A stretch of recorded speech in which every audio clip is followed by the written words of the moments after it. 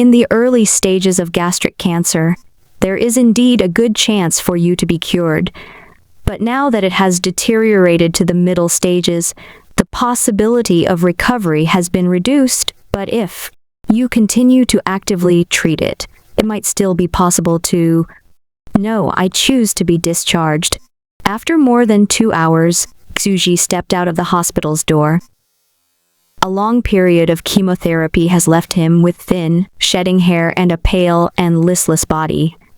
He was extremely sickly. In the early stages of cancer, with active treatment, there's a good possibility of recovery. But once you reached the middle stages, the survival rate was extremely low. There was no longer any point to continue on with the treatment. He pondered silently. Xuji's quite the competent person who had been working in a large foreign company.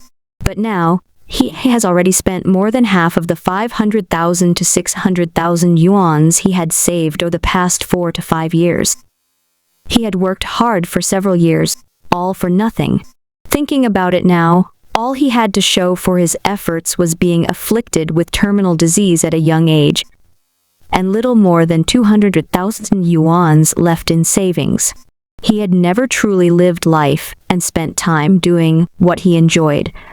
It had been a most dull and tedious existence. Dragging his suitcase behind him, he bought a high-speed rail ticket and headed back to his hometown, Dongcheng. Half a day later, he reached his old home after taking a bus to the suburbs. The home that he had not seen for over a year was a farmhouse that came with an orchard and a spacious courtyard. His parents had passed away early, but before that, thanks to their large family estate, they were among the upper class in their village, and the time he spent with them had been happy and peaceful. However, due to his work, he had sacrificed precious time that he should have spent with his parents, only to end like this. He could not help but find it ironic. The orchard, left unattended, has become barren and overgrown with weeds. Past the locked door and the rush of dusty air, the oh-so-familiar farmhouse from his childhood greeted him. He put down his luggage. He was home. He resolved himself to embrace the simple country life and spend the rest of his days in his hometown. I still have water and electricity. With a little bit of tidying up, I'll be all set to move in. After cleaning the dusty room, Xuji sat down on the bed, out of breath. Kiriri. Suddenly, he heard a strange sound. Huh? What's that ringing noise out in the yard? He stood up and walked out to the empty orchard. Among the weeds, he found a black beetle the size of a wash basin. It was perfectly round in shape. Its color was the purest black, like a black hole drawing in all light. Xuji's gaze was drawn in by its magnetic pull. Such a dark color. What kind of insect is this? Reached out. Swished. In a flash, his mind was sucked into the beetle's black shell and dropped into a vast ocean of memories. This was the collective memories of an entire race. The Tyrannus rise had stretched out over long eons. They were born on a green planet, in an evolutionary explosion similar to what happened on Earth during the Cambrian era. This ancient insectoid race gained sentience, developed science and technology, and reached for the stars. Aided by their great reproductive capabilities and innate potential. At the peak of their technological development, they learned that the world they lived on was a relatively poor and barren world. Ados. Ultimately, they broke into a higher dimension and encountered the incredible realm of fantasy, Eternia. They went to war against that higher realm, but were easily destroyed. The strange and extraordinary people native to Eternia, within their tiny bodies unimaginable, world-shattering might. Defeat was only natural. Such pity. Xuji lamented. When compared to the death of a glorious civilization that had prospered for hundreds of millions of years, his impending end as a mere individual no longer felt so calamitous. Xuji laughed and held up the Tyrannus hive mother with both hands. The great queen who had once waged war amidst the stars was now defeated and all alone. Considering how we're both going to die, is there anything you'd like to say before passing on? My beautiful lady, please speak your last words. Please speak my last words? How long has it been since a living creature had dared to talk to me like that? The dying swarm queen was a little surprised. The callow and weak creature in front of her was looking at her indifferently, without fear. She looked at Xuzi's calm expression, and then suddenly laughed, her anger gone. This insignificant creature is about to die. It's only natural for it to be fearless. In that instant, she suddenly understood that all was equal before death. At this moment, the vast gulf between their positions and respective civilizations had no meaning. There were only two pitiful souls silently waiting for the end. It matters not whether you're an emperor or an ant. From dust you came, and to dust you will one day return. She looked at this youth waiting to die, and a sudden thought occurred to her. She laughed heartily as if conversing with a friend. My last words, you ask? There's so much I want to say. I have experienced far too much in my long life. I was the great creator. I have seen the rise and fall of countless civilizations, and entire eras have been brought into being by my hands. But, to be brief, on the path of evolution, bigger is not better. Seeking strength and independence is the only true path. From the very beginning, we had been mistaken. Becoming bigger the more we evolved led us to a dead end. The smaller your body is, the easier it is to build a stable foundation and fundamentally change the quality of your energy. Our world is a poor and barren realm. I'll leave behind the path and the coordinates, become the next generation creator, and conquer Eternia in my place. What was she suddenly talking about? Did this great being lose her mind before death? What's wrong? Xuzi waited for more than 10 minutes, before finally understanding what the dead Tyrannus queen had done. She had given him authority over the final Tyrannus hive, which lay within her body. He placed down a chair, hugged the basin-sized hive mother, and sat pensively in the courtyard. From the memories he inherited from the Tyrannus, this extremely aggressive and mighty race had only one racial ability: accelerated cell division. There's a limit to cell division. Accelerating cell division greatly shortens an organism's lifespan. The Tyrannus's racial ability allowed them to be born, mature, bloom, then wither and die in a very short period of time, like a fleeting blossom. However, accelerating cell division is also equivalent to accelerating the evolution of the species.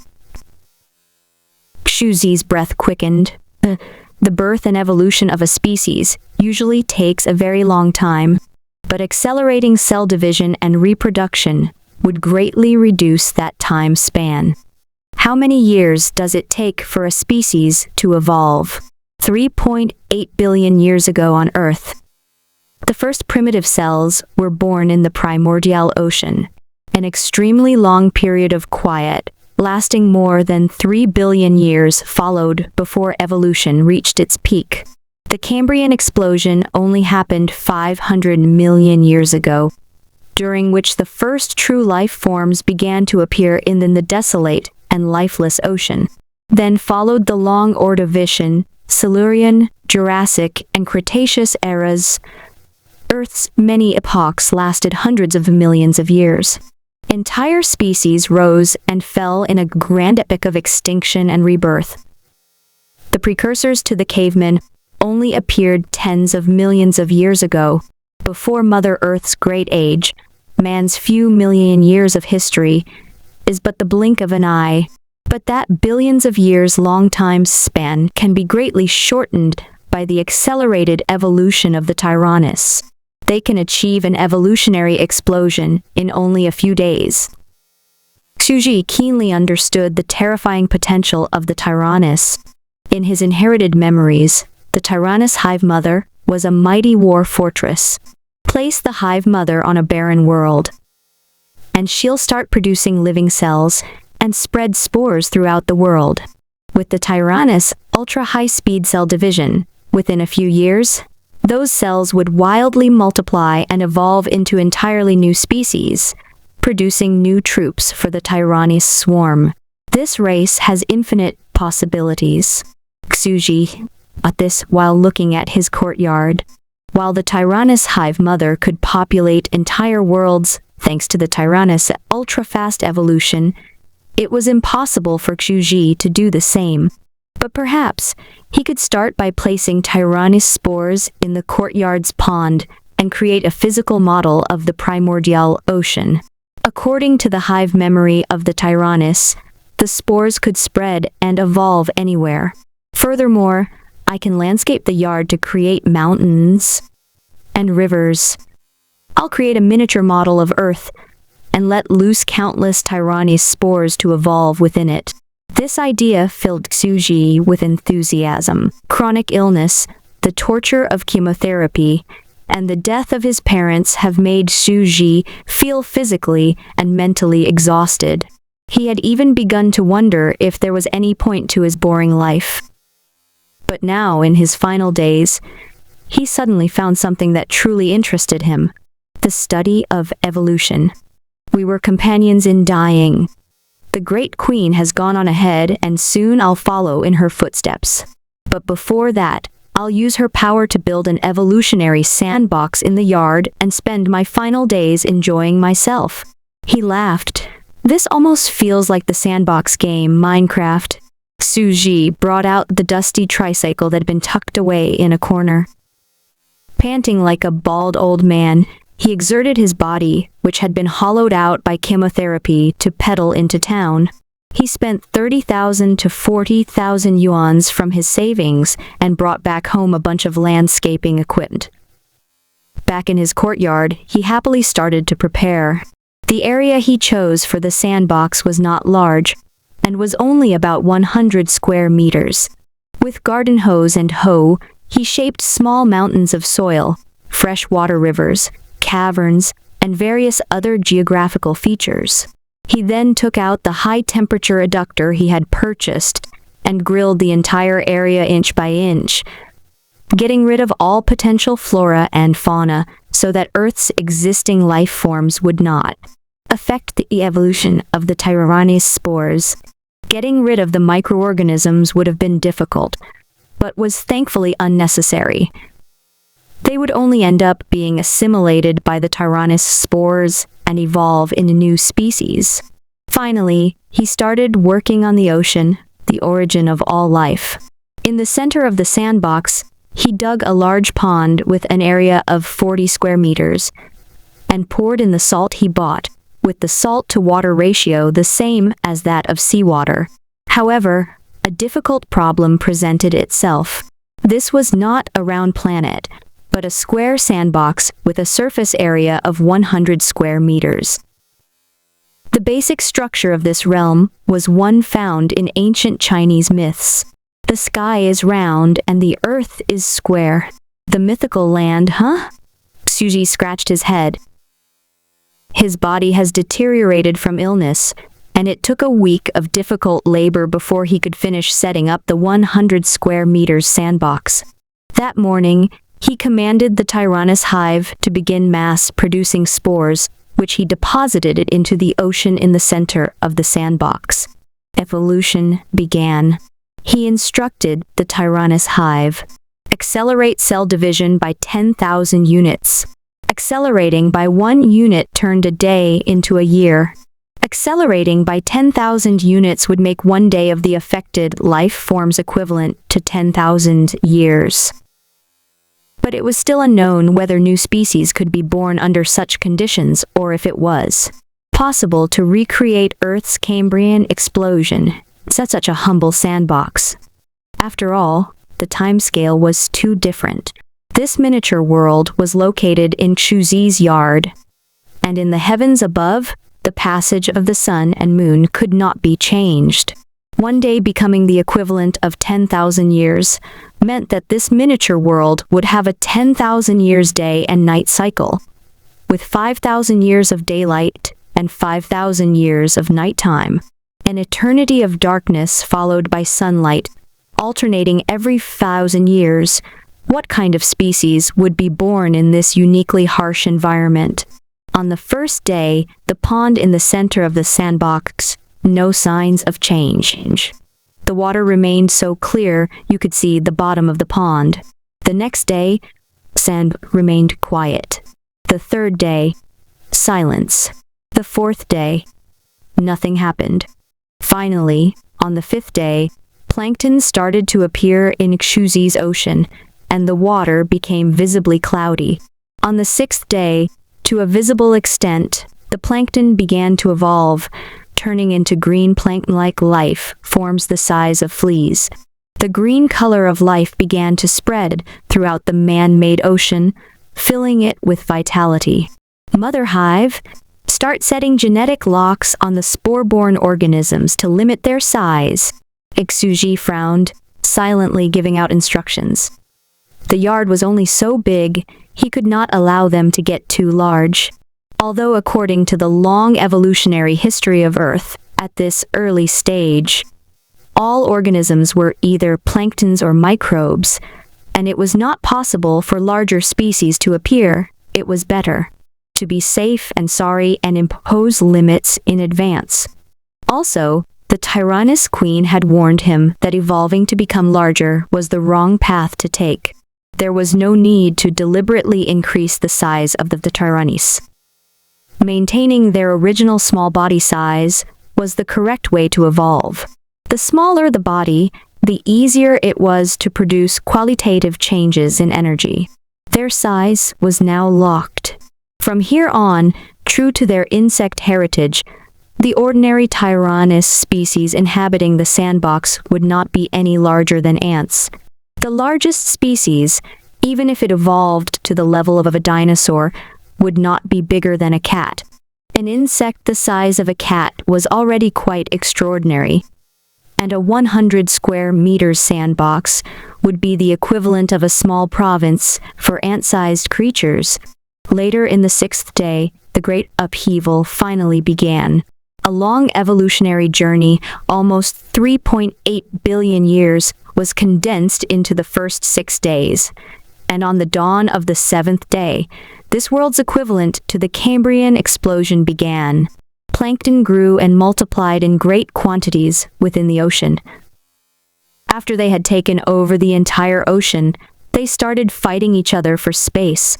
Xuxi felt like he was watching an ecological documentary on fast forward. In just one day, on that plot of land, various life forms were born one after another. They grew, matured, aged, and then died, giving birth to the next generation. All in the span of a few seconds. The seawater became extremely murky. Large patches of aquatic plants of all kinds floated on the ocean currents. But it's getting dark, and with that, I worry that this world is about to be destroyed. He looked at the miniature world in his yard, and then looked up to the darkening sky.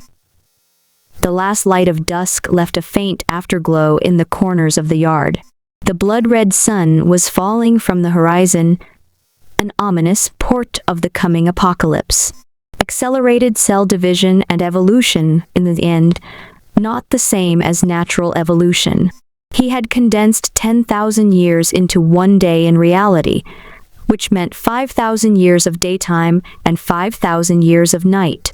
During the 5,000 years of night, these newborn aquatic plants wouldn't be able to photosynthesize and would inevitably die, unless they evolved to be able to photosynthesize at night. Nighttime. There was a dramatic change on the ocean's surface. The flourishing plants could not receive sunlight as they grew, and in just a few seconds, they wilted and died, sinking to the bottom of the sea. Vast swaths of green sank to the bottom of the sea. The night was devoid of life. Only a dead sea remained. The first extinction event has begun. Didn't think it would be that fast. Xuxi took a deep breath. During evolution's long epochs, The Earth has experienced 5 extinction events, the most famous naturally being the Cretaceous-Paleogene extinction, which had ended the era of the dinosaurs. At that time, 80% of all animals on Earth had died. The first extinction event was the Ordovician-Silurian extinction. A sudden drop in temperature lowered the sea levels, which led to the destruction of Earth's marine ecosystem, directly exterminating 85% of the ocean species of the time. Unlike what happened on Earth, his sandbox world's first mass extinction was caused by the loss of direct sunlight. The arrival of the night suddenly plunged that small world into 5,000 years of darkness. Hold on. My courageous spores! Xuji sat quietly beside the courtyard, looking at the ocean in front of him. My dear world, don't die just because you have no sunlight. You've only started evolving aquatic plants. Earth was a huge planet in which billions of species followed the survival of the fittest. The ecosystem was resilient enough to survive even extinction events. His sandbox was different. The environment was too small. Truthfully, even if the aquatic plants had filled up the pond, there were only hundreds of thousands of them. According to the Darwinian theory of evolution, a new species that would be better adapted to the environment could not evolve from a very small sampling of life forms. But Suji was still full of hope. Those plants had evolved from Tyrannus cells, which were terrifyingly adaptable.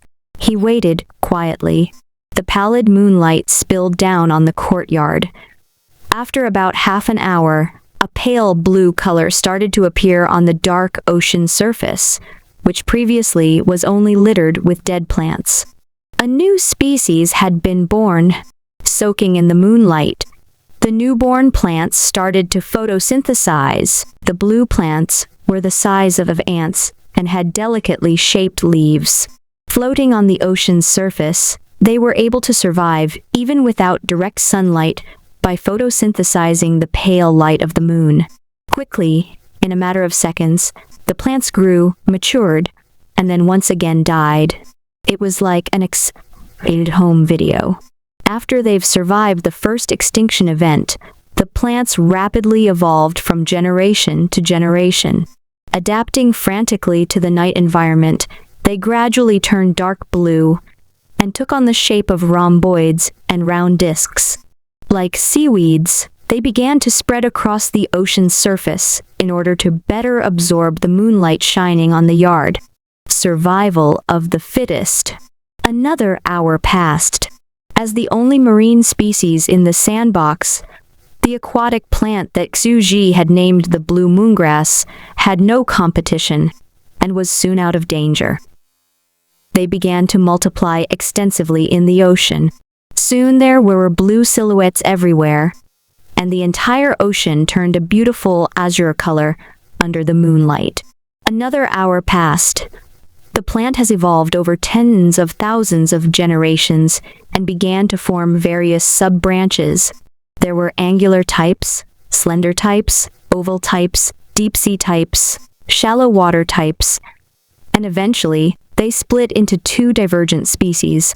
A part of the species continued, absorb moonlight, evolving to enhance the efficiency of their photosynthesis. Another part of the species turned carnivorous and began preying on other blue moongrasses. They still collected moonlight, but used it to emit a soft glow that lured other blue moongrasses closer so that they could devour them. Xuji saw this and marveled at the tenacity and wonder of life. He sighed. Having weathered the first extinction event, this sole surviving aquatic species has developed into a most diverse collective. Such an amazing species. Truly the perfect example of nature's survival of the fittest. He silently took out his pencil and notebook and started recording the sandbox's evolutionary progress. I'll imitate Earth's geological time scale when recording the progress of evolution within my sandbox. The Cambrian Age's evolutionary explosion was the origin of all life. Here in my sandbox, following the evolutionary explosion, the world now faces 5,000 years of darkness. I'll call this period of time the Dark Age. He put down his pen and paper and suddenly smiled, feeling refreshed. Fun. This much fun.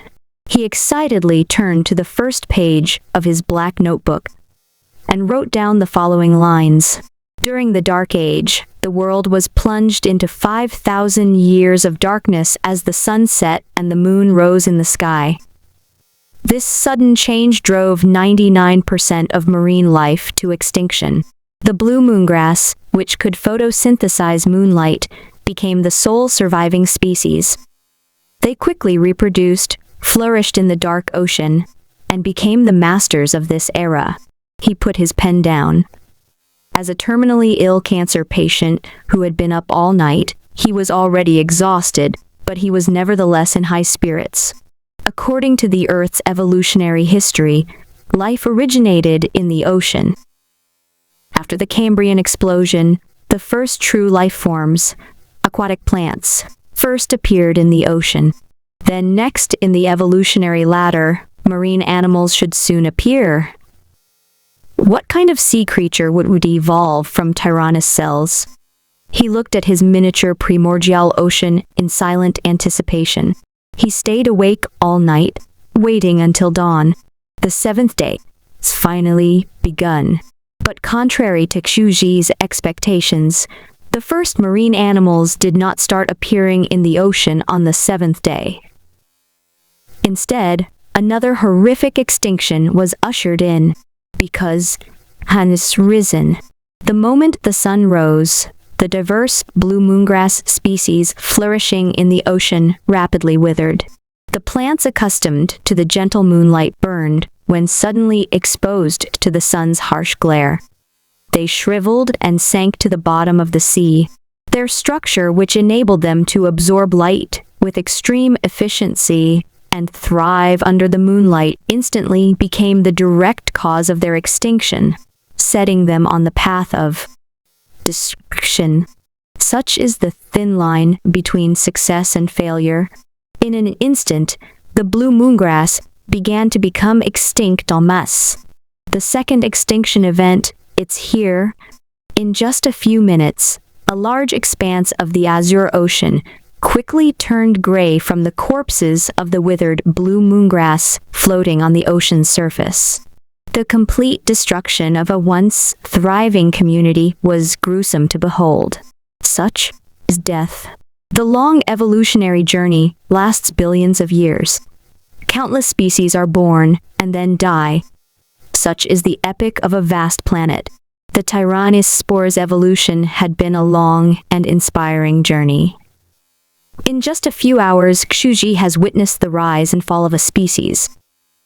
Turbulent emotions stirred within him. This time, the extinction event wiped out more than 90% of marine life. The ocean withered away. By afternoon, a blue patch appeared amidst the sea of dead plants, signaling the gradual return of life. A pentagram-shaped blue moongrass had mutated and evolved, successfully surviving the second mass extinction. Under the scorching sun, it was born anew. In order to adapt to the environment with strong sunlight, it quickly reproduced and evolved. In just a few minutes, countless generations were born and then died, making way for the next generation.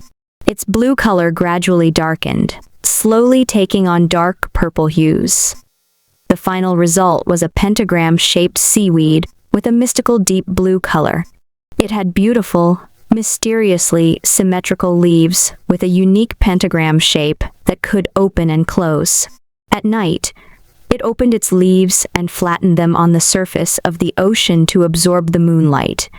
And in the daytime, the leaves closed into buds to protect themselves from the harsh sun rays. In that, it was similar to the tuchma, not plant. Extinction events brought death and destruction, but were also opportunities for weaker species to rise. There were no longer any species in the entire ocean to compete with it for resources, and it began to rapidly reproduce and flourish, with its many offshoots flooding the entire ocean. You have survived 5,000 years of blazing sunlight and 5,000 years of darkness. With the 5,000 years passage of the sun and moon, you remain the only survivor from among countless species and have withstood both the fiery sun and the endless dark. You are a true champion, and so I name you Violet Herograph. Xuji laughed, silently picking up his pen and turning to the second page of his black notebook. He started a new chapter and began to record the second extinction event to have occurred in the evolutionary history of the world he had created. With the coming of the Radiant Age, the world abruptly changed. The moon set and the sun rose. Thus began a 5,000-year-long period in which the sun blazed in the sky. The blue moongrass had dominated, the dark age died en masse, and one of its weaker offshoots, the violet herograph, rose to become the protagonist of the new era. The scorching sun of the sixth day set in the sky, and the night of the seventh day came. The violet herograph still flourished in the ocean. It has eliminated 99% of the other species, successfully surviving the second mass extinction and dominating the entire ocean. It was the perfect species to thrive in the harsh environment, where the sun and moon's passage took 5,000 years. At the same time, due to its massive spread, the photosynthesis of ocean plants has increased dramatically. This caused the oxygen content of seawater to greatly rise. The conditions suitable for the birth of marine creatures were in place. Soon, the first invertebrates began to appear in the ocean. They were a group of black beetles, similar in shape to the ancient species, the horseshoe crab. At this point, marine creatures have finally appeared on evolution's grand stage, and the state of plant life has been completely stable after the Radiant Age. Life within the sandbox greeted a great evolutionary explosion. Species diversified. Animals have finally appeared. I've had to wait for such a long time, too. Through 2 mass extinctions, the moment he saw the creatures appear, Xuji smiled happily. His tired body that had no rest for a day and night finally couldn't take it anymore. And so he returned to his room, lay down, and fell asleep. When he woke up, it was the 8th day of creation in the evolutionary sandbox. Ugh, gotta wash my and brush my teeth. Xuji got up from his bed. He was really hungry. If he did not take proper care of his body while being terminally ill, then he was just asking for an early death. He left the compound and rode on his bicycle while enjoying the bright sunshine. The countryside path was flanked by neat paddy fields, and the air was indescribably fresh and natural. He went into town and ate breakfast before returning home. After 9 o'clock in the morning, when he got back, he continued to observe the sandbox.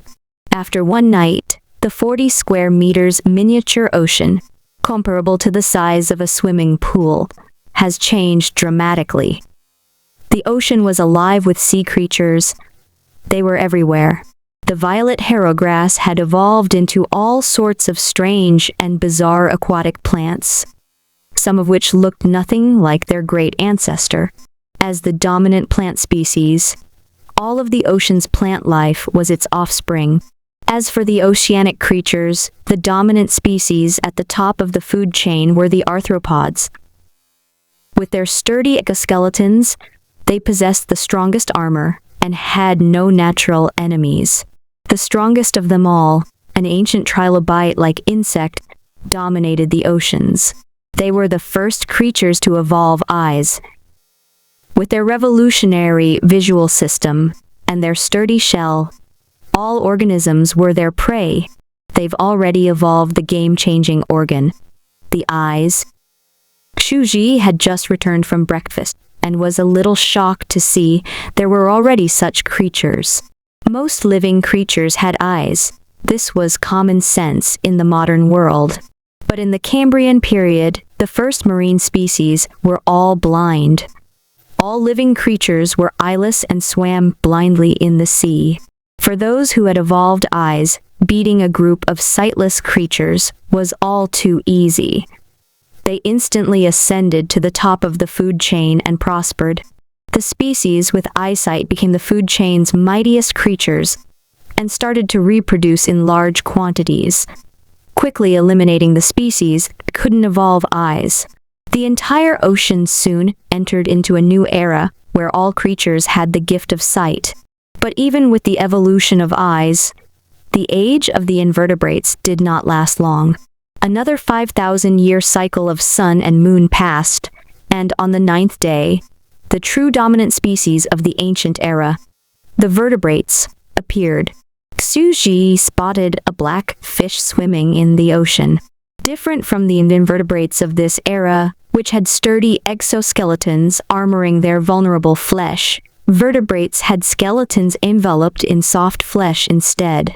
It might seem foolish of them to evolve in the opposite direction by putting their weak flesh on the outside and their hard bones on the inside.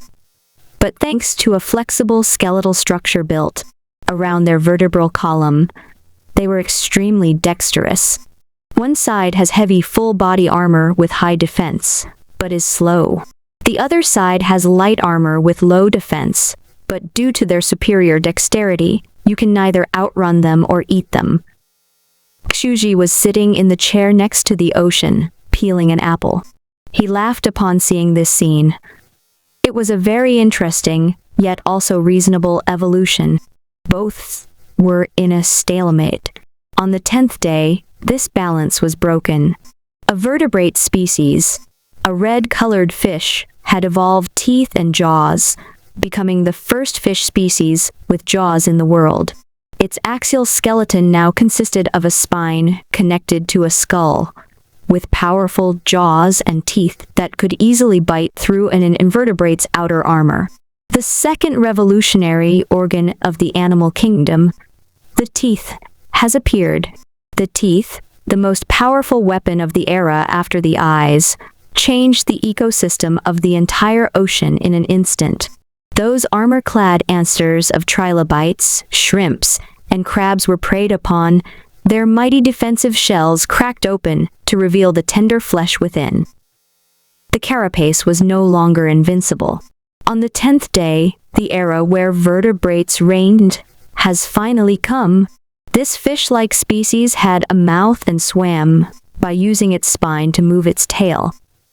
It could already be considered a true fish species. It was not only the ancestor of all fish species, but also the ancestor of all vertebrates, including mankind. Even hundreds of millions of years later, vertebrates would still dominate the food chain. At the moment, this little fish was still leisurely swimming in the sea, completely ignorant of the glorious future that awaited its descendants. Already, some animals are beginning to leave the Great Mother, the origin of all life, the ocean. As Xuji looked on, he found that there were already marine animals that had started to become unsatisfied with the competitive ocean environment and have evolved into amphibians, relocating to the empty coast.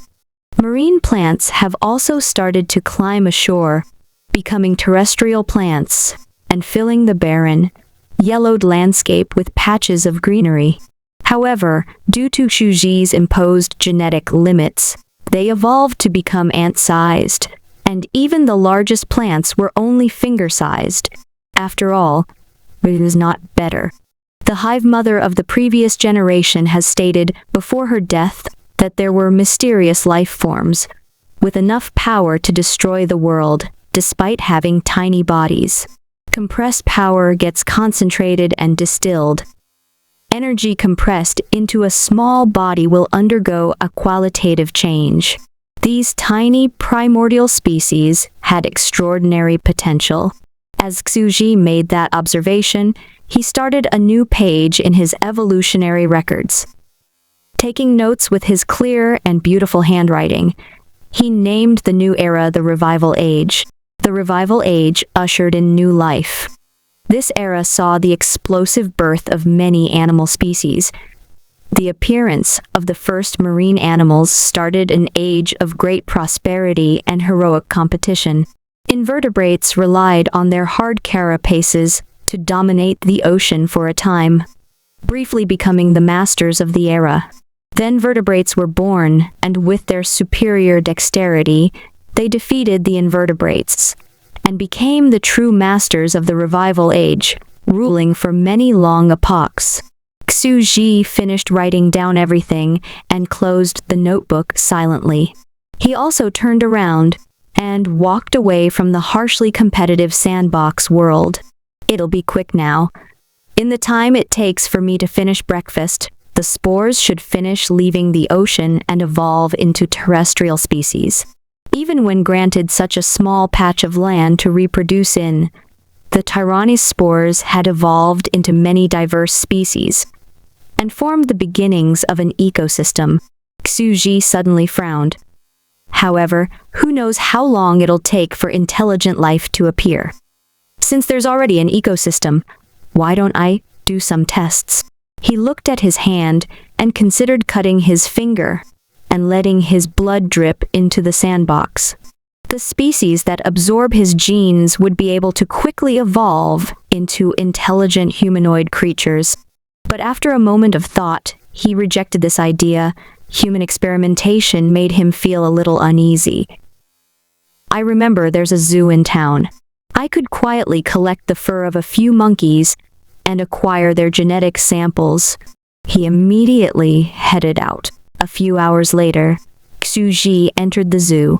He was surrounded by couples lost in their own little world, and happy families of parents blissfully enjoying each other's company while watching their children play. He was a miserable single adult male and stood out like a sore thumb. After all, who went to the zoo alone these days to look at monkeys? You'd only get treated like a monkey instead. A family of 3 were furtively whispering, "Dad, look at that man. He's balding. He looks so strong." Don't be like that, son. Just because he's bald doesn't mean that he's the same as the superhero One Punch Man. He looks old, probably due to illness. No matter how you look at it, he's a pitiable man. A seriously ill patient, all alone at the zoo, with no one to accompany him. Though Xu Ji was only a young man in his early 20s, the strong side effects of the chemotherapy were obvious. He looked far too old, and his hair was thinning. Even so, the parents and child gossiping behind his back really had no tact. To say he was pitiful, his circumstances might have been pitiful before, but he was having a lot of fun now. Ha. Just you wait tomorrow. This balding youth will evolve a head full of long black hair, modify my genes, cure my cancer, and recover my youth. What? You don't believe me? Fine, I don't believe it either. Evolution takes a long time, and I'm still in the Paleozoic age. He studied the monkey exhibit for a while and picked out the healthiest-looking monkey. Then, he directly sought out the manager and boldly introduced himself. He was a medical student from the nearby university who had been given a research project by his professor and required monkey blood for his graduate thesis. You say you're a professor's lab assistant, an accomplished student dedicated to the pursuit of knowledge. That would explain your thinning hair. Fine, I believe you. But no, you can't have the blood of the precious monkey I've raised. I brought it up with my own hands. I love it like a son. Even if you threaten me, give me money, bribe my superiors, I will never give in. The older man sternly refused. A sample tube of blood. Xu Ji took out 3,000 yuans and placed it on the table. The old manager's eyes shone brightly. That was 1 month's worth of his salary, and he couldn't help but jump for joy. You just need 1 test tube's worth of blood? I could give you more. Bro, I only need 1 tube. Xu Ji chuckled. He ran a hand through his thinning hair and smiled devilishly. Don't worry, I won't tell your boss. If possible, I'll need your cooperation in the future. For example, I'm also interested in the peacocks and cranes of your fine establishment. Fine. The manager rubbed his palms together excitedly. Xuji calmly left a moment later. He still had hundreds of thousands in savings from work, and he lived frugally. As long as he was careful with his spendings, he had enough money for the foreseeable future. He had money.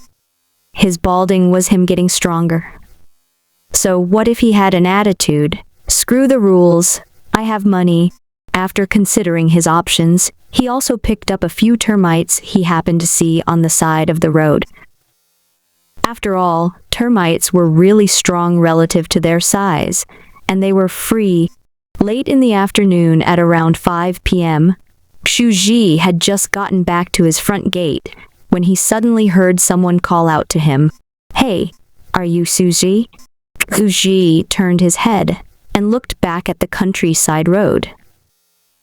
A beautiful girl riding an electric scooter was staring at him. With her cute round face, her eyes narrowed into crescent moons, and her bright smile, she had a really charming appearance. But Suji wasn't sure if he knew this girl. "I'm Chen Shi, the one who used to come over to your house to play when I was a kid. You're really back? I recently noticed your house lighting up at night." The girl had thought he looked a little familiar and called out just to be sure, but it seemed she did not really believe it was Suji and was shocked. "How did this happen? You weren't like this before." Chenxi, Suji, remembered her somewhat. Women truly changed at the age of 18. The little girl with the chubby round face had become a pretty young woman with captivating eyes. Stomach cancer, hair loss, depression, chemotherapy. Suji explained simply. His skin was very pale, his back was slightly hunched, and his hair had become thin. He looked truly weary. Cancer? How could this be? She stared at Suji and was too shocked to speak for a moment. He had once been their idol, the pride of the entire village, and their #1 college student. He was very hardworking and got into the upper management of a foreign company in just 3 years, with an annual salary of more than 100,000 yuans. He had worked so hard to reach the top, only to come down with a terminal illness, and has now returned home to die. She hurriedly tried to change the subject. "I started going to college last year, the same one you went to." Gluck. Suji nodded, only now remembering that it was summer vacation. She must be back home for the holidays. His thoughts did not linger on her for very long. Xu was anxious to return home with his equipment.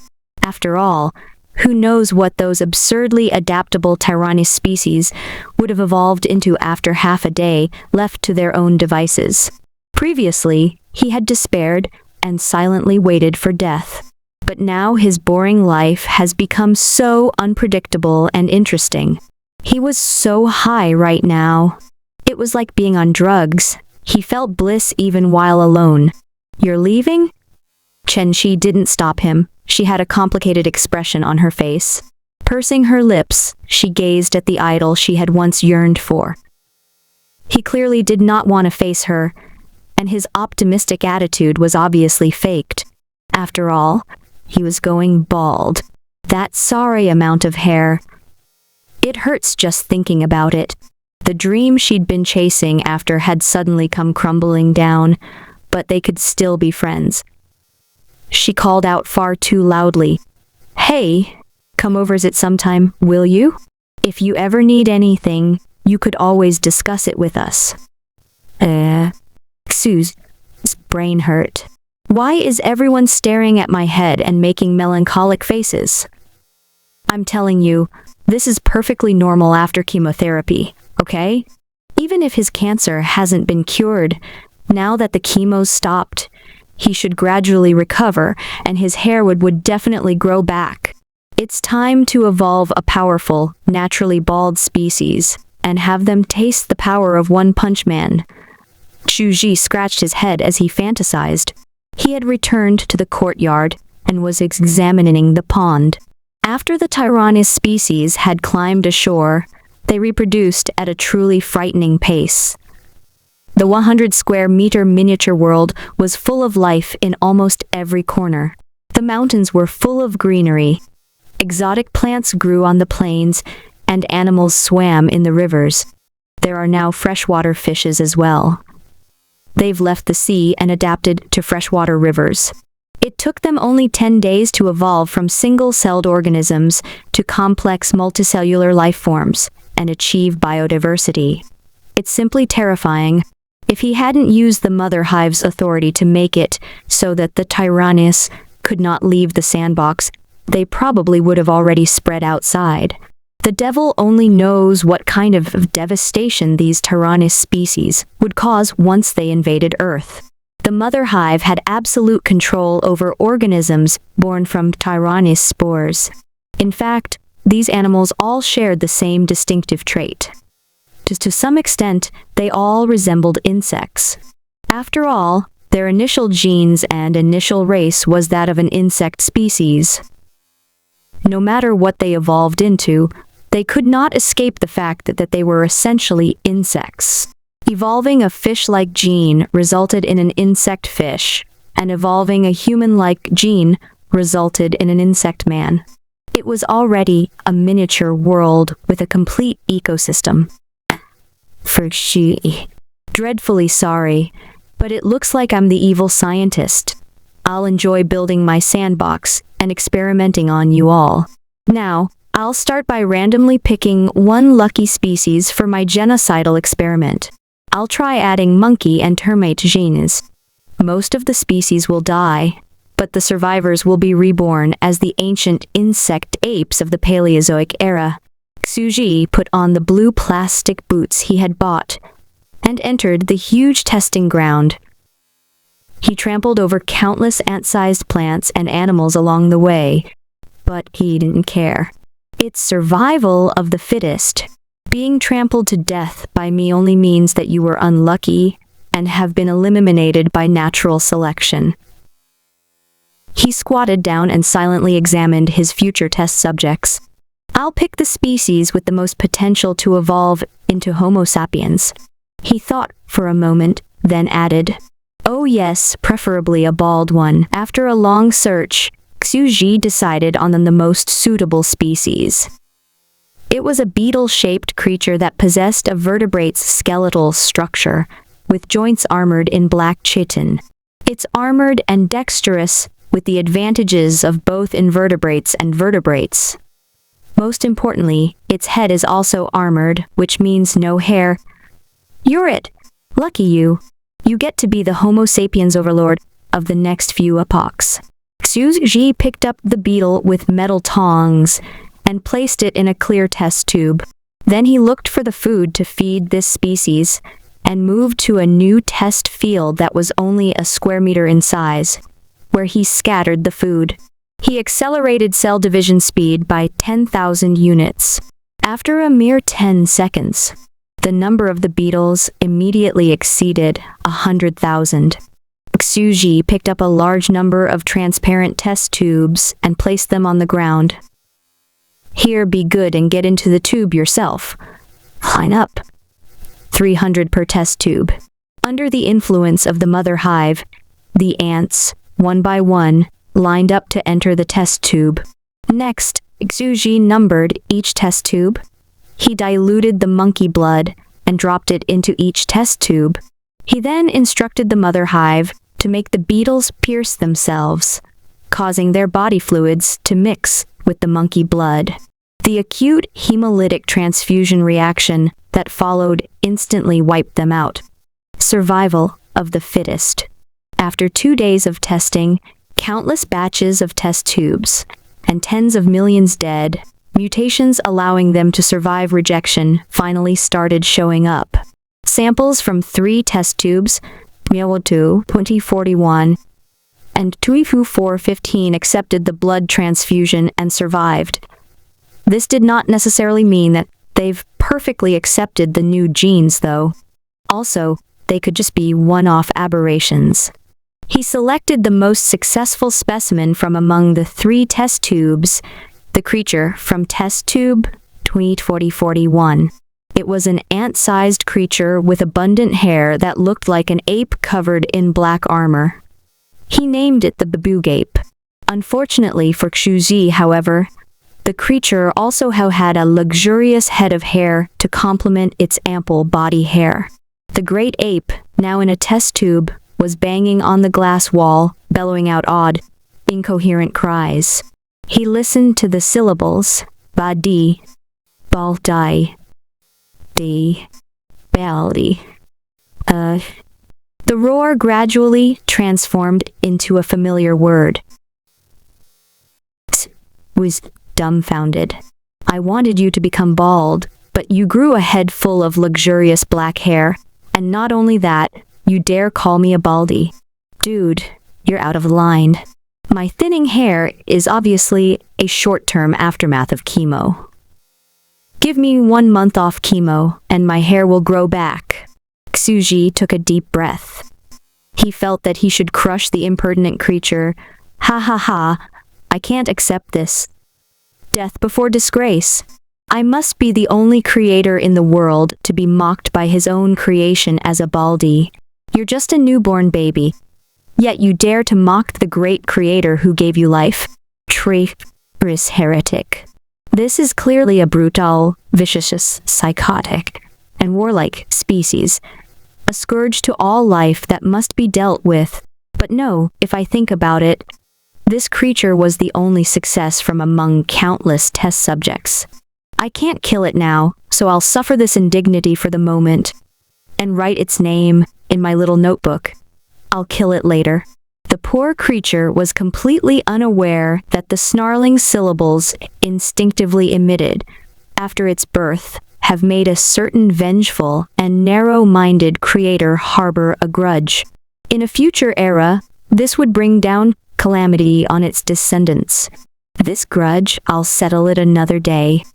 Xuji took a deep breath and reintroduced the Boogape into the test field, allowing it to reproduce. He accelerated cell division speed by 10,000 units. The strange Boogape died a quick death, ending its sinful life with a roar of Baldi. In a few minutes, its descendants quickly reproduced and formed a race with tens of thousands of members. The tiny Boogapes mindlessly wandered around in the sandbox. They romped about merrily, and facing the giant in the sky, they collectively shrieked, Baldi, Baldi, Baldi. You're out of your mind, Xuji raged. He had succeeded in mixing in monkey genes, and now planned to mix in termite genes. He was quite angry. I must exterminate this corrupt race. This time, the experiment failed. He had repeated the tests over 70 times, forever silencing the Baldi. Cries of hundreds of thousands of Boogapes, but never once did he succeed in fusing in the termite genes. The termite genes can't be assimilated into their DNA because the genetic mix is too chaotic. Or is it incompatible with the previously assimilated monkey genes? His head hurt a little. He silently began to compose his thoughts, then searched the mother hive's memories for information, and eventually got the result. The level of the species is too low to hold too many genes at once. He could only set the termite genes aside and began to let the Boogapes reproduce in large quantities. He then waited for them to gain sentience and start their own civilization. But no matter how long Xuji waited, no matter how many generations passed, the Boogapes still showed no signs of intelligence, and only mindlessly roared, Baldi, Baldi. Xuji quickly realized his mistake after a moment of thought. I'm so stupid. When cell division along with growth and death is accelerated by 10,000 units, a person's lifespan is only a dozen seconds. How can it be time to think? To create civilization? Language? Text? He could only be a beast. Should I set the time scale back to normal? But then, that'll take too long. It took humans thousands of years to give birth to civilization. He began to search through the mother hive's information base, thinking that there definitely must be a solution to his dilemma. And sure enough, there was. Accelerating cell division by 10,000 units would leave the Tyrannus without intelligent thought.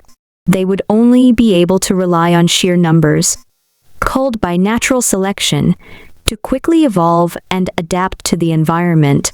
However, when cell division is reduced to 100 units, the Tyrannus brain would be able to withstand the side effects of the hundredfold acceleration and the accelerated cell division of their brain. Cells and neurons cause their thought processes to also accelerate. Accelerating their body and thought processes by 100 units is the same as accelerating their time flow by 100 units. Xuji thought about it and ordered the mother hive. For this area, set cell division speed to 100 units. After regulating the Tyrannus cell division, the movement speed of the Bugoops sped up to match their accelerated thought processes. They became extremely fast. Their movements were so fast that they left behind after images. It was as if the sandbox had turned into a world of accelerated time. Each and every one of their cells furiously burned life energy to undergo hyperdivision. This meant they were constantly in a state similar to when a Konoha ninja had opened the 8 gates. And thanks to their accelerated thought processes, they could now make use of that speed. The Tyrannus' racial ability is truly terrifying. Xuji took a deep breath. The 10,000 units acceleration was just too much. This caused the Tyrannus to lose the ability to think, leaving only instinct, but they gained hyper-evolution to make up for it. Reducing acceleration to 100 units makes evolution much slower, but allows for sentient thought, along with ultra-fast thought processes. He became curious and asked the hive mind, "Can I apply this acceleration to myself?" The hive mind mechanically answered, "No, this is the unique racial ability of the Tyrannus. You'll only be able to do it after having implanted Tyrannus cells. Accelerated cell division will ignite your cells, burning your life force and increasing your speed by 100-fold. Also, your accelerated thought processes will make you feel as if the world around you has slowed by 100-fold. This is exactly like opening the gate of death in Naruto, isn't it?" Xuji thought about it and shook his head. "If I'm accelerated by 100 units, then my cancer cells would also divide that much faster, and I'll instantly reach the final stage of cancer and die, wouldn't I? On the other hand, the cultivation of the Bugapes has been successful. As the first sentient species that the mother hive has given birth to since I've inherited the Tyrannus throne, I'm really looking forward to seeing how far you can go." Xuji spent several days experimenting with the Bugoops. Meanwhile, on the other side of the large sandbox, he kept the acceleration at 10,000 units. After the equivalent of tens of thousands of years, various powerful species have started to appear. Great trees soared into the clouds, and there were also some giant dinosaur-like species. The largest of them was a crustacean-like beast with a black disc above its head. It had reached the upper size limit set by Xuji and was as big as a cat. With its stature, the ant-sized Bugapes were as helpless before it as ancient humans would have been helpless before a giant Tyrannosaurus Rex. I wonder how they will survive. Xuji pondered. In order to match the Bugape's speed, he began to slow down the cell division speed of the entire sandbox and set it at 100 units. He hoped that the sandbox's native species would also be able to evolve and gain sentience. The Bugapes were a product of his impatience, which caused him to directly interfere with the sandbox evolutionary history. The experiment is complete. I should now find a place for these Bugapes in the sandbox. Xuji put on his blue plastic boot covers. Holding the transparent test tube with the 300 Bugapes in hand, he walked across the land, past green and verdant miniature valleys, trampling over lush, diminutive forests. Trees fell, the ground shook, and countless species that were in the deep woods frantically fled. Let it be here. Xuji the boogapes into a large, tree-covered canyon south of the sandbox. This was a species that he had high hopes for. He hoped that these warriors who had dared to mock the creator as a baldi would show their tenacity, develop tools, build civilization, and fight off the monstrous beasts. It would be terrible if they eliminated by natural selection. Early the next morning, Xuji crawled out of bed. Looking outside, the courtyard was covered in greenery. He liked this kind of idyllic life. He enjoyed the leisurely farm work, growing plants and raising cute animals in the courtyard. It was a cozy lifestyle. Only, the livestock he looked after in the courtyard were highly unusual. Even if others entered the courtyard, as long as Xuji did not allow it, they wouldn't be able to see this fantastical miniature world. The mother hive was good at mental manipulation, so naturally, it could also interfere with the human mind. Otherwise, it would be difficult to control so many Tyrannus. He went to the bathroom and took a shower, then checked himself in the mirror. He looked more energetic than before. The hair that had fallen off because of chemotherapy was gradually growing back. Pale skin now looked healthy. Reflected in the mirror was a handsome and upstanding young man. He had well-defined facial features and a well-built, muscular body. Unfortunately, he was still pale, his bloodless face making him look like a vampire. I've finally started to recover from the side effects of chemotherapy after having stopped for more than half a month. My body is back to its original shape, and my face and physique has improved. This must be due to the energy feedback from the dead Tyrannus. He silently spread his senses. The life force and soul energy of the Tyrannus returned to Xuji after death. The higher the life form, the stronger the soul, and the more powerful this effect was. His current state was due to the first extinction event of the Dark Age, and second extinction event of the Radiant Age a few days ago.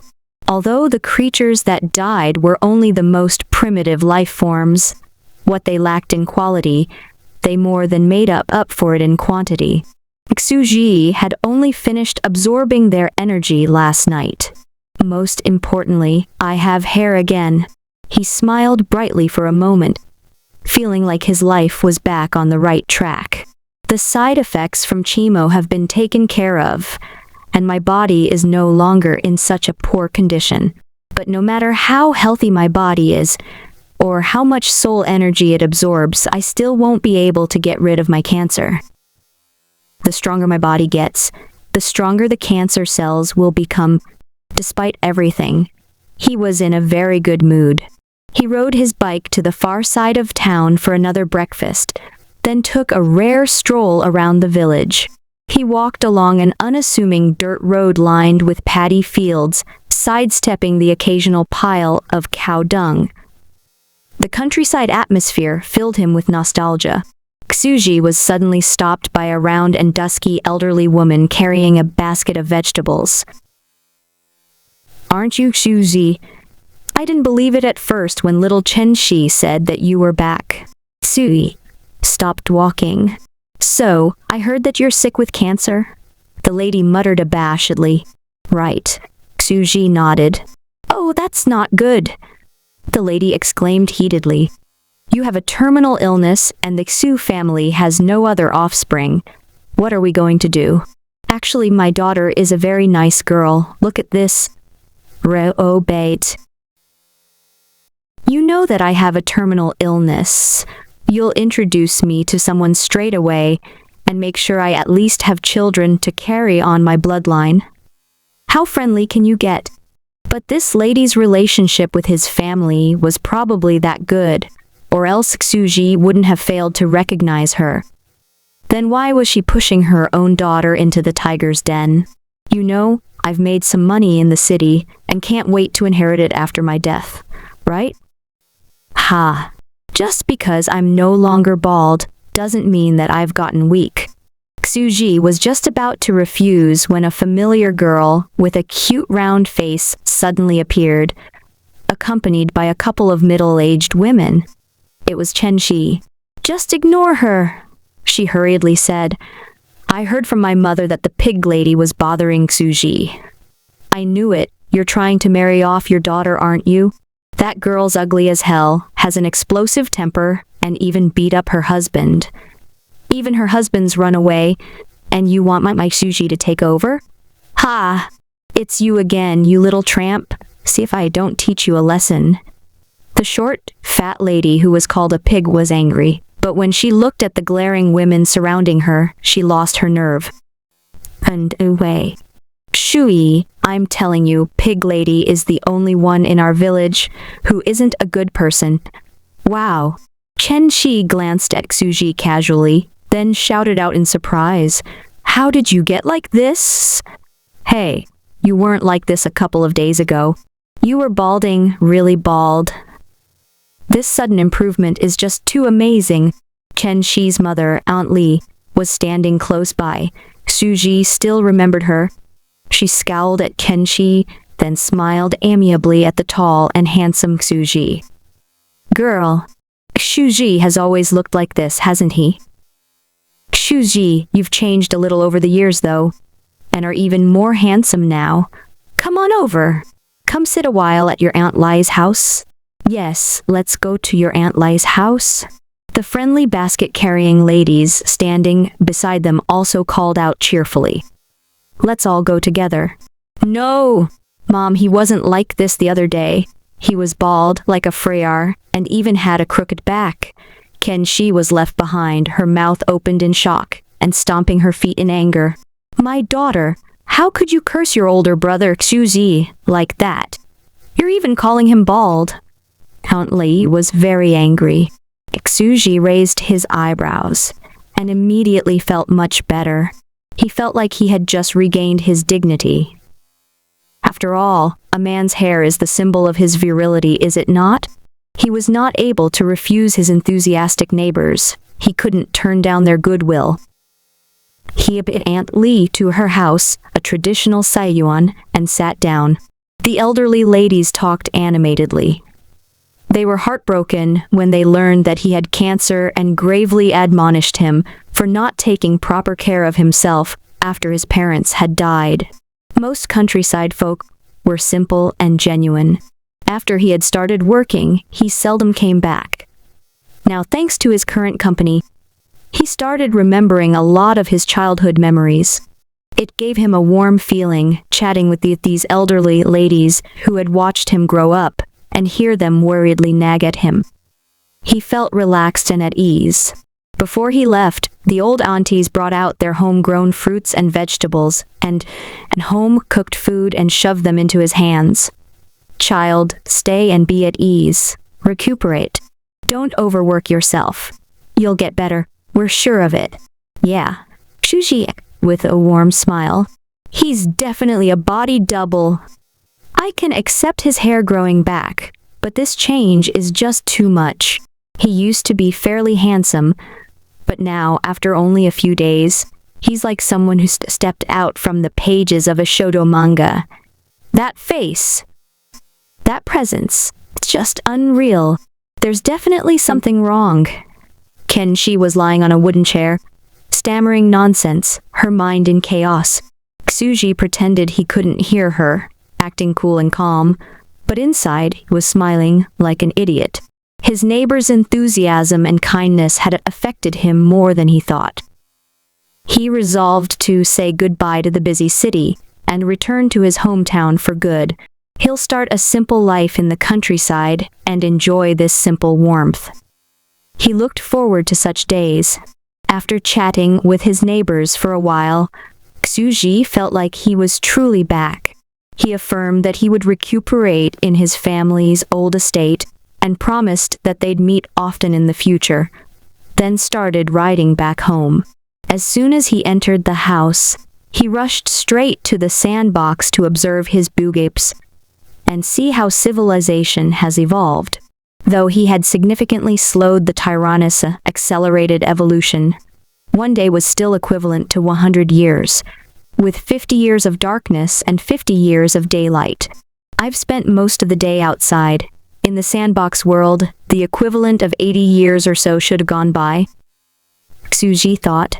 He picked up his binoculars and stood on the chair by the doorway to observe the boogips in the sandbox in the distance. He didn't want to enter the sandbox because every time he entered, it caused a huge disruption to the ecosystem. Xuji discovered that in just 80 years, these boogips had already developed a rudimentary tribal structure and have started living in groups.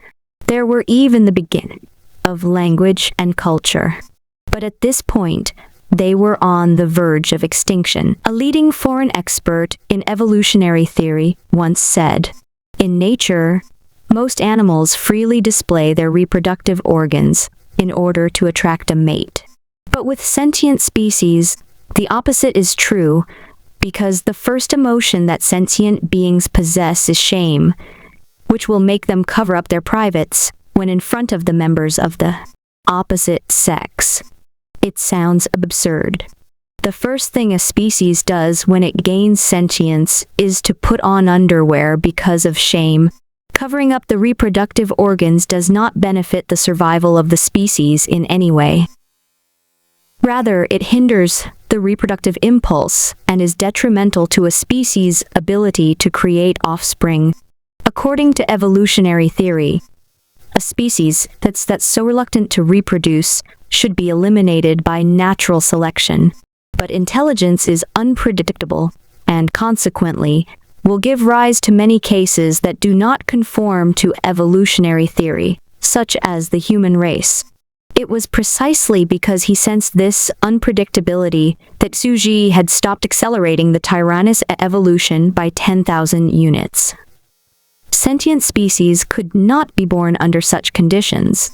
He hoped that if he waited patiently, sentient species would naturally be born.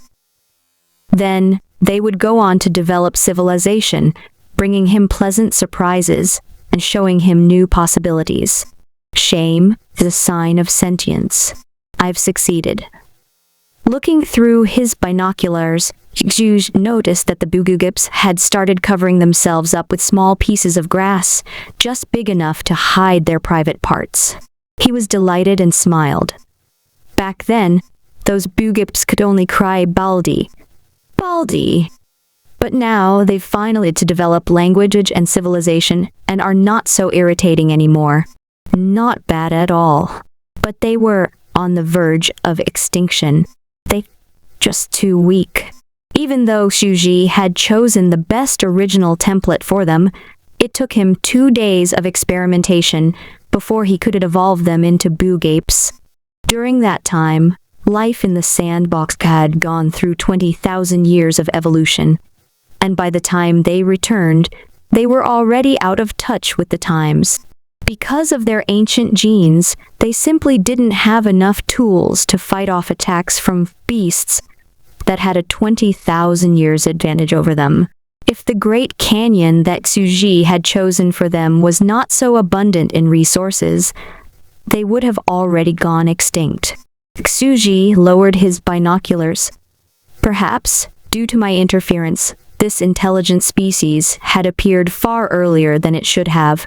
Originally, humans appeared much later, in a relatively safe environment where the largest animal was the ancestor of the lion and tiger.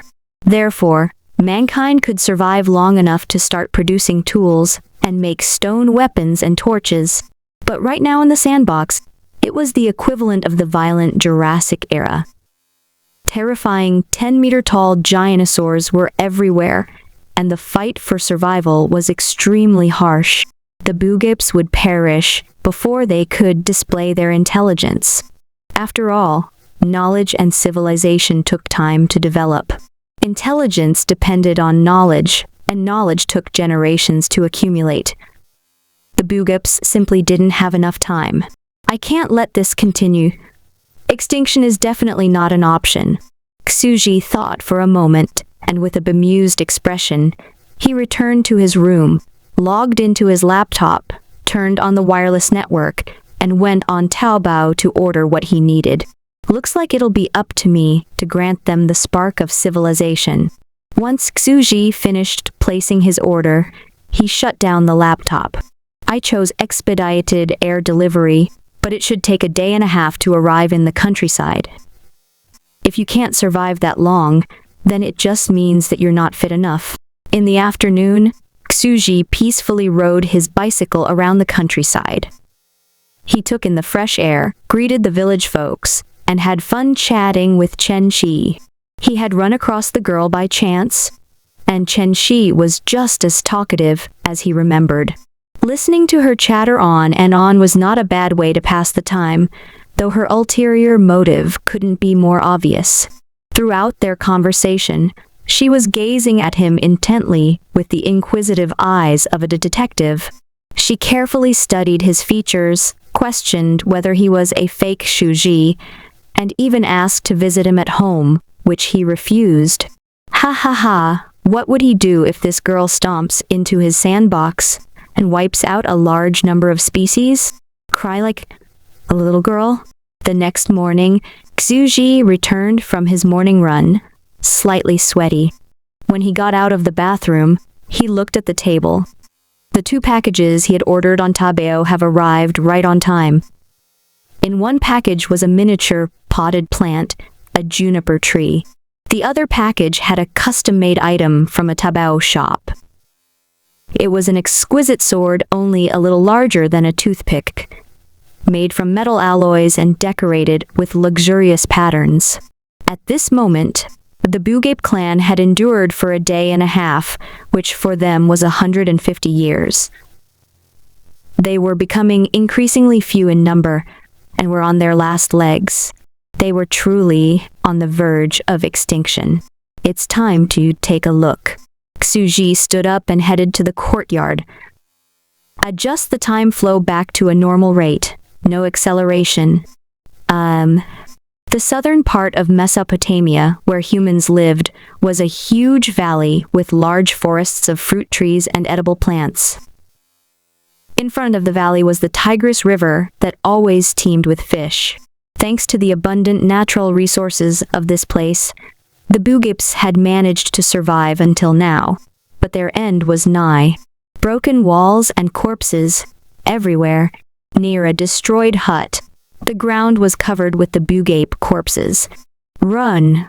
This place is not safe either. The Era are coming. At the center of this scene was a group of black-haired humanoids with armored joints who looked like armor-clad chimpanzees walking on 2 legs. Their enemies were gaunt, wily black beasts that resembled velociraptors. The Bugape warriors bellowed in their primitive guttural language for the women and children behind them to retreat, and rushed into battle wielding clubs made from the giant horn of some nameless beast. We must survive.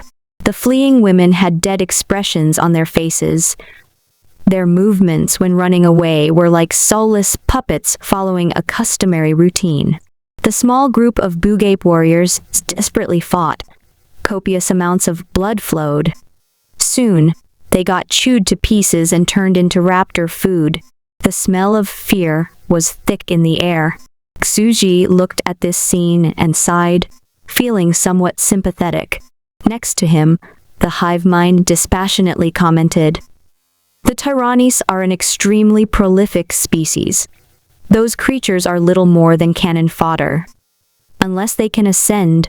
"Ascend? How does one ascend?" Xuji asked. The hive mind explained, "You stop being cannon fodder and ascend to the realm of heroes by awakening. Tyrannis heroes do not passively evolve. They can freely adjust their genes and evolve the way they want.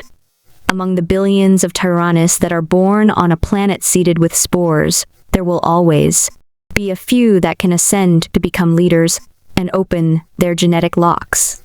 These individuals would become Tyrannis heroes and lead their species into the Tyrannis upper echelons." Xuji, understand this? After all, the great Tyrannis race could not be managed by the hive mother alone. Powerful upper class formed by Tyrannis heroes was indispensable. The Tyrannis passive evolution depended on natural selection. For an example, during the Dark Age, hundreds of millions of plants died before the blue moon grass could evolve the ability to absorb moonlight. Passive evolution was simply too costly, built on the deaths of countless Tyrannus. Tyrannus heroes, on the other hand, were able to control their genes, direct their own evolution, and regulate their gene sequence. It was a world of difference. Do you think that among the bugapes I've created, a hero who could break his genetic locks would one day appear? Shuji laughed. A bugape hero? They have enough potential. It's a possibility. The hive mind thought for a moment, then added, the species of this land have unique genes, with very distinctive characteristics. After they've assimilated the monkey genes, these bugapes have evolved in an unusual manner, and now carry great potential. It's possible. It's possible. I'm glad. As he conversed with the hive mind, Shuji strode forward. Boom boom. They shook. In the ancient primordial woods, countless beasts fled in terror. Great hordes stampeded outwards. Mountains were flattened, rivers stopped flowing. No matter how mighty they were, the creatures who failed to react in time got crushed by a giant foot descending from the sky, ending their life as pitiful chunks of flesh. Being crushed under my boots means that you were just unlucky. This is natural selection. Tsuji, another step. A large forest collapsed.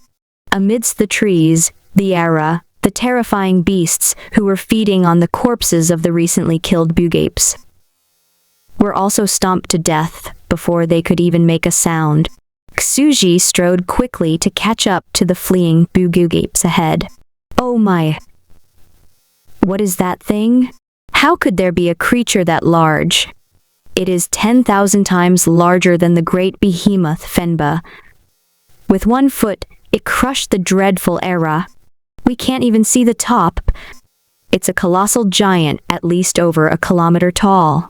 The bugapes turned their heads. The massive creature that towered over them seemed to pierce the sky, its face obscured by clouds, like a titan from ancient myths. They screamed and prostrated on the ground. Though Suji could understand their crude language thanks to the mother hive, he was indifferent to their plight. He wondered, what did these ant-sized creatures feel when they looked at him? They were so tiny, they couldn't even be compared to a 1 centimeter part of his shoes. Suji could not imagine the shock and awe they must have felt as they craned their necks to look up at a colossal 10,000 feet tall titan, whose head reached the clouds. For them, it was no different than a god. Run away.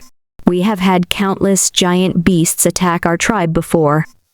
But how could there be such a terrifying behemoth? There's no escape. We're no bigger than a single strand of his hair. Countless fleeing bugapes slumped to the ground. However, while everyone else was screaming in despair, a young bugape resolutely looked up at the sky. Have you also come to eat us, giant beast? Your kind have already killed my father, my mother, and my big brother. Why are we so weak? Xuji bowed his head, somewhat surprised that the young bugape was brave enough to question him. It's decided then, I'll choose you. Xuji gently stretched out his hand and placed the bugape on his palm. The young bugape's mind went blank. He felt as if he was little more than a tiny pimple on a palm the size of a vast continent. He looked up once again. The eyes of the 10,000-foot tall titan were like burning furnaces, as bright as the sun shining in the sky. Wreathed in sacred white light, its skewered visage radiated divinity. Since the mother hive had concealed Xuji's face, the bugapes could naturally only see a hazy face that emitted a soft glow. Xuji lifted up this tiny bugape with one hand, his eyes serene. Gilgamesh, do you want to change everything? The young bugape trembled and loudly shouted in the palm of his hand, You can even communicate! What kind of giant are you? To think that there are intelligent, 10,000-foot tall titans in this world. how can there be such an absolute existence? He couldn't help but shudder and ask, "And you called me Gilgamesh?" Names, also an expression of wisdom. Xuji lifted his palm, positioning Gilgamesh before his eyes, and replied calmly. Gilgamesh stood on the great beast's palm, looking into its vast eyes, which were as radiant as the sun and moon, and said, "We can communicate. So we belong to the same intelligent species. Then why didn't you save us? You're clearly so mighty, so grand." They didn't know what he was, and just thought he was an intelligent great beast. Xuji was fine with that. Xuji lifted Gilgamesh in his palm and strode over mountains and rivers. Great swaths of trees were trampled. He let the weak and tiny Boogape look down at the whole world from his palm, and spoke in a voice that resounded throughout the heavens. "Look upon the world, Gilgamesh. Before me, every species is equal. You are no different than every other plant and animal. Why should I save you and you alone? Just because you possess intelligence?" Gilgamesh was speechless for a moment.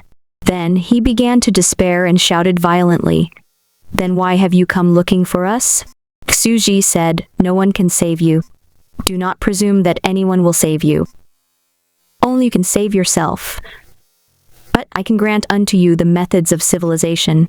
Master them, and you will be able to save yourselves." What is civilization? Gilgamesh looked down in amazement. For the first time in his life, he had the experience of looking down from the clouds upon this vast green earth. Mountains and rivers spread out beneath him. Countless animals cried out in panic and fled from beneath the great beast wisdom. The awe-inspiring scene shook him to the core. What a sublime and fantastical scenery! What a terrifying and unattainable power! What is civilization, you ask? It never occurred to Xuji that he would have to teach this newborn race. He thought for a moment and gave his answer. Civilization is fire. Civilization is knowledge. Civilization is order. Civilization is the greatest weapon an intelligent species can possess. Civilization is a force we intelligent species can use to protect ourselves. Gilgamesh murmured. Xuji walked back to the Great Canyon. He gently placed Gilgamesh on his shoulder and took out the tiny juniper from his backpack. Digging into the soil, he planted it in the ground. The juniper was a sinuous plant with an ancient and weathered appearance. It was only 60 centimeters tall, but in this miniature world, it was a divine tree that towered into the clouds, its twisting trunk seeming to stretch on without end. See this tree that I planted. If you want the power of civilization, show your courage and climb the divine tree. This is my test to you, the test of wisdom and courage. Xuji placed the silver metal greatsword he had custom ordered from Tabao, along with a match soaked in kerosene and a capsule containing termite body fluid on the divine tree's highest branch. These are the three treasures of civilization. The sword of Damocles, the weapon that protects civilization, is what separates men from common beasts. Only intelligent species can borrow the power of tools. The torch, which burns with a blazing flame, is the bridge that sustains civilization. Mastering fire is civilization's first step. And last of all, within that bottle is the blood of the conqueror, which only the greatest warrior in the world can drink and still possibly survive. If you do indeed survive, you will be granted matchless power. If you wish to change the fate of your race, climb the divine tree and obtain the three treasures of civilization before the torch is extinguished. Xuji gently placed the young Boogape on the ground, and then under his awed gaze, he strode over the mountains and walked away. As soon as Xuji had walked out of the sandbox, he ordered the mother hive. Accelerate cell division by 100 units. The sandbox, which had returned to a normal speed once again, started to accelerate. In an instant, the movement of the entire realm became absurdly fast, forming a never-ending stream of afterimages. Trees quickly grew and then withered. Animals turned into afterimages, rapidly growing, aging, and then dying. The match soaked in kerosene would burn for about 30 seconds before it went out. But for the realm that had been accelerated by 100 units, those 30 seconds would be the equivalent of several days. In other words, the test of the divine tree would last several days. Time is relative, a measurement of the movement of matter through space. Accelerating their cell division by 100 units is the same as accelerating their time. A match that lights up but for an instant is, to them, a torch that can burn for days. Ixuji, how Einstein once said, "When you are courting a nice girl, an hour seems like a second. When you sit on a red-hot cinder, a second seems like an hour." That's relativity. What they thought was a long time was only a short moment in his eyes. After Shuji had left the sandbox, he looked through his binoculars and saw the young Bugape gathering his companions beneath the divine tree. With resolute faces, they quickly climbed up the divine tree together. In Xuzuzi's eyes, these little ants climbed up the tree so quickly that he could only see their afterimages. In just a few seconds, they've already fallen down countless times, only to struggle back up again. After the 10-second mark, they successfully reached the top of the divine tree. But for them, it must have been countless hard days of failure. Their movements were simply too fast. At the summit of the divine tree, Gilgamesh stood on top of the lush green canopy, holding his sword high while saying something, before disappearing down the length of the great tree, leaving behind only afterimage. Xuji was curious and couldn't help but ask the hive, what was he saying?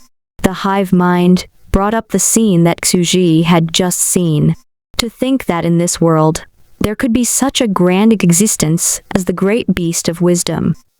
A tens of thousands of feet tall titan, Gilgamesh, who had conquered the divine tree, raised the sword of Damocles high above his head. He looked down on the world spread out beneath him, his black hair fluttering in the wind, his naturally armored shoulders glimmering darkly. His resolute face was filled with confidence. We who also possess wisdom will one day match the great beast. Every member of our tribe will wield divine power. Behemoths will flee before our might. I will lead my people to the summit and spread the fire of civilization throughout the land. This moment became myth. Thousands of years later, amidst the ruins of man's oldest empire, the glorious yet ephemeral Sumerian dynasty, archaeologists unearthed the epic of Genesis, which the ancient Sumerians had dedicated to their monarch. This most ancient of records, the Epic of Sumer, started thus. The great beast of wisdom stood 10,000 feet tall, radiant in its divinity. Its steps trampled over mountains and shattered the earth. In its wisdom, the great beast planted the divine tree and initiated the holy test, granting unto the young king of heroes Gilgamesh the three treasures of civilization: the torch, the sword, and the blood of the conqueror. Suji returned to the house, entered the kitchen, and started boiling water. He was thirsty and wanted a cup of tea. The fire of civilization had been sparked. The young Bugape was hairy, with a tall, muscular physique that resembled those of Westerners, and so Xuji named him Gilgamesh, after their mythical first king. He had high hopes for him. He even gave him the termite genes that the Bugapes could not assimilate during testing. It was evident that Xuji had only the greatest of expectations for Gilgamesh. Whether or not he could truly was now up to him. Next, Xuji relaxed in front of the house, sitting cross-legged by the door and studying the courtyard. The area of the yard is 500 to 600 square meters. The sandbox takes up only 100 square meters. I should also start clearing weeds from the other areas. Suji thought a moment and turned his words into action, though he did not have a purpose in mind for the extra space yet. As for expanding the sandbox, he thought that it wouldn't be necessary for a while.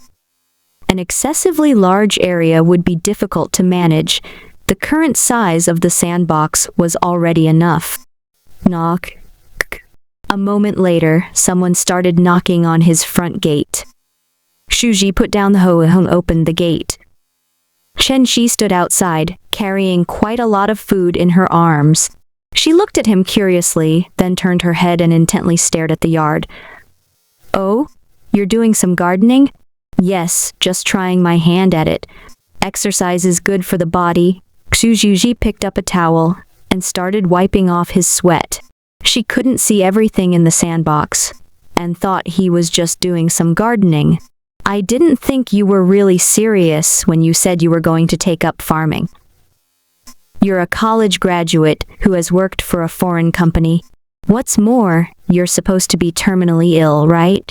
Chen Shi scratched her head, looking at Xuji's chiseled upper body with its well-defined muscles, and blushed heavily.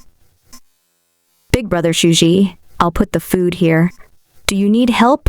I've helped mother plant rice seedlings at home before. Your garden has been abandoned for a long time, and it's also 500 to 600 square meters, right? Your family is really rich, but right now you're all by yourself. It's too much for you to handle." "It's no need." Xuji chuckled. "It can't be helped. The yard is big enough. I'll just cultivate a random piece of land and plant some interesting seeds. Who knows? Maybe I'll get some marvelous flowers." "Oh." Chen Shi let out a curious gasp, then patted her chest and assured him. "Have fun gardening. Let me know what you want to eat. Mother and I will be sure to make it for you." Then, she cheerfully skipped away, but not before leaving a final thoughtless comment that left Xuji stunned. "You were so depressed before. Now you're suddenly full of life, and even your hair has grown back. This is what they call the final burst of vitality before dying, right? I'll be sure to take good care of you during these last few days of your life." "Uh-huh. Just because my hair grew back, you say I'm going to die? What the Is this meal supposed to be my last supper? This disrespectful little girl. I'm only in the middle stages of stomach cancer." Shuji groaned. As he glared after the girl, he started opening Hick's lunchbox. Inside was a well-prepared meal consisting of poached eggs, carrots, and stir-fried greens with meat. It was a simple home-cooked meal that smelled far too delicious. Xuji joyfully dug into his food. "That girl is a really good cook. I'll take full advantage of her offer and have her come over every day to bring me food. Cancer patients need to take special care with their diet, especially when it's stomach cancer." Delicious and nutritious meals like this was just what Xuji needed. He ate so well that he found himself laid flat on the garden's lounge chair afterwards, feeling too lazy to move. After relaxing a while, he started his chores and cleaned up the garden area as planned. He was covered in mud after working in the yard and methodically began to wash his clothes and wring out the water. When done, he hung his clothes on the clothesline in the yard to dry. "Ooh, I'll have to go into town one of these days and get a washing machine. Oh, I see."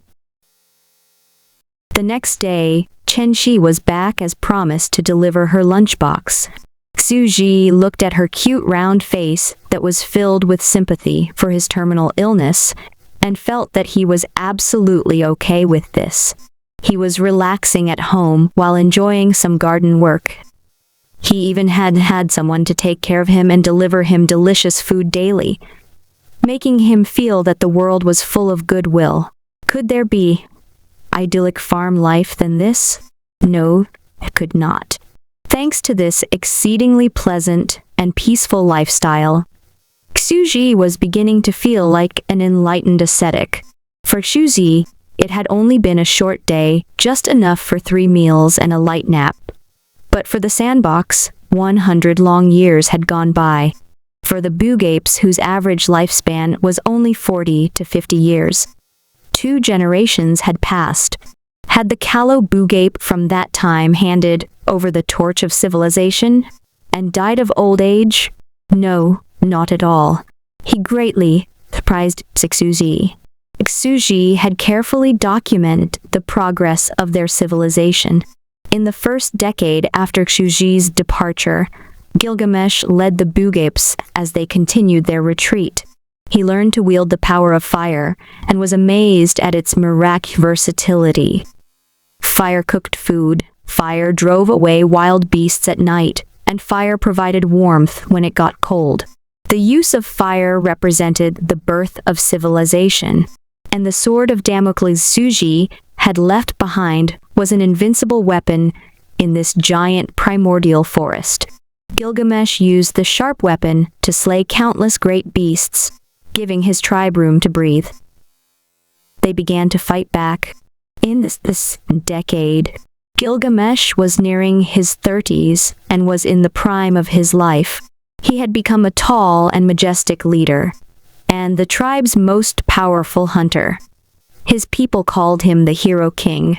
He used fire-follow cultivation to burn down forests, leaving behind fertile land, and started the planting of crops. This was the start of agriculture. He was peerless, brutal, and arrogant. The great beast of wisdom had placed the 3 treasures of civilization in his hands. He knew full well that civilization was built on the inheritance of knowledge and culture, and boldly developed the cuneiform system of writing to record history. He considered himself the father of civilization, and recorded his grand history of shaping civilization in an epic that he boldly named the Epic of Genesis.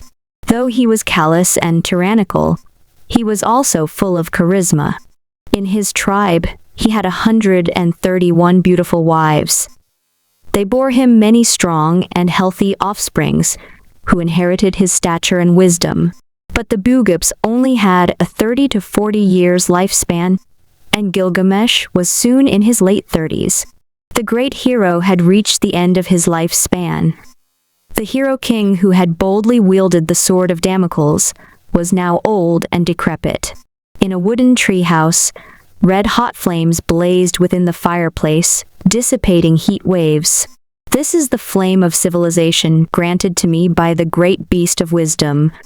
It's just so bright and beautiful, like a crimson flower dancing in the wind. Gilgamesh sat calmly on a giant chair woven from the hide of the great beast era, his gaze thoughtful and introspective. His once tall and mighty body had turned old and sluggish. Turning his head, he admired his hunting trophies. The heads of various monstrous beasts lined the wall, their powerful expressions fierce and unyielding, striking terror into the hearts of all who looked at them. These savage, unstoppable beasts had all fallen before him. This wall was a record of his heroic life of conquest. He had had a glorious and blessed life. He had fulfilled dreams of his youth. He was content. It has been determined that the tribe's next leader will be my son, Ag of Kish, who is no less capable than I am. He has the ability to lead the tribe to future glory. Gilgamesh could clearly feel his vitality ebbing away. Death is the inevitable end that all living creatures must face, and he had resigned himself to his fate. He silently took out the blood of the conqueror and sighed, "I no longer have anything to fear." The great beast of wisdom had said that only the greatest warrior in the world can drink this and survive, and if you do, you will gain unsurpassed power. I am the greatest warrior in the world, am I not? We shall see. The aging hero stood in a trance, with a slightly lost expression in his clouded eyes. He remembered the glorious years of his life and wept. Silently, he pierced his arm and poured the blood of the conqueror on the wound. Pain. Measure assaulted him. Gilgamesh struggled. The hero in his twilight years fell to the ground. He had been in many battles over the years, but never before had he experienced such pain. He rolled around on the ground, gasping violently.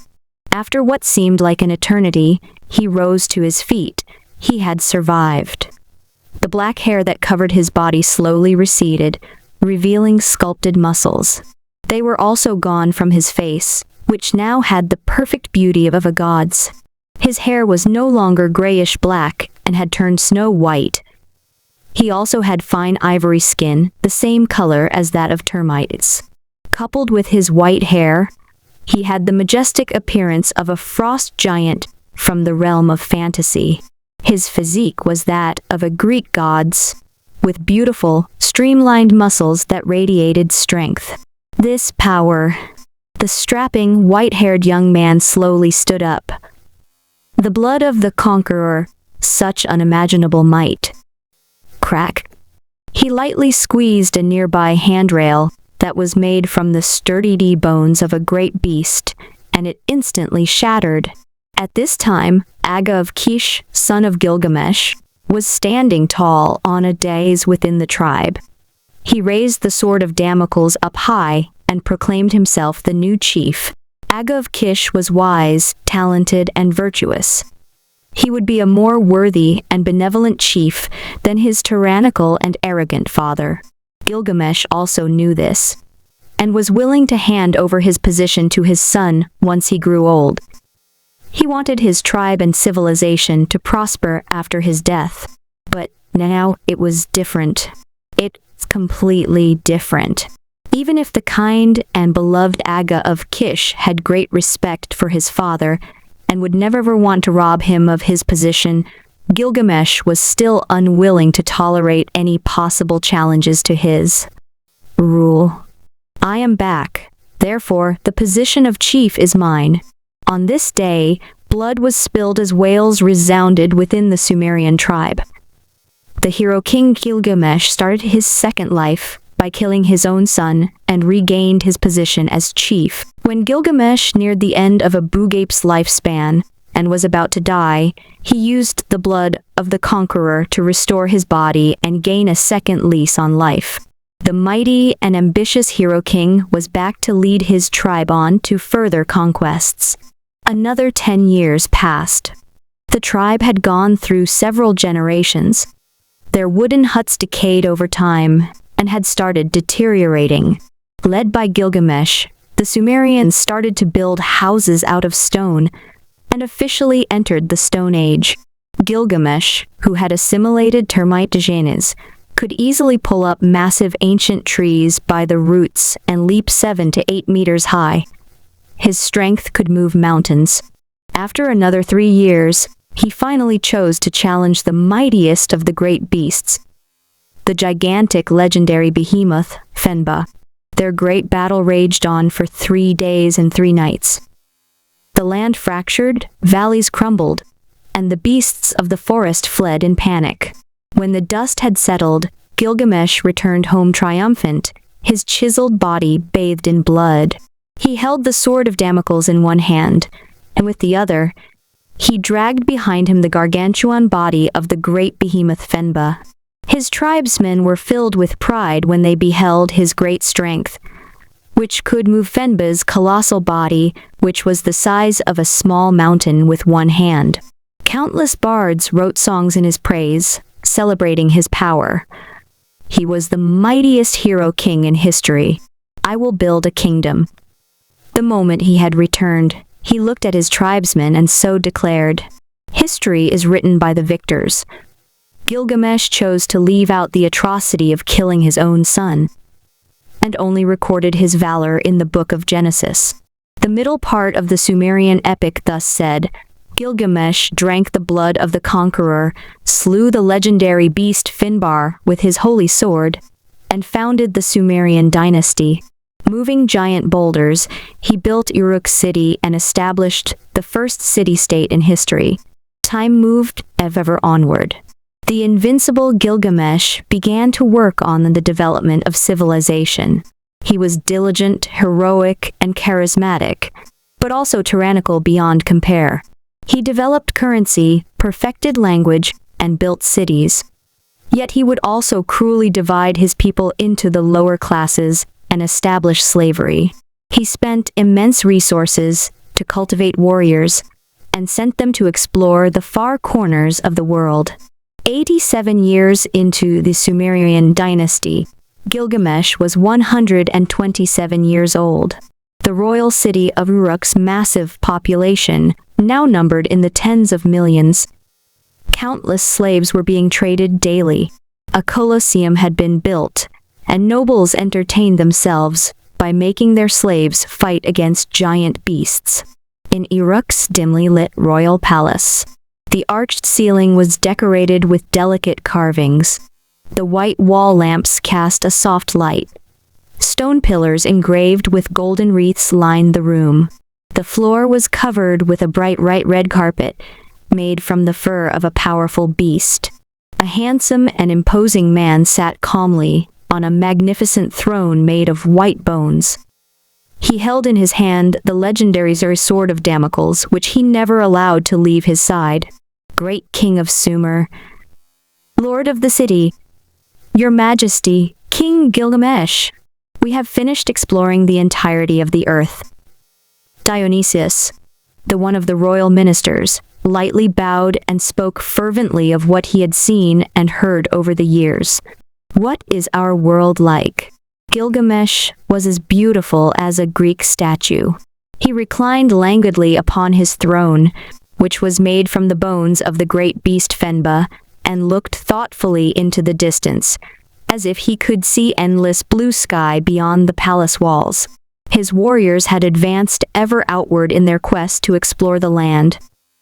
They traveled in all directions, and dedicated more than 20 years of their lives to this grand crusade.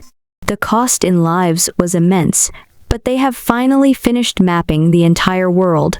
Throughout history, no matter what dynasty they belonged to, ancient monarchs have always had a strong desire to know the world.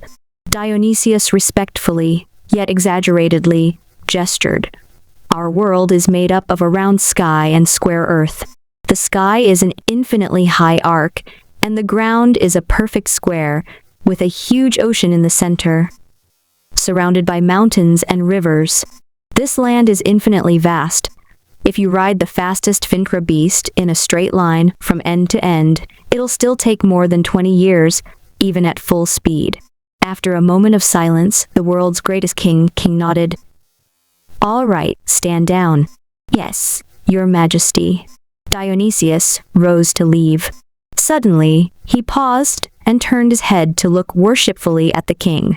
This great hero had uplifted his people from a primitive life living in caves, started their agriculture, and brought about the city-states era. He was the man single-handedly shaped civilization. More than 30 years ago, when Dionysius was still a famous and promising young warrior, he had been summoned to the palace by the king and ordered to inspect the geography of the entire land. The grand undertaking to map the city-states' territories became his life's mission. 30 years later, he had returned to the royal city of Uruk once again.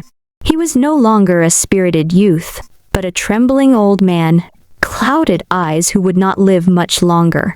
But His Majesty was still young as ever. He looked the same as he did on the day of their audience.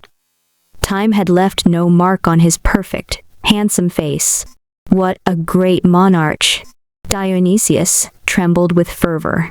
His Majesty had not displayed his power for over 100 years. Who knows how much stronger he had gotten in that time? Perhaps in the future, this immortal king will continue to lead his people into the next era. Our world is made up of a round sky and square earth. When the palace was empty, Gilgamesh sighed deeply before slowly drawing the holy sword that he always carried with him. The sword of Damocles' masterfully blade emitted a cold light.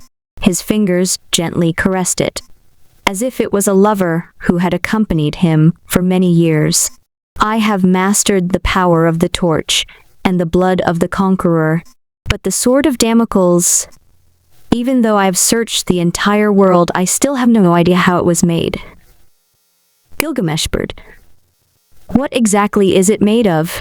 Is this material the bone of some great beast, or is it a product of civilization? Unfortunately for Gilgamesh, his world was, in the end, not the real world.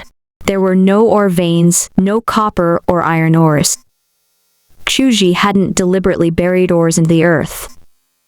This was originally an ordinary piece of farmland, and the ground was only composed of earth. They could only be stuck in the Stone Age forever. In their perception of the world, there was no such thing as metal. In this world, this solid and shiny material was mysterious, powerful, and one of a kind.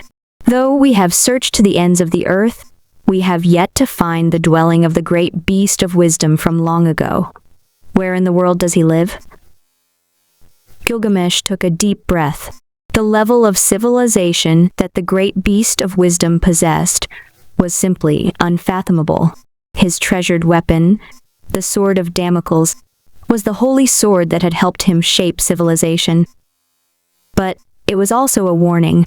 He had only partially grasped the power of civilization. Much was still unknown, just like the secret of how this sword was made. This filled him with fear and unease. The sword of Damocles felt like a sword hanging high over his head, its tip pointing at him. This sword had granted him the power of civilization. Its power had helped him open a path to glory. Yet its mystery made him feel extremely insecure. He felt as if the sword tip could down at any time and take his life. The power of civilization is really fascinating. Like a slumbering lion, he sat lazily on his throne, a faraway look in his eyes. The long years fell away as he relived that fateful day. 100 years ago, in a distant forest, a colossus wreathed in divine white light had lifted him up high, showing him the world and granting him the 3 treasures of civilization. Unfortunately, my life is coming to an end once again, and the blood of the conqueror no longer works for me. But I still want to live a 3rd lifetime and see the scenery of a distant future. Great beast of wisdom, I want to see you again. Unfortunately for Gilgamesh, Xuji was eating at the time, chatting with Chen Shi, while enjoying a simple countryside meal. The food was both nutritious and delicious. Teasing the cute girl who tried in vain to ignore him was fun. Xuji was quite content. All life inevitably ends in old age and death. No one lives forever. Not even the previous Tyrannus Queen could do that. Otherwise, at the end of her lifespan, she wouldn't have tried to leave behind her inferior territory and break into the land of legend, Eternia. She must have sought a way to extend her life from the eternal land. No species can live forever. He, Xuji the farmer, was also terminally ill and could die at any time once his stomach cancer reached its final stages. He did not even have the luxury of dying normally from old age. And this king of the sandbox, he led a glorious and happy life. His entire nation will mourn his death. His legend will live on in posterity. I'm so envious. Ji laughed. Gilgamesh had lived an enviable life that will go down in legend. It had been a life of great achievements, laying down the foundation stones of civilization. Within the tribe, he had 300 beautiful wives. What's there to regret? Nothing. Had Xuji been able to turn into a bugapi, to put it bluntly, he'd have entered the sandbox himself.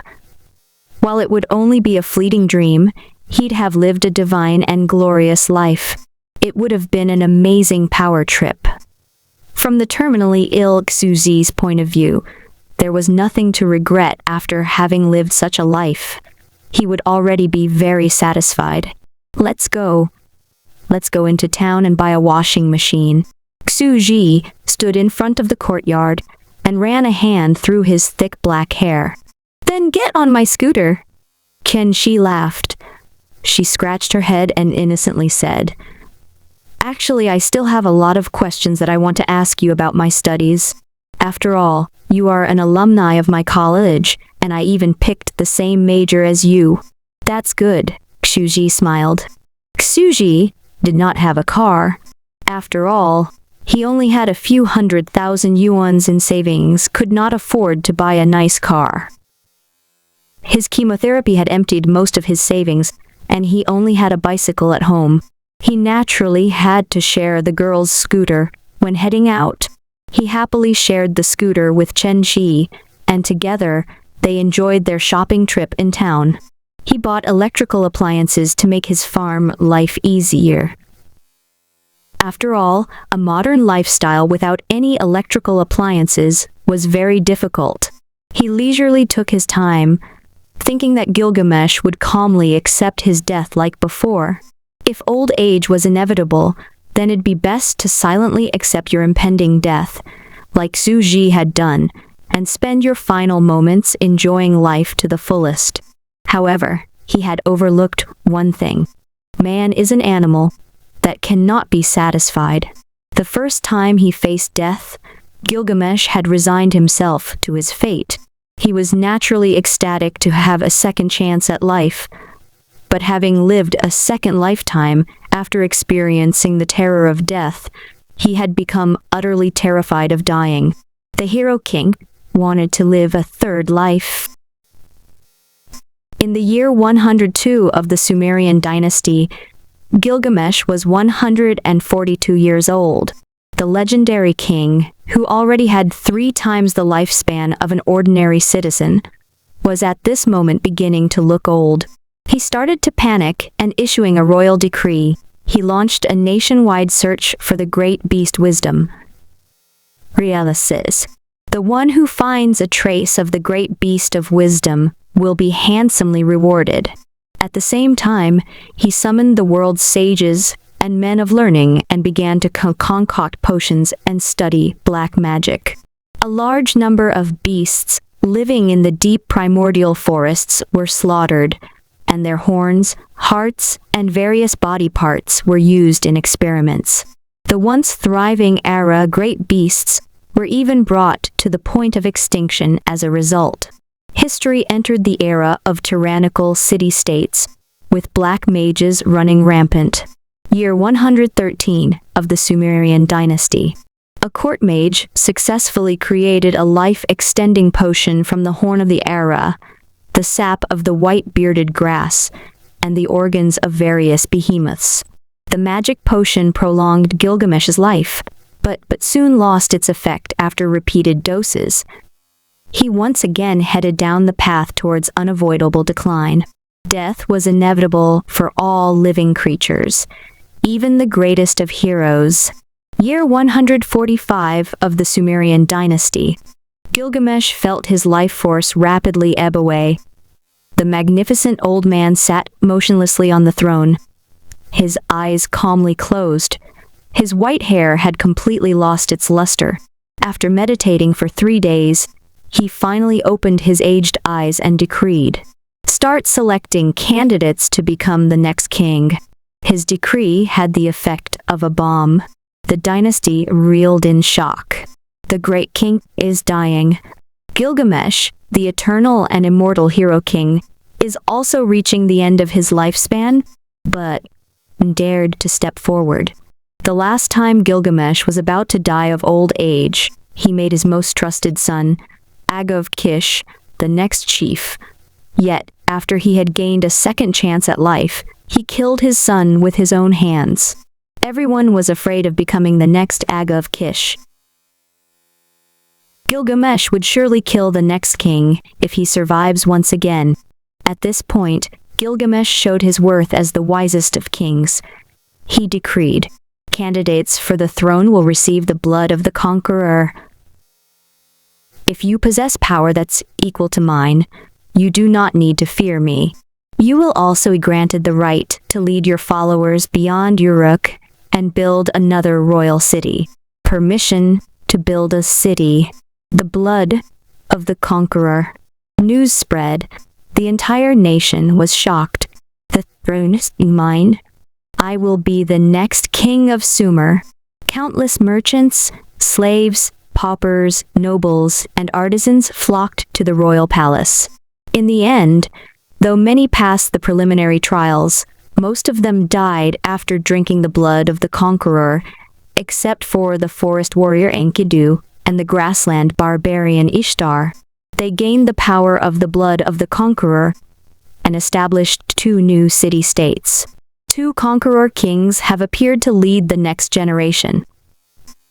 They were ready to accept royal authority from the aging Gilgamesh and lead Sumerian civilization into a new age. Civilization may have been started by Gilgamesh, but it would go on after his death.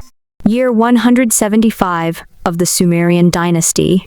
The 3 royal cities harmoniously coexisted. The 3 kings' council ruled the world.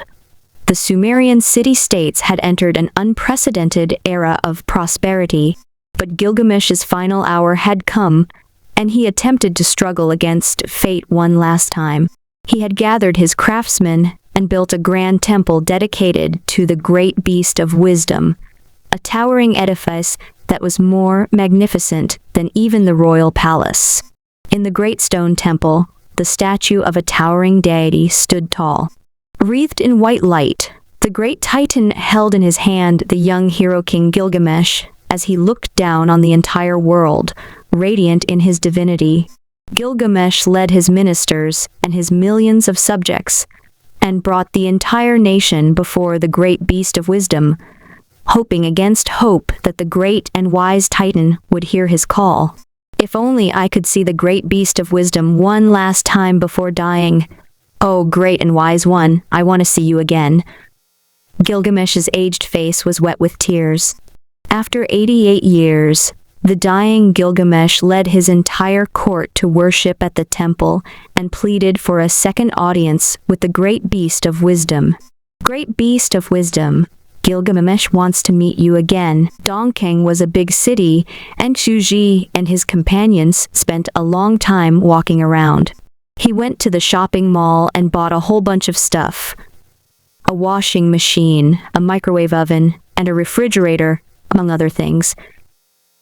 He planned to transform his old house into a modern home. The shop owner was naturally very happy. People most shopped online these days. It was rare for a brick-and-mortar store to get such a generous customer. He promised to have Xuji's purchases immediately delivered to his home. In truth, Xuji also preferred to shop for electrical appliances online. After all, their performances were mostly the same. He mainly cared about their appearances, how they'd match, and how he could arrange them to create an uncluttered living environment. Then, Xuji had Chen Shi lead him to other shops and got the equipment he needed. A high-pressure water gun, an electric drill, a chainsaw, and water sprinklers along with other modern farming tools. Pack it up, pack it all up. We'll deliver it for free. The shop owner overjoyed to get such a big spender and laughed happily. The equipment cost thousands of yuans. Up to this point, Xuji had spent 70 to 80,000 yuans, but he still had 11,000 yuans left in the bank. He did not plan to be frugal with his spendings for a while, and was frankly too lazy to think too much about it. On their way back, Xuji rode in the front seat of the scooter, with Chen Shi sitting behind him. She couldn't help herself and touched Xuji's thick black hair. Then, without any warning, she yanked out a single strand. The sudden pain made Xuji grimace. He felt like crying. "What are you doing? Control your hands." "Wow." Chen Shi was also shocked, throwing away the strand of hair that she had plucked out. She was very, very shocked. "What firm hair? I had to pull very hard." "Hey, what did you do? What did you do? Hey."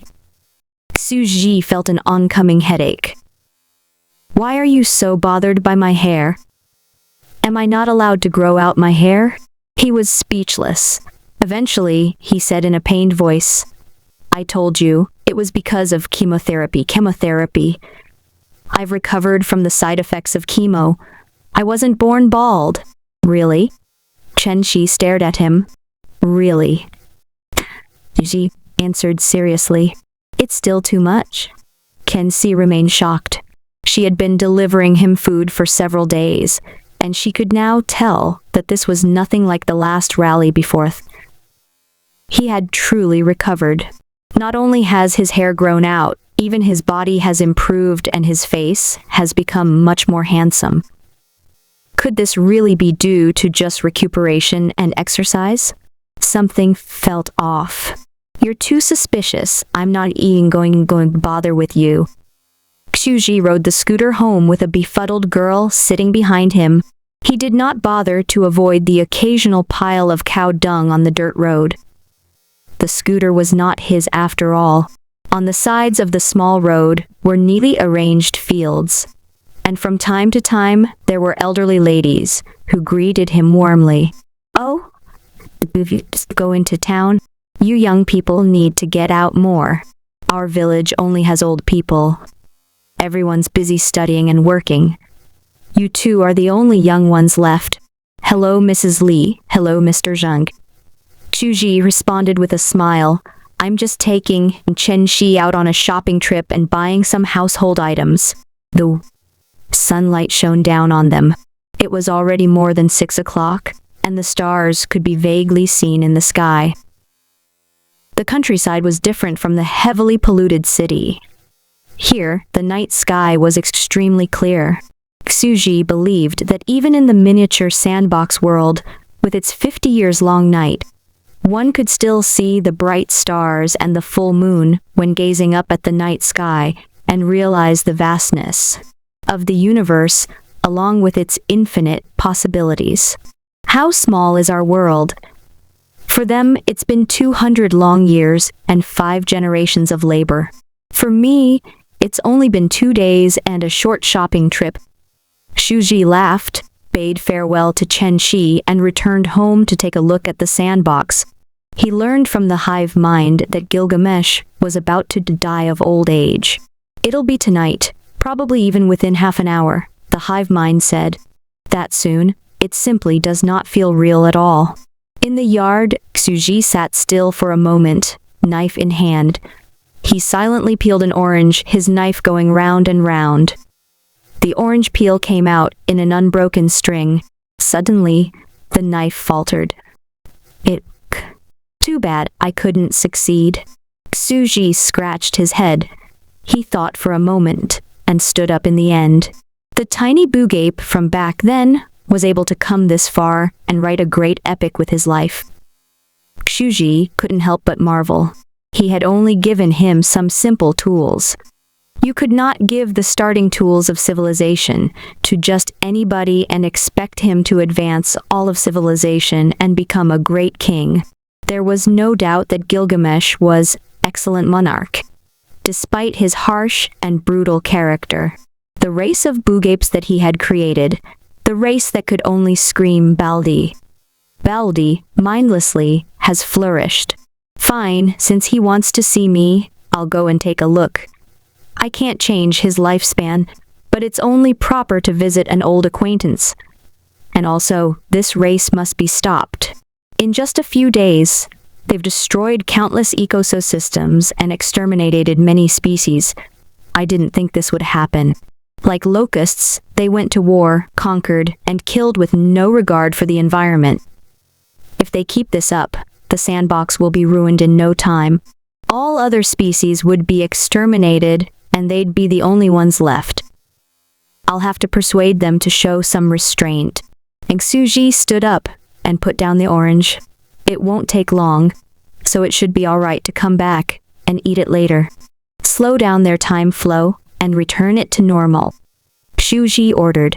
He put on his blue boot covers and slowly strode into the sandbox. Step, step. The world trembled. The mountains, rivers, earth, and ocean shook. Great trees were trampled, valleys were formed from the huge footprints, and the beasts of the forest madly fled. Will the city collapse? Gradually, the entire royal city of Uruk started to tremble. The ground, the walls, the houses and streets shook. The ant-like pedestrians all had worried looks on their faces. Leading his court, Gilgamesh fell to his knees. A childlike expression of joy appeared on Great Hero King's aged face. After 200 years, the sentient titan I met when I was a young child has returned. The great beast of wisdom who gave me the 3 treasures of civilization is finally back. The ground trembled, and the entire city of Uruk seemed to shake with each of the giant's steps. This massive, sprawling city, which housed tens of millions of people, was in Yakshuzi's only a disk slightly bigger than a dining table. The great city of Uruk was, after all, a city built by ant-sized creatures. This was already extremely impressive. It was an exquisitely beautiful city, its every part carefully sculpted, with delicate and luxurious details. But this great city was not very sturdy. Their civilization was still too crude. They did know how to bury the foundations of the stone pillars, supporting the city walls deep into the dirt. The flimsy walls trembled with each of Xuzi's steps. It's also related to their inability to use cement. The solidity of a structure created from simply piecing stones together is just too low. Xuji strode towards the royal city, trampling over lush patches of forest. He reached the ancient city and looked down at its magnificent temple. A hoary old man with a pale, handsome face was looking up at him, his hand gripping the sword of Damocles, his face wet with tears. A miniature civilized world. Sentient beings the size of ants. Xuji bowed his head and admired his handiwork. He had personally evolved this sentient species step by step. Looking at the tearful white-haired old man, he felt a little moved. This old man had once been the young Bugape he had held in the palm of his hand all those years ago. He had once been a hot-blooded teenager who stood at the top of the divine tree, making a solemn vow while pointing the sword of Damocles at the sky. Just an old man now, waiting to die. He could remember his youthful ambition and his arrogant passion as it was yesterday. And indeed, for him, it was only 2 days ago. What seemed like long and endless years to the Bugapes were only a brief moment to him. Gilgamesh, how have you been all these years? Xuji murmured softly, his voice piercing through the thick clouds and resounding throughout the central temple of Holy Uruk. Gilgamesh trembled as he gripped his divine sword. I've been well. His throat was dry as he looked up at the towering giant in the sky. Even though this wasn't their first meeting, he was still struck speechless by the magnificent sight before him. The giant's vast body pierced the clouds, his torso seemingly holding up heaven and earth. His majestic form was wreathed in holy light. His radiant face was like the sun peeking out from behind the clouds. His fathomless eyes surveyed the entire city of Uruk, majestic, magnificent, august, and divine. The words of mortals failed to describe his matchless grandeur. God, he actually exists. Throughout the great city, merchants in sumptuous suits of leather, slaves in rags, ladies dressed in noble gowns, commoners and artisans, all dropped their work. They walked out of their shops and houses and stood in the streets, looking up at the towering giant looming in the sky, the legendary great beast of wisdom, the being who had granted us civilization, an over 10,000 feet tall colossus. What a peerless existence, comparable to the sun, moon, and stars in the sky. Their minds were blank with shock, admiration, longing, apprehension, and awe. A myriad of complex emotions intermingled, turning into worship. The royal court was similarly in shock.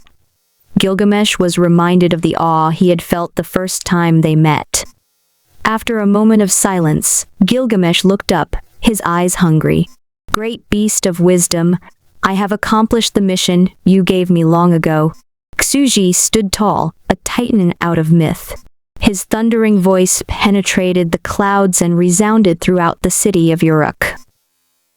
Gilgamesh, your great achievements will be forever recorded in the Epic of Genesis. You will be remembered as the first and greatest king in the history of Sumerian civilization, the king of heroes Gilgamesh. Later generations will dedicate grand sagas to singing your praise. No, I don't want eternal glory after death. I don't want to live on only in legend, Gilgamesh agitatedly said.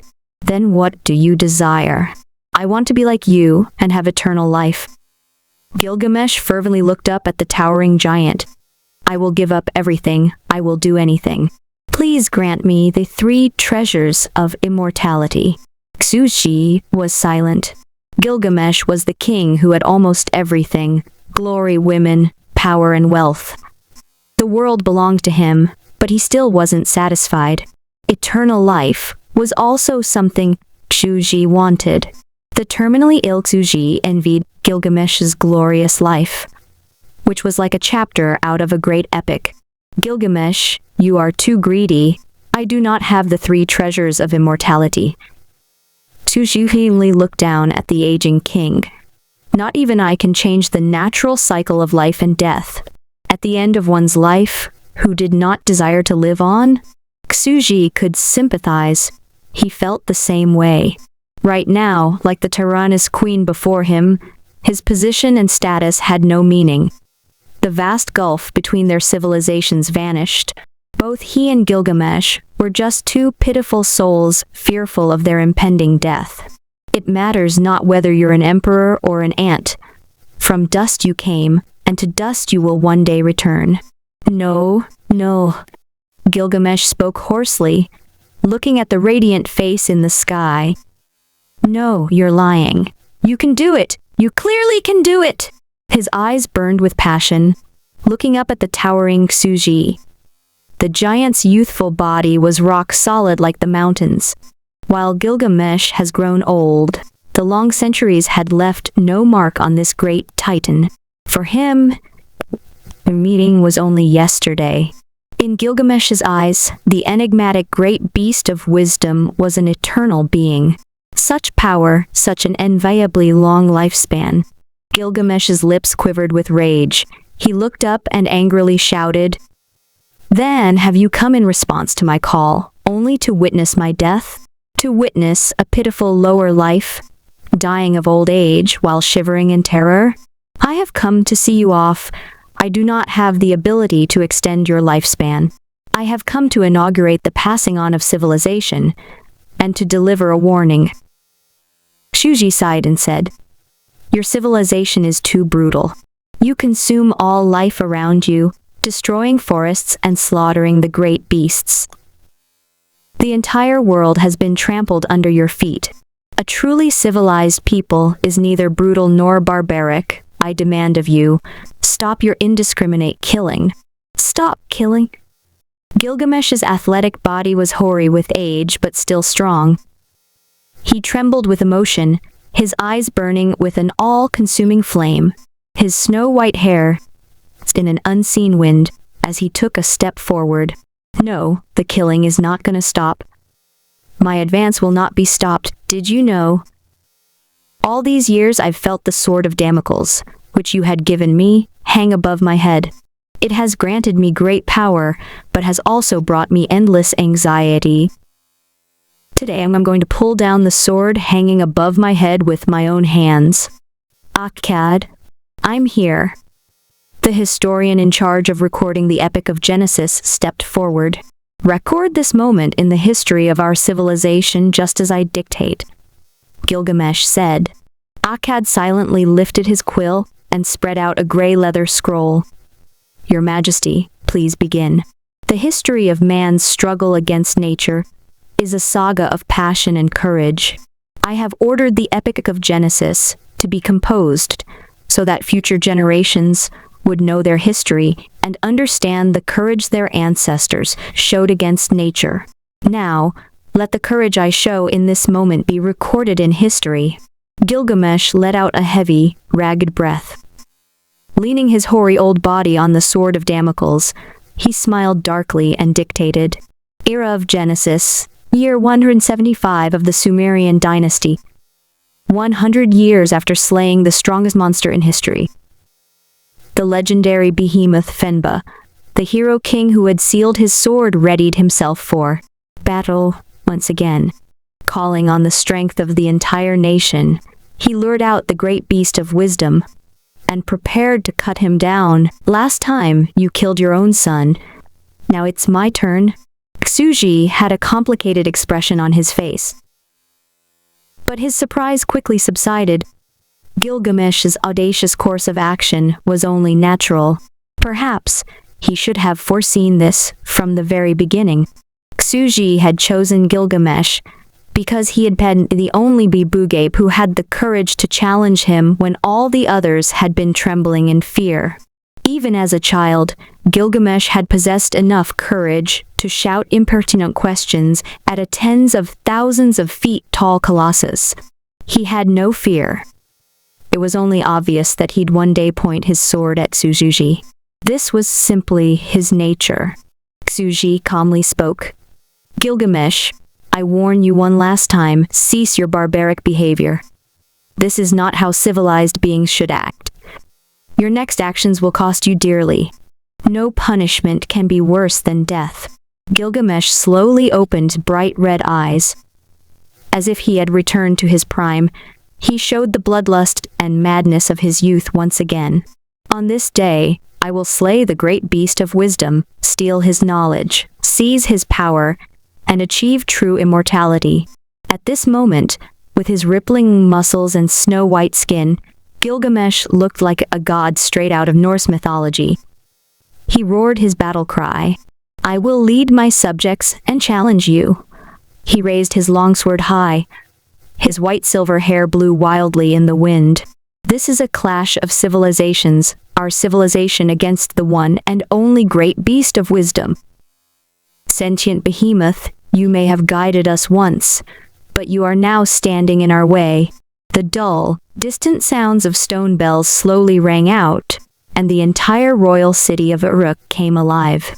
The city's hundreds of thousands of assembled troops surged out and formed orderly battle arrays. Xuji looked at this scene and sighed. I should have known.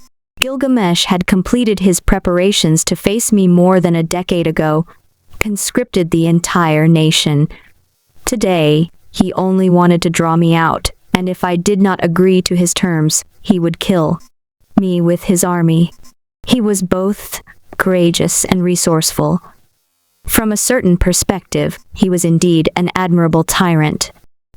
The Mesopotamian plains, the great city of Ur, Ishtar stood calmly in front of her palace. Even this great distance, she could still see the giant that towered above the clouds, his obscured face crowned in holy light. What a majestic, absolute life form. Ishtar stared in awe, then narrowed her eyes. It's time. A self-centered tyrant like King Gilgamesh would never have shared the precious blood of the conqueror with others if he had not been looking for help. His Majesty had been preparing for this moment from the very beginning. With a graceful leap, Ishtar mounted the behemoth Era and donned her black felt hat. She brandished her weapon, a hammer made of black stone, attached to a sturdy handle carved from the bones of a great beast. On the plains, countless men and women milled about hesitantly. Ishtar turned her head and asked, Is Zarn still alive? A young man spoke up bitterly, Father is lying in bed. It won't be long before he dies of old age. Oh, my child, wait for me. I, Ishtar, king of the steppes, will return with medicine to extend your life. Sorrow clashed with resolve within Ishtar's dark eyes. She gazed passionately at the towering giant in the distance. I am not Gilgamesh, who could kill his son with his own hands. I can't bear the thought of my sons and grandsons dying of old age, right before my eyes. I must acquire more of the blood of the conqueror, or perhaps even the blood of the great beast of wisdom. The blood of the immortal. To battle. She spurred her mount forward, leading her army into battle. With barbaric passion and courage, the greatest riders of the steppes rode to war. The divine tree near the royal capital. After the test of wisdom, this colossal ancient tree had been left deserted for a long time, but now on its expansive branches, the great forest city of Enkidu prospered. On the outer balcony of the highest tree house, Enkidu leaned on his wooden cane, quietly gazing at the mighty Titan in the distance, with several disciples standing silently behind him. "Master, it's time to go. The promise we made to the king." Someone whispered a soft reminder behind him.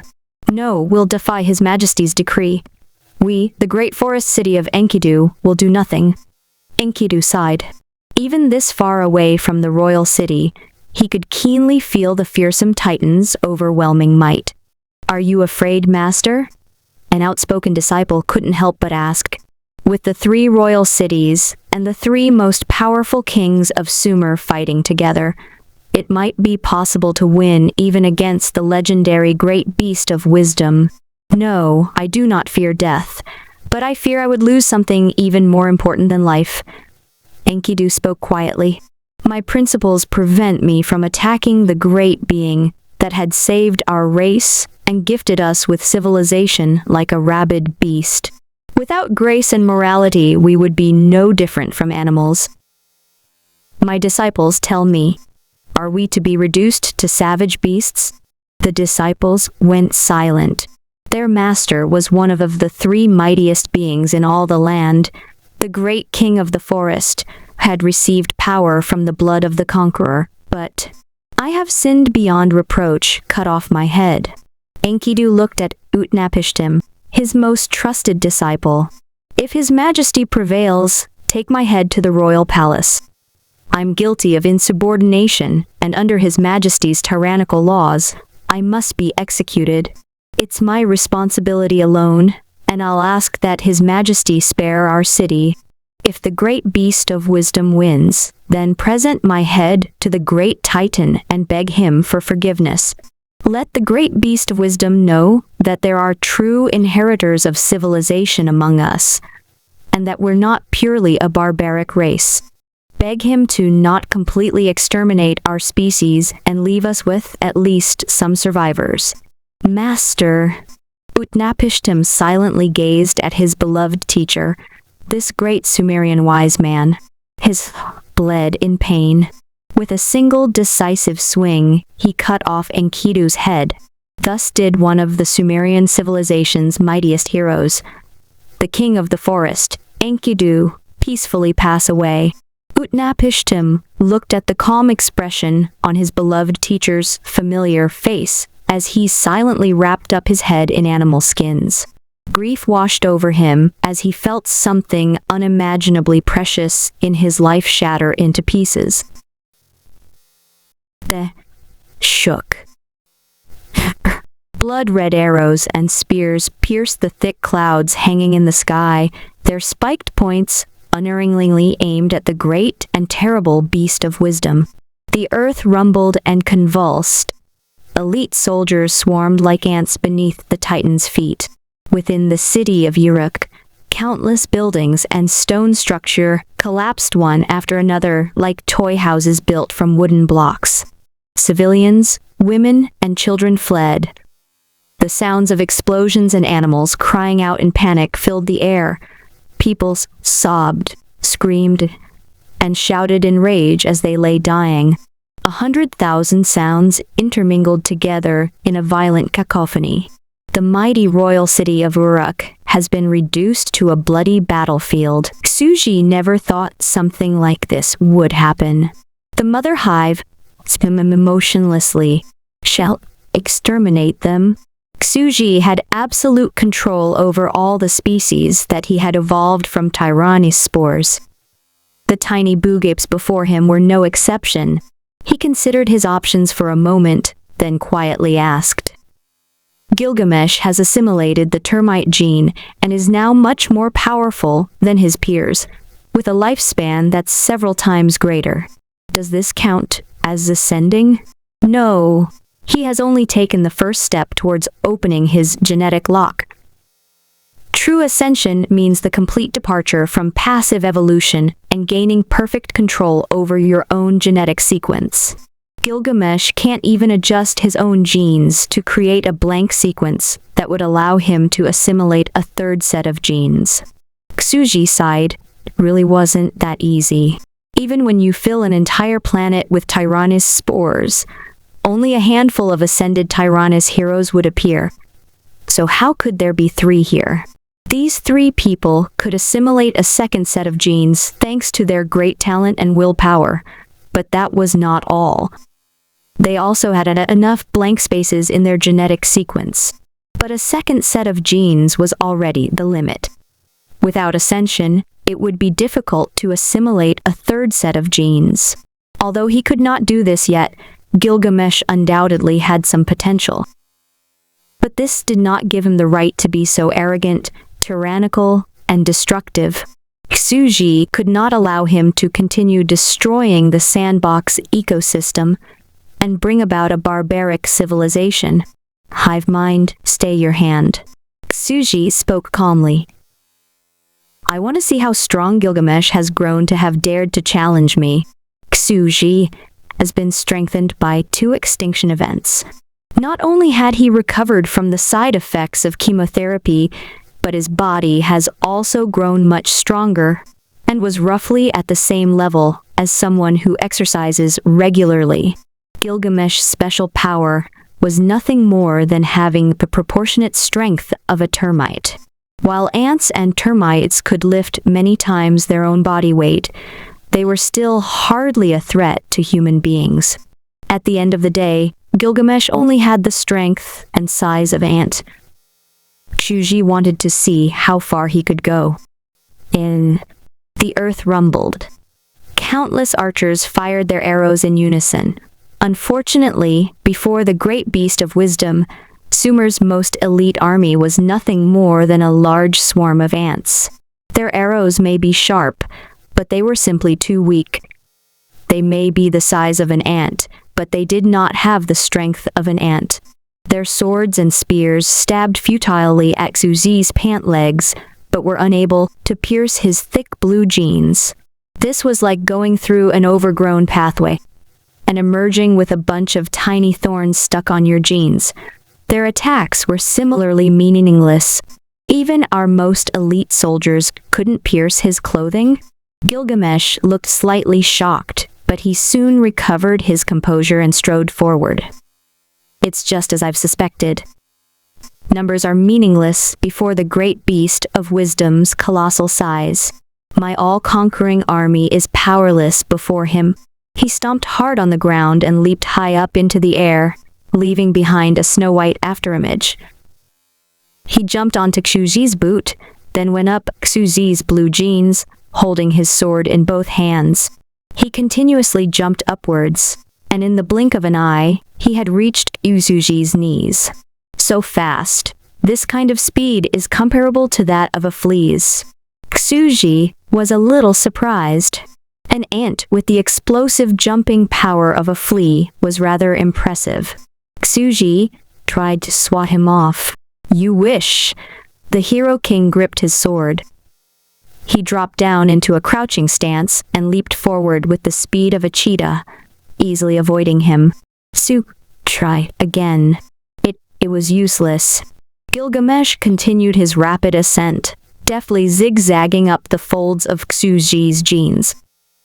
So this is the great beast of wisdom. The air pressure caused by his movements alone could have blown me away. He felt as if he was climbing up the pillar of heaven. From a human's point of view, jeans have a relatively smooth surface. But for ant-sized creatures, its woven fabric was rough terrain with ample foothold for climbing. Your Majesty, Ishtar has come to support you. At this moment, the king of the steppes, Ishtar, arrived on the battlefield. She was an attractive woman with a voluptuous body lined with sleek muscles. Gripping her giant warhammer firmly in hand, she leaped up high and landed on Xuji's pant leg. Here, another one. Xuji waved his hand and struck at Ishtar. Facing a hand the size of a mountain, Ishtar lightly jumped and dodged. She ascended to Xuji's huge body with giant leaps. She was a skilled warrior who had fought for many years against the great beasts. The victor of countless battles, her lithe and powerful body was covered in scars. She did not bring shame to her title of King of the Steppes. She's also very fast, but I'm about done with my test. As he thought this, Xuji swung his hand with greater speed and struck Ishtar. Boom. Ishtar's face contorted in shock. She couldn't react in time and got swatted like a mosquito. She flew backwards while coughing up blood. In the next second, Xuji raised his hand again. With mighty gales trailing in its wake, his palm descended like a mountain upon Gilgamesh. No! How can this be? Gilgamesh exclaimed in shock, though he only had a split second to react. Gilgamesh wielded his sword with magnificent skill, and brought up his sword in time to shield his body. Xuji's palm struck the sword's blade. His world spun. Like Ishtar, he flew backwards and fell like a stone down to earth. The two of them had climbed up to Xuji's waist, about a meter or so above the ground. For them, this was equivalent to a several thousand meters drop.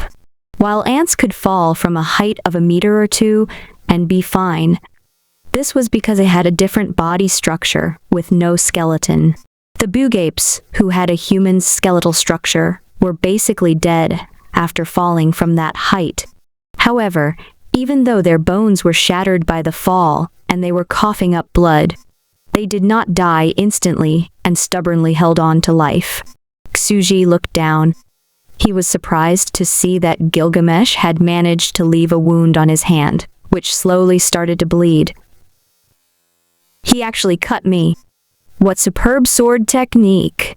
They possess such terrifying strength relative to their size. If they were human-sized, then they'd be superhumans who could leap over walls, dodge bullets, and fall from a helicopter thousands of meters in the air without dying. This is already at the level of the Incredible Hulk and Spider-Man. They've begun gain superpowers. Xuji had not been wrong. The smaller the body size, the easier it was to accumulate energy and cause a qualitative change. Even so, an ant-sized Hulk or Spider-Man could not pose a fatal threat to Xuji. I can't believe I lost in one move. I could only leave a cut on his skin. Gilgamesh laughed miserably. His bones had been shattered. He lay on the ground in a pool of blood as he gazed upwards. The great beast of wisdom looked down at Gilgamesh from above the clouds. His mighty form was cloaked in white light, and a radiant halo rested upon his brow. Xuji looked ruefully down upon the proud king. He had lost, but from start to finish, he never once showed fear, even in the face of overwhelming power. Gilgamesh was a powerful and complicated man. Royal grace and tyrannical brutality coexisted within him, and he possessed great personal charisma. His end stirred up inexplicable feelings within Xuji. He felt that it was a pity, but Xuji was truly unable to change the end of his lifespan. He hadn't been able to ascend and wouldn't be able to incorporate a third gene, so naturally he could only die of old age. Xuji had come to see him off. He hadn't expected Gilgamesh to attack him. Ishtar coughed out blood. Her chest rose and fell violently, but she never showed fear when looking at the giant in the sky. She had been ready to die from the very beginning. Sumerian warriors never feared death. She just laughed miserably. So the difference between us is this great. What kind of being did we just wage war against? Now, do you regret it? Xuji sighed. Shrouded in a golden glow, his body towered over them like a titan out of myth, inscrutable and majestic in his divinity. Regret? We made our choice. Gilgamesh just laughed in between bloody coughs. He did not say anything more. The Sumerian civilization has been defeated. A complete defeat before the great beast of wisdom. They knew the price of failure when confronting the great titan. It was the end of days. Xuji bowed his head, looking down at the routed army. Chaos reigned. Faced with their imminent extinction, soldiers ran about in panic, wailing, crying, and laughing. They verged on the edge of madness.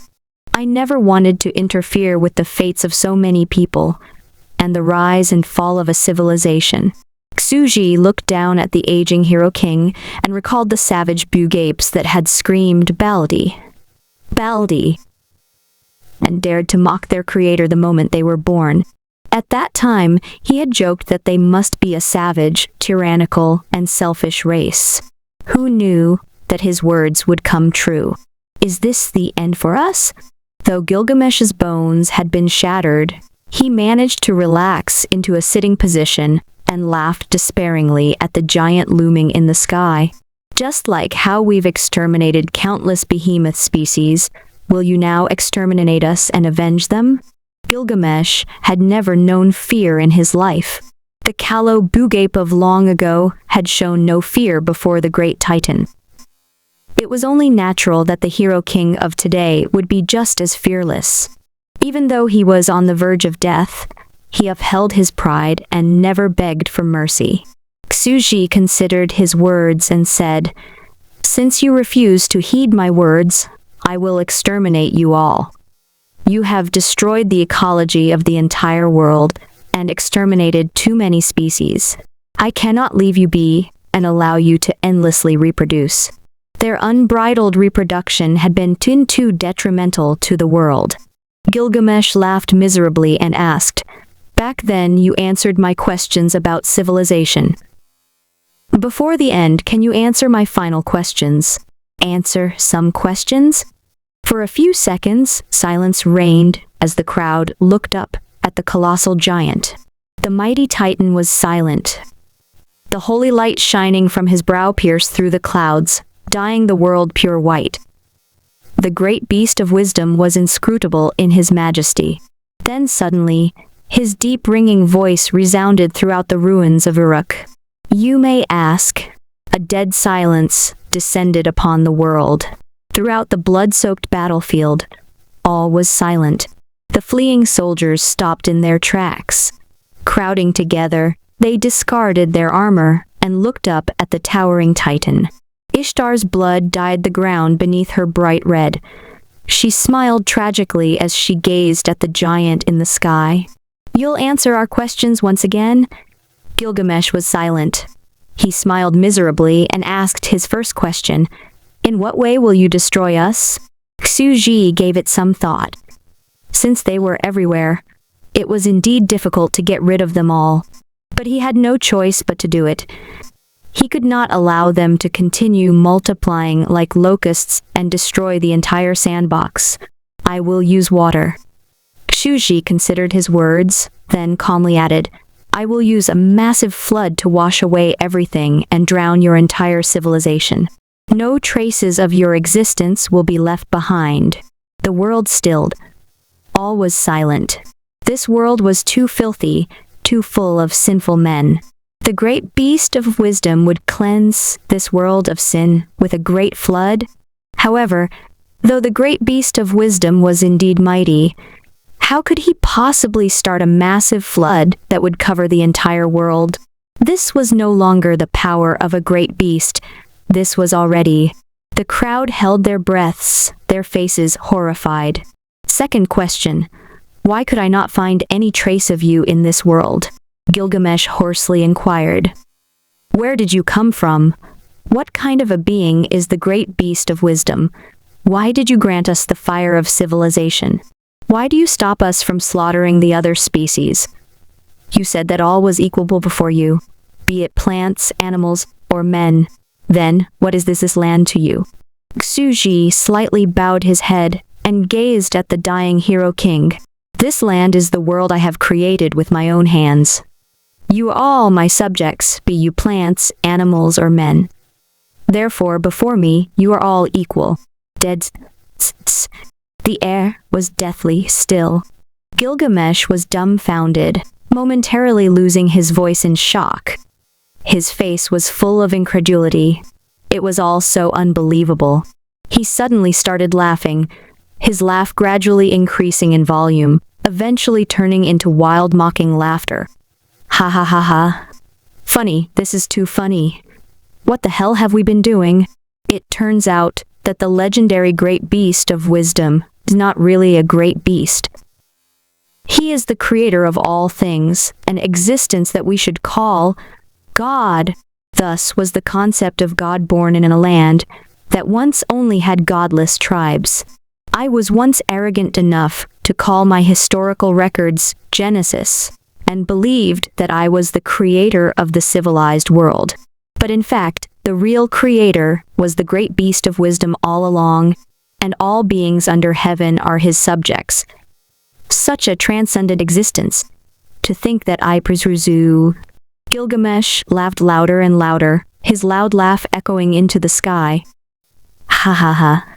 The more he laughed, the more he let himself go. Xuji tranquilly looked on, his mighty form towering over the royal city of Uruk.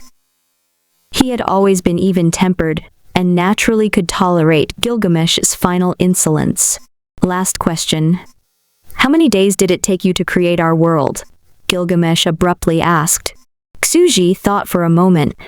Back then, he had just finished chemotherapy and was in poor health. It took him a full week to shape the sandbox with his hoe and other gardening tools. He answered, truthfully. It took me 7 days to create this land. 7 days? God made the world in only 7 days. Gilgamesh was shocked. He started laughing hysterically while shedding tears. Crack! He felt inside him break. In the final moments of his life, his arrogance and pride has been completely shattered. 7 days. His laugh gradually died down as his consciousness grew hazy. His inquiries brought him back to that moment in his childhood, when he had stood on the palm of God and asked, "What is civilization?" Civilization is fire. Civilization is knowledge. Civilization is order. Civilization is the greatest weapon an intelligent species can possess. Civilization is a force we intelligent species can use to protect ourselves. Ha ha ha ha ha! He suddenly started laughing again, his laugh growing louder and louder, carrying over windswept hills and towering mountains, across rushing rivers and verdant forests, rustling in the breeze, over burgeoning wheat fields, and resounding throughout the endless steppes. Within the grassland tribes, in the royal city, in the mountains and forests, the people all looked up in silence. In a trance, they looked up at the sky as complex emotions stirred within their hearts. It was as if they had all heard the dying laughter of their king. The people of Sumer wept, singing a mournful folk song that had no name as they wailed in grief. All mourned the passing of the great king. On this day, on the borders of the royal city of Uruk, the mythical hero King Gilgamesh passed away. Suji sighed as he looked on. I never wanted to fight you. I've always truthfully answered your questions. I really do not have the treasure immortality. Why couldn't you believe me? The king is dead. Our king, the most powerful hero king in history, Gilgamesh, challenged the creator and died. We lost. The soldiers wailed as they frantically fled. Xuji didn't go after them. After all, where could they escape to? The borders of the world? Unbelievable. This is just unbelievable. The historian Akkad stood atop the towering walls of Uruk. He looked on as the great hero king died in defeat, cold sweat dripping down his back as he learned the horrific truth. I document everything before I die, and leave the truth about this world behind for future generations. The historian trembled. His arms were soaked in cold sweat. He had just finished recording Gilgamesh's battle against the great beast of wisdom. With trembling hands, he turned to the next page and hurriedly began a new chapter. In the Epic of Genesis, the chapter dealing with the fall of Sumer thus said, "The great beast of wisdom is in fact the creator God." In his old age, Gilgamesh recklessly pointed his sword at God. His arrogant plan to take God's blood and obtain eternal life angered God, who saw great sin in the people of the land. God decided to destroy the Sumerian civilization and send down a great flood to end all life. The sound of wailing resounded throughout the land. In the royal city of Uruk, the people miserably wept. Men and women on the verge of madness laughed wildly as they fell on their knees and fanatically prayed. God says, "The world is full of sin. Repent! Kneel and repent for your sins. Our world will be washed away in a great flood." In this nervous atmosphere, the people trembled with fear and anxiety.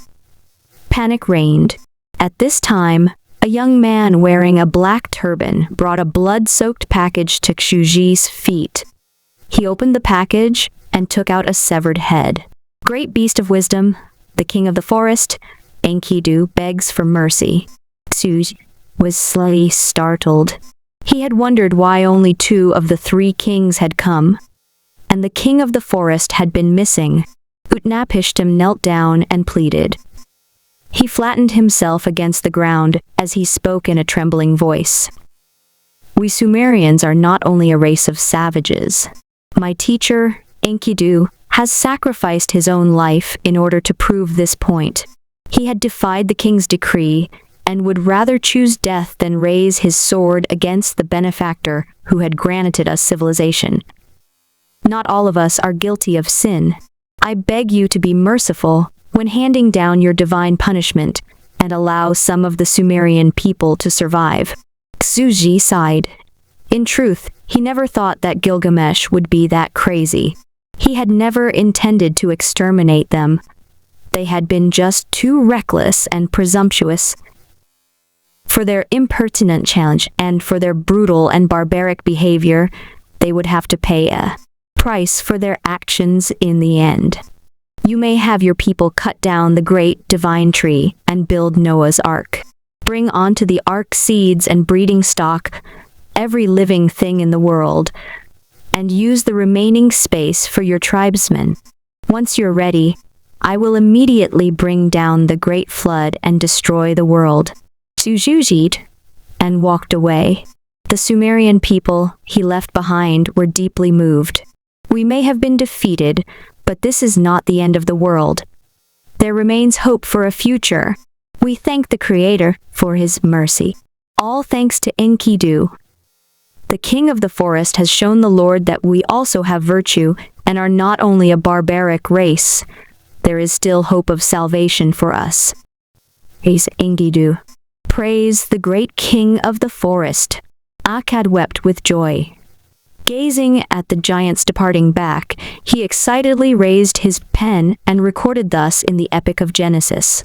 The benevolence of Enkidu, king of the forest, moved the Creator, who was preparing to destroy the world. He decided to spare some of the Sumerian people and commanded Utnapishtim to build Noah's Ark to weather the great flood. The Xuji returned to the courtyard and tidied up. He brought out the high-pressure water gun that had been placed in the corner of the farm. He had bought it while out shopping with Chenzi, but never expected it to come in handy so soon. In the 10 minutes that it took Xuji to prepare the water gun, 120 days had already passed by in the sandbox. The people of Sumer moved quickly to cut down the divine tree and built a huge ark. Then, they collected seeds and baby animals from all living things in the world and stored them on the giant ark, along with the written records of the Sumerian civilization. Time to start cleaning up. Xuji lifted the water gun. High-pressure water sprayed down and flooded the sandbox. Large trees fell. The giant royal city collapsed in an instant. Countless animals ran out of the forest in a vain attempt to outrun the monstrous flood. The torrential currents claimed all without distinction. The foaming waters dyed heaven and earth pure white.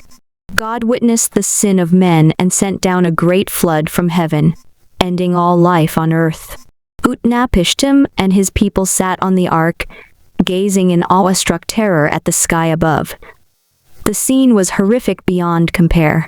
It was as if heaven itself had cracked open and water poured down from an endless abyss. White streams of water poured down from the white clouds in the sky and washed over the entire land. Except for the ark suspended above the endless sea of water, the entire world has been submerged under the foaming currents. The great flood fell like a white waterfall from the vault of heaven, flooding the mountains, rivers, and earth with its rushing currents. What terrifying might! To instantly drown the world in a great flood. On the deck, countless merchants, nobles, paupers, and slaves sighed in awe. They were the most virtuous and peaceful of all Sumerians. God had sent down the great flood to cleanse the land of sin. The savage, the cruel, the guilty, and the insolent will be washed away by the flood. The great flood destroyed the world on the day of Armageddon. The last sons of the Sumerian civilization, Utnapishtim and his people, weathered the great flood on Noah's Ark. In an unoccupied corner of the ship, the historian in charge of recording Sumerian history paused, quill pen in hand. He slumped down on the deck, still in shock over what he had just witnessed. God created our world, and all under heaven and earth. What great power! Akkad's hands trembled. His old eyes were clouded with tears. He silently contemplated how God created the world in 7 days and raised his pen. The Sumerian epic of Genesis thus ended with the following account of God's 7 days of creation. On the first day God said, "Let there be light," and there was light. And God separated the light from the darkness, calling the light day and the darkness night. On the second day God said, "Let there be a firmament in the midst of the waters," and there was heaven. On the third day God said, "Let the waters under the heavens be gathered together into one place, and let the dry land appear." And it was so. And God called the dry land earth, and the gathering together of the waters he called seas. On the fourth day God said, "Let there be lights in the firmament of the heavens to divide the day from the night." And so there was an alternating of sun and moon, with 50 years of day and 50 years of night. The fifth day, sixth day, on the seventh day the heavens and the earth were complete. And God rested on this day and blessed the first 6 days for all his work which he had done. In the years that followed, the conjectures of the historian were taken as gospel. It was as if on the day of the great flood, God had personally explained to mortals how he had created the world in 7 days. But would God really lay down his and explain himself to humble men? The people will believe what they want to believe. In the story, God rested on the 7th day of creation, and the people called legendary day a day of rest, a holy day, and thus it became custom for people to rest on this day. And the great flood continued to descend from the heavens. Man-made structures were demolished, crumbling like fortresses built of wooden blocks. All traces of Sumerian civilization were washed away into the ocean. Xuji kept up his work for a while. Sure, he missed nothing before stopping the high-pressure water gun. He silently turned off the switch and put the high-pressure water gun away on top of a wooden shelf in the shed. This way, it was a fresh start. The Bugapes had brought the entire sandbox to the brink of collapse. Now, with a pair of each species left behind, the old ecosystem would be restored sooner or later. Hopefully, after this humbling experience, they'd have learned to control themselves. The hive mind spoke. Even if you didn't do this, they'd have self-destruct sooner. After killing and consuming all of the other species and irrevocably damaging the sandbox. This is the correct course of action. Xuji let out a great sigh of relief. "I'm not as soft-hearted as you think. You don't need to comfort me." The hive mind continued. "As the tyrannous queen, this endless process of death and rebirth is something you need to get used to. Do not sigh like that." Xuji corrected it in annoyance. "I'm male and not a tyrannous queen. But they've all been born from your spores." The hive mind started to defend its point. Stop! Anyway, proper family planning is very important, isn't it?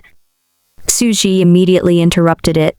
He sat at the yard's entrance, enjoying a freshly peeled orange one bite at a time, before tossing the seeds on the ground beside him. I should go into town tomorrow and buy 2 pounds of fruits. He picked up the black notebook he hadn't used for a while and started recording. This is the age of the great beasts. I was originally going to call it the Behemoth Age, corresponding to the age of the great dinosaurs, the Cretaceous Age. But since the Sumerians have recorded it as the Age of Genesis, then I'll simply do the same. Earth's Cretaceous Age ended with a meteorite falling from the sky and destroying the dinosaurs. Here in the sandbox, the Great Flood ended all life. So let's call it the end of Genesis, extinction event. Suji organized his thoughts and turned to the 4th page after the Dark Age, Radiant Age, and Revival Age. He wrote down the words Age of Genesis and summarized the events of the era in a few words. In the Age of Genesis, the first intelligent species appeared.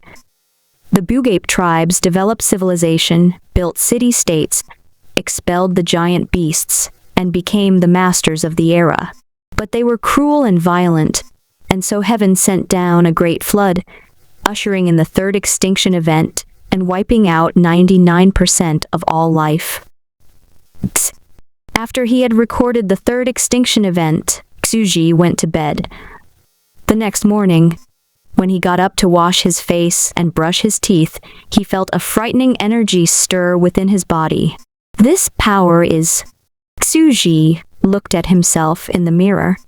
He had grown taller by several centimeters, reaching 1.83 meters. His facial features had become elegantly handsome, giving him a refined and mysterious aura. His physique was robust and sturdy like that of Greek sculpture.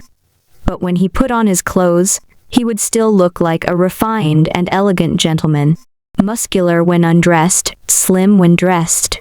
Suji felt that his body was now comparable to that of Gilgamesh in his prime. His sleek muscular body would not lose to the mythical hero king. My gain from the 3rd extinction event is several times greater than the last 2 times. I get the feeling that I'm now comparable to the top athletes. Suji made a fist. He felt himself brimming with explosive power. My physical fitness has improved so much. Though Suji had gained beauty comparable to that of a god's, he did not feel too happy. Instead, he felt an oncoming headache. That girl, Chen Shi, will go crazy when she sees this sudden change, right? It's over. I'm going to get arrested and treated like a lab rat at this rate. Can I modify my genes? Suji asked the mother hive. I want to modify the genes that give me this overly handsome appearance. He felt that his current appearance was simply too striking. It was the kind of appearance that would attract screaming fans just walking down the street. With his perfect physique and his divinely handsome face, he looked like a mythical character straight out of fiction and fantasy. He wanted to go back to his former appearance. He was already quite happy with his previous good looks. While he had been very attractive, he still looked like his old self. Even then, it had been difficult to explain himself to Chen Shi and his neighbors. They had only reluctantly believed him when he said that he had simply grown more handsome. But now that his looks have changed again, they were bound to get suspicious. I don't want to be captured and turned into a research subject. Do you want to assimilate Tyrannus cells? The mother hive asked. As the Tyrannus lord and creator, you'd naturally be a Tyrannus hero and will be able to open your genetic locks and freely manipulate your own genes. I'm already a Tyrannus hero. I already am what countless Tyrannus aspire to become one day.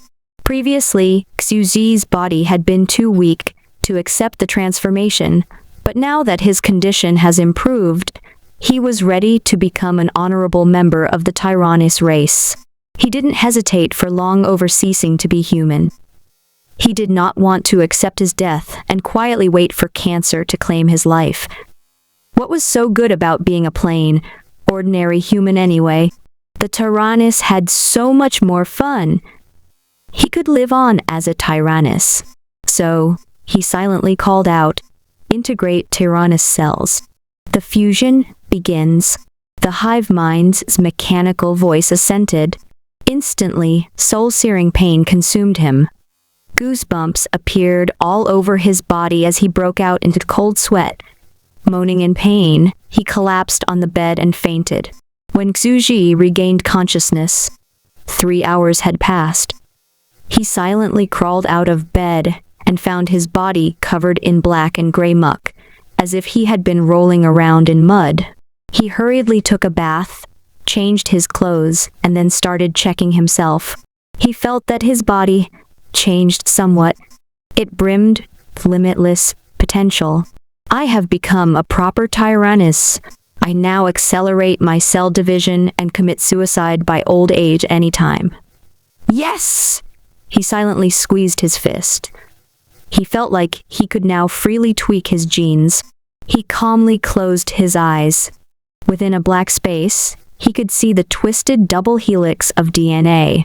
A person's genes were made up of large chunks of complex, disordered, and meaningless data, some of which even carried information for latent diseases. Xuji looked at his own genes. It had been greatly optimized after his transformation and no longer had junk data. A great part of his genetic sequence was now blank and ready to accept new genes.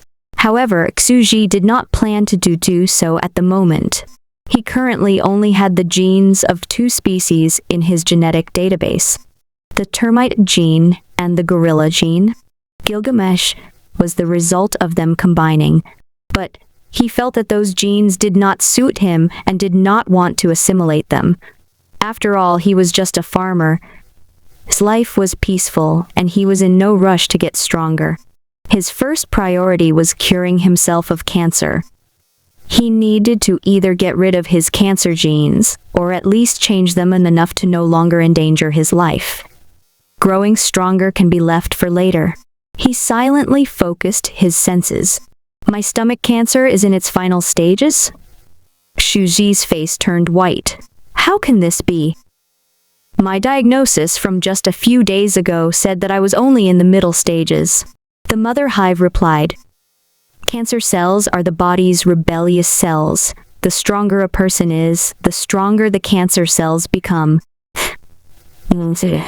You mean to say that my cancer cells have grown stronger along with me, and are now wreaking havoc within my body? So, had I absorbed just a little more energy during the last extinction event, I'd already be dead? He was quite shocked. I can't accept the energy feedback from another extinction event anytime soon. Xuji took a deep breath. Thankfully, it was still a long way off. If the ecosystem hadn't been thrown out of balance, he wouldn't have chosen to reshuffle the deck in the first place. A thriving sandbox was what he wanted to see, but still wary. In other words, for a short time, even if the Boogips choose to run wild, there's nothing I can do about it. Xuji felt a headache, but now that his cancer was in its final stages, his hands were tied. Xuji didn't think it would happen this fast. He remembered Gilgamesh's final desperate struggle from last night. He too now felt the fear and apprehension all living things must feel when faced with the end. Xuji sighed with mixed feelings. Will I really be able to get through this? He could keenly feel his approaching death. I do not have much time left. In the next era, I must hurry and direct the civilization within the sandbox to develop supernatural abilities. I'll place my hope in the supernatural, develop a power that would get rid of my cancer. Xuji looked at the sandbox. The scenery was lifeless and full death. A night had passed, which was 40 or 50 years in the sandbox. But the Boogips had yet to completely recover. They could only save a single pair of each of the world's species, and repopulating the land after an extinction event took time. They lacked food. This made it very difficult for them to increase their numbers. Furthermore, they have begun to heed the words of God, who said that all life was created equal. Besides what they needed for food, they limited the killing of other species and even helped some species to breed and expand their populations. At the same time, new species of all shapes and varieties have begun to appear after the great extinction. Xuji watched as he sat in the sunny courtyard. He started eating the farmer's breakfast that Chen Shi had brought him. Things have stabilized and civilization has started to develop again, but it's taking too long. I won't last much longer. Xuji sighed. Should I open up another sandbox and start a second Genesis? Xuji thought. He wanted to open up a new sandbox, evolve new life, develop civilization, and create a vast world of fantasy. But it wouldn't be practical for him to do so. Building a new sandbox would take him too much time. After all, superpowers have started to appear in his existing sandbox. He should be patient and place his hope on its future possibilities. He set aside the idea of building a new sandbox for the moment and pondered how he could cause supernatural species to appear. They won't appear just because I wish it. He sat in front of the yard as he pondered, and suddenly recalled an earlier thought. Intelligence is unpredictable, and consequently, will give rise to many cases that do not conform to evolutionary theory. Since intelligence is unpredictable, then perhaps I should borrow the intellect of others. After all, there's a limit to what I can do all by myself. I might as well conscript some people to help me out. A daring idea appeared within Xuji's mind. He decided to take a huge risk. If it took him too long working all by himself, then he simply had to get outside help. He remembered Spore, a sandbox game he had played once before. In the game, the player starts out as a spore and evolves to become a variety of oddly shaped creatures. Xuji asked the hive mind, if I make another miniature sandbox world, can it be turned into an online game that people could project their souls into and help me evolve new species? With the Tyrannosaurus technology, it can easily be done. The hive mind replied, however, they won't be able to level up by killing monsters like in one of Earth's MMORPGs. She nodded. It wasn't a real game after all. That was only to be expected. He also did not want to create a level system that encourages people to fight monsters in the first place. His game was going to be something like Minecraft, an open-world sandbox kind of game where players would be free to explore, evolve, and create whatever they wanted. It would also be similar to the simulation game Spore and the game Mole Manor, where players spend their time farming and engaging in peaceful activities. Xuji intended to set cell division speed within the game at 10,000 units and let the players start as spores and evolve into whatever species they wanted. They'd have control over their cell division, growth, evolution, old age, and death, and a playthrough of spore evolution would take several days.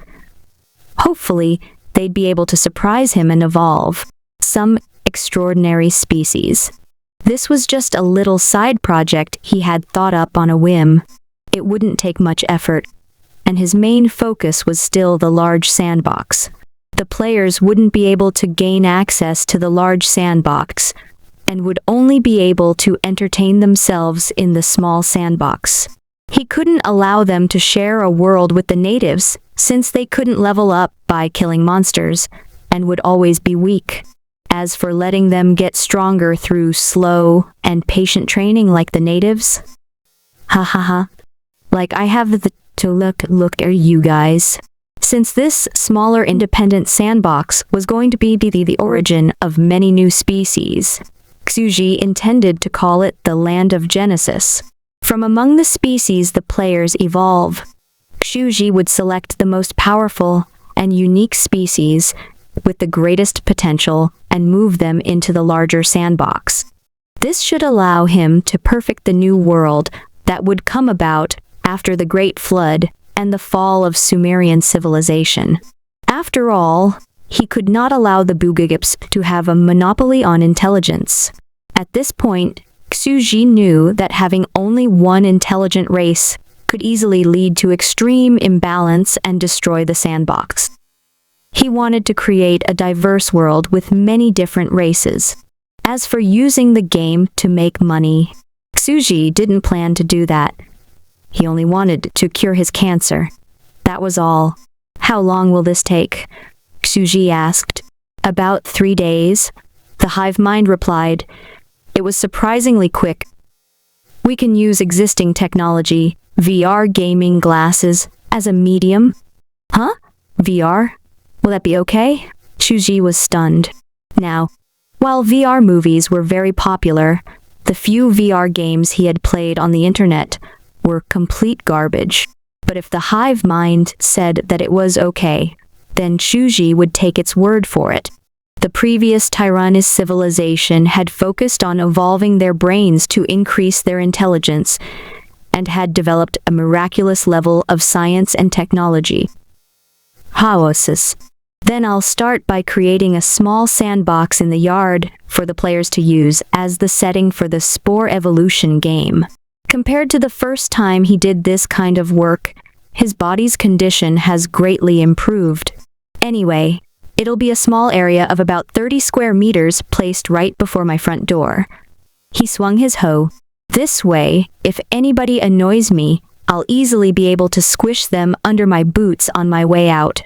It should take the hive mind several days to finish setting up the game's network, along with various other preparations. Xuji would use that time to thoroughly complete his share of the work. I have really become a farmer, haven't I? Wielding his hoe, Xuji created a small sandbox measuring about 30 square meters. Thanks to his previous experience, the work was easy, and he quickly built a small sandbox with a similar layout to the previous one. Once done, he used the flamethrower again to sweep away the remnants of plants and animals. This time his body was strong and healthy, and the work only took him a day and a half. His clothes were covered in black mud by the time he was done, and he headed into the shower. Chen Wenshan was a veteran gamer who has purchased countless games on Steam. He had retired from a session of Sekiro and was in the middle of cursing the game for being too hardcore. Once he had calmed down, he started browsing through Steam's list of new indie games, hoping to find a hidden gem. What's this? A VR game. Spore Evolution Closed Beta. Casual simulation game. Species evolution. Endless possibilities. The number one choice for casual gamers? He grasped a few keywords and laughed. He silently cursed the scamming Chinese game developer who had uploaded this in his mind. Endless possibilities?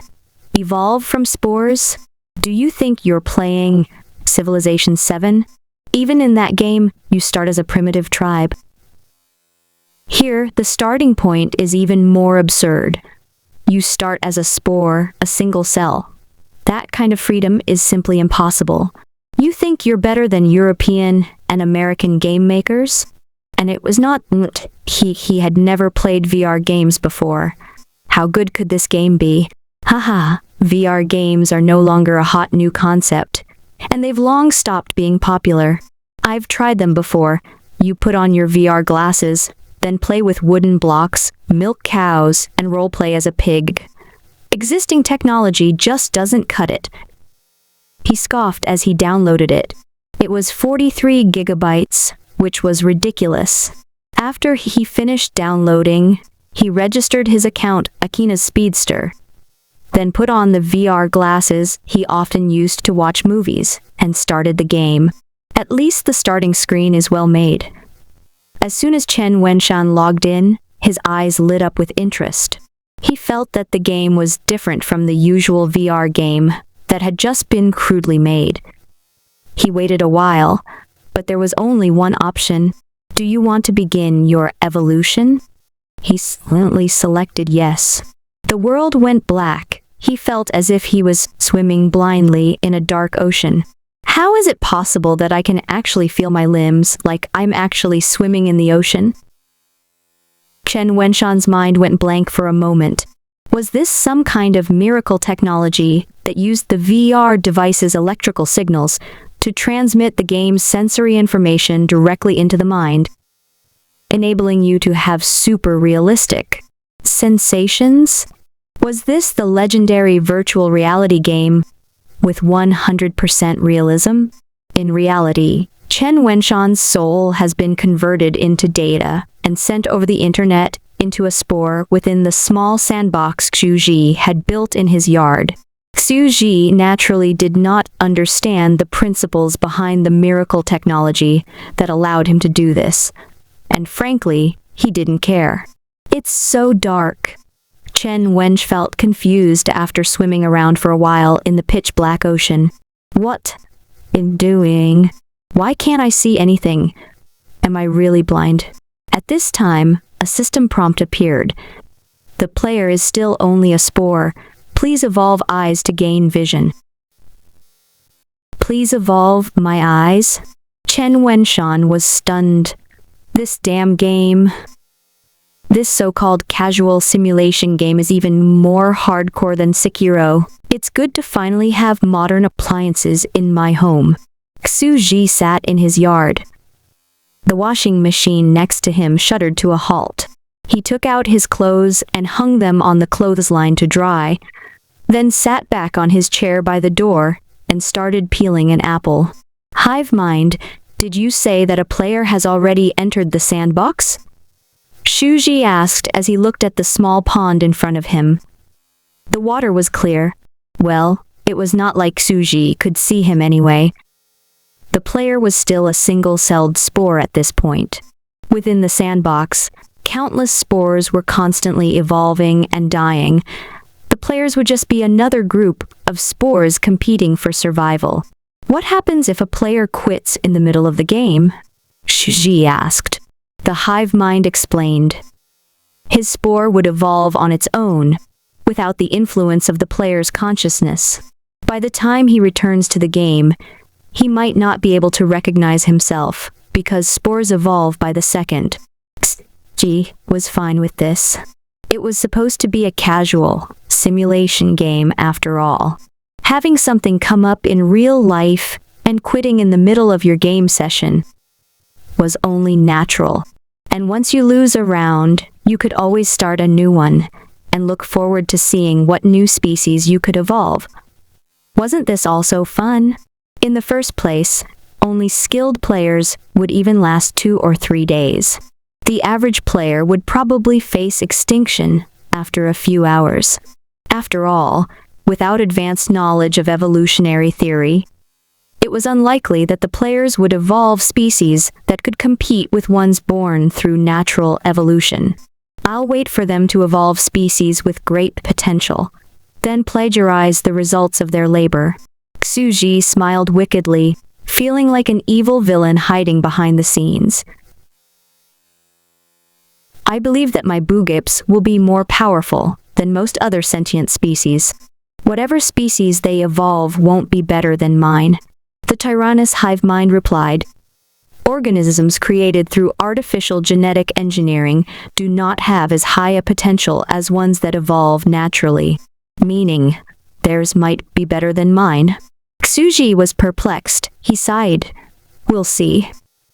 Hopefully they'll be able to create some worthwhile species that could compete with my boogapes. Come on, new species. Xu Ji was filled with anticipation. After studying the player for a while, he found that the player kept on dying without being able to do anything, so he could only switch his attention to the developments within the larger sandbox. The Great Flood had washed away almost all life in the sandbox. The world was in a state of ruin and would likely take 200 to 300 years to recover. Under the 100-unit acceleration, that meant 2 or 3 days in reality. After the fall of the Sumerian civilization, Utnapishtim became a benevolent leader. He bravely shouldered the fate of his fallen nation and led his people to repopulate the lands destroyed by the flood. He rebuilt the tribe on the former land of Mesopotamia. More than 100 years later, his grandson Ishbiela became the new chief. Ishbiela had both ambition and talent, and named his tribe the tribe of Babylon. Babylon. This name would come to have great meaning for later generations. The era the Sumerians had passed.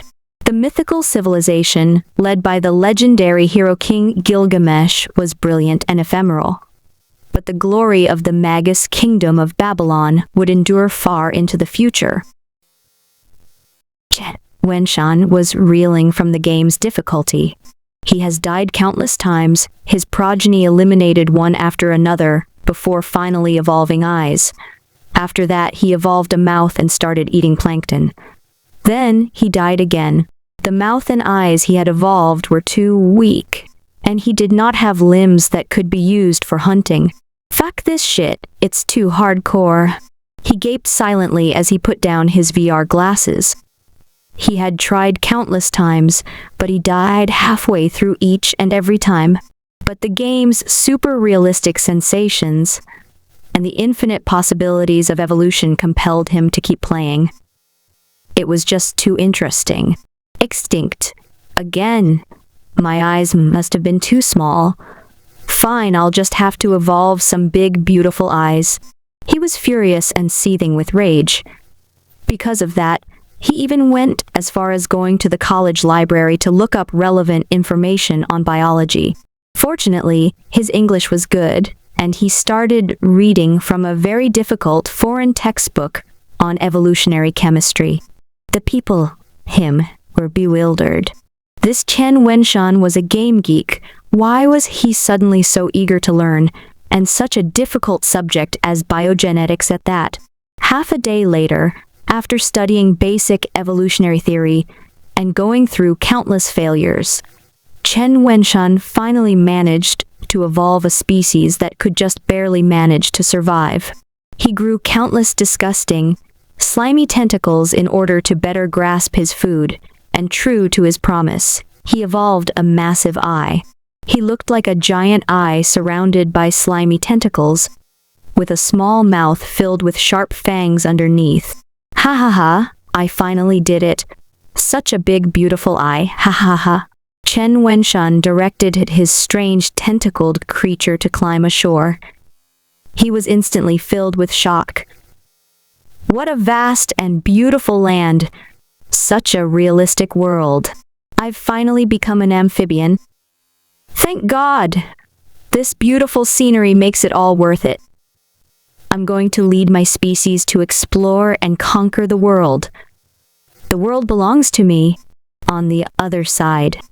Xuji sat at the entrance to the yard, eating an apple as he enjoyed the sunlight.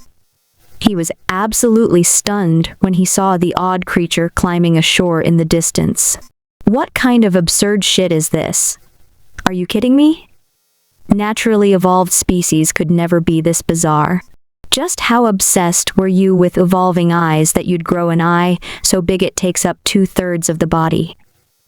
Were you really that eager to see the world?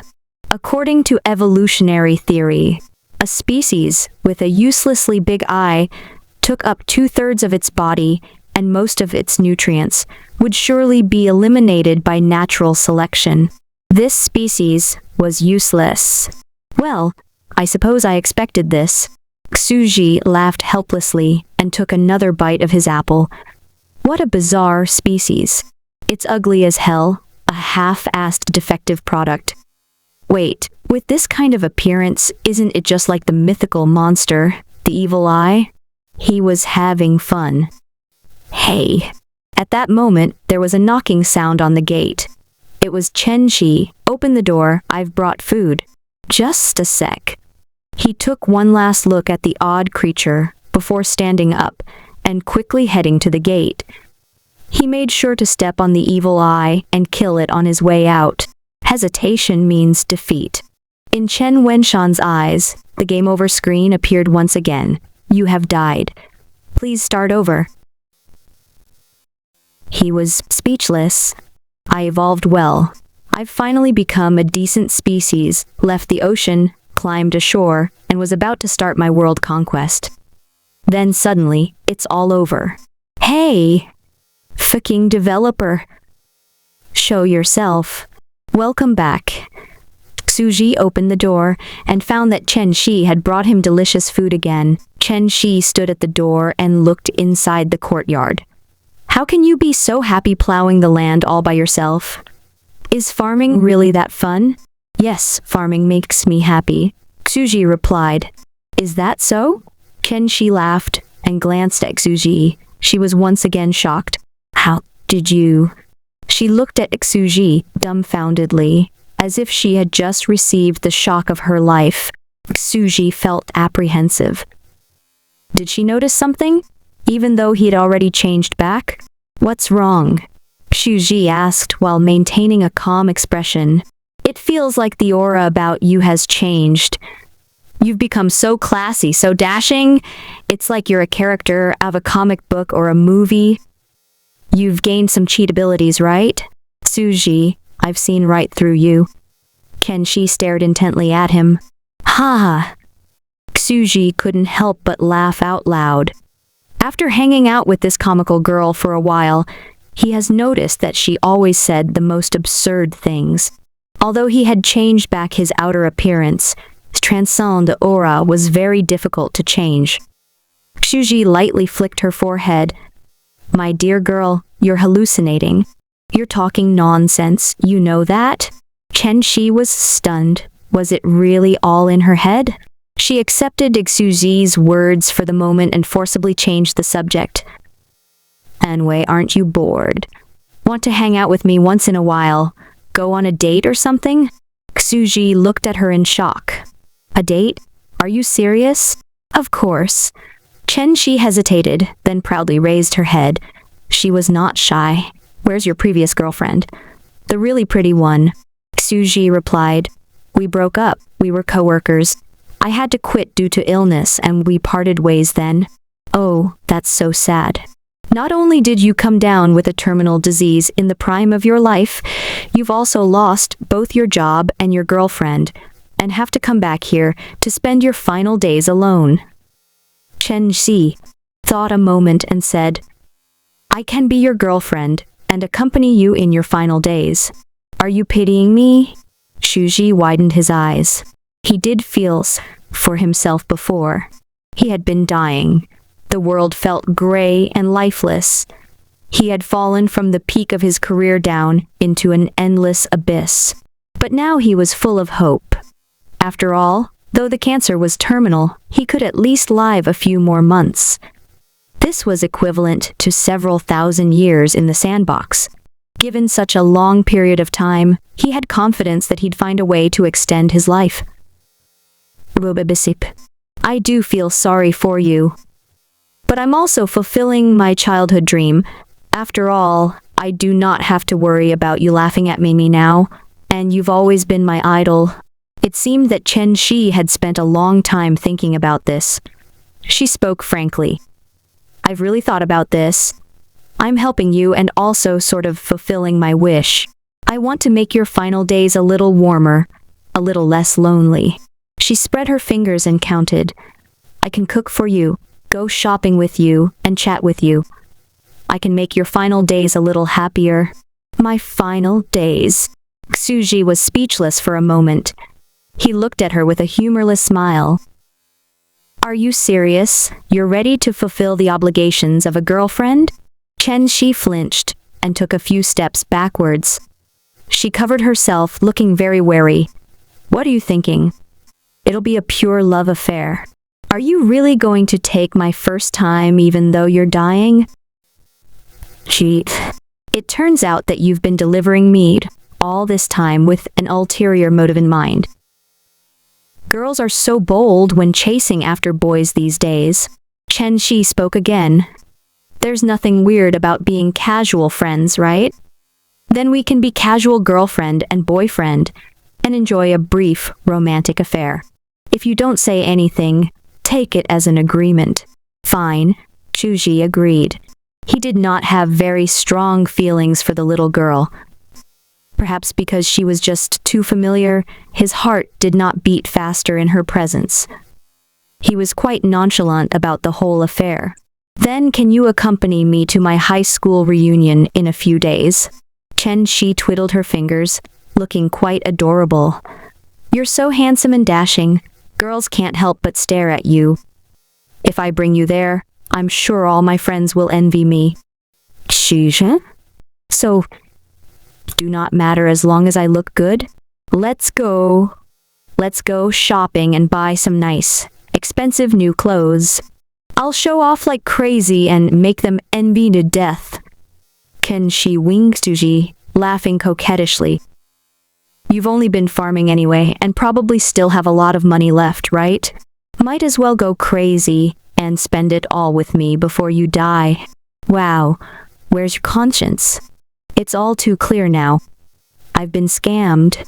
This girl just wanted money for her new clothes and a pretty face she could show off to her friends. Suji accompanied the girl into town on her scooter. After carefully considering the cost, the two of them bought a beautiful dress and a nice suit that cost 300 yuans each. They've walked through most of the shopping district by this point and were exhausted, so they got on their scooter and headed back home.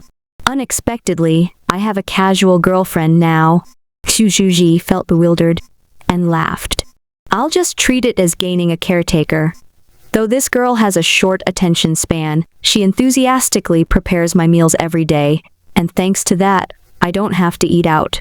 After all, he had to pay attention to his diet because he had stomach cancer, and takeout food was too unhygienic and lacking in nutrition. He wasn't too concerned and returned to the sandbox in his courtyard to study the evil eye. He may have killed the player, but the species he had evolved still remained in the sandbox. It was about to go extinct, though. After all, it would be weird if that didn't happen. The eyeball took up 2/3 of the body, along with most of its nutrition, only to see a little better. Of course, it would get eliminated with that kind of waste. Does it have the potential to become a supernatural species? Suji asked. The mother hive answered. Yes, according to my analysis, though this creature is vicious and simple-minded, it has abnormal mental strength due to its huge eyeball. She pondered. If you left them alone, then this deformed and defective species would definitely go extinct. However, it might be similar to the Bugips in that it would grow strong if it could survive past its weak initial stage. Should I try putting it in the big sandbox? Suji decided that it would be a good idea. He would have to create a swamp in the large sandbox. After all, the environment of the large sandbox was too monotonous. There were no swamplands or deserts. He'd add a swamp area of about 10 square meters. This was already a huge swamp, the size of a mountain range, for ant-sized creatures. As for how this new terrain appeared, after the Great Flood, seawater collecting into muddy swamp zones would only be natural. And a terrain like this would be very fertile due to all the mud, so I'll have to get some fertilizer. The first thing that came to Shuji's mind was farmyard fertilizer. In the countryside, many people use their own excrement as fertilizer. It had the advantage of being natural and pollution-free, but the thought made him feel a little disgusted. If he thought about it, the Bugips and perhaps even other races would later explore this black swampland. But in fact, they'd be exploring a giant privy. No, he didn't want to think about it. Human feces was definitely out. He went next door to his girlfriend Chen Shi's house and asked Mrs. Li for some manure, chicken and cow dung, saying that he needed fertilizer for his farm. Once he got what he needed, he took a big shovel and started working on the 10 square meters area. The Bugips haven't recovered yet from the Great Flood, were only a small tribe living in a remote corner. They weren't everywhere like before. This made it convenient for Xuji to change the terrain without anyone noticing. He picked a good spot, then poured down manure and mixed it with dead branches and leaves. This would decay and turn into fertile mud, which would be fermented by microorganisms, creating methane gas. And thus, a viscous swamp would be born. He then placed the evil eyes into the swamp. Since they had no competition at the moment, even if they were weak, they could still survive and reproduce in great numbers. Hopefully, they'd evolve to become this land's first monstrous species, true evil eyes as found in the Cthulhu mythos. Xuji had nothing to lose even if they failed. If they could not evolve supernatural abilities, it was likely that they'd go extinct anyway. The next morning, Xuji leisurely sat in the yard with his legs crossed, cheerfully joking with himself as he ate an apple. As expected, it's better to work with others. People are just full of surprises. Take this weird giant eyeball monster for instance. I really hate myself for not being retarded enough to come up with something like that. With my intellect, I'd probably never be able to evolve something that bizarre. As he messed around, he looked at the small sandbox and was surprised to see it completely full. It had the maximum number of players possible, and 100 spores were evolving within the sandbox. Xuji had not intended to allow many players into the sandbox. It was only meant to be a casual niche game, for people to provide him with inspiration after all. Xuji had not paid much attention to the game's entertainment value and did not expect it to become so popular. It had only been a day, and the sandbox's server was already full. He checked the internet out of curiosity and found the forum thread that had started it all. The title of the thread was Miracle Technology, the most realistic simulation game. 100% realism. The most hardcore casual sandbox game in the history of Chinese games. Spore evolution. At first, the posters who replied were all skeptical. VR technology was still too immature. There was no way such a game was possible. They were certain it was only empty propaganda. But while they mostly scoffed, there would always be the curious ones willing to try anything. A few players tried the game, and then the thread exploded. A returning poster said, "It's true. It's amazing. There's even the sense of touch. What kind of alien technology is this? I cannot praise it enough." He immediately derided as a scammer. But then there were people who couldn't help but be curious after that. They tried the game, instantly got hooked, and never looked back. This cycle kept repeating until a player started to release screenshots of the game, along with the bizarre creatures that were the failed products of his evolution. A flurry of activity followed, and people soon found out that 100 beta testers could register anymore, and you couldn't log into the game. There are only 100 beta testers. Countless people were heartbroken and envious. The first group of testers who had successfully logged in were happy and excited. They stayed up all night and praised this revolutionary game to the skies. And early this morning, the first Spore Evolution game guide and beta test impressions were posted, topping the game's forum. "Hello guys, I'm Akina's speedster. I was also the one who started the last thread. I'm very lucky to be the first one to discover this revolutionary game that had been released without any promotion. Now I'll do a quick game review. First of all, the point that people are most concerned about. Does it really feel that realistic? My answer is yes. It's definitely true. I give you my word, it was as if I was really and truly in another world. I don't know how they did it. It's a miracle. There is also pain adjustment. I adjusted it to 100%. And the feeling of death was so realistic that I had convulsions. I took off the VR glasses in reality, and my entire body was sweating, shaking, and convulsing. I'm never ever going to try that again. This is the first scary part about this game. Players better attention. I'm going to list the scary parts of this game. I discourage you from playing if you don't have what it takes. First of all, while this game is billed as a casual sandbox survival game, it is casual in name only. In fact, it is incredibly hardcore. When you log into the game, there is no character creation screen in other traditional MMOs. There is only one option: start life as a spore and begin your evolutionary journey. You might not believe me when I say this, but once you enter the game, the world is pitch black. That's right, you're just a single cell and have to evolve eyes to see the world. It's too damn realistic. My inner thought. At that moment, I realized that this so-called easygoing and casual free-to-play sandbox game was going to be something special.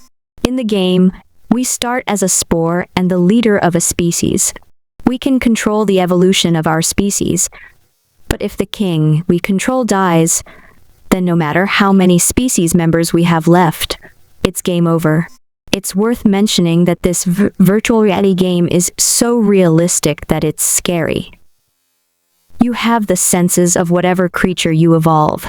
For example, if you become an insect, then you'll have all the senses of an insect. The first species I evolved was an eyeball monster with a huge eye. I found that an incredible field of vision. The second time, I evolved 8 compound eyes, and guess what I saw? The world as seen through compound eyes. It's so damn realistic. It's just amazing. In this game, we can perfectly experience and perceive the world through the senses of other species.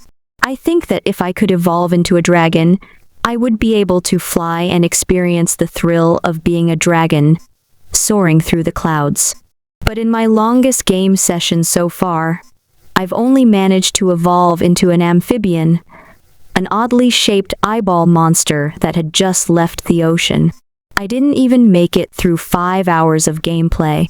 And once you die in this game, you can only start over, right? That's the second hardcore part about this game. Unlike other games, with respawn points after death, you only have one life, and the only way to respawn after death is to start over. You turn back into a spore, and everything you have previously evolved is gone. It's so fucking hardcore. It does not follow any of the traditional MMO game conventions. It does whatever it wants, and doesn't even care if that discourages people from playing.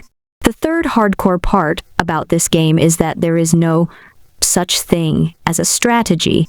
Don't expect me to write a strategy guide either. I have attempted to evolve into an eyeball monster again using the same method as last time. Ended up evolving into another species with compound eyes. This is also completely consistent with evolutionary theory, which says that each and every life form that appears in the history of evolution is miraculous and unique. Even if you have the exact same environment and follow the exact same process, you might become another very different species due to butterfly effect. Although I don't know how this game was designed, it really feels like a real world with real evolution and infinite possibilities. And this game's setting is quite interesting. Next to the mountains, rivers, and oceans where we spores live, there's a colossal giant wreathed in a hazy hello. We evolve by the entrance to the giant's courtyard, and he often sits in front of his house on a wooden chair, peeling fruit and quietly reading a book. Our creatures can sneak up on him and even climb onto his body. When I was an eyeball creature, I tried to get close to look at him, and he stomped my king to death. I exited the game, and my followers were left behind, no longer under my control. They should be extinct by now. Personally, I'm guessing he's an important NPC in this game. He could be set up to be invincible. or he'd be a boss and we can challenge him later, after we've evolved into the strongest species. Anyway, it's food for thought. We're like insects evolving in the giant's yard. Now for my closing words. This is the most hardcore game ever made. Super hardcore. Casuals need not apply. But it's also so much fun, a great degree of freedom, infinite possibilities, 100% realistic sensations as it were real world. It's so fun. I can't praise it enough. Honestly, my only goal right now is to survive for a long time and escape the fate of dying constantly and having to start over. I'll evolve into a powerful species with a solid place in the ecosystem, and perhaps even climb to the top of the food chain. Then I'm going to evolve into a dragon of legend and develop the dragon race. This is every Chinese person's dream. And then I'll fly above that apple-peeling giant and shit on his head. Oh yay. That would be awesome. And like I said, there's really no strategy guide. My fellow players, if you want to play, then go read The Origin of Species and similar books. Knowledge is power. I also had to do some reading before I could evolve various organs. Students majoring in biology, you guys would rule at this game. And that's that. I got a headache from playing too long. That's why I took a short break and wrote this guide. Time for me to head back in. I will absolutely live a little longer this time. I'm addicted, aren't I? Want to shit on my head? Xuji smiled. The last species that dared to provoke me that much and called me Baldy, do you know how they've ended up? Xuji silently recorded this insult in his little notebook. Bro, we will settle this account later. He had completely forgotten that he had just called Akina's speedster retarded earlier. This was simply a case of give and take. Xuji didn't think it would turn out like this. He knew right from the start that it was going to be a very hardcore game that required specialized knowledge. Xuji wouldn't have sought help from others otherwise. By all rights, it should have been a very niche game. Who knew there would be people who would study such a difficult subject as evolutionary theory just to play a game? Perhaps there's a group of hardcore gamers in this world who actually like being abused. And open-world sandbox games like Minecraft have always been popular. Below the long and detailed review, comments quickly piled up. In a short period of time, there were already thousands of replies. Dancing basketball player, question, is it really that amazing? He went into such detail, I'm almost convinced. Crazy African. It's too hardcore, starting as a spore. Evolution requires biological knowledge. Does this mean you actually have to go and study evolutionary theory? Demanding little beauty. Wow. Sounds like even a bad student is eager to play. The possibilities are endless. Super tech geek. I feel like the thread starter has yet to get to the meat of the game. Take that giant he was talking about, for instance. I really want to know more. After all, he has only evolved. Defective species that couldn't survive long. Cerebral bluff. I've started reading The Origin of Species. Soon, I'll have knowledge of evolutionary theory comparable to a biology professor in college. Now I just need a spore to practice on and test my theories.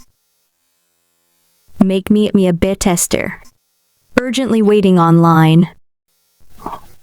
Some were eager, some begged for an account, others expressed their desire to play. But naturally, most people said that this was all a giant hoax, and that the 100 players were all acting. They mocked the thread starter, and asked how long he would keep up his act. However, they quickly had to eat their words. Akina's speedster had started live streaming videos recorded through his VR glasses. A deep blue ocean spread out before them. It looked completely realistic, like watching an epic movie set on a vast and beautiful ocean. Friends, I've just evolved my eyes. this step is already a breeze. Next, I'm going to start preying on algae creatures and turn into a carnivore. Following the evolutionary path of the arthropods of Earth's Cambrian period. At that moment, a fierce-looking beetle appeared. Holy shit, what is that? It looks like an ancient trilobite. Hurry up and eat him. Don't be ridiculous. He's going to eat you, turn you into food. Run.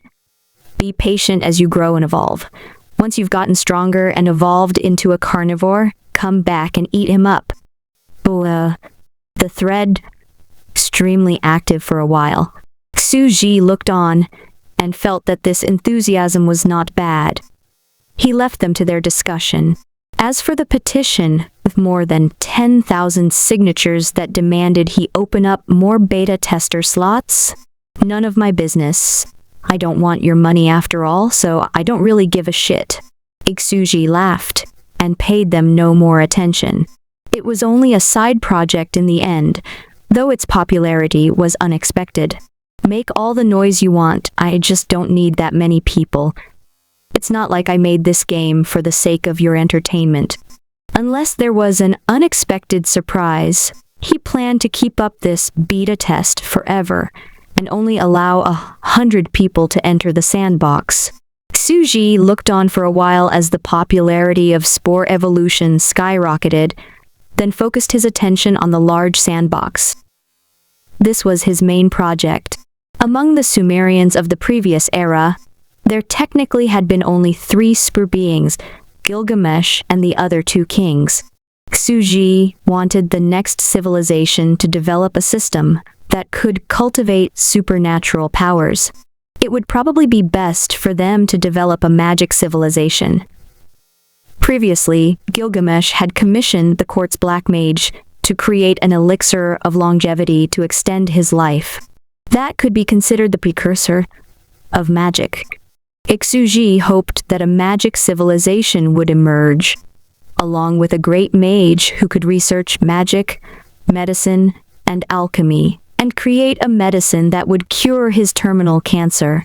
In order for that to happen, the sandbox needed to have many mysterious and deadly supernatural species to serve as reference for the mages to study. Xu looked towards the muddy swampland in the large sandbox. A day has passed. The eyeball monster, the evil eye, has multiplied in great quantities and even evolved special variants. Xu was delighted. Evolving in such a bizarre direction has indeed given it great potential. In the past 100 years, thanks to having no natural enemies in their newly created environment, this weak species had multiplied and were everywhere. But soon, due to overbreeding, competition for food became fierce, and they turned on one another. They competed amongst themselves for food, and began to kill each other within the black swamp. They were extremely vicious, and even started feeding on one another. As time passed, the evil eyes grew more and more savage. A unique evil eye appeared. It had a strange mental power, and all the creatures it gazed upon would be charmed by it and obediently become its food. This first ever supernatural species of evil eye quickly rose to the top of the food chain and dominated the swamp's ecosystem. Since it had no natural enemies, it quickly multiplied and preyed on other evil eyes. It was survival of the fittest. The strong survived, the weak perished. The ordinary eyeball monsters were massacred, and the entire swamp be filled with the ever-multiplying offspring of the evil eye that could charm others. The ordinary evil eyes went extinct and became a thing of the past. An anarchic mental power? Xu was surprised. It really has potential. Although it doesn't have intelligence, it's able to entice other creatures into becoming its food, like the Venus flytrap. After the 4th era, the first supernatural species had finally been born. Xu had a thought and looked at the large sandbox. Surprisingly, there was another major development. A group of boogips had started to wade into the depths of the swamp. More than 200 years have passed since the Great Flood. enough time for several generations to rise and fall. The Babylonians wore clothes and animal skins, and no longer needed their natural body hair to keep them warm. Their dense black fur diminished as their bodies stood straighter, gradually revealing white skin. They went from hairy apes to early humans with sparse hair. With the brawny muscular physique of Westerners, their once glorious civilization has yet to recover. They were still stuck in primitive farming tribes, unable to rebuild their city-states. Their glory was all thanks to their great hero king, Gilgamesh. The great hero king was the strongest being in the world, and could suppress all the races of the world by himself. He single-handedly suppressed the great beasts, and made the Sumerian race occupy the top of the food chain. Without the hero king, they had nothing.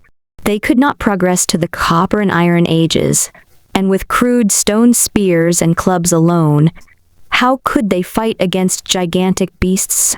The one and only metal weapon, civilization's holy sword, the sword of Damocles, had been lost in the Great Flood along with the hero king Gilgamesh, sinking into the ocean's endless depths.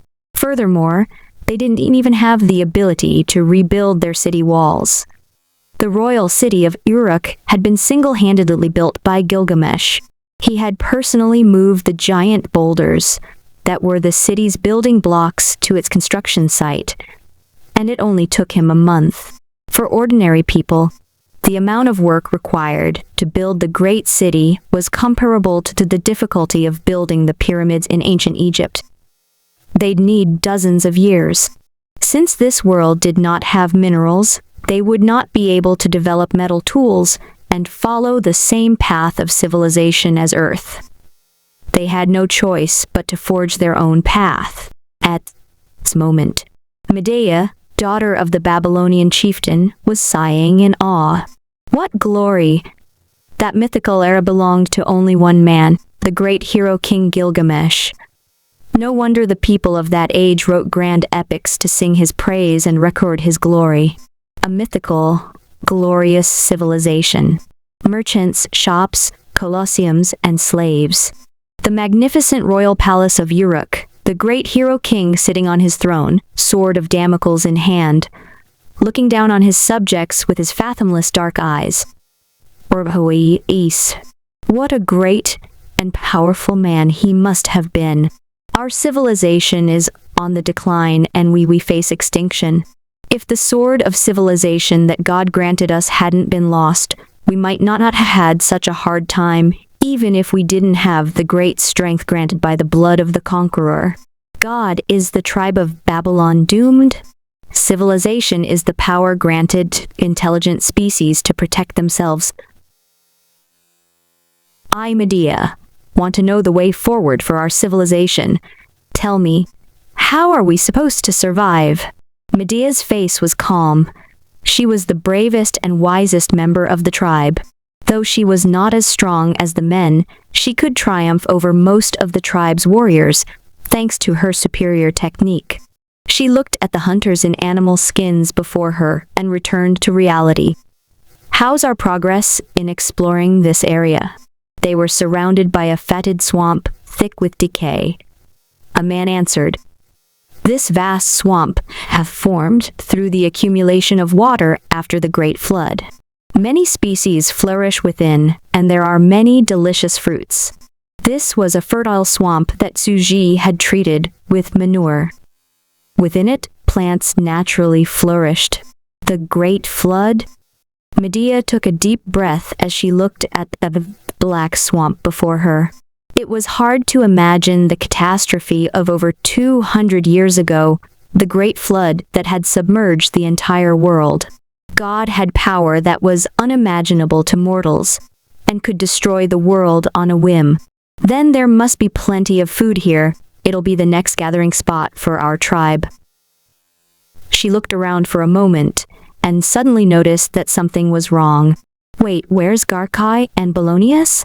The hunters looked at one another. They hadn't noticed that two people had disappeared. This never happened before. The savage creatures of this land weren't very intelligent and wouldn't bother to sneak up on weak humans in the first place.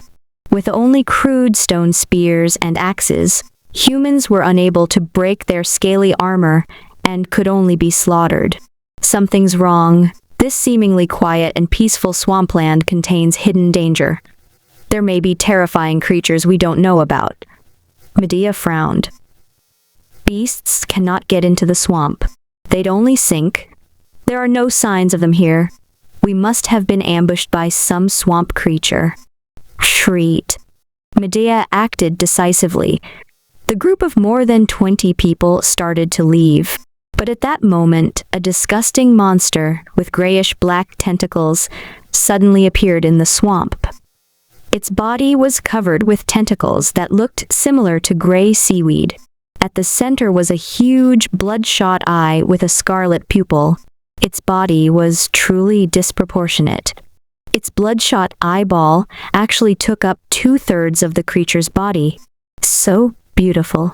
How could there be such a beautiful girl in this world? Hardy men in animal skin looked into the evil eye's bloodshot orb and couldn't help but walk over in a trance, as if they had seen a stunning beauty. They were so excited that no one could pull them back. What are you doing? Don't go over there. They're terrified. This bizarre scene made them question all that they knew. Medea was the most intelligent person in her tribe, instantly realized what was happening. What kind of terrifying creature is this? That strange and sinister giant eye can charm prey into voluntarily heading over. The missing Garchai and Bolonius must have voluntarily walked to their death. Run. She quickly made her decision and hurriedly retreated with her people, abandoning the few who were charmed and slowly walking past them to their doom. But then, she suddenly stopped. Her eyes turned fiery. These are such wondrous creatures. They are weaker than humans, with soft, powerless tentacles and stupidly large eyes. Physically, they're the weakest creatures we've ever met, and yet, they have the astonishing power to destroy creatures that are stronger than themselves. Even though we're similarly weak, why is it that only they have a unique power? Medea's eyes burned with a nameless flame, as a terribly bold and daring thought took root within her. I will claim its power and revive the tribe. We'll escape after killing it, Medea suddenly shouted. What? The tribe's warriors were taken aback. Medea turned and raised her white spear high. A ray of light fell on her cold and beautiful face, wreathing her in a divine halo, like a mythical Valkyrie from Norse mythology. Follow me. I will kill it and bring its corpse back to the tribe, but more of these creatures are closing in on us, a hunter shouted as he looked to the far side of the black swamp. More tentacled eyeball monsters were approaching. These physically weak creatures were slowly crawling towards them with their slimy tentacles. Despite their ridiculously slow movements, their strange power was terrifying. Once you got surrounded, even if it may cost us our lives, we must kill at least one of them. Medea took the initiative and raised her stone spear. She was the bravest warrior of the tribe and did not hesitate to charge forward. With a single blow, the big and vulnerable eye exploded, accompanied by a sharp and hoarse scream that sounded like a baby's cry. The creature turned into disgusting, viscous juice that splattered across Medea's face. A foul smell hung thick in the air. Take it away. She picked up the corpse's slimy tentacles with one hand and quickly started to turn back. But before she realized it, she was already surrounded by 7 or 8 evil eyes. She couldn't help but grimace. Follow me and kill our way out. It was a very brutal fight. The tribe's powerful hunting party of nearly 30 people died, almost to the last man. Because of their delay, they were surrounded by terrifying creatures and missed their chance to escape. In the end, only 3 survivors managed to escape from the eerie, infested swamp. All of them are dead. Though Medea was an extremely strong and intelligent woman, she couldn't help but weep. She looked at the 2 remaining warriors beside her. What this meant for the tribe. Over the past years, most of the able-bodied males in the tribe had died while searching for food and hunting giant beasts. Only 100 healthy males in the tribe of nearly 1,000. The rest were all old and sickly. And now they had lost 1/3 of them. They were on the verge of extinction. However, our race was going to die sooner or later. It was only a matter of time, so we might as well bet it all. Medea took a deep breath and looked at the corpse of the evil eye. I hope that this was worth the cost. Its evil blood should be useful. Over the years, countless warriors had to take in the blood of various powerful beasts, hoping to gain the power of the hero King Gilgamesh and protect the tribe. But all of them had died.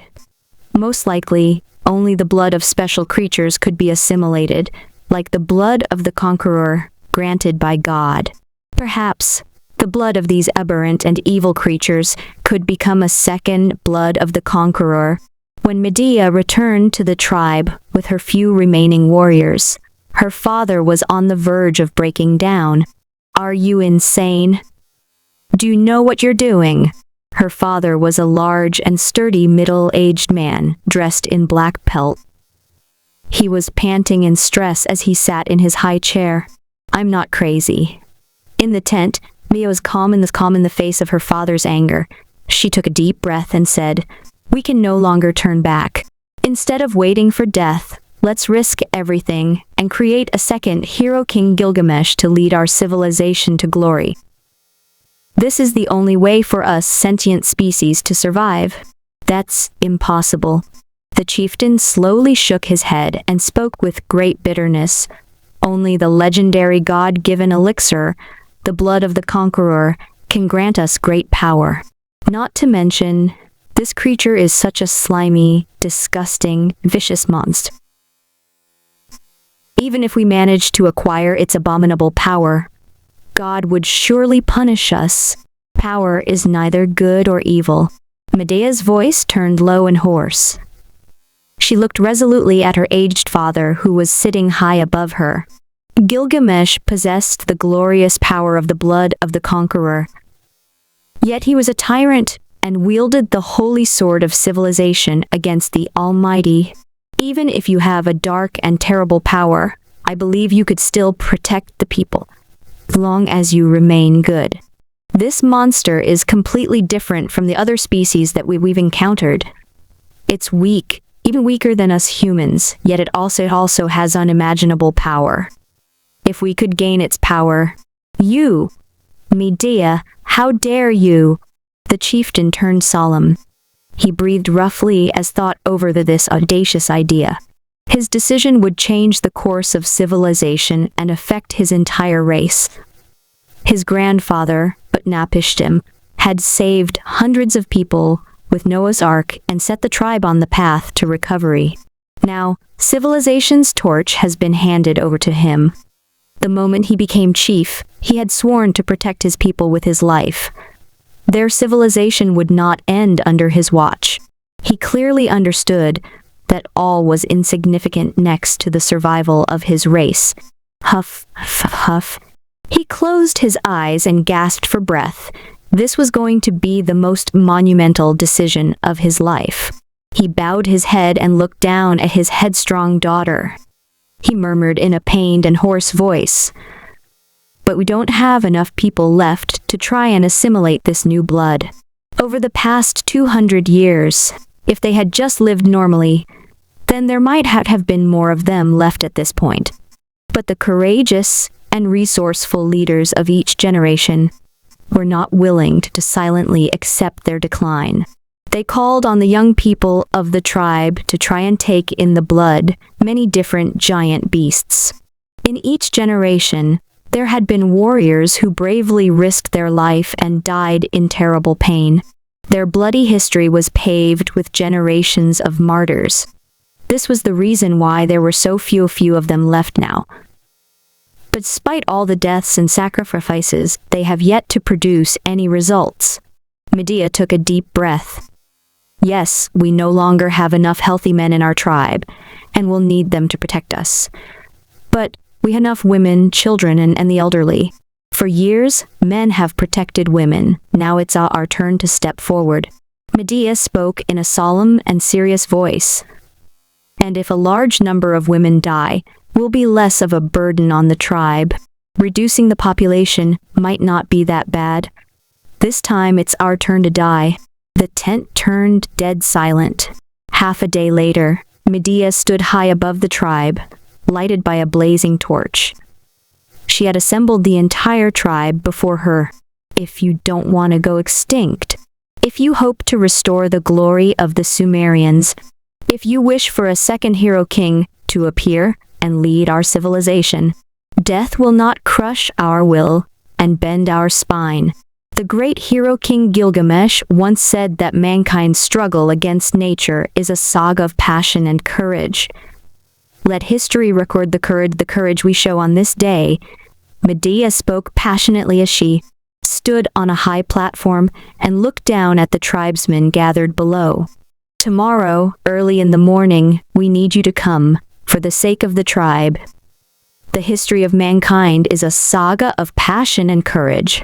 The women below were solemn as they held their sickly children in their arms. It was clear to everyone that there was almost no chance of survival. Most of the women in the tribe had a sleepless night. The next morning, they said goodbye to their silent husbands and crying children and resolutely headed to the site of the test. They have suffered enough over the years. Their husbands were dead, their fathers were dead, and their sons would die in the future. What did they have left? They still had themselves. If no one could protect them anymore, then they had to protect themselves. That fateful day was drenched in blood and pain.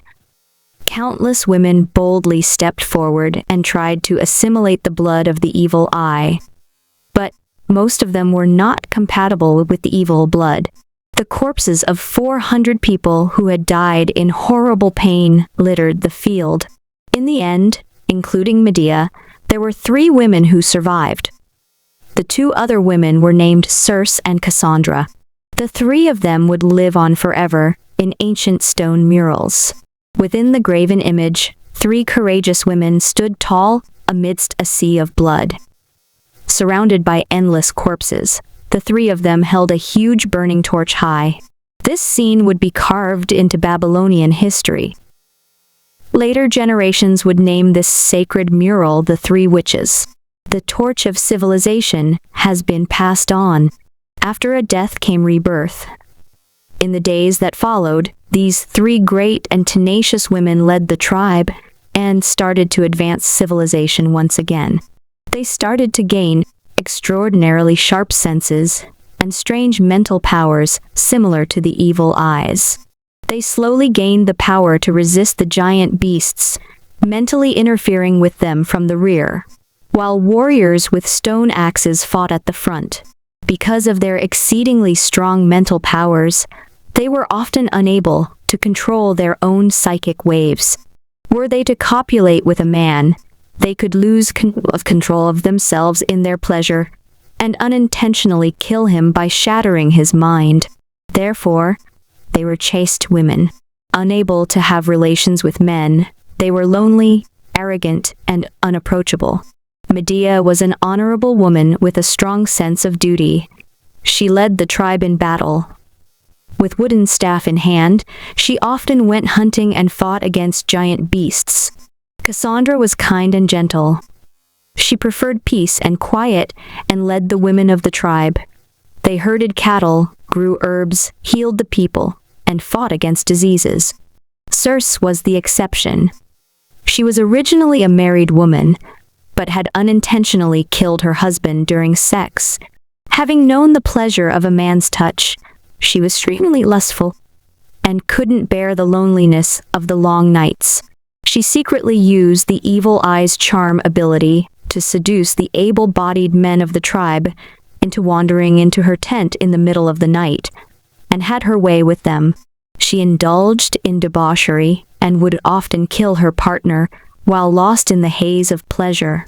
In the tribe, men began to die frequently under mysterious circumstances. The people furtively cursed Circe, but this only made her harbor a grudge. She used her mental powers to place a curse on the males who rebelled against her, causing them to suffer terrible headaches. Their eyes turned hollow, and their hair started to thin. The name of Circe the witch became synonymous with evil and terror within the tribe. The other two witches could not dissuade her from her evil ways. Neither could they join forces to kill her because her power was needed to protect the tribe. Gradually, due to Circe's oppression of the men, the status of women started to increase, and the warriors of the tribe began to fear the three witches. They became the symbol of power, mystery, evil, and the unknown. From henceforth, the tribe entered the age of witches, where women ruled from on high. The spear of witchcraft thus recorded. The Babylonian tribe suffered under the attacks of the great beasts, leaving only a few men left. In desperation, the women drank the blood of the evil eye, and the three great witches appeared. Medea, the witch of war, reigned over the turbulent battlefield and led men to glory. Circe, the witch of ruin, sowed chaos and curses. Cassandra, the witch of spring, watched over life, developing medicine and caring for livestock. Witches, huh? He smiled. He had patiently waited for more than 3 days, which was 300 years in their world. After struggling for a long time after the Great Flood, there were finally signs of revival. The first supernatural species, the evil eye, had appeared within the sandbox, and the women who could assimilate its genes became witches, opening up the path to a magic civilization. The evil eye is really amazing. Xuji smiled happily. It had been a great idea to create the smaller sandbox. Akina's speedster's unconventional thought process has created an amazing species. He sat on a bench at the entrance to the courtyard, eating an apple.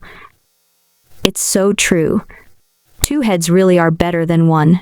As a matter of fact, termitogenes were very difficult to assimilate. The blank genetic fragment needed was too large. Normal people just don't have that much blank space in their genetic sequence. Evil eye genes, on the other hand, had a much lower requirement and were easier to assimilate. 3 successes out of 400 failures was not bad at all. This may be because the evil eye was a much weaker species than the termite. And accordingly, the 3 witches were far weaker than Gilgamesh. They needed warriors to protect them and could only barely win against the great beasts. Meanwhile, Gilgamesh could conquer the world all by himself. The difference was great.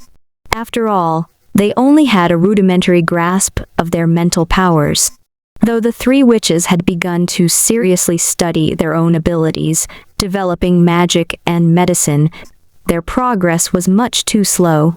Xuji thought for a moment and returned to his room to look up information on the internet. On the internet, I can find information on the meditation practices of both East and West. These are exercises for the mind and spirit and should prove useful. If I give them this information as a basis, maybe they'll be able to develop a systematic approach to studying magic. Blazing a new path was difficult. You were bound to run into obstacles every step of the way. It would be much easier if you at least knew the general direction that you needed to head towards. Xuji could provide them with that direction. But how should he descend and meet the 3 witches within their tribe? Should he turn into the great beast of wisdom and hand them the 3 treasures of civilization once again? Xuji quickly rejected the idea. Definitely not. Neither could he directly control one of the sandbox's creatures by overriding its soul and stealing its body turning it into his avatar within the sandbox. Otherwise, he'd already be having fun within the sandbox. While Xuji was considering his options, the most hardcore players in the small sandbox had started to climb ashore. They found that there really was a colossal giant sitting on a chair in the distance. At the moment, he was thoughtfully eating an apple. This game is so interesting. In the setting, we're really just bugs evolving in somebody's yard. Will we have to go against that giant someday?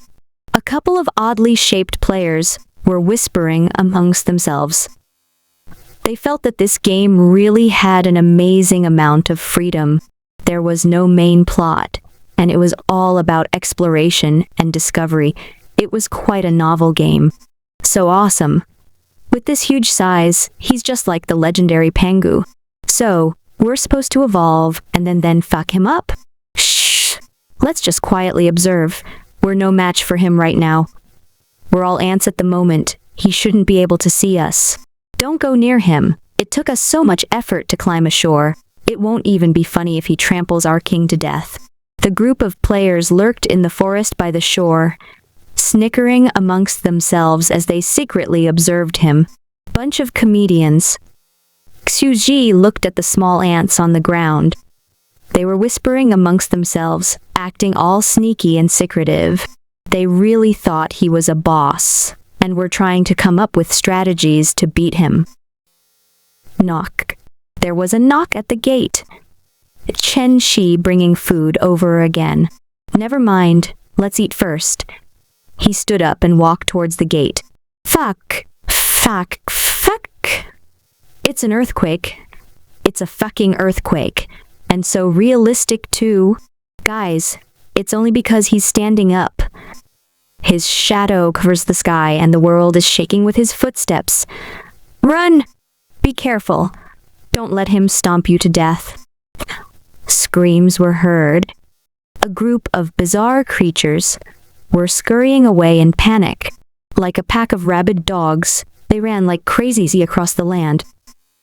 A towering giant slowly followed them from behind. He crossed 1,000 miles with each step and easily passed over them, disappearing into the distance.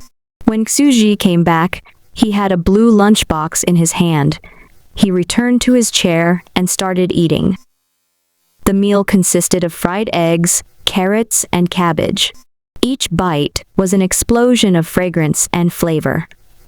Fresh farm food was really savory and delicious.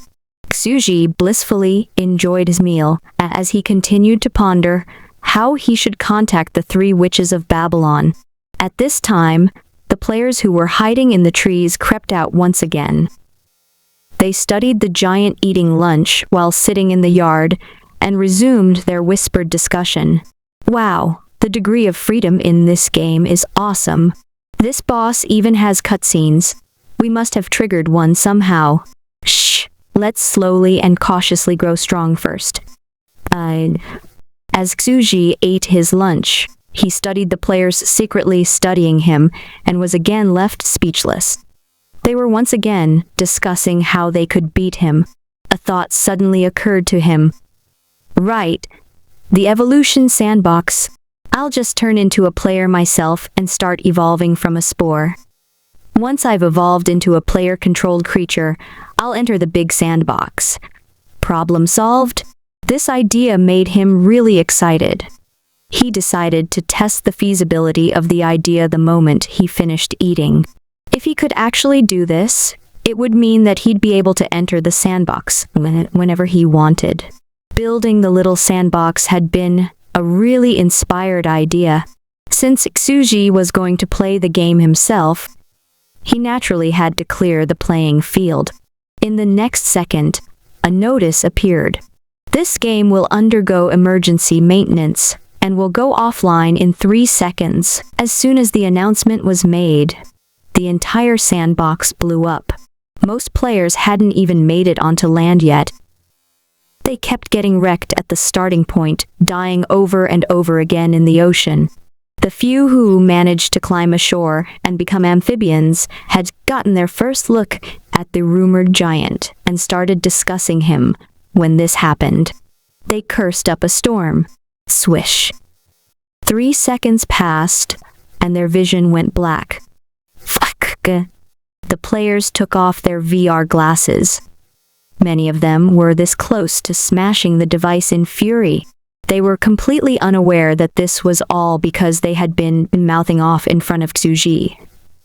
As the saying goes, ask and ye shall receive. Future Sky Whale, look at this. Where's their conscience? Fucking developer, would it kill you to warn us in advance? Quitting. This is the first time I've seen this kind of game developer. I propose that we storm their company and lynch them. Akina's speedster. Get used to it. This casual game is just that hardcore. Nothing new here? Hands off. You're threatening to quit now, but give it some time and I bet you'll be saying, "It's good." Though the beta players in the forum were berating the fucking developer in a frenzy, their passion for the game did not diminish. Xuji looked at the lively comments. The free labor could howl and beg all they want, but he would pay them no mind. He was an impartial and unfeeling creator. The group of people who wanted to play, but couldn't get an account, immediately chimed in after the beta testers. Crazy African. Guys, if it's too hardcore for you, then let me have a go at it. I'm an amnesiac and can go on for days without sleep, demanding little beauty. If you don't need your beta tester slot, then please donate to those who do. Thanks. They felt that this was their chance and patiently waited for people to quit. They were all eagerly looking forward to playing the game. But although the beta testers made a huge fuss, they completely ignored the calls for them to quit and started to discuss the mysterious giant. After all, he was obviously a special existence within the sandbox. Akina's speedster. Guys, did you notice? This game is beginning to half-ass the plot. That giant was actually eating lunch in the yard. Unbelievable. Hands off. Nonsense. If this game is so hardcore and realistic, then even bosses will have to eat and follow a set AI. We need to evolve and then defeat him. Akina's speedster. It's almost impossible to beat him anytime soon. Since the game is so realistic and hardcore, and he has to eat, we might have a way to take him down. Future Sky Whale. He has to eat. You mean you're going to poison his food? But there's no poison in this game. Akina's speedster. If we have no poison, then we'll just have to make it ourselves.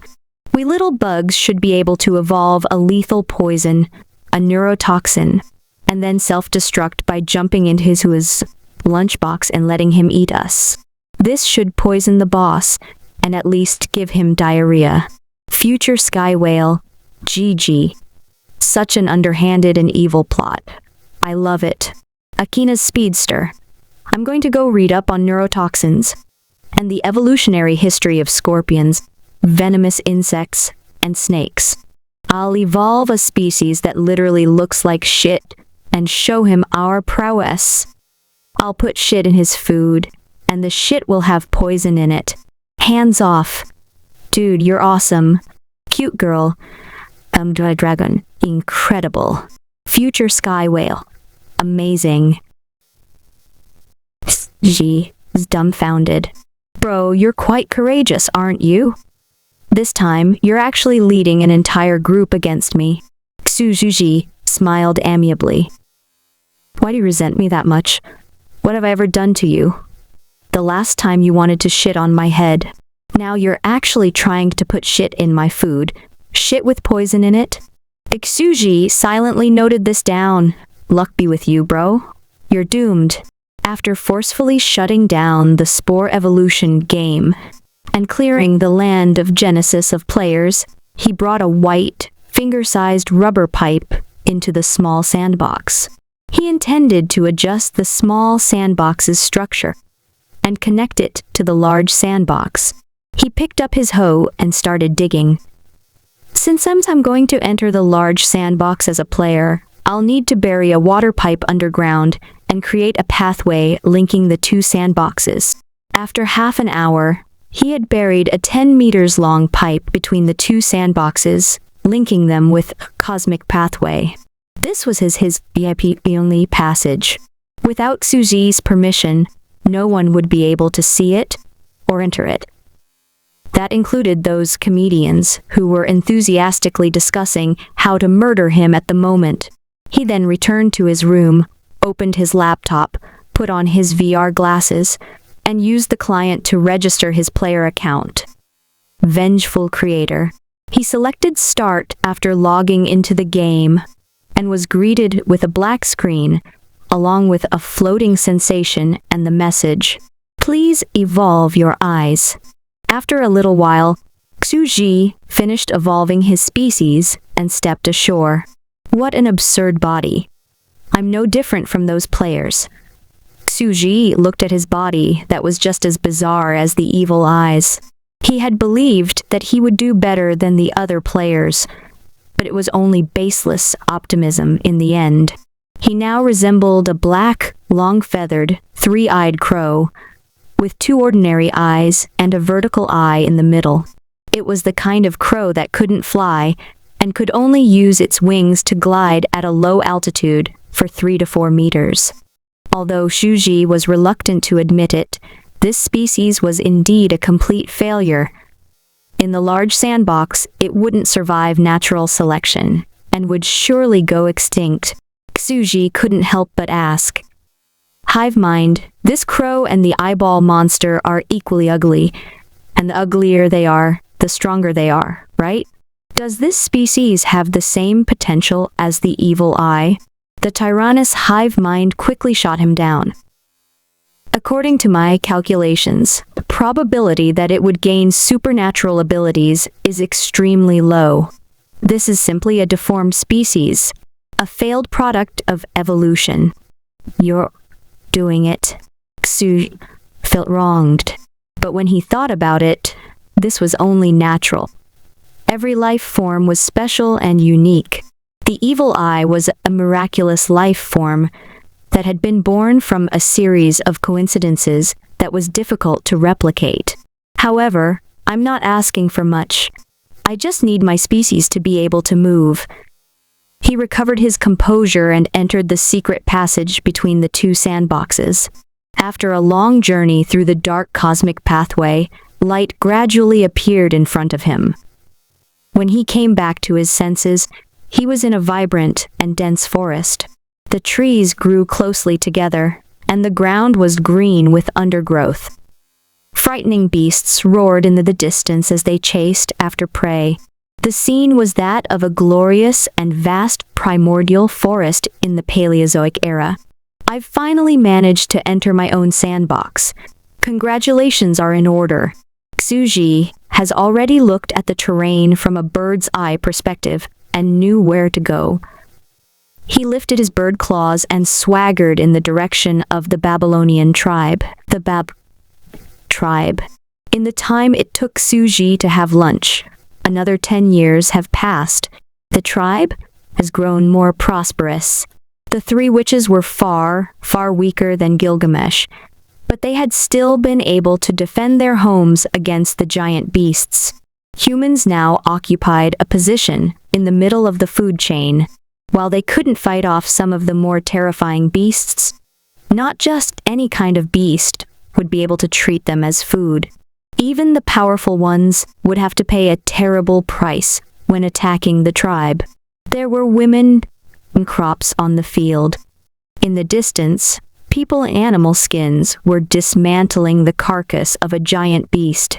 After they've ensured their own safety, they began to frantically expand their population so that more people who could assimilate the blood of the evil eye would appear. Having more witches was the best way for them to protect themselves.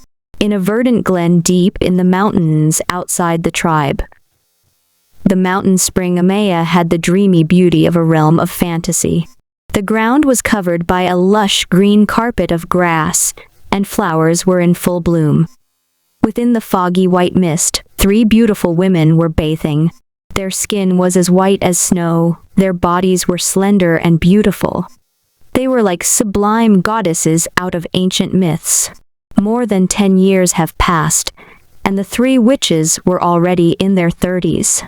The Bugips only had a lifespan of 40 years. Most of their peers had either left this world or were about to die of old age, but the years have left almost no mark on them. The 3 women who were bathing in the Amaya spring were still as youthful and fit as teenage girls. Back then, Gilgamesh had lived for more than 200 years after taking in a second gene. The 3 witches were only in their 30s. For them, their long life has just begun. Medea was the decisive and deadly witch who was in charge of warfare and glory. Soaking herself in the clear spring water, she languidly stretched her perfectly smooth legs. Melissa has also passed away last night. Our sister who grew up beside us, who explored the world with us as children, and eagerly searched for a way to vanquish the giant beasts at our side. She is already a graying old woman.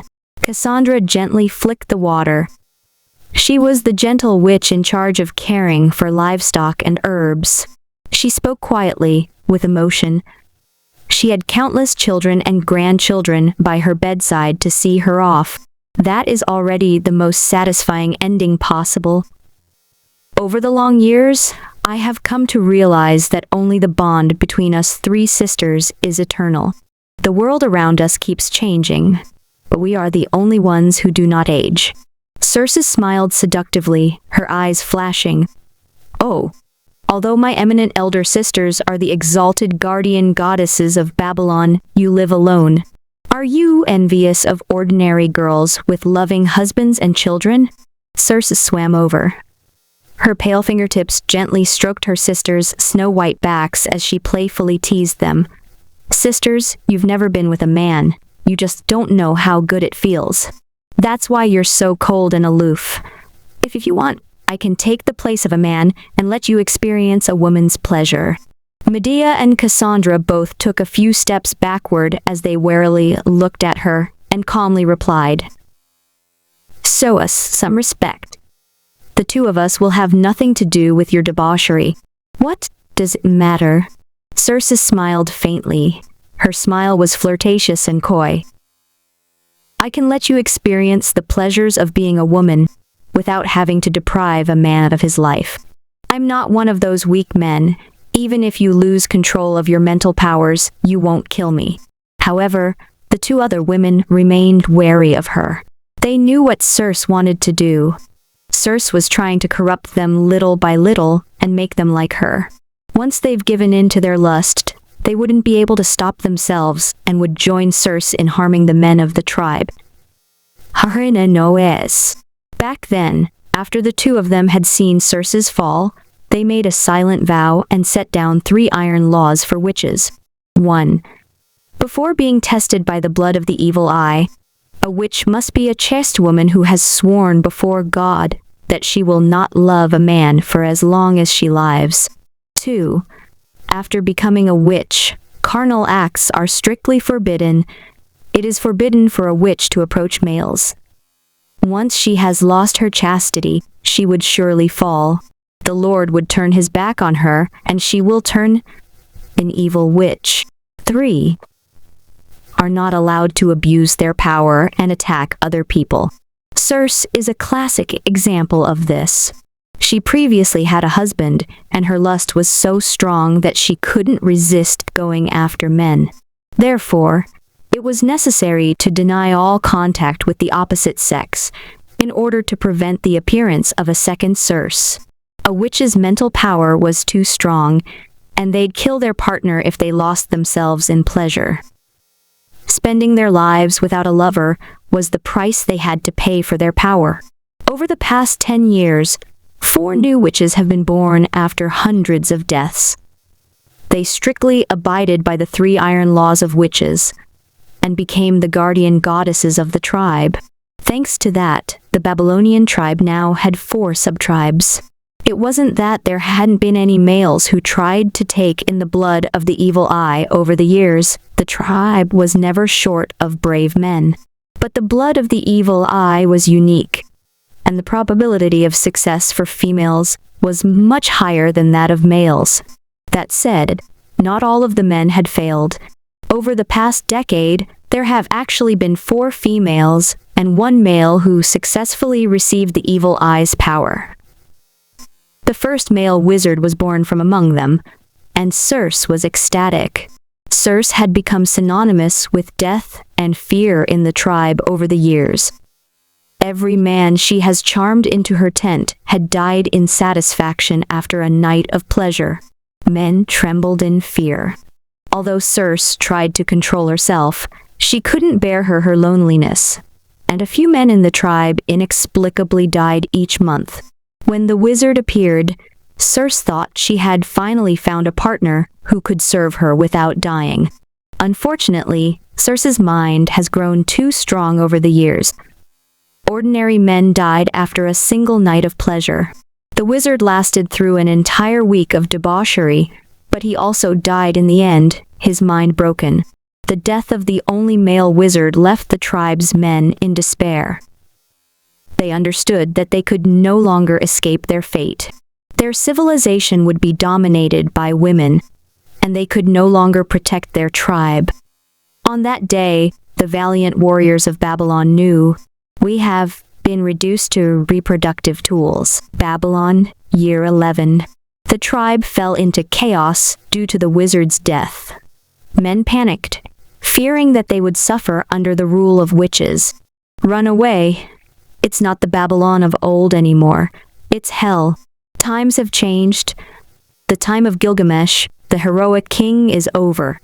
It is now a dark age dominated by horrible witches. In their panic, they tried to escape from the tribe, preferring to take their chances against the wild beasts rather than stay in the tribe. Circe need not be forgiven. In the tribe, Medea and Cassandra stood facing each other, burning with anger. They calmed down the tribe's warriors and decided to confront Circe. They had even resolved themselves to attack her if that was what it took. They could no longer overlook her actions. With the appearance of 4 more witches, they had enough power to protect the tribe and decided to suppress Circe once and for all.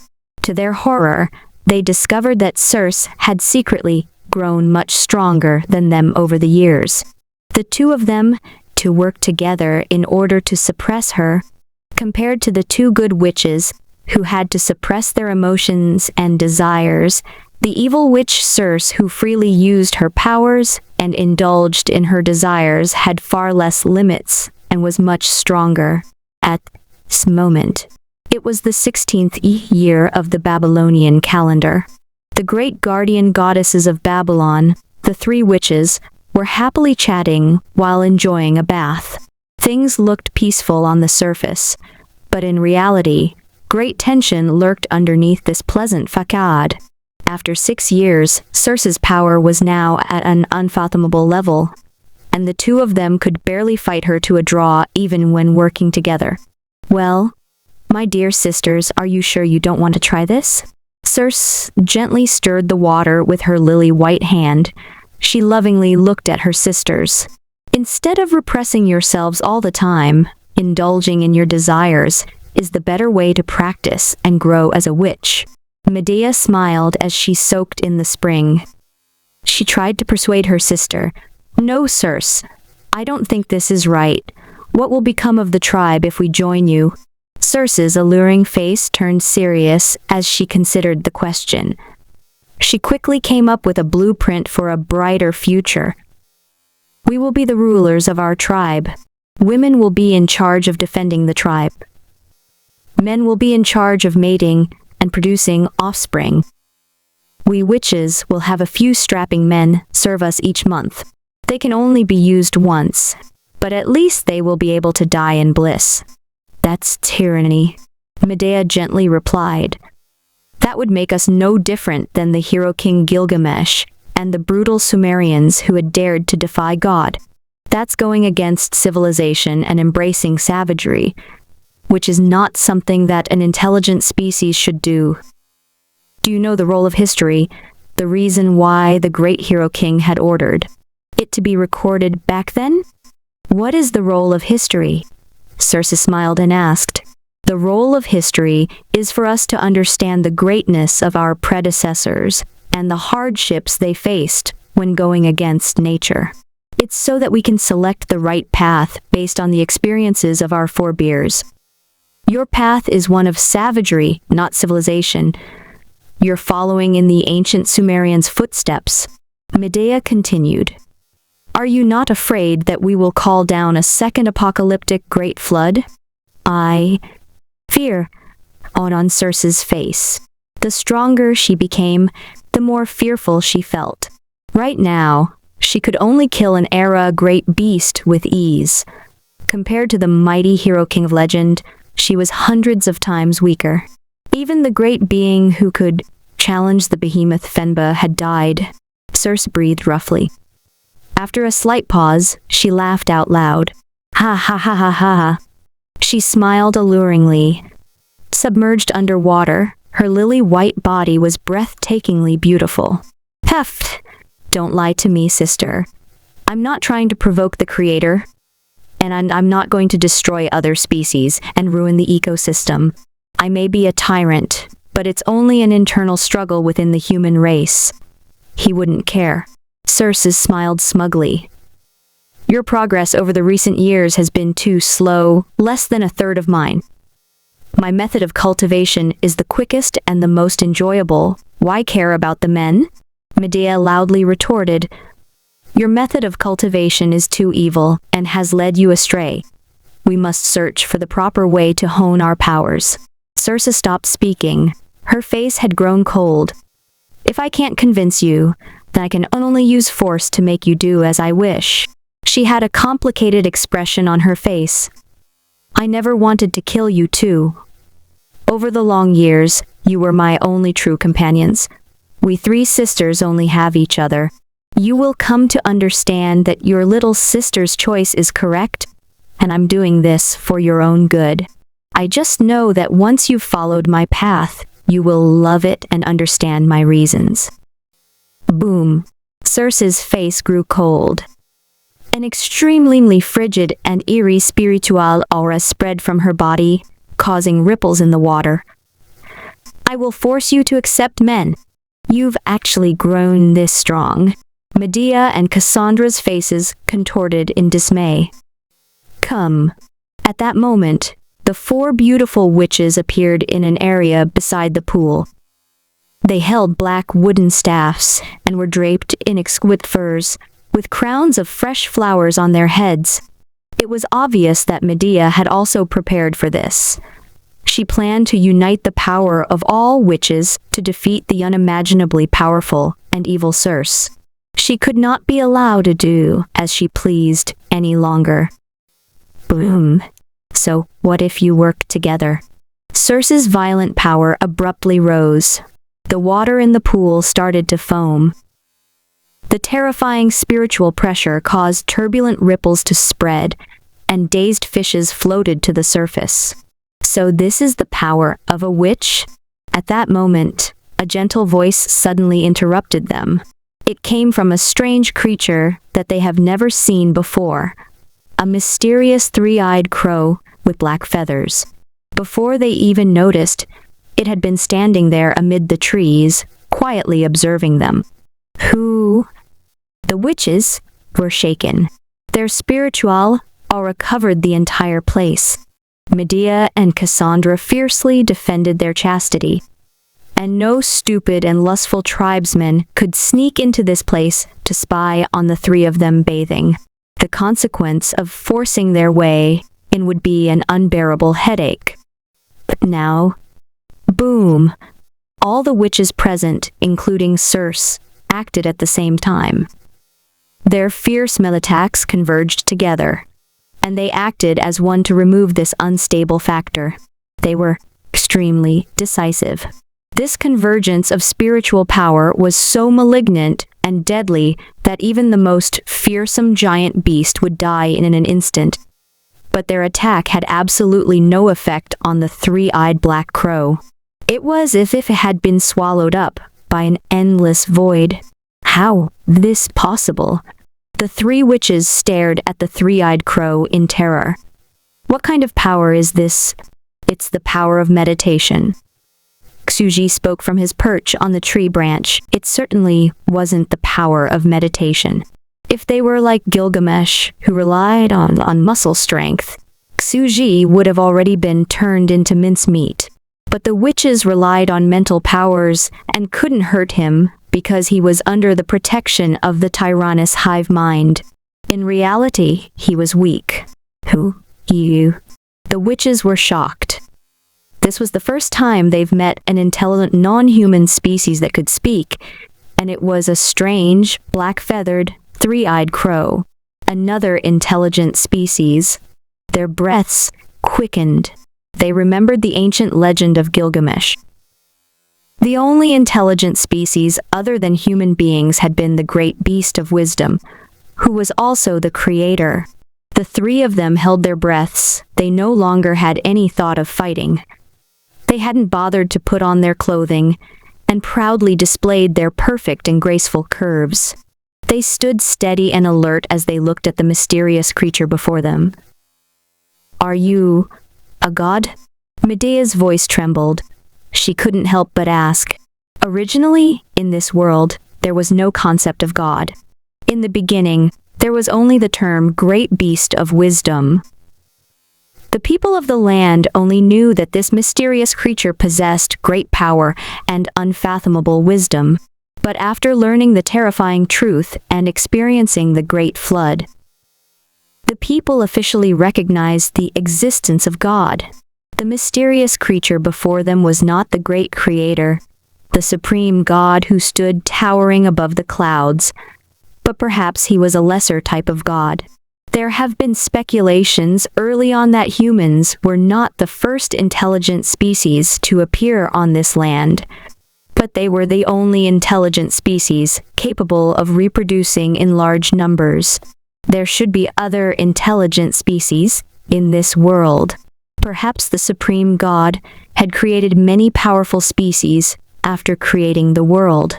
Many violent, ignorant, horrifying, and incomplete creatures had been born, and humans were the final products created after countless failures. Though they were a weak, sentient species, they could naturally reproduce. Perhaps this mysterious and powerful creature in front of them was a perfect intelligent life form that the Creator had personally crafted. God? Xuji smiled gently from his lofty perch. He ruffled his luxurious black feathers and spoke enigmatically, like a raven messenger out of myth. If you believe me to be a god, then I am a god. Xuji never wanted to be a god. But if that was what they all thought, then he did not mind playing along. Also, can you guys put on some clothes? Though Xuji was a crow at the moment, and there was no physical reaction, he still had a human mind. He couldn't help but feel a little excited. I already have a girlfriend, even if it's only superficial. He thought for a moment, and said, I am one of the intelligent beings created by God. Though I am powerful, like you, I do not have the ability to reproduce, and am a unique existence. I am the god of wisdom, Hermes, who was appointed to guide the beings of this world. You may also call me by my other name, Mercury. I've come to this backwards tribe to light the fire of civilization and bring you the truth of this world. The witches held their breaths. Circe couldn't help but ask, O great god of wisdom, Hermes, what is the truth of this world? Xuji smiled. Truth is the origin of all the world's rules, the source of all power. All that you see around you is a facet of truth, and I have come to grant mortals the three great disciplines of meditation, alchemy, and magic. The truth of this world. Meditation, alchemy, and magic. The witches were stunned. Back then, Gilgamesh had been gifted with the three treasures of civilization, and now they were about to receive the three great disciplines of truth. To think that we would encounter a legendary deity One of the beautiful witches started to tremble in joy. Under her crown of flowers, her pretty face was flushed with excitement. She spoke in a choked voice. "It's like a dream." She was silent. It was only natural for them to be shocked.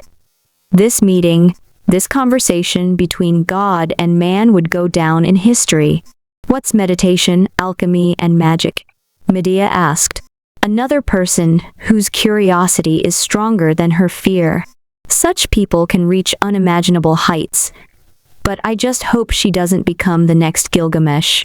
She does not have a violent personality, so it should be all right. Iksuji smiled and started speaking. Filtered through the raven's throat, his voice had turned into a hoarse and eerie cackle. The three great disciplines. Meditation is the path of spiritual cultivation and the foundation for you to become gods. It is the path you must take if you want to become a higher being like me and gain authority over this world. One day, you will be able to serve the Creator on high and listen to his teachings in the Lord's holy temple of Genesis. A god? Their breaths quickened. This was shocking information. They would be able to rival this mysterious and powerful creature before them and become one of the gods who controlled this world, achieving immortality. This was a forbidden realm not even the ancient hero King Gilgamesh could set foot in. Iksuji continued on, oblivious to their shock. Alchemy is the mystical discipline that can create life. It is the method to pry open the gates of truth. If you can master this discipline, you will gain the honor of knowing all the truths of this world. There will be nothing left in this world that is unknown to you. His voice was not loud, but through some mysterious power, it resounded throughout the mountain spring of Amaya and drifted towards the mountain peaks, carrying far into the distance. The principle of alchemy is that all things in the world are related. The mystery of alchemy is based on the Trinity formula. One element is subordinate to another, one element is the bane of another, and one element dominates another. What? This? The women raptly listened, even though they could not fully understand the esoteric words. The voice seemed to come down from heaven and reverberated deep within them. It felt as if something sleeping within their soul was beginning to awaken. They dazedly listened, but did not dare to interrupt. They could only bite their lips in silence and nervously force themselves to memorize every single word. Every word was extremely difficult to understand, but there must be a deep meaning behind them, containing the truth of the world. Iksuji saw their respectful attitude and started on the third principle. Magic is the miraculous power that allows your spirit to extract earth from fire, the essence of the sun and moon from electricity and fire from the ocean. From a single object, you can produce many extraordinary transformations following this principle. Wind, rain, and lightning transforming everything. What an unimaginable power! The witches were stunned. Their mind went blank from shock.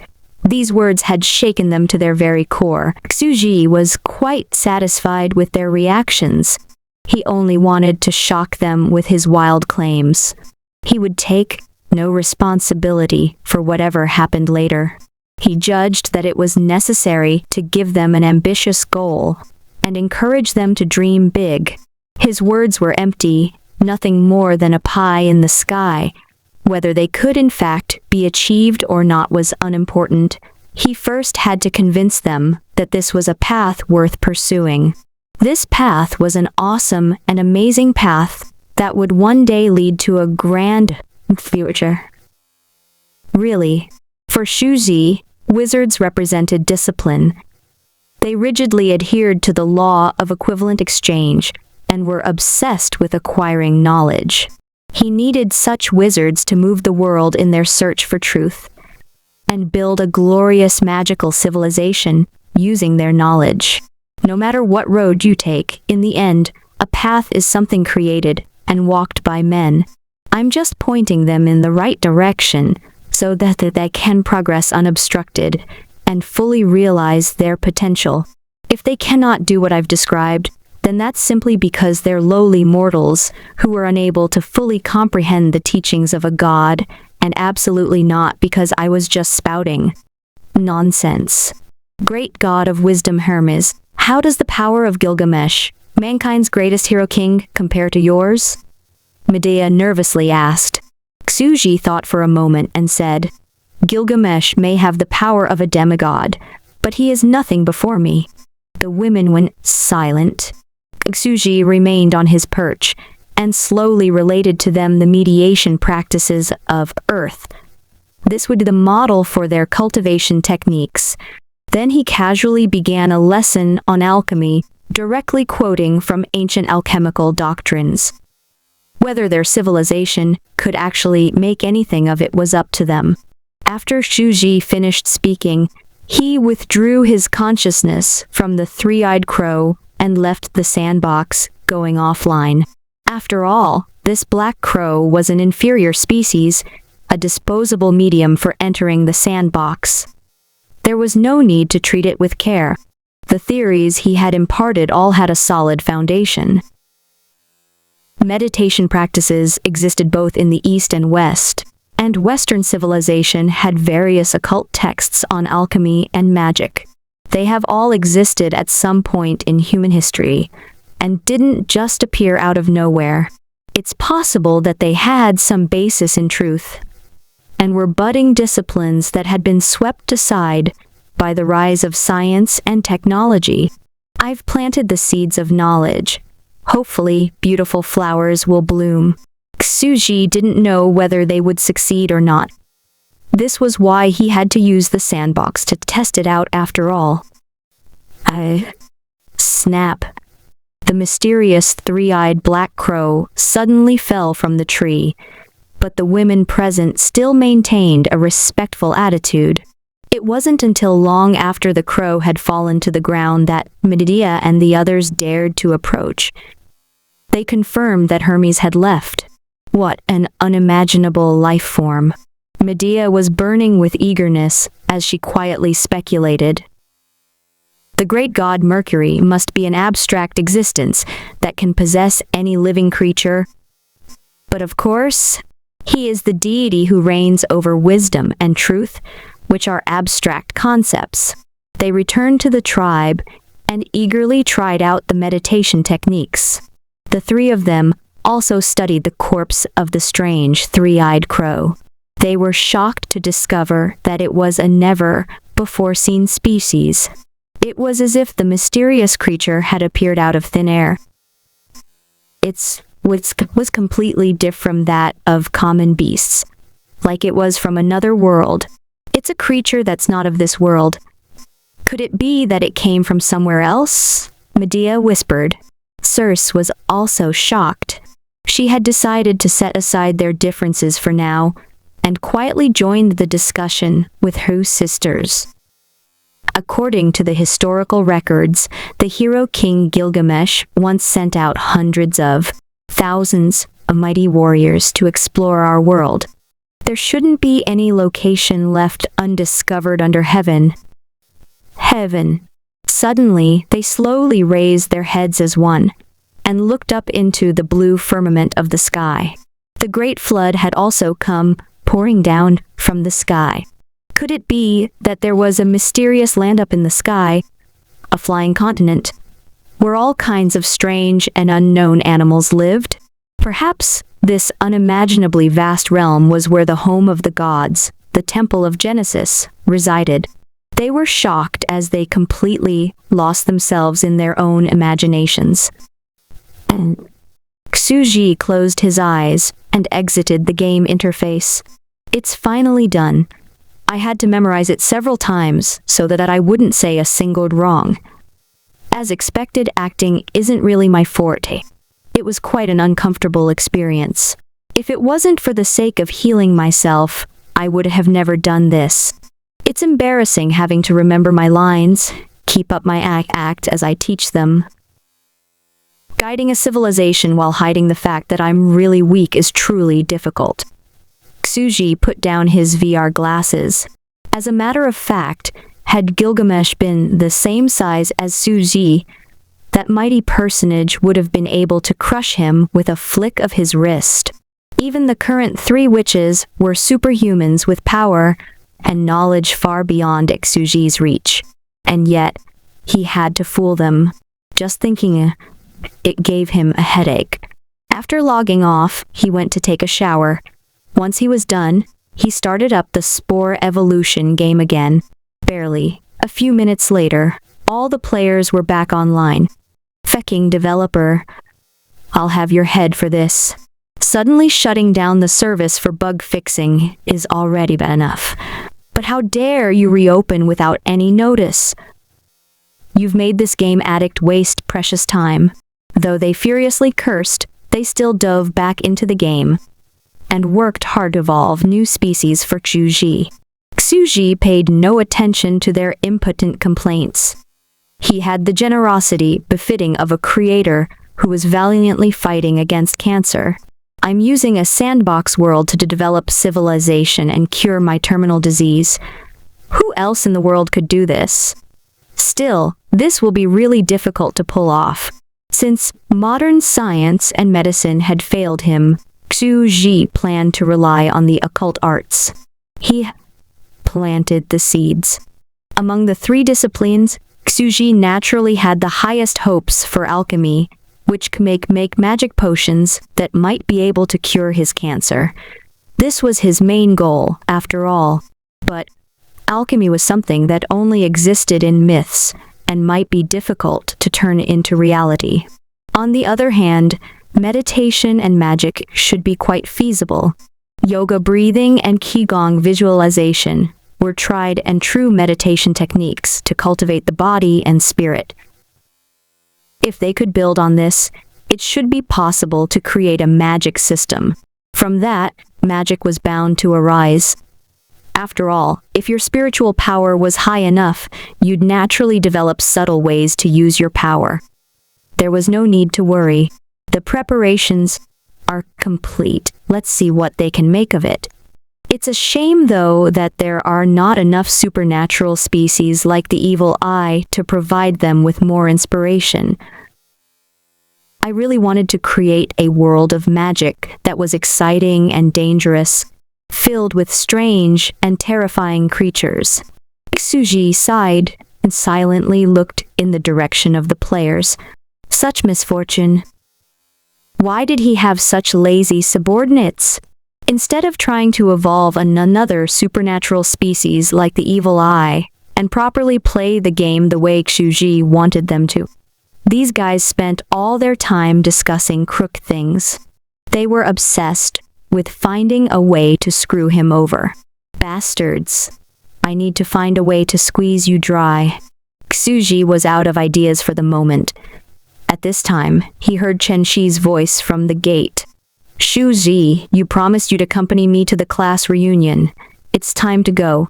Xuji was nonplussed. He soon decided that he did not mind going out for a walk. He changed into his new clothes and headed out. Fuck, the giant is coming. Earthquake. Run. Retreat, guys. The giant is attacking again. Hey, I have 6 legs. I don't need to run faster than the giant. I just need to run faster than you fools. Dude, you're too much. Next time, I'll evolve 8 long and beautiful legs. We'll see who can run faster then. The tiny creatures on the ground loudly screamed as they scattered in all directions. They did not want to be trampled to death in a moment of carelessness.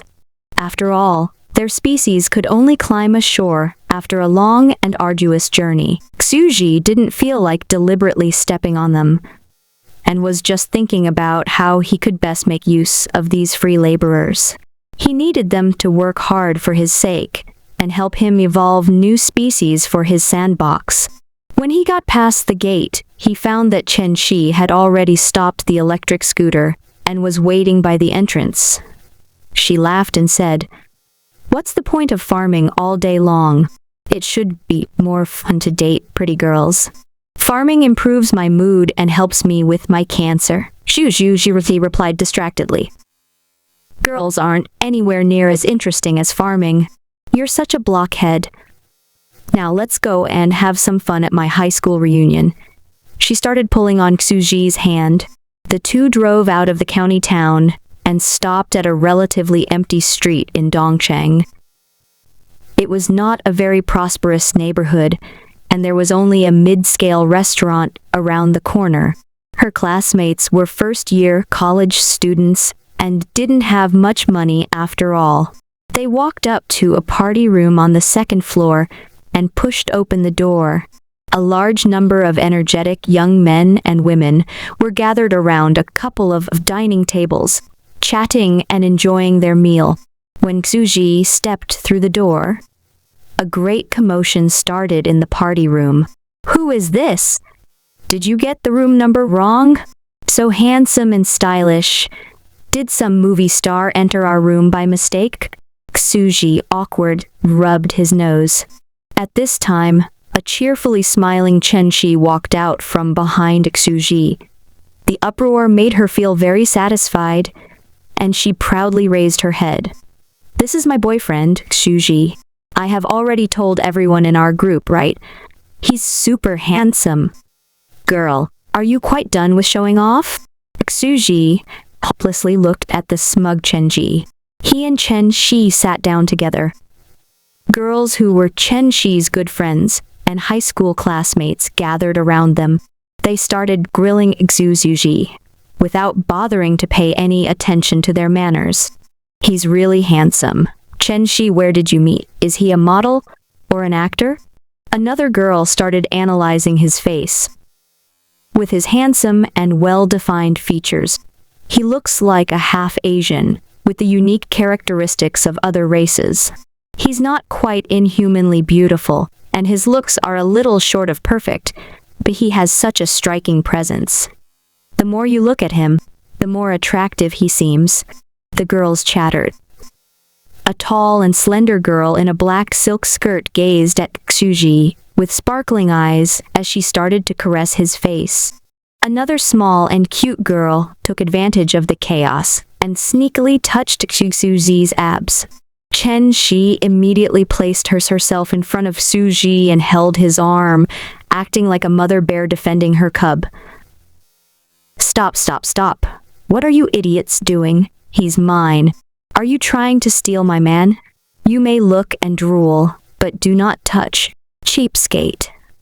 So what if I touch him? It's not like he'll lose anything. Right. He looks so handsome that I couldn't myself. I was just touching to confirm that he's not a statue. And those abs, I really want to touch them. Ahem. Xuji let out a dry cough. Girls these days were so bold, he could feel the generation gap. Though the girls crowded around Xuji, he was unruffled. He knew that Chen Shi had asked him to accompany her so that she could show off, and quietly sat in his place.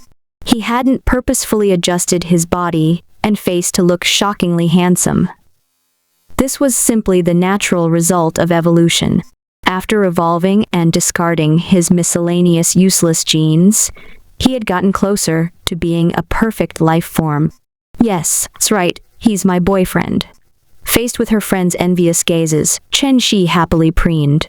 She enjoyed her meal with her friends, while bragging about how good Xuji was to her, and how they've loved one another since childhood.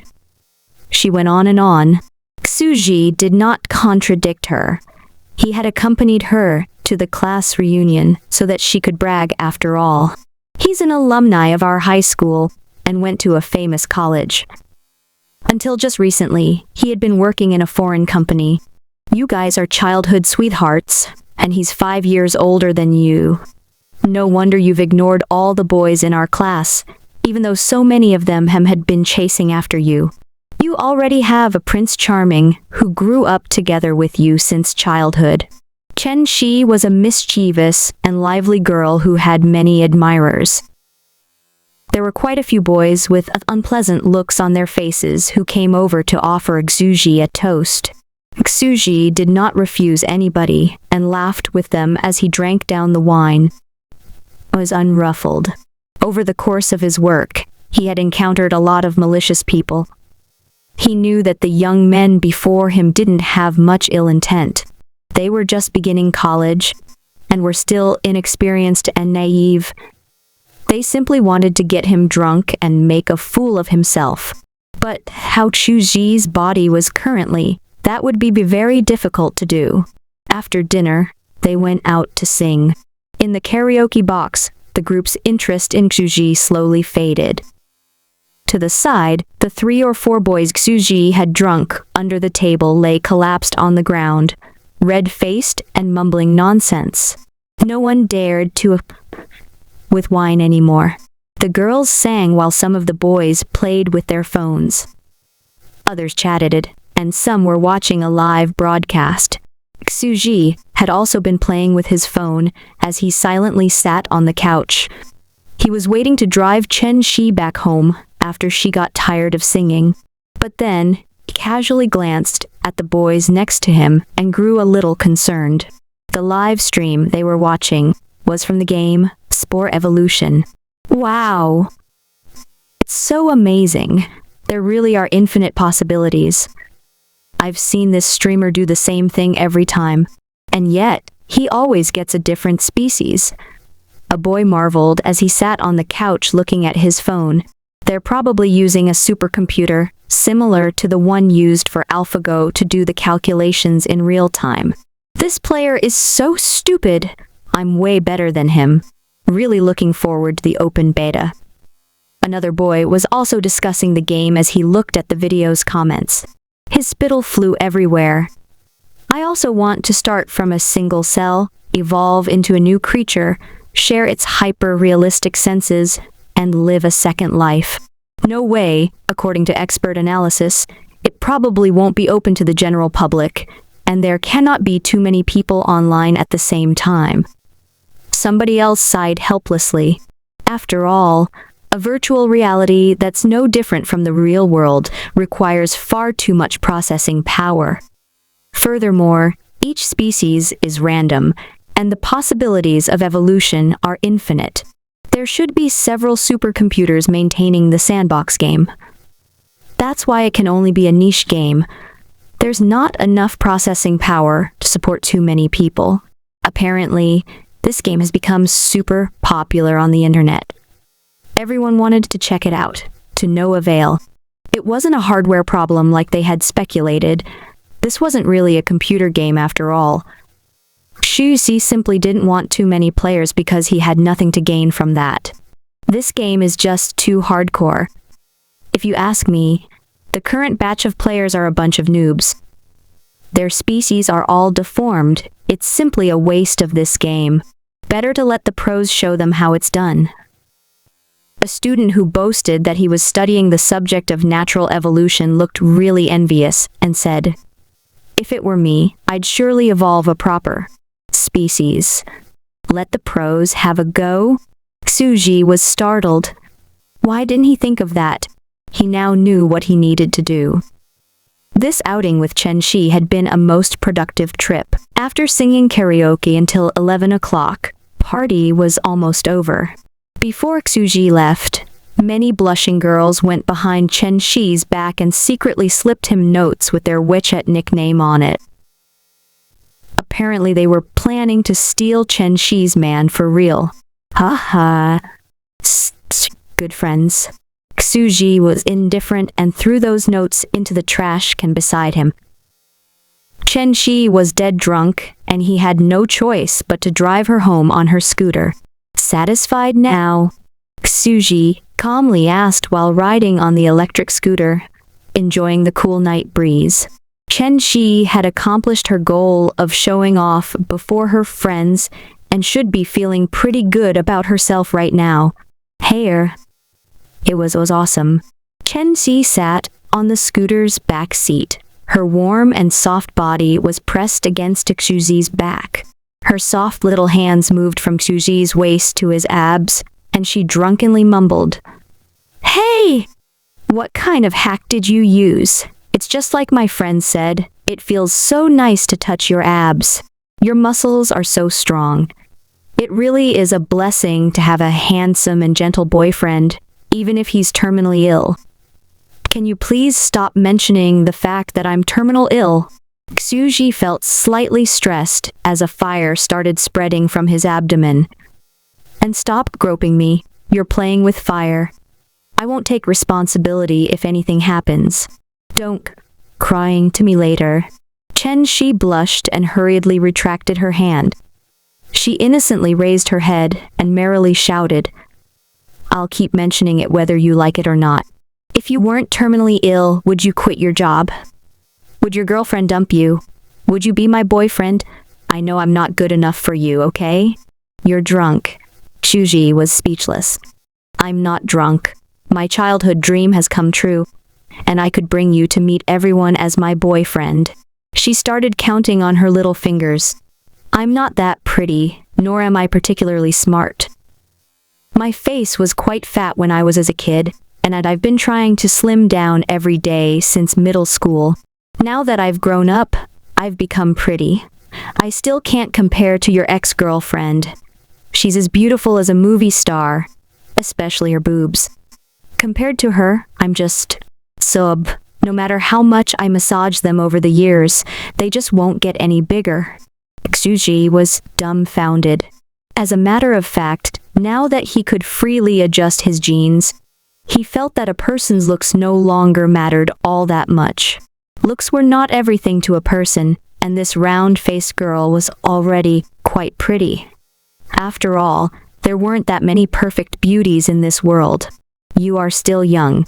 Continue to massage them, and I'm sure they'll grow bigger. Xuji spoke solemnly. Really?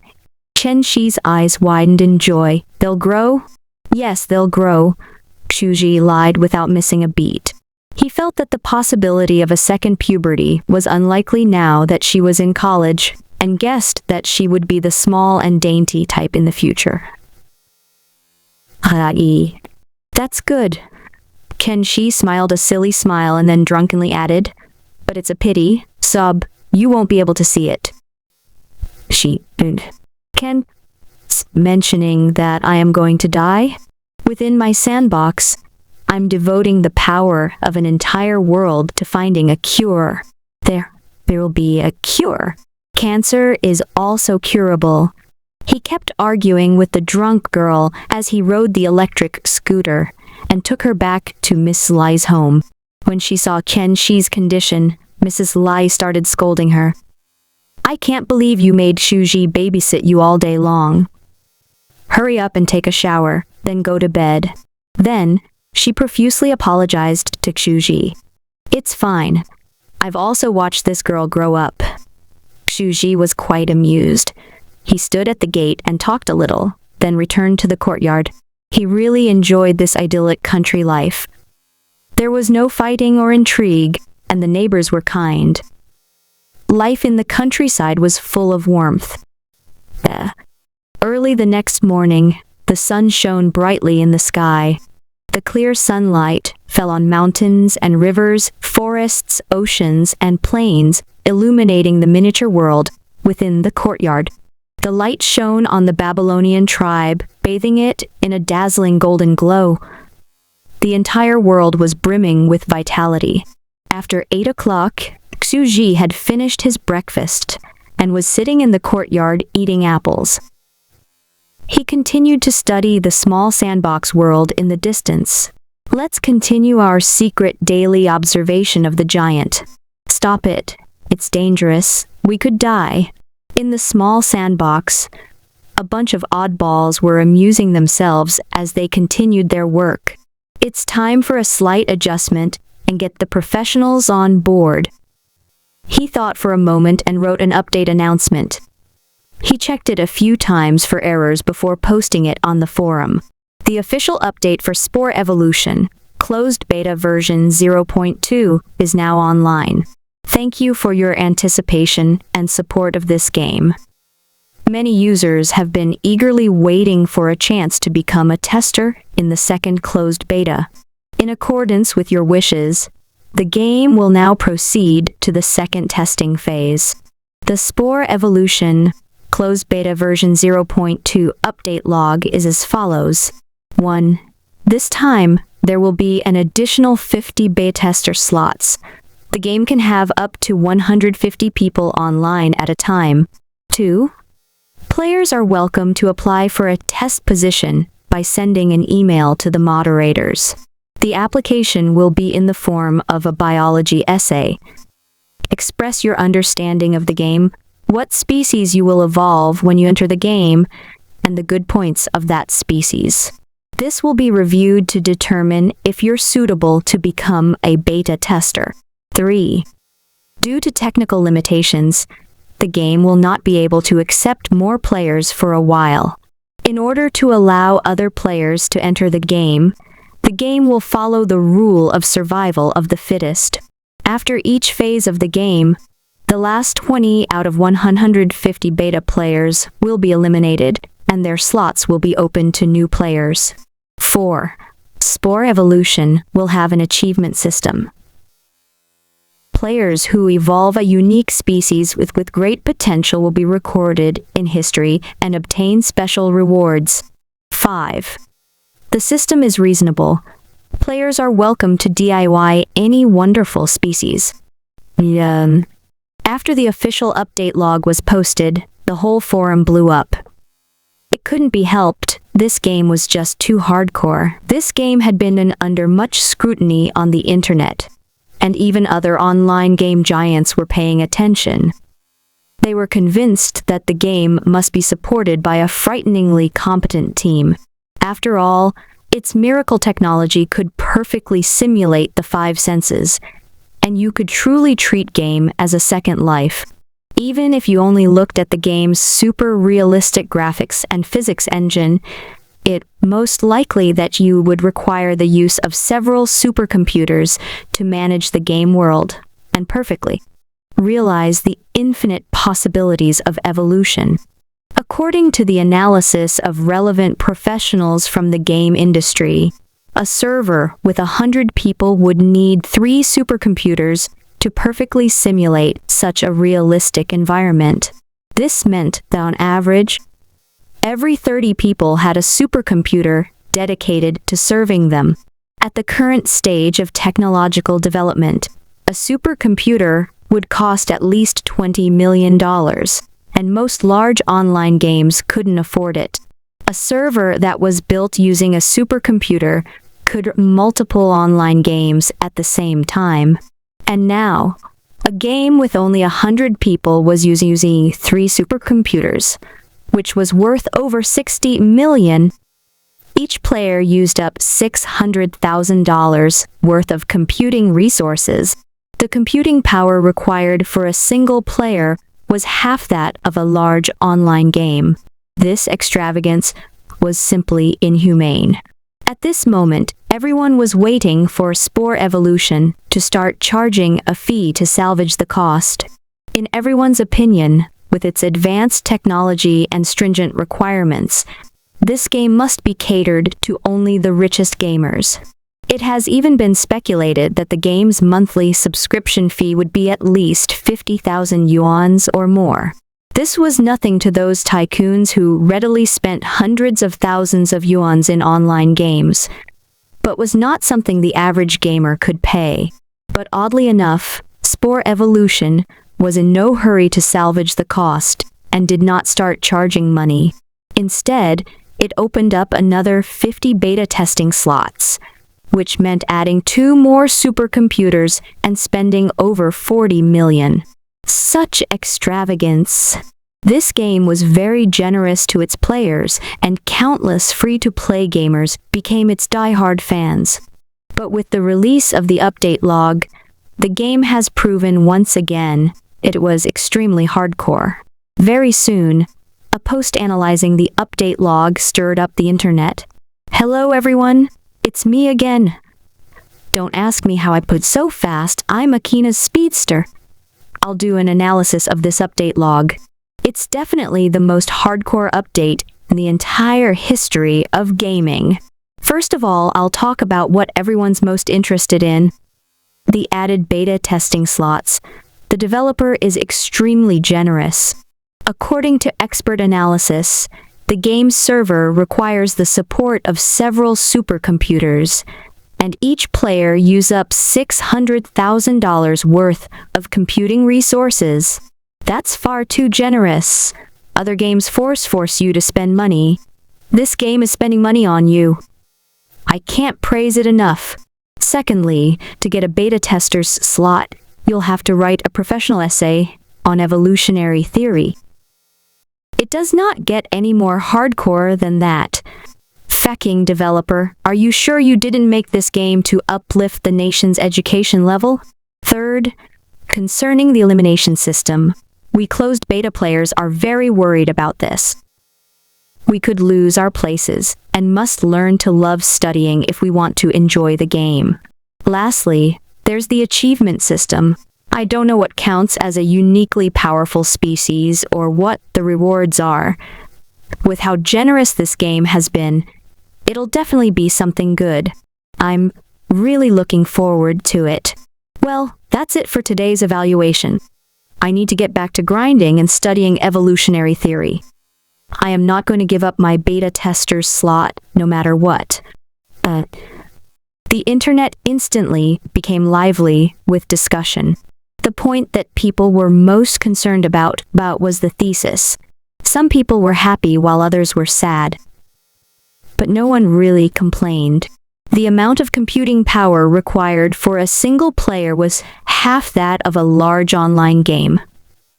What was wrong with a player account being a little hard to get? It's not like you were being charged for it. Learning makes me happy. My mother was right. She told me when I was a kid that if I study hard, I'll be great at games in the future. Some game addicts boasted that, in order to play the game, they had already started to read up on evolutionary theory and have been secretly poring over books in bookstores. They were certain to get a slot. Others scoffed. You work hard on your research, while I'll cheat and hire someone to write my thesis for me. I probably can't just go on CNKI and plagiarize a foreign thesis. I'll have to find a professional tutor from the university and spend 10,000 yuans to ask him to write a professional thesis for me. 10,000 yuans? That's hilarious. A slot is now 100,000 yuans on the black market. You don't know how frightening the world can be. The really rich don't mind spending tens of millions on games. This niche game has turned into a national phenomenon. You could see this in the city libraries. People flocked to the libraries and sought out difficult books on natural science and biological evolution. They studied the Cambrian explosion, the origin of species, and the Cretaceous and Triassic eras. After all, even if you didn't want a tester slot for you could still sell it for 100,000 yuans. The increased activity in the libraries has even attracted the attention of several local TV stations. Sociology experts who were unaware of the situation speculated thus. Now that the people's living conditions have improved, many of them have started seeking spiritual satisfaction from knowledge. This is a good thing. As for why they've decided to study such a difficult subject as evolutionary theory, this is because they want to challenge themselves. But they were quickly discredited, and soon found out that it was all because of an amazing game called Spore Evolution. The experts dumbfounded. All this just to play a game? Were these people insane? Before this, most people saw games as a foolish addiction that distracted a person from his studies. Then this game came along, with its impossibly hardcore message. Learning makes me happy. It's a good game. Numerous parents nodded in approval. Every popular MMO had gold farmers. The workshops that specialized in farming gold for rich gamers set aside mouse and keyboard. They frantically started to study academic papers and sought out specialized knowledge.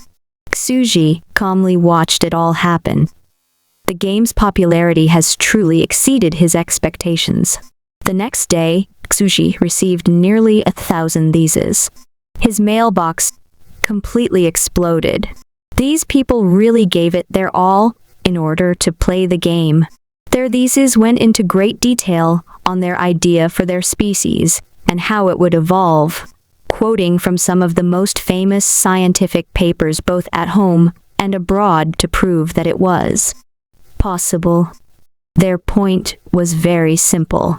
Great and mighty game developer, I have carefully thought about how I'll play this game and planned out how I'll evolve my species.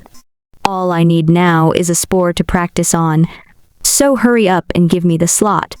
Bunch of ass kissers, but I like them. He smiled. There were only 50 seats, so naturally, demand exceeded supply. Xuji could only graduate from a famous university by putting in great effort. He did have natural talent, but he was in the end a student who came from the countryside. Back then, he had no time to play games and was super strict now. You don't even have expert knowledge of evolution, and you want to play games? Let the world feel his pain. He was not the same man he once was, and was no longer content to let the players do whatever they wanted. If they wanted to play the game, then they had to compete amongst themselves and work hard for his sake.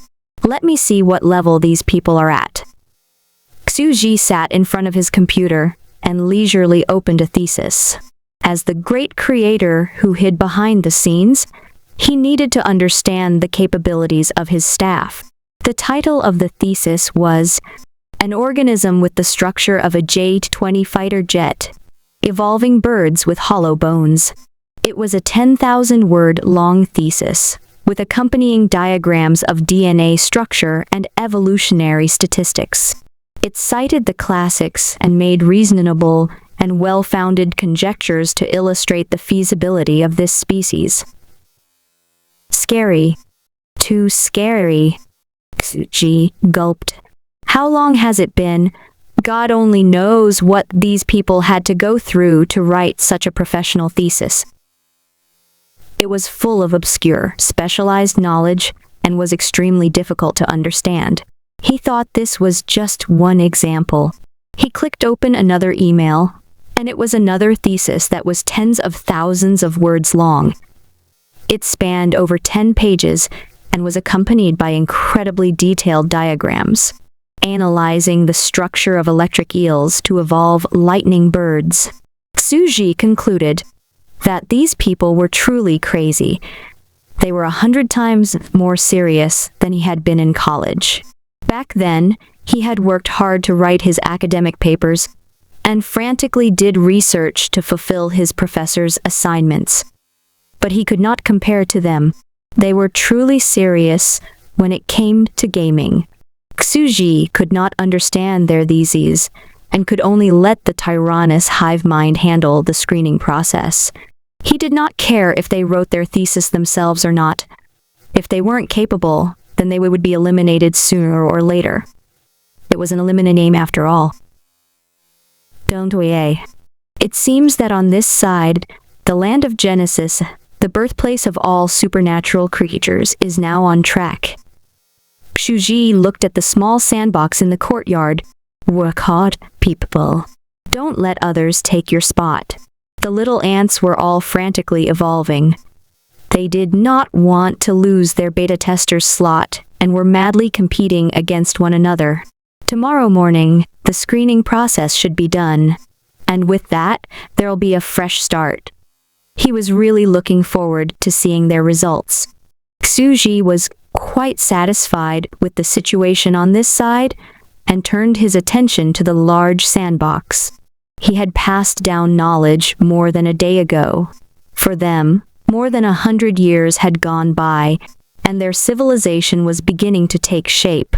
For the Babylonian tribe, the past 100 years has been an incredibly peaceful period of growth.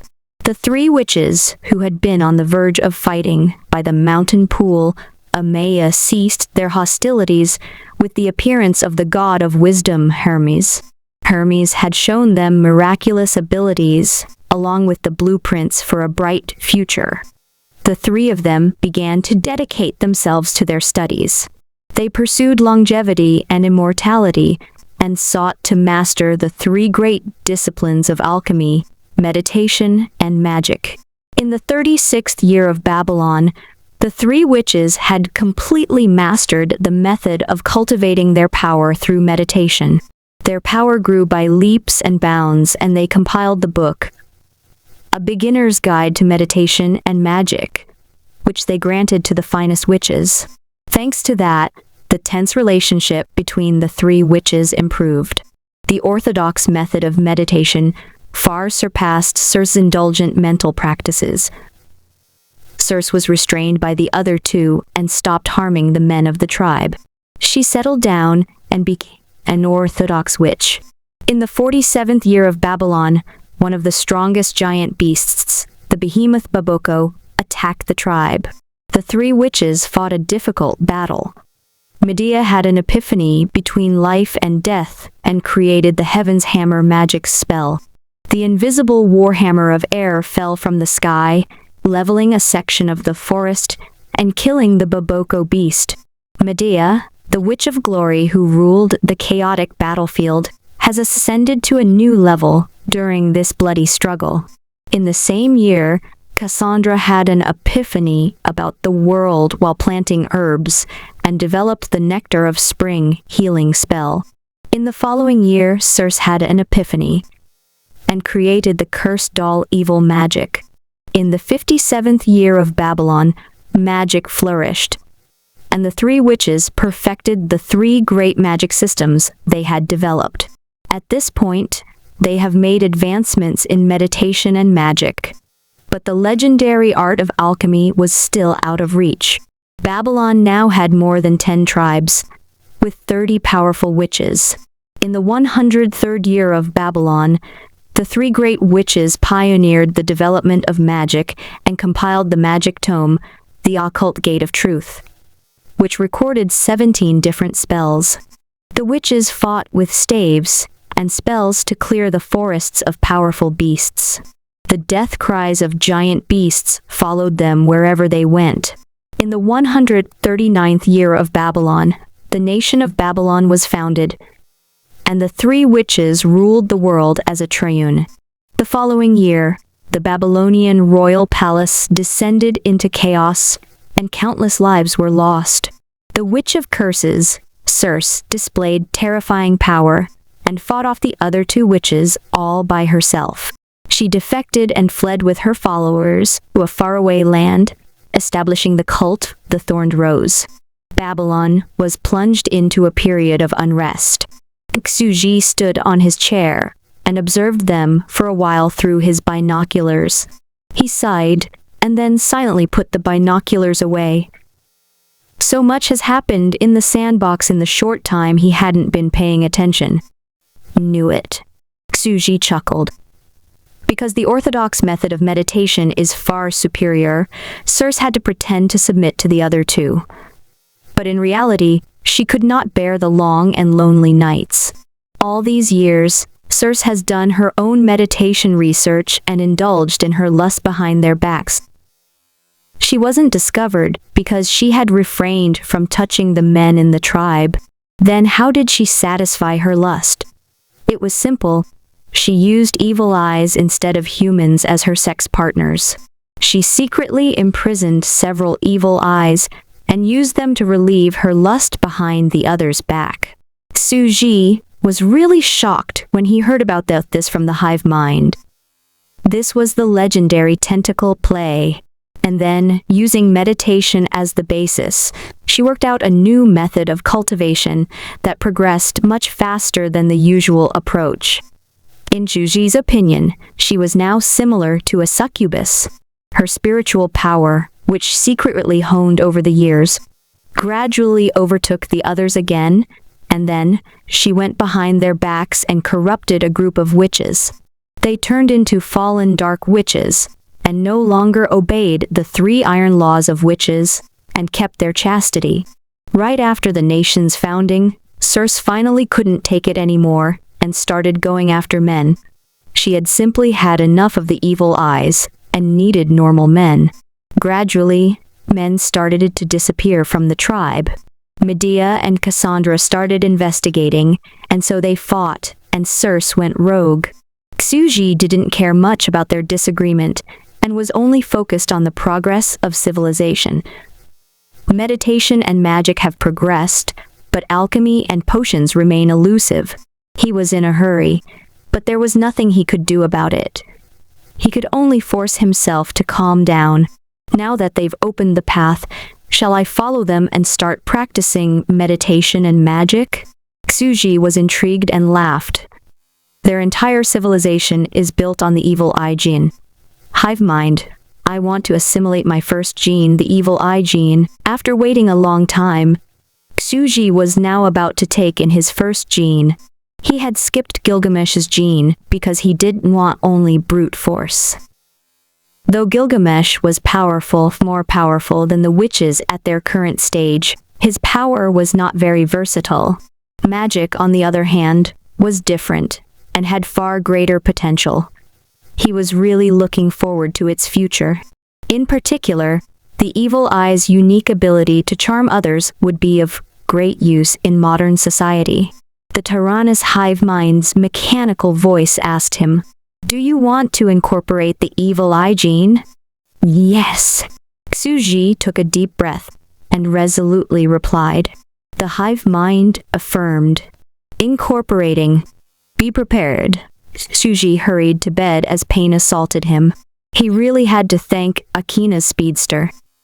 The evil eye he had evolved has become the cornerstone of a magic civilization.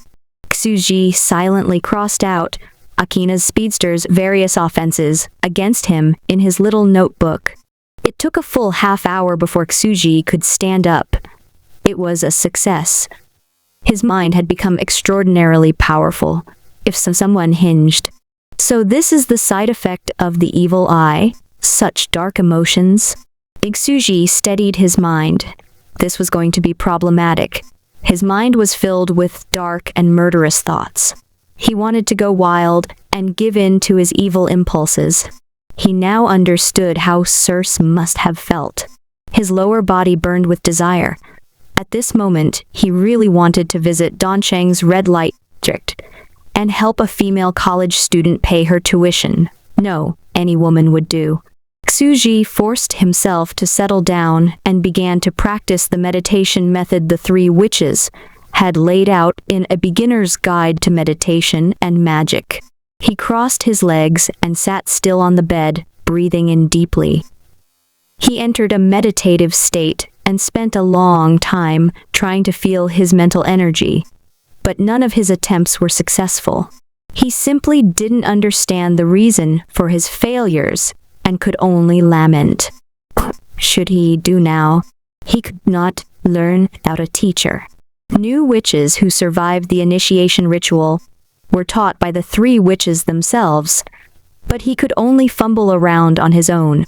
He didn't dare to enter the sandbox and ask the three witches, and could only helplessly laugh in bitterness. He gritted teeth and kept trying, and after half a day, he barely managed to succeed. After cultivating, he noticed that thanks to receiving the mental energy of countless creatures during the 3 extinction events, he now had frightening mental strength. He had an amazing foundation to build on and could progress very quickly. At this pace, in less than 3 days, I'll be at the level of an apprentice wizard and can learn the simplest magic spells. He could sense this and sighed in relief, silently rejoicing in his mind. It won't be long before I become a real wizard, the first wizard in the real world. In the real world, it was impossible for ordinary people to cultivate supernatural powers. After all, they didn't have the necessary genes like Xuji. He felt that the sandbox was a great testing ground, and he would wait for others to succeed before following in their footsteps. He did not know how powerful he would become, but the future was destined to be glorious. If Earth does not have a cultivation system or supernatural powers, then I'll just have to create them in my sandbox. Xuji calmly smiled. He organized his thoughts and reviewed his plans. Next, I'll take the opportunity to introduce a few more supernatural species and perfect the magic civilization. Akina's speedster's evil eye alone to such surprising developments. Then what happened if even more supernatural species appeared? He was really looking forward to it. The next morning, at 6 o'clock, Xuji took another look at the large sandbox. Another 50 years had passed and so much had happened in that time, Xuji didn't know what to say. The Kingdom of Babylon, year 146. The two great guardian goddesses of Babylon found traces of Circe's evil cult in the depths of the Balchik Mountains. They mobilized the entire nation against Circe in an attempt to eradicate the cult. The two sides were greatly weakened after the war. The Kingdom of Babylon, year 154. Cassandra's ecstatic voice came out of the Babylonian palace, echoing over mountains and rivers. This is it. This is it. This is the amazing process of fusion and equal exchange. This is truth. One element is subordinate to another. One element is the bane of another, and one element dominates another. Cassandra, the Witch of Spring, was in charge of medical research and livestock. She led the court witches of Balon in developing many medicinal theories, and had finally realized the early basis of alchemy. She developed a witch factor compatibility potion, which could significantly reduce the repulsion in human genes. Thanks to that, witches began to appear in great numbers, and the Kingdom of Babylon completely entered the era of witches. The Kingdom of Babylon, year 167. The two witches learned of Circe's whereabouts and headed out to kill her, but they did not succeed and had to retreat. In the same year, they began to show symptoms of old age. This shocked them to their core. The Kingdom of Babylon, year 171. Cassandra studied the ancient epic of Genesis and successfully recreated the potion of longevity developed by Gilgamesh. The Kingdom of Babylon, year 198. The two witches were 213 years old. Their youth had been eroded by the passage of time, and their end drew near. Within the magnificent royal palace of Babylon, a black carriage, drawn by two fierce and majestic eras, came to a stop in a huge stone plaza. Dim golden sunlight fell on the two women descending from the carriage. They held staves of ancient wood in their hands and looked as young and beautiful as ever. Magic has preserved their youthful appearance, but it could not lengthen their lifespan. The Kingdom of Babylon had built this stone plaza, along with a temple and a statue, to honor the great god of wisdom Hermes. The magnificent statue depicted an imposing man with no face. A black three-eyed raven stood on his shoulder, looking into the distance. This was the great god Mercury, who had gifted the people of Babylon with knowledge of the three great disciplines of meditation, magic, and alchemy. O great god of wisdom, Mercury, we have come to see you again. The two legendary witches who had opened up a new era stopped before the temple. Their eyes were wet with tears. Your Highnesses. A witch tearfully trembled next to them. She knew what it meant for the two legendary guardian goddesses of Babylon to come to the temple at the moment of their death. Lilith, you are the kingdom's next ruler. You must not weep. Medea smiled softly as she looked at the young girl beside her. Medea wore a black witch's robe decorated with mystical blue patterns. She stood tall in front of the giant statue of the god of wisdom. Great god of wisdom, we have failed you after all. We foolish mortals could not take that final step and understand the final mystery that is alchemy. We have failed to pry open the divine gate of truth. O thrice exalted Hermes, we have failed. Cassandra's gentle face also had a sad smile. The subdued sunlight fell on her beautiful face as she looked up at the sky. The end is near. Many long years have gone by, and the three witches you taught back then have each found their own path. Soon we'll reach our final destination. Circe, it should be the same for you, right? It's a pity that we're a world apart and can't see each other again. Reporting. At this time, a palace guard entered and presented them with a note written on animal skin. Medea frowned a little. She read the note and smiled wistfully. Although the three of us have fought for our entire lives, Circe couldn't forget us in the end. Look, she has written us a letter. Oh, Circe.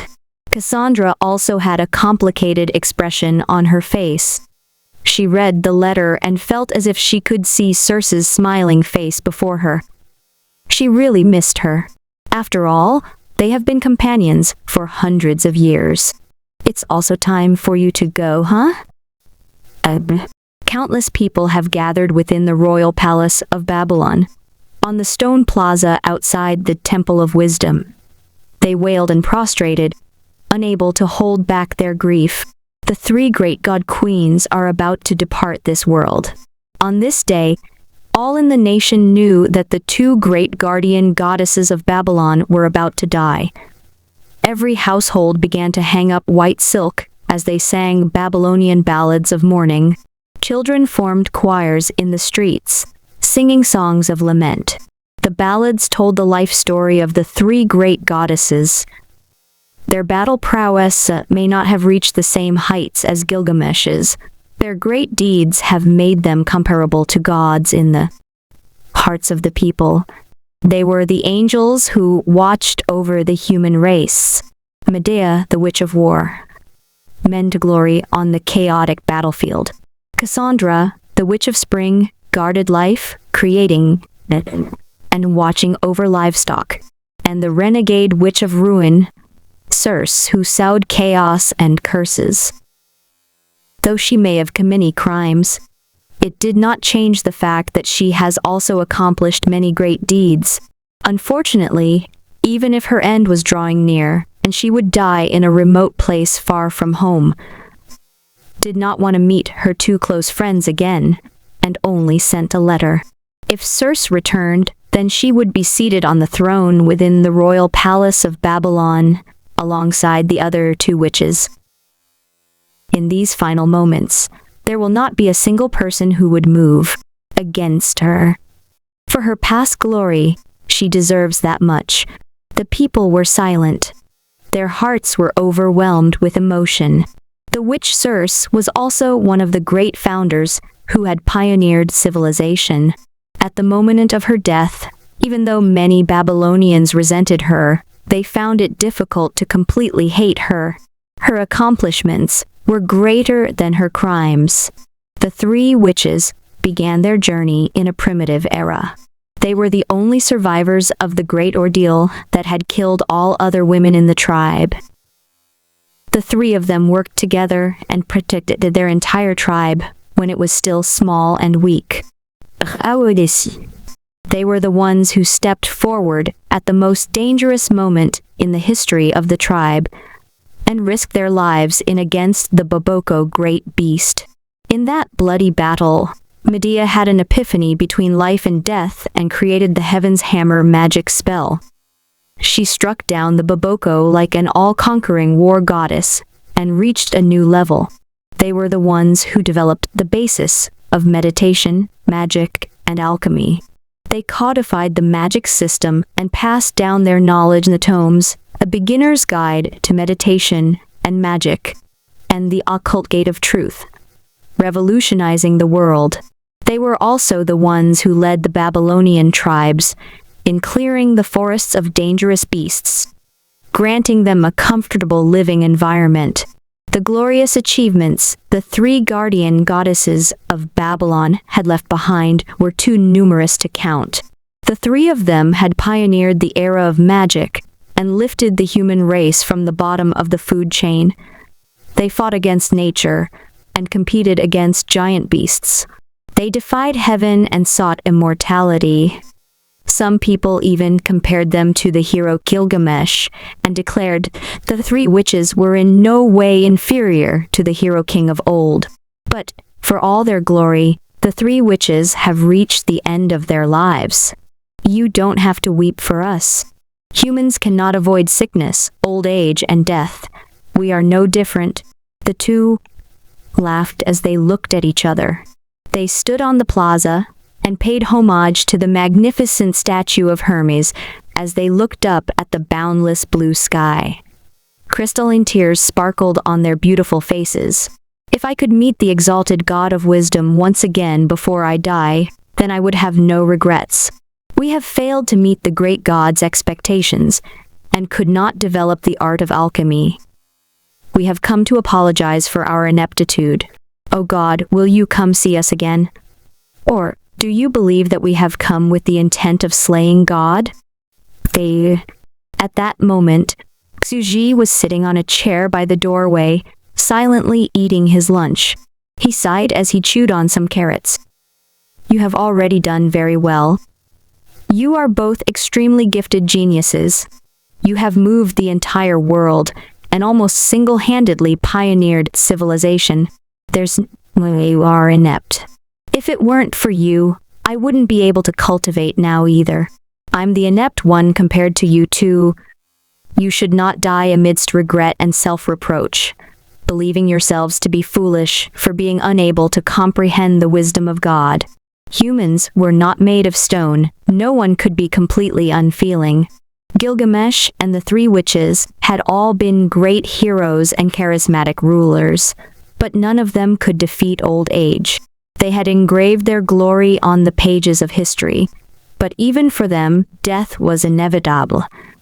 Xuji himself was also troubled by his impending death. He couldn't help but feel sad, but it was difficult for him to meet them one last time. He couldn't simply enter the sandbox as the great beast of wisdom like before, and would have to close down the spore evolution game into the small box and evolve a new species before he could meet them. This would take at least half a day. Since I can't meet with you guys before you die, Xuji sighed and put down his lunchbox. He wanted to do something for them before the end. Hive mind, slow down their time flow for now and make it the same as reality. Xuji stood up, picked up the watering can next to him and put in several drops of rose oil. The water in the can on a light crimson hue. He held the canteen and sprinkled water on the land. By my will, at the moment of the three witches' death, the heavens will rain down blood, the scent of flowers will envelop the land, and the entire world will weep. Boom! The resonant voice shook the heavens. The exalted voice of God resounded over mountains and rivers. His divine edict cut through the white clouds in the sky and traversed all corners of the world, lingering for a while within the Babylonian royal palace. This is it miracle. This is the voice of the great of wisdom, Mercury. Medea's weathered face was wet with tears as she listened to the world-spanning voice. Patter. The scent of flowers spread throughout the entire world as crimson raindrops fell from the sky. The rainwater smells so sweet. The rain fell on Medea and Cassandra as they looked at each. Their beautiful faces twinkled. They both had gentle and happy smiles. Next, Xuji plucked a flower growing in the yard and used a knife to carve letters on its stem. He had far greater strength than ordinary people, and would not lose out to the strongest weightlifters. Thanks to his magic training focusing his mind, he now also had extremely fine control, and could carve letters on a small stem with ease. He flicked his hand. Whoosh! The pink flower flew like a dart across a distance of more than 10 meters, and struck the stone plaza within the palace. By my will, at the moment of the three witches' death, a great flower monument will descend from heaven in honor of their glory. Boo! The resonant voice descended once again from heaven, stirring the white clouds. A flower that was hundreds of meters tall, comparable in size to the magnificent royal palace of Babylon, fell from the endless sea of clouds and rooted itself in the plaza. What an unimaginably large flower! Numerous newly initiated witches sighed in awe at the beauty of this flower monument. Medea and Cassandra were women, and naturally loved beautiful things. This fragrant crimson rain and gigantic flower was an extremely romantic gesture. Though they already knew that God had unfathomable power, they could not help but be moved and spoke in tears. God of wisdom, we are willing to serve you all our lives. We are about to die. I can't save you from death, only you can save yourselves. This is the only thing I can do. Shuji sighed and turned on his phone speaker and started playing Beethoven's Symphony of Fate. Like how the creator once satisfied Gilgamesh's final request by answering his 3 questions, the only thing I can do is let you die without regrets. By my will, at the moment of the 3 witches' death, heaven will play a divine requiem, and all the world will mourn their passing. The sky rumbled, shook. The beautiful melody resounded throughout the land. This, the music of heaven. What a beautiful melody! Like a river flowing down from heaven. Beethoven's Symphony of Fate shook the people's heart. The glorious symphony was like a raging river, depicting a valiant struggle against fate that has ended in complete triumph. After Shuji was done, he left his phone by the sandbox with the music still on, and returned to his chair to continue eating his lunch. I thank you for all you have done for me. These 3 miracles are my way of saying goodbye. Rumble. Golden beams of light pierced through the heavy clouds, falling on the land of Babylon along with the majestic crimson rain. On the surface, the people looked up to the sky. The God of wisdom has acknowledged the great achievements of the 3 witches. The people were in tears as they sang Hermes' praises. This requiem is also a hymn of praise.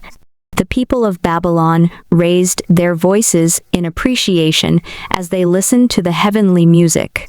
The symphony resounded throughout heaven and earth and touched something deep inside them.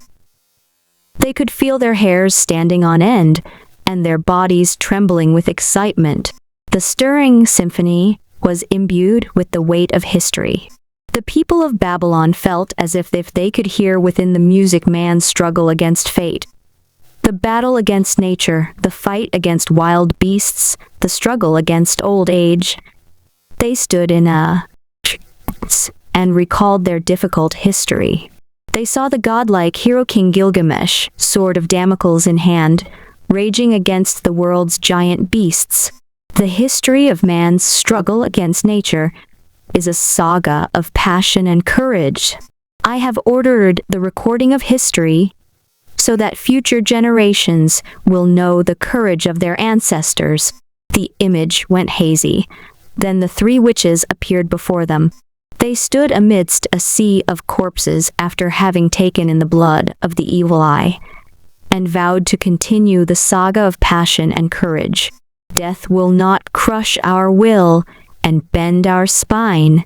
In the streets of Babylon, countless merchants, artisans, old men, nobles, and witches holding wooden staves silently wept. Their faces were stained with tears. O mankind, we have struggled our entire lives. This, our era. This song is an anthem praising mankind's courageous struggle against fate.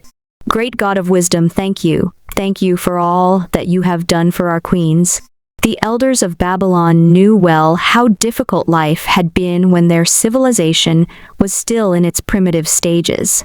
They prostrated on the ground, their aged bodies trembling, their faces wet with tears, before the temple. I'm satisfied.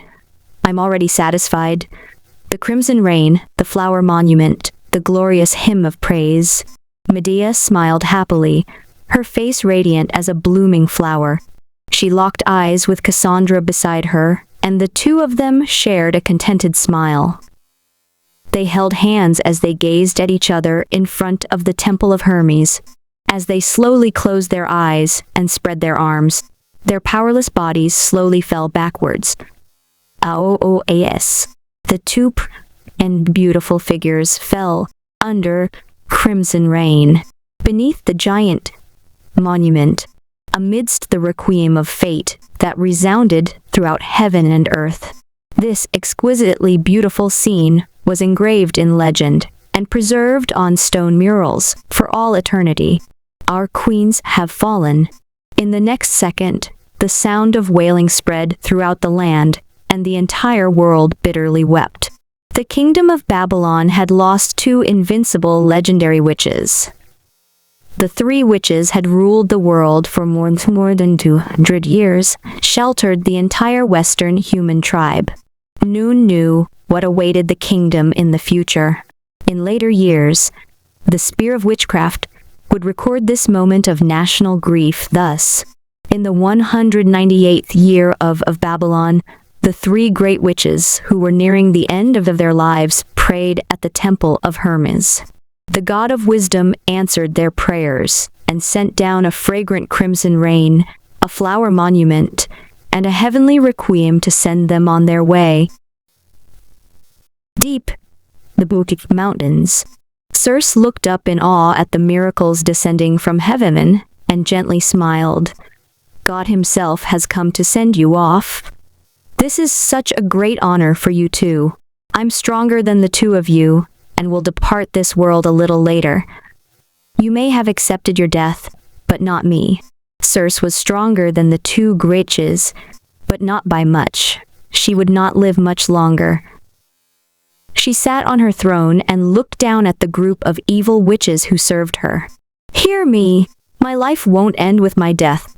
After I die, you will continue on in my stead and bring me back a few hundred years later.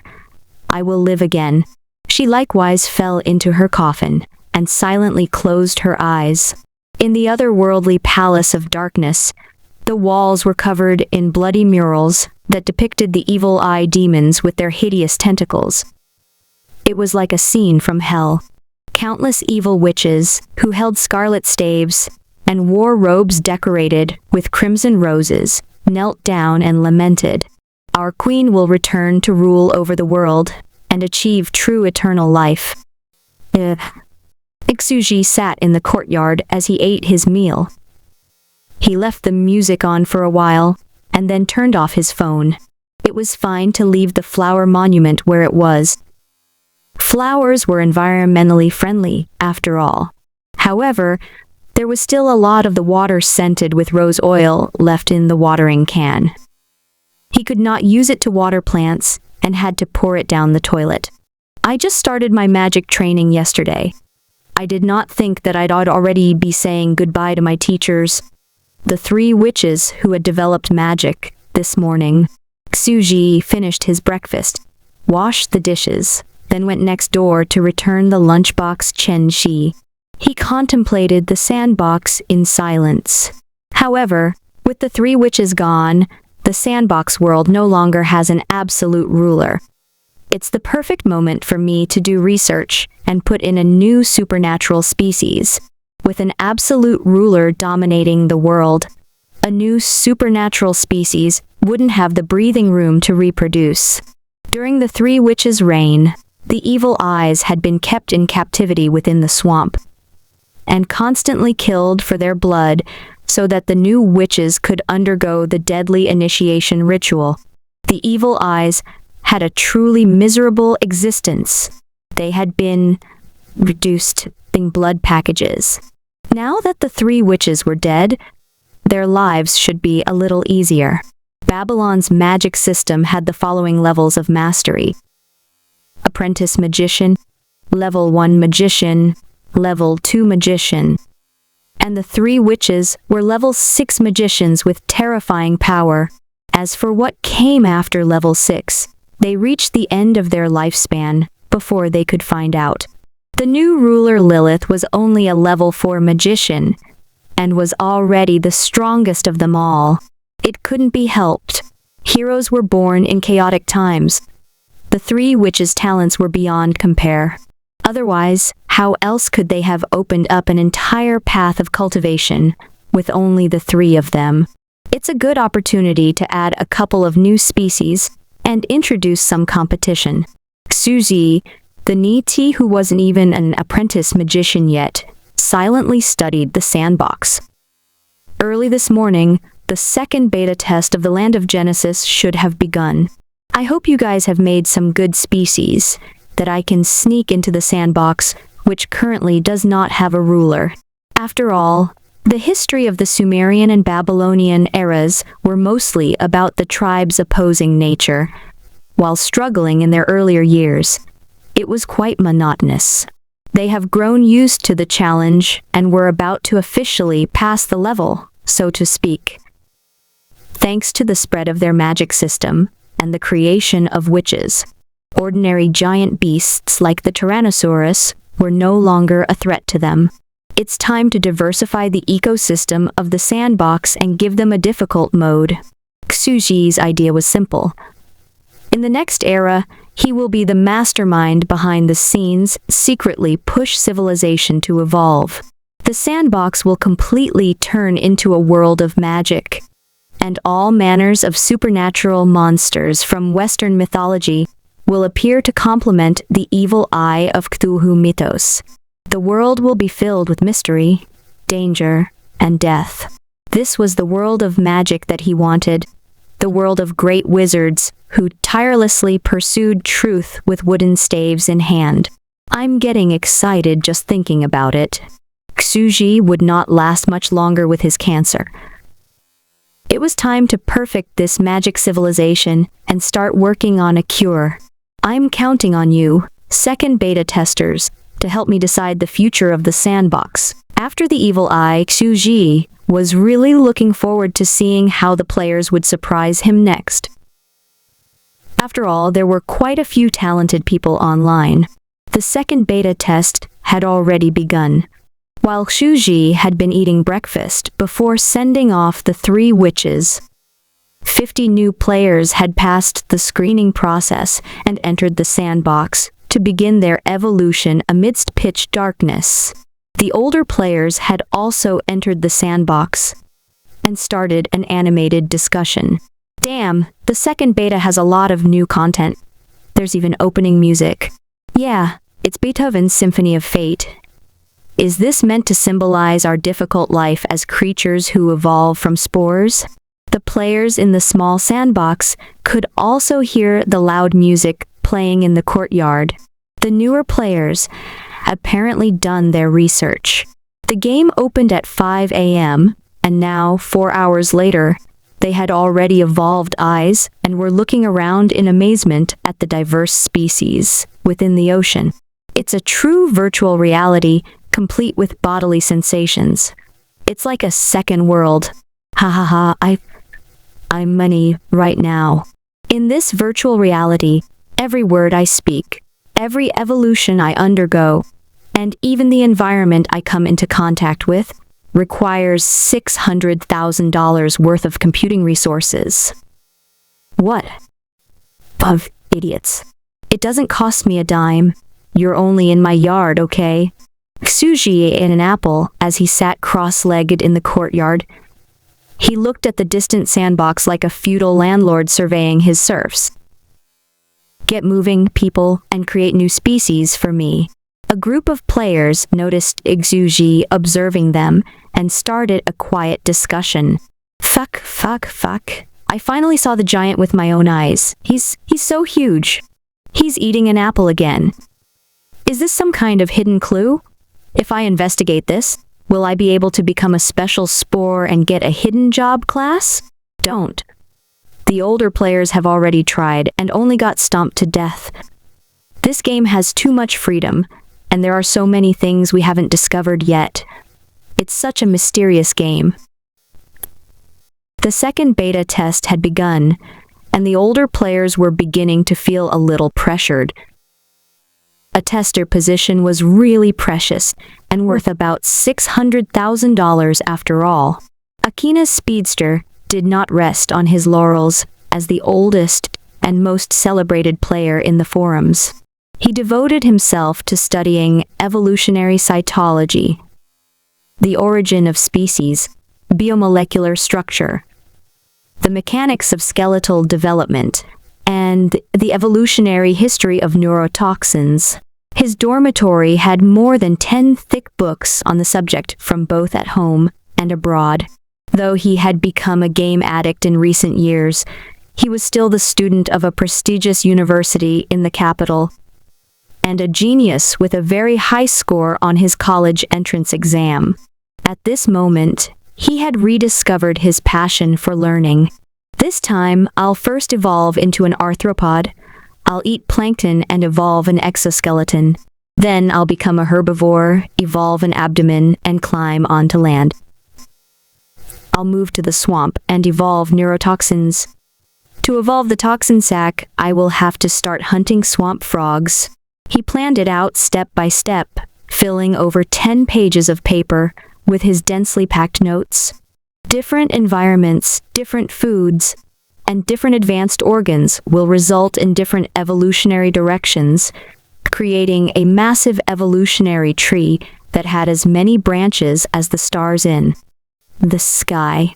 Saying that this was the most profound subject in the world would not be an exaggeration, and even a lifetime of research would not be enough to master it. Finally, Akina's speedster was satisfied. After so much planning, it's now time to implement my pallbearer chicken plan and poison the boss. That's right. He was going to make waves in the game on the first day of the second beta. The new achievements system wanted you to evolve species with extraordinary potential. But what counted as extraordinary potential? Nobody knew. However, if his species could poison the boss, then he's got it in the bag for sure. Of course, he was joking when he said that he'd evolve a species that looked like a pile of shit. Who would eat something that looked so unappetizing? His species would look delicious while hiding strong poison. That's right, he was going to be the first player to get an achievement in the Spore Evolution game. In this game, a single player used up $600,000 worth of computing resources. The mystery reward was sure to be something unbelievably good. He entered the game and was greeted with the message, "Please evolve your eyes." The second beta test started at 5 in the morning, and he started his journey while the new players were still figuring out how to play. 10 hours passed. It was past 3 in the afternoon. It finally worked, although there are still some flaws. Akina's speedster was thrilled as could be. He had finally been rewarded for his 10 hours of effort. His current species was a delicious-looking little red rooster the color of flames. He was the king of the species and had control over a small flock of roosters. It's time to show these cute new players the awe-inspiring power of their seniors from the first beta. I'm going to show them how to poison the giant boss to death. Akina's speedster smiled crookedly. That's right. After preparing for so long, he was ready to change the world. So, he posted in the forum and started live streaming. Akina's speedster has decided to celebrate the opening of Spore Evolution's second beta by showing new players how to take down the giant apple-eating boss in the yard. When this post came out, the entire forum exploded. Everyone knew that right now, even the best players from the first beta could only evolve deformed crap that couldn't survive natural selection. Hands off. Bossman, you're already that knowledgeable about evolutionary theory. Isn't this already at the level where you can receive a Nobel Prize? Now that you've evolved a really strong species, you're ready to fight the boss. Cerebral bluff. This noob is trembling in awe. I have just started evolving my eyes and am still reading the beginner's textbook recommended by all of you on the origin of species. All of them were incredulous. They know from the videos how huge the giant truly was. The players were still inexperienced and could only evolve into flawed species. The largest of them all was only as big as a beetle, and the rest were the size of ants. How could they hope challenge the boss? But there were some older players who instantly understood what Akina's speedster was talking about. Future sky whale. Bossman, you were serious back then. I thought you were only joking. You're going to put shit in the boss's food, and there'll be poison in the shit? Cute girl who wants to become a dragon. Fuck! Oh my god! Oh, Hotsman, Ruisman going to do it? You've evolved a species with neurotoxins? And it's even called a pallbearer chicken? Huh? What were they talking about? Put shit in the food? Hide poison in the shit? How unbelievably evil. Within the forum, people from all walks of life snickered and gave a thumbs up when they learned of the plan and marveled at the amount of freedom in this game. Akina's speedster. I hope you'll cooperate with me. Is there a martyr among you who would be willing to use his species to test the strength of my toxin? It would be best if you could test it personally, using the king of the species. If you could set your sense of touch to 100% and tell me what it feels like to be poisoned, I would really appreciate it. The other players only laughed incredulously at that. No one was masochistic enough to test it themselves. Still, there were some who were willing to help with the experiment by using the creatures under their control. The poison was truly astounding, and a large number of them died in an instant. After that, because the population of their species was too small, they quickly went extinct. This caused them to cry. Akina's speedster. Ha ha ha, comrades. Your glorious sacrifice has proven that my toxin is really effective. It's time to move to the next step of the plan. It's now past 4 o'clock, and almost time for the boss to eat dinner, which is as 5 according to his daily schedule. Help me get on the bench, and I'll find a way to sneak into his lunchbox and poison him. The lazy onlookers all cheered him on. Help. On the first day of the second beta test, the giant boss will die. The excited players swarmed to the bench like ants and began to prepare themselves for the epic boss battle. He, of course, also visited the game forums to see the feedback from the players on this first day of the second beta test. Dumbfounded. I'm just an observer. What did I ever do to you? This cretin, Akina's speedster, still hasn't given up on his idea and is planning to jump into my lovingly prepared dinner and poison me. These people are so malicious. They're all plotting against me. Xuji clutched his head in despair. This world was cruel. He had made the smaller sandbox close by the entrance so that he could easily observe them. And yet, it was precisely because he was so close by that the players could not help but get funny ideas. Strictly speaking, they were all born from his spores. He was both their father and creator, and here they were, seriously considering patricide. Treachery. Heretics.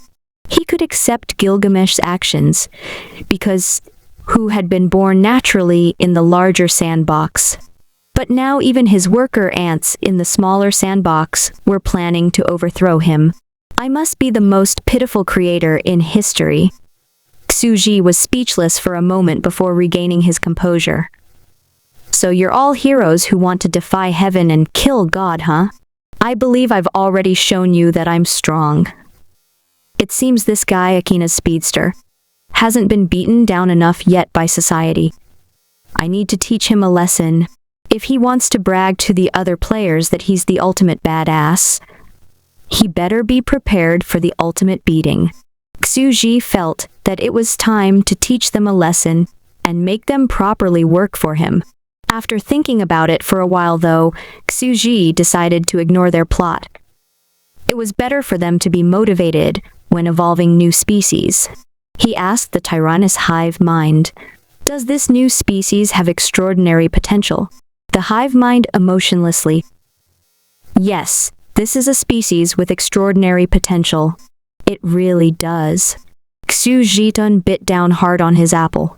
He felt really jealous and envious. Some people just had the talent. He could not compare himself to them. This species was much better than the strangely shaped evil eyes from last time. But still, it was probably too small to poison Xuji, even though it had evolved to the largest size possible within the sandbox, and was about the size of a beetle. For ant-sized creatures, it was as big as an elephant. With its massive size, the bright red rooster was like huge crimson's beautiful appearance made it look very appetizing. It looked really tasty. How's the strength of the toxin? Xuji cautiously asked. Will it pose a threat to me? It would be hilarious if he really got poisoned and met an ignominious end. This species is somewhat similar to the pufferfish. Its meat is extremely tasty, but the toxins are potent enough that even a small amount is able to easily put down an adult. She gulped. This guy, ruthless. He really is planning to kill me. A creature the size of a beetle could kill a grown adult with its poison. That showed how toxic it was. If the poison is enough to kill an ordinary person, then what about me? Xuji asked. My evolved genes are almost perfect, and I have also started my training as a magician. Rados. If it was something that could only poison ordinary people, then there was no need to put it in the sandbox. Those witches would walk all over it. The Tyrannus hive mind replied, that needs to be tested. As the Tyrannus hive mother, you can test the toxin yourself. I'm not a woman, please call me father. Xuji mumbled. The Tyrannus hive mind apparently didn't have a mind of its own and paid no heed to Xuji's snide remark. It went on mechanically. Hive mother, please test the toxin personally. As the Tyrannus hive mother, no creature born from your spores can threaten you, no matter how poisonous it is. Xuji paused. So it's no threat to me. Since it really has potential, let's not care about Akina's speedster's engines for now. Let me test its toxin and see how much potential the species has. Xuji started eating another apple.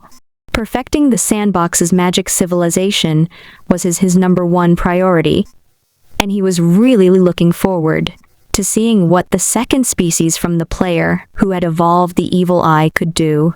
Let's wait for him to start eating. Shh, be quiet. We'll sneakily poison him. How malicious. But I like it. In the small sandbox a little distance away, the players were secretly observing him, while whispering amongst themselves. Recently, Xuji has been eating fruits almost every day because they were good for his stomach. This was something he needed to pay attention to as a stomach cancer patient. He was getting started on his second apple. Eating well is part of a healthy routine. Since he's offering himself, I'll try to play along. Hopefully he'll taste good. It wasn't 5 o'clock yet. This was when Xuji usually ate, and he wasn't in a hurry. He started flipping through the black notebook with his notes on the evolutionary process. This was also something he had to do. It was time to add to his notes a fifth age that came after the age of darkness, the age of radiance, the age of rebirth, and the age of Genesis. Although the Babylonian age seemed far from over, he felt that it was time to start keeping records. This epoch, I'll call it. After a moment of contemplation, Xuji casually came up with a name. In the age of magic, magicians started appearing in great numbers and became the rulers of the era. He bit down on his pen as he picked his words and continued. In this age, Hermes, the god of wisdom, descended from heaven and conversed with mortals, helping the three witches to open the way forward. In the year 198 of Babylon, the three witches had reached the end of their lives, and heaven sent down miracles to mourn their passing. Knock knock. Before Xuji had finished writing, he heard Chen Shi knocking on the gate. Xuji hurriedly stood up and ran to open the door. The bizarre creatures, who were secretly plotting on the ground, screamed loudly when they saw this and desperately fled. Run, comrades. It's time for his daily meal. get away from the path of the stampede. After all, Xu had built the sandbox right by the entrance to the yard, and would have to cross it each time he headed out. The players called this path the path of the stampede.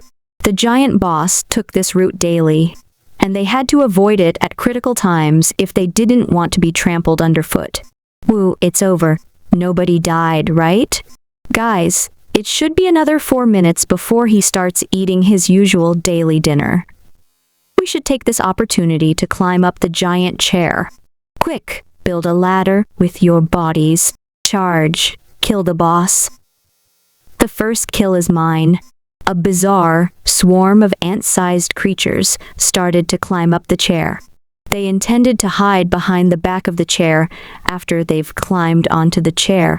But then, Akina's speedster suddenly called everyone back. He was a veteran gamer and had plenty of experience with boss battles. My friends, don't get excited.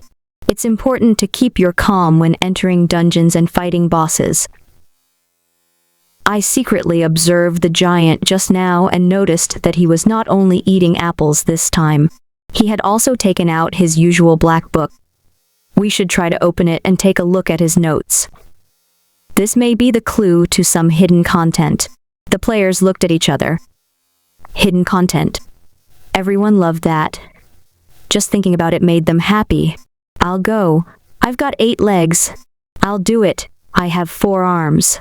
I'm even better. I've got 5 tentacles, with eyes on them.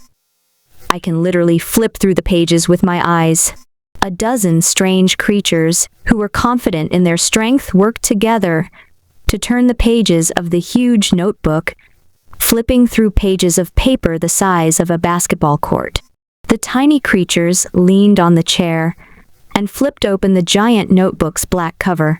When they saw the 3 words, Age of Genesis, written in massive letters on the first page, they were stunned.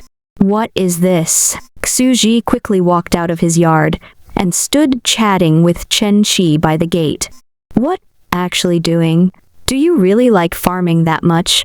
As Chen Shi curiously looked inside the court, she saw nothing besides a bunch of healthy vegetables growing in the garden and could only mutter, "Hey, I'm very angry right now. Am I not pretty enough for you? Even though you have such a pretty girlfriend, you don't ask me out on a date very often." Xu replied, "Don't I often go shopping with you and ride around with you on your scooter every morning?" Although Chen Shi was a little unhappy, Xu was not very sorry. He felt he spent enough time with her. Xu was not a complete shut-in who only did farm work at home. He also went out for a walk every morning and rode around town with Chen Shi on her scooter. He found it quite relaxing. Still, he felt that farming was much more interesting than going on a date with his girlfriend. That doesn't count. You only spend an hour a day with me, then you farm all day long. Chen Shi huffed in dissatisfaction.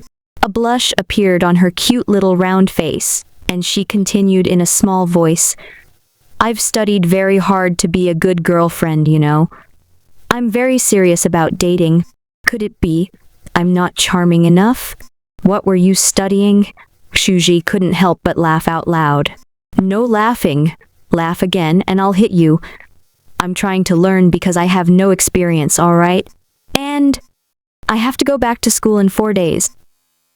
Chen Shi was very angry, but she quickly lost her energy after that and went on sadly, "Summer vacation is going to end soon." Xu was a little dazed when he received the lunchbox. Before he knew it, summer vacation was already over. His battle against those idiotic players had occupied all his attention, and he only came back to his senses just now. Honestly, he has grown used to receiving a lovingly prepared meal each day. These idyllic and carefree days he spent with Chen Shi in the countryside had been wonderful. Chen Shi's feelings towards him were very clear. She had come to him at the lowest point in his life and offered to become his girlfriend and accompany him through his final days. So does this mean that after today, I won't get any more food? While Xu was indeed moved, He was a realist to the very end. Even though I'm this sad, you're still joking around. Chen Shi angrily glared at Xuji as she laughed and scolded him. So that's why you made me your girlfriend. You just wanted free food. Don't worry, after I leave, your Aunt Lai will help you prepare your meals. Xuji thought for a moment and said, a long-distance relationship is nothing these days. We have video calls. That's not the same thing. It's completely different, Ken Shi stubbornly insisted. She acted as if they were a young couple about to part forever. A long-distance relationship does not really count as dating. And you're about to die. I won't be able to accompany you in your final moments and stay at your bedside to say goodbye. Shu, can you please? Mentioning the fact that I'm about to die, you complain about my inappropriate jokes. You're worse than me. Xuji felt that the two of them were equally matched. Suddenly, a thought occurred to him. By the way, have you heard of the game Spore Evolution? Nope. Chen Shi was baffled. She was a pure and beautiful girl, and only played casual and relaxing games. She could not stand violence. Or so she claimed anyway. This game is a casual sandbox game. It's very relaxing, and has a great degree of freedom, the world-building game Minecraft. Have you ever played Minecraft? Xuji smiled. Minecraft? I've played that before. Chen Shi nodded this time. Xuji said, I've heard that this game uses miracle technology, and is a completely realistic second world. If we can meet there, then it'll be like meeting in reality.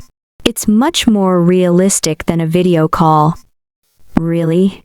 After a moment of astonishment, Chen Shi rejoiced. A completely realistic second world. We can meet there? Xuji thought about it and said, however, you have to fulfill certain requirements to get a tester slot. You'll have to write a scientific thesis on natural evolution. Chen Shi was dumbfounded. She stared at him suspiciously. Scientific thesis? Are you sure that this is a casual game? It's fine, I can handle that part. Xuji comforted her. You only have to download the game after you're back in your college. I'll hire someone to write the thesis for you and help you get a beta tester slot. When the time comes, you can just log in. However, the computers in your college shouldn't have the specs to run that game, so I'll buy you a new one. A 20,000 yuan's laptop should be enough. Love you. I love you so much. Chen Shi excitedly kissed Xuji on the face. She immediately stopped blushing afterwards and ran away in embarrassment. We can be together again. Xuji stood at the gate for a moment. He touched the spot on his face where Chen Shi had kissed him and laughed. Sure enough, young girls cannot resist money accompanied by sweet words. If he couldn't even fulfill his girlfriend's small request, what kind of creator would he be? For him, getting a beta tester's slot couldn't be simpler. However, buying a laptop that was high-spec enough to play the game would be costly. He had 100,000 yuans in savings and would be left with only 80,000 yuans after that. Money might be a problem. I don't mind spending it all, but I'll need to find a way to make money. Xuji was not worried though. There should be plenty of ways for him to make money. Usually, when he went out on a date with Chen Shi, they mostly walked around and enjoyed the scenery while chatting. In the future, they'll move their dating spot to the miniature world in the small sandbox. The scenery there was not bad.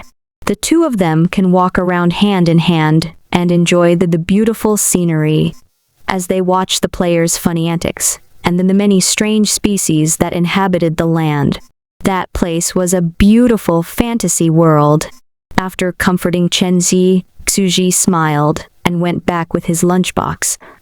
His heart felt light. He had done what he could for his girlfriend, and it was time for him to return to his serious work. In the compound on the other side of the gate. What's this? The players exclaimed in wonder. Genesis?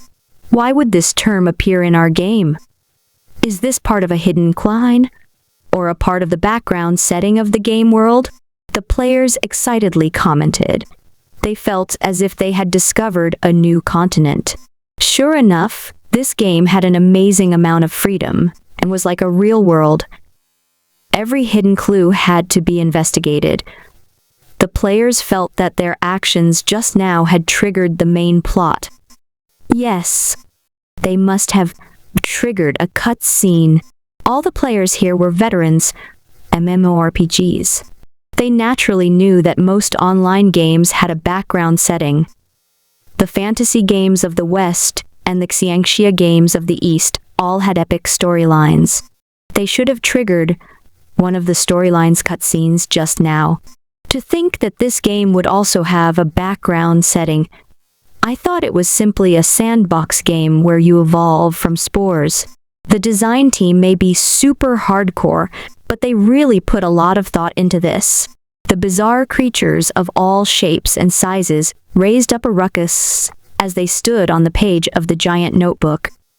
They were super excited. Enough! Stop wasting time and hurry up and turn to the next page. Let's see what's in this book of Genesis. Motherfucker. Guys, this game is so fucking hardcore. We even have to turn the pages ourselves to trigger the storyline cutscene. After that, under the leadership of Akina's speedster, the crowd pooled their strength and hurriedly turned to the second page, only to see the 3 words: the Dark Age. During the Dark Age, the world was plunged into 5,000 years of darkness as the sun set and the moon rose in the sky. This sudden change drove 99% of marine life to extinction. The blue moongrass, which could photosynthesize moonlight, became the sole surviving species. They quickly reproduced, flourished in the dark ocean, and became the masters of this era. Could this be a super ancient epoch? The players' faces quivered. Don't take too long. Hurry up and film it with the recording function of your VR glasses. We can think about it later. If you delay any longer, the giant boss will be back. On to the next page, one of them growled urgently. Many players started. They had been in a daze from all the excitement. Their nerves were fried. It was simply too exciting. It felt so exhilarating to sneak behind the giant's back. An instant later, they turned to the next page and saw the 3 words: the Radiant Age. With the coming of the Radiant Age, the world abruptly changed. The moon set and the sun rose. Thus began a 5,000-year-long period in which the sun blazed in the sky. The blue moongrass, which had dominated the Dark Age, started dying en masse, and one of its weaker offshoots, the violet harrowgrass, rose to become the protagonist of the new era. The crowd was completely unnerved and hurriedly turned to the next page. This time, it was the Revival Age. The Revival Age ushered in new life. This era saw the explosive birth of many animal species. The appearance of the first marine animals started an age of great prosperity and heroic competition. Invertebrates relied on their hard carapaces to dominate the ocean for a time, briefly becoming the masters of the era. The invertebrates were born, and with their superior dexterity, they defeated the invertebrates and became the true masters of the Revival Age, ruling for many long epochs. What's this? They couldn't really understand and felt a little lost. The background setting of this game seemed incomprehensible to them, but they felt like it had an extremely large worldview. The game had a great degree of freedom, and there was so much they haven't uncovered. They turned the next page to the 4th era of history and were completely stunned. In the Age of Genesis, the first intelligent species appeared. The Bugab tribes developed civilization, built city-states, expelled the giant beasts, and became the masters of the era. But they were cruel and violent, and so heaven sent down a great flood, ushering in the 3rd extinction event and wiping out 99% of all life. There had been intelligent life. A city-state civilization? A great flood from heaven? A third extinction event? Seeing this, the players completely lost their composure. They hurriedly turned to the next page and saw the line of text that Suji had just written down about the ongoing Fifth Era. In the Age of Magic, magicians started appearing in great numbers and became the rulers of the era. In this age, Hermes, the god of wisdom, descended from heaven and conversed with mortals, helping the three witches to open the way forward. In the year 198 of Babylon, the three witches had reached the end of their lives, and heaven sent down miracles to mourn their passing. What was this? Their minds went blank. They felt as if a vast and magnificent game world was slowly revealing itself before their eyes. The black notebook had very little written in it, but what you could see made you shiver.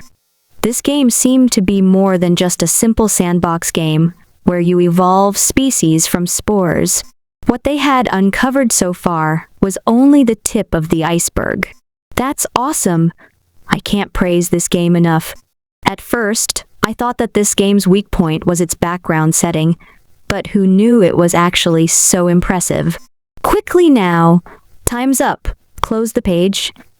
The giant boss is back. We can think about it later. Kill the boss first. Someone urgently shouted. In the distance, a colossal 10,000-foot tall giant was slowly approaching. Suji returned with his lunchbox.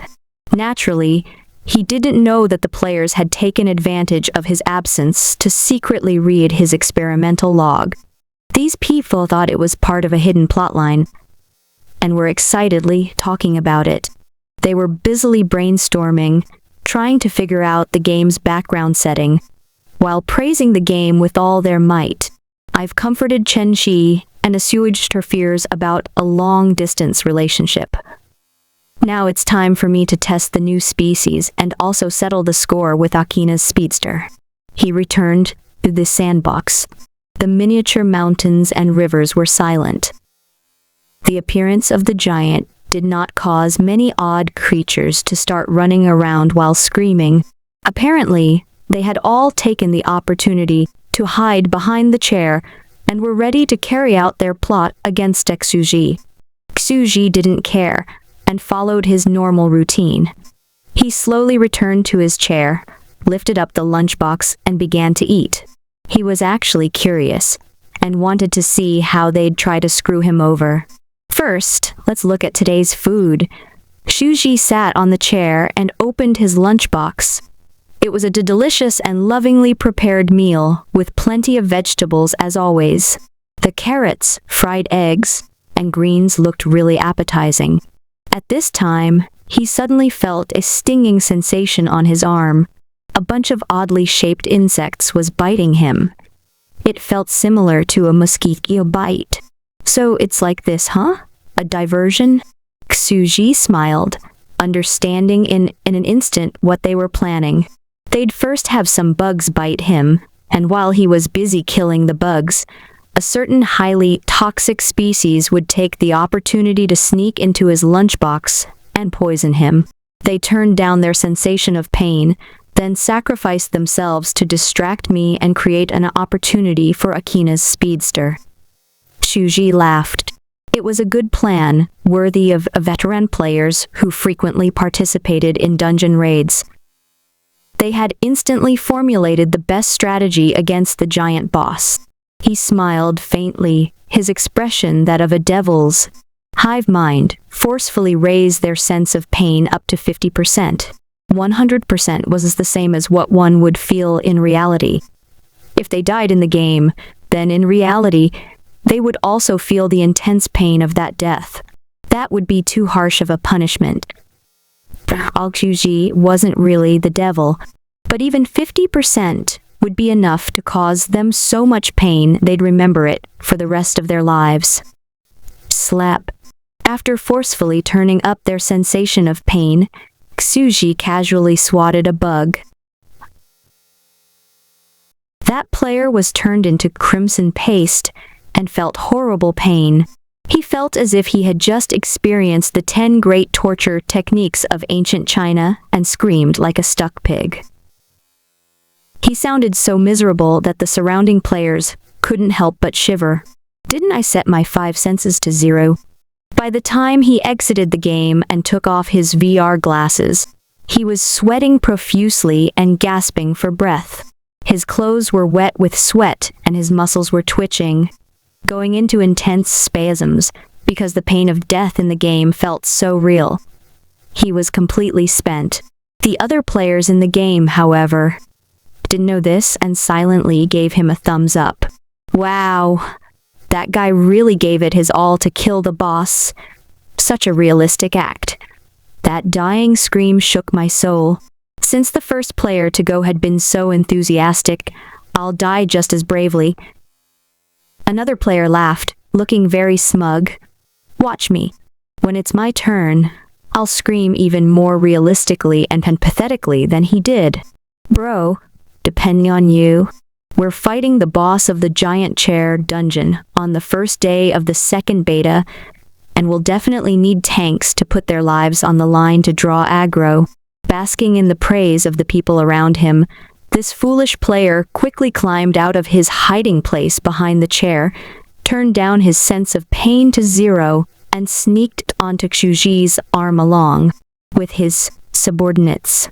He then followed the example of his predecessor and prepared to bite down. Smack. Before he could bite down, a heaven-spanning palm descended on him like a mountain, covering the sky. With one slap, he was turned into pulp. It hurts so much. The insect let out a heart-rending scream. This scream was indeed even more miserable than the last one. It was as if he had just gone through the most painful experience of his life. The listeners couldn't help but get goosebumps. Wow, this guy, splendidly. His act was even more realistic than the last guy's. His scream was much more pathetic. The people on him listened and cheered. They were super excited. Look, what's a star actor like? Like this? This dude was such a good actor. His death looked so damn real. They couldn't help but clap. It was obvious that those guys had dedicated their souls to the act and were truly doing their best to beat the giant boss. Guys, this time, it's my turn to draw the boss's aggro. The death screams of those guys were too exaggerated. They sounded too fake. The giant boss will think something's wrong. This time, I'll play the part of a stoic and courageous insect. Even if I die, I won't let out a single sound. Another insect quick climbed out behind the chair and slowly crawled up Xuji's arm. Just as he was about to take a bite, splat! Flesh and blood spurted as he was turned into pulp. It so much. He let out a scream that was even more miserable than the last two. His wail shook the heavens. He sounded so deathly miserable. It was as if someone had kicked him a few hundred times in his family jewels, then doused him with boiling oil. He seemed he was in unimaginable pain. Bro, you're not following the script.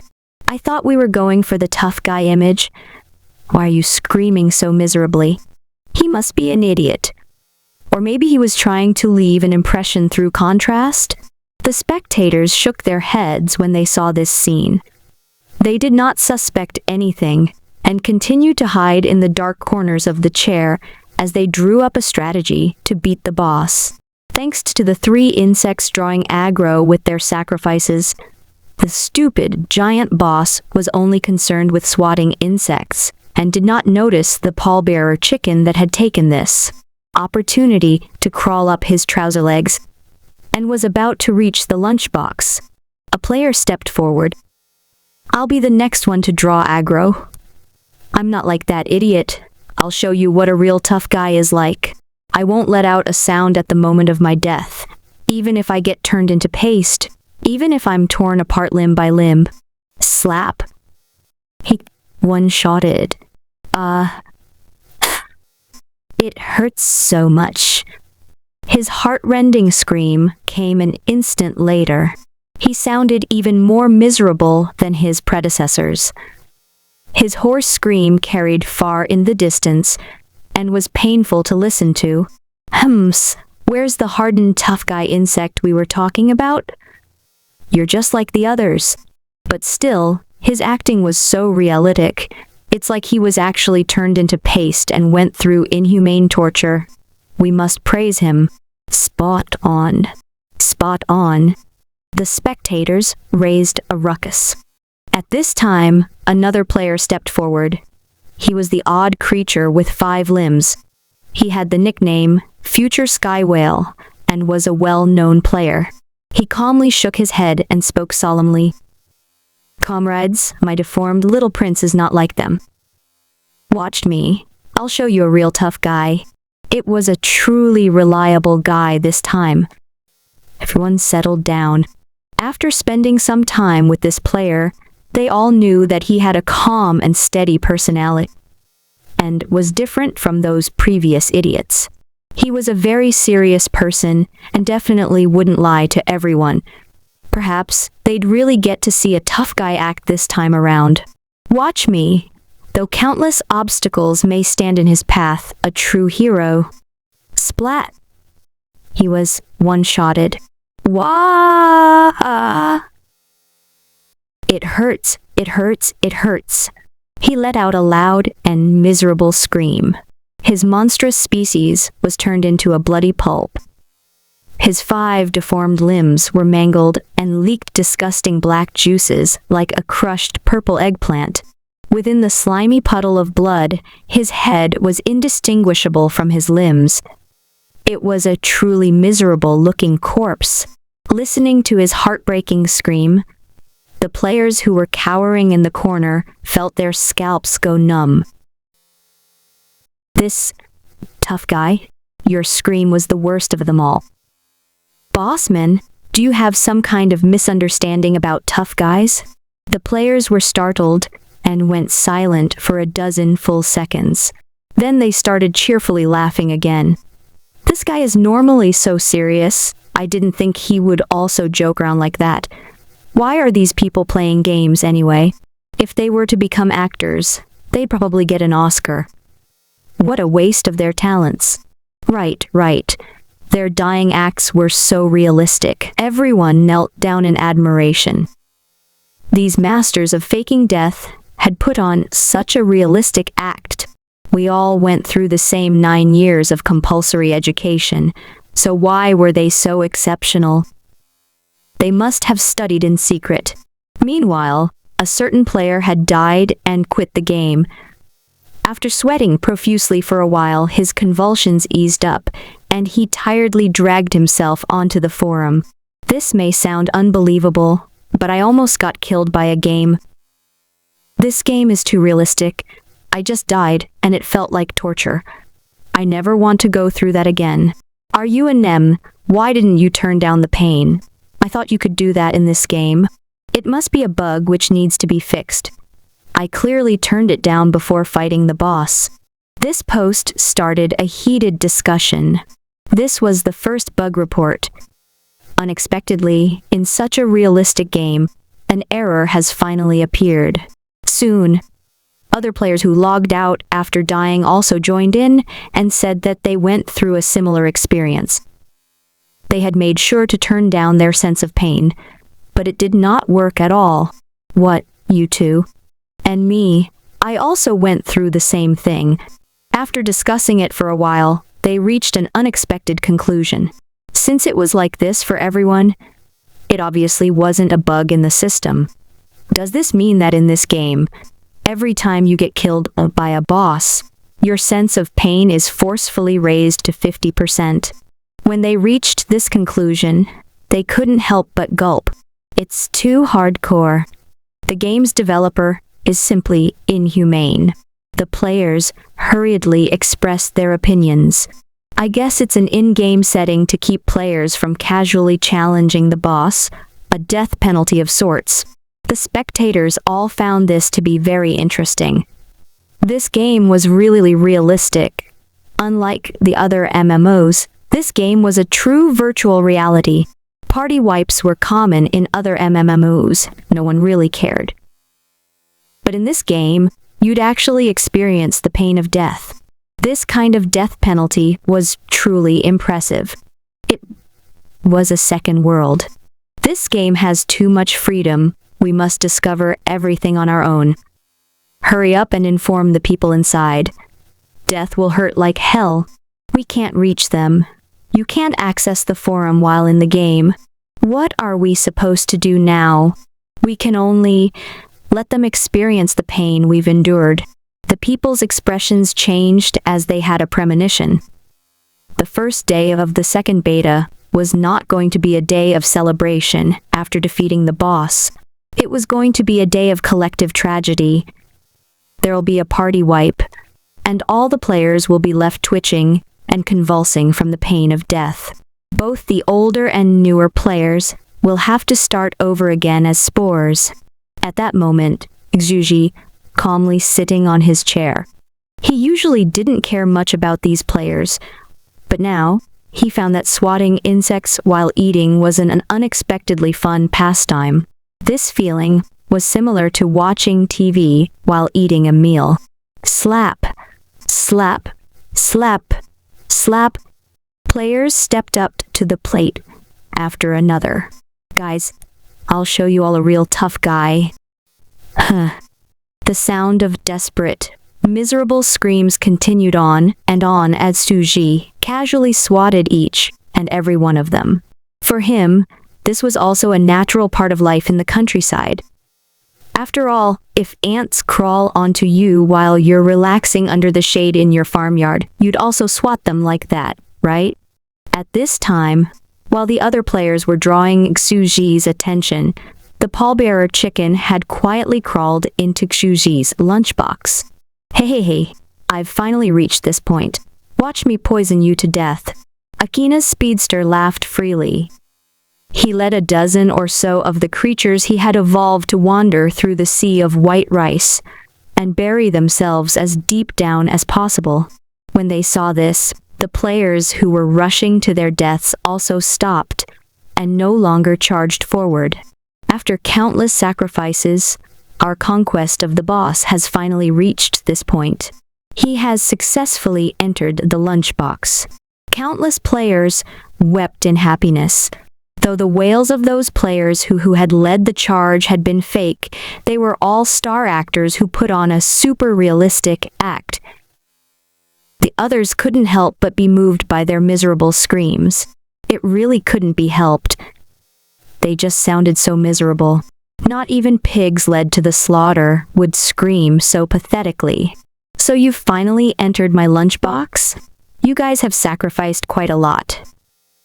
Though Xuji was slightly surprised, he decided not to mind it and picked up his lunchbox again and resumed eating. If he wants me to eat him, then I'll reluctantly play along. He took one bite after another. The insects hiding in the cracks of the chair looked on urgently. Yes, that's right. Quickly now. Hurry up and eat. Eat Akina's speedster's pallbearer chicken and die from poison. You're almost there. Gobble.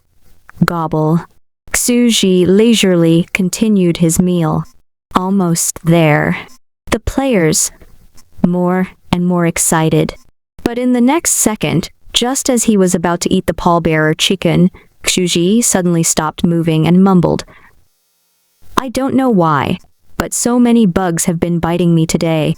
My food is now cold. I'll have to heat it up in the oven. Xuji got up from his chair and returned to the house. Players? What's with this sudden need to heat up your food? All the players looked as if they had just been eat shit. When did bosses get so picky? Why was this NPC so realistic? It hasn't even been that long. Is it really necessary to heat your food? I guess I just can't bring myself to eat this idiot raw. Xuji muttered, while ignoring the players' opinions. He knew that it wasn't a big deal. It wasn't cannibalism, and was the equivalent of eating raw chicken-flavored bugs. Didn't other people often eat sashimi and raw steak? But Suji wasn't too keen on this type of food. He liked his food well cooked. He had also asked the Tyrannus hive mind if it was alright to eat the pallbearer chicken after cooking, and received a yes. Akina's speedster was truly deranged, and his peculiar toxin was so powerful, it wouldn't lose its effect after cooking. Whether he ate the chicken raw or cooked, it made no difference in testing the toxin. He naturally chose to eat cooked food. He had stomach cancer and had to be careful with his stomach. He's even going to cook me? When Akina's speedster heard this sentence, he was frustrated beyond belief. But he didn't dare reveal himself from his hiding place in the lunchbox, and could only silently wait for death. It's okay, I can still poison him with my dead body. I've turned down my sense of pain, so what if I get roasted? Akina's speedster was trembling inside. Though he frantically tried to gather his courage, he couldn't help but get a vague sense of unease. Bang! Suji put in the lunchbox and closed the oven door. He set the temperature to the highest possible setting of 280 degrees. He still remembered the deep grudge he had against this nice guy. Everyone else's death was instantaneous, and they did not have to feel long-lasting pain. Akina's speedster, on the other hand, will have to face the horror of being roasted alive. He would die a very slow death. Whoosh! The oven lit up all at once. Inside the huge oven, it was like the apocalypse had come. The rectangular world turned red with heat, and Akina's speedster started shivering within the giant lunchbox. Steaming drops of sweat began to gather on his bright red feathers, and his entire body began to feel really uncomfortable. It's fine. What an impressive dungeon, there's even an oven. But I've already turned down the pain, so I won't feel the heat. He kept consoling himself, but he was sweating like crazy. He felt more and more uncomfortable as time passed, and the pain was as if he was being roasted alive. Wah! He suddenly started screaming. I was wrong. It's so hot. This is even more terrifying than the fires of hell. Soon, miserable screams started coming out of the oven. He sounded worse than all the previous players combined. The misery was simply indescribable. Sitting on a chair in the room, Suji scratched his head and smiled brightly, full of goodwill. Bro, with this, we're even. After this beating, hopefully you'll stop spending all your time trying to find new ways to screw me over. As far as he was concerned, this pallbearer chicken faced certain death. They all needed a painful lesson. It's not like they'll suffer any permanent damage anyway. This is the terrible price they have to pay for trying to fuck with me, the creator. You really think you can me and shit on my head? He felt that he had beaten them up enough, and was quite done with this boring game. It was time to resume his meal and test the toxin of this new species. For them, it had been an exhilarating boss fight, but for Chuzi, it was just dinner. Who knew? At that moment, a resonant phoenix song suddenly started within the scorching hot oven. A phoenix song? I've baked him for 7 or 8 minutes, and that idiot's still alive and screaming? Shuji frowned. Could it be? Is this survival of the fittest? He's actually survived the oven environment and evolved? Then, for the first time, a voice laced with surprise came from the Tyrannus hive mind. The first Tyrannus hero has been born. Suji, slightly shocked. Tyrannus hero? Didn't you need to seed an entire planet with spores for a few of them to be born out of countless species and hundreds of billions of life forms? My place is so small, how could one be born so quickly? With these odds, does this mean that I've hit the jackpot? Suji was a little excited. Every Tyrannus hero was a unique existence born from mutation, and they were among the strongest beings in the long evolutionary history of the Tyrannus. However, the Tyrannus hive mind replied, "The specifics are unknown. While it's similar to a Tyrannus hero, it's also extremely different. The Tyrannus hive mind explained that the previous Tyrannus civilization had focused on technological development, and the Tyrannus heroes, who appeared naturally focused on technology. Each of them had evolved brains with computing power comparable to that of a planet's, and could simultaneously command countless fleets. Additionally, they could modify their own genetic sequence and had turned themselves into terrifying biological weapons. The Tyrannus had never focused on developing supernatural abilities. After all, this took too long. Xuji was only now evolving some species that barely counted as supernatural creatures. Had he focused on technology and evolved super powerful brains to push the limits of technological innovation, then in less than half a month, he would have been able to rule the entire Earth, form a fleet, and head to outer space. He wouldn't be stumbling around in the dark like he was now. Xuji shook his head. A technological civilization is too dependent on external tools.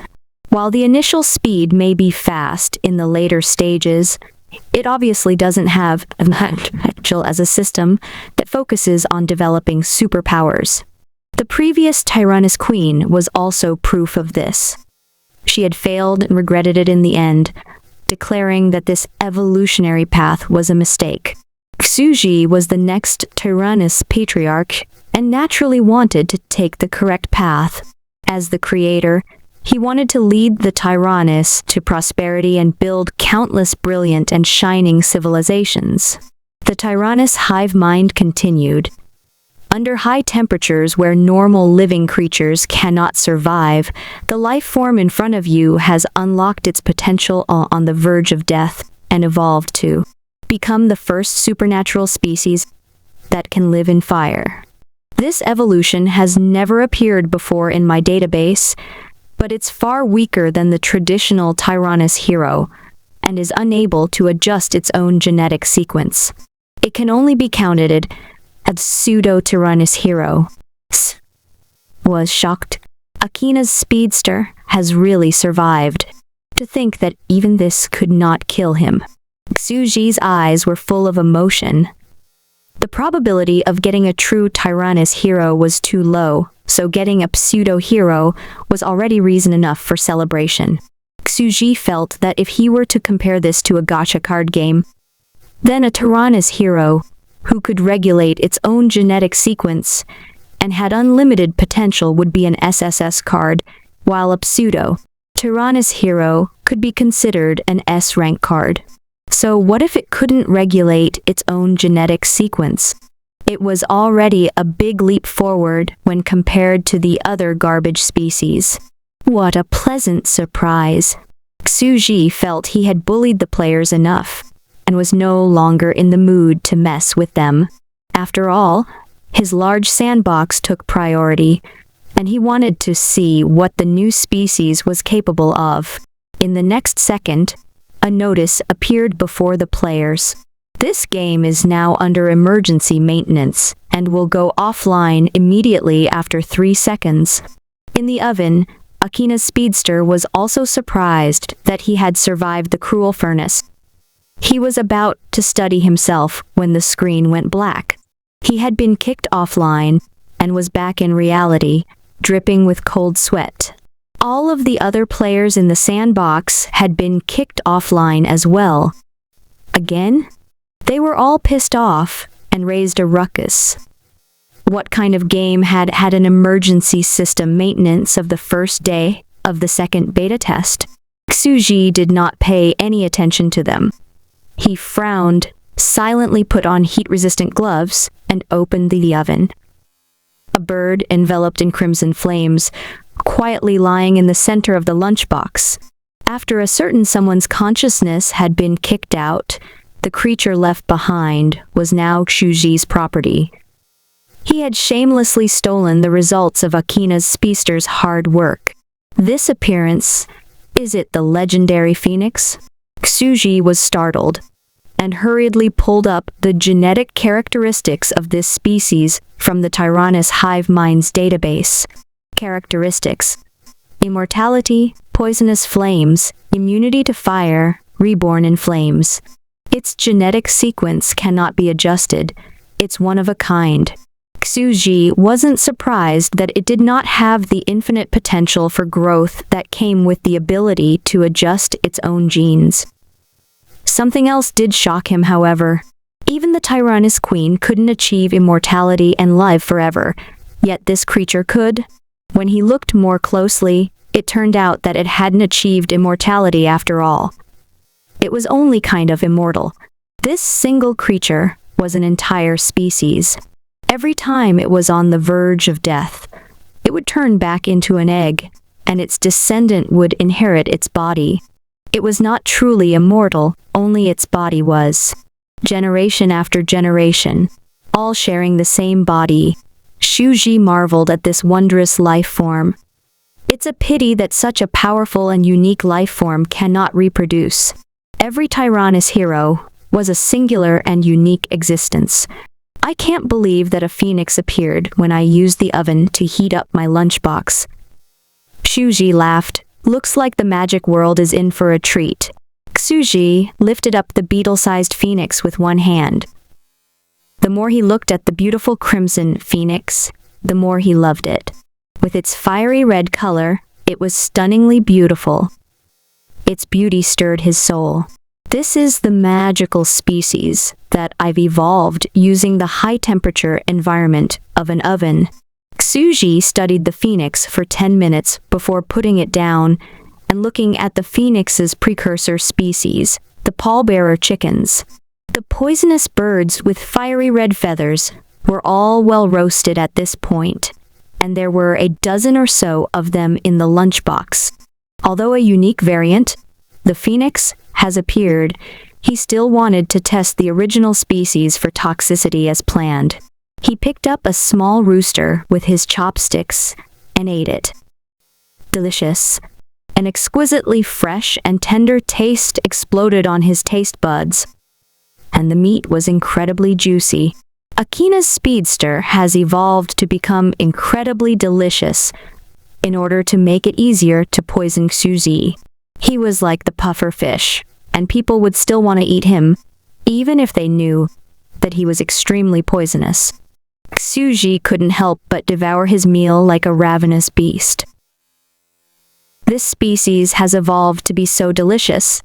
This is awesome. It looks like after Chen Xinji leaves, I'll have an all-you-can-eat buffet I can enjoy every day.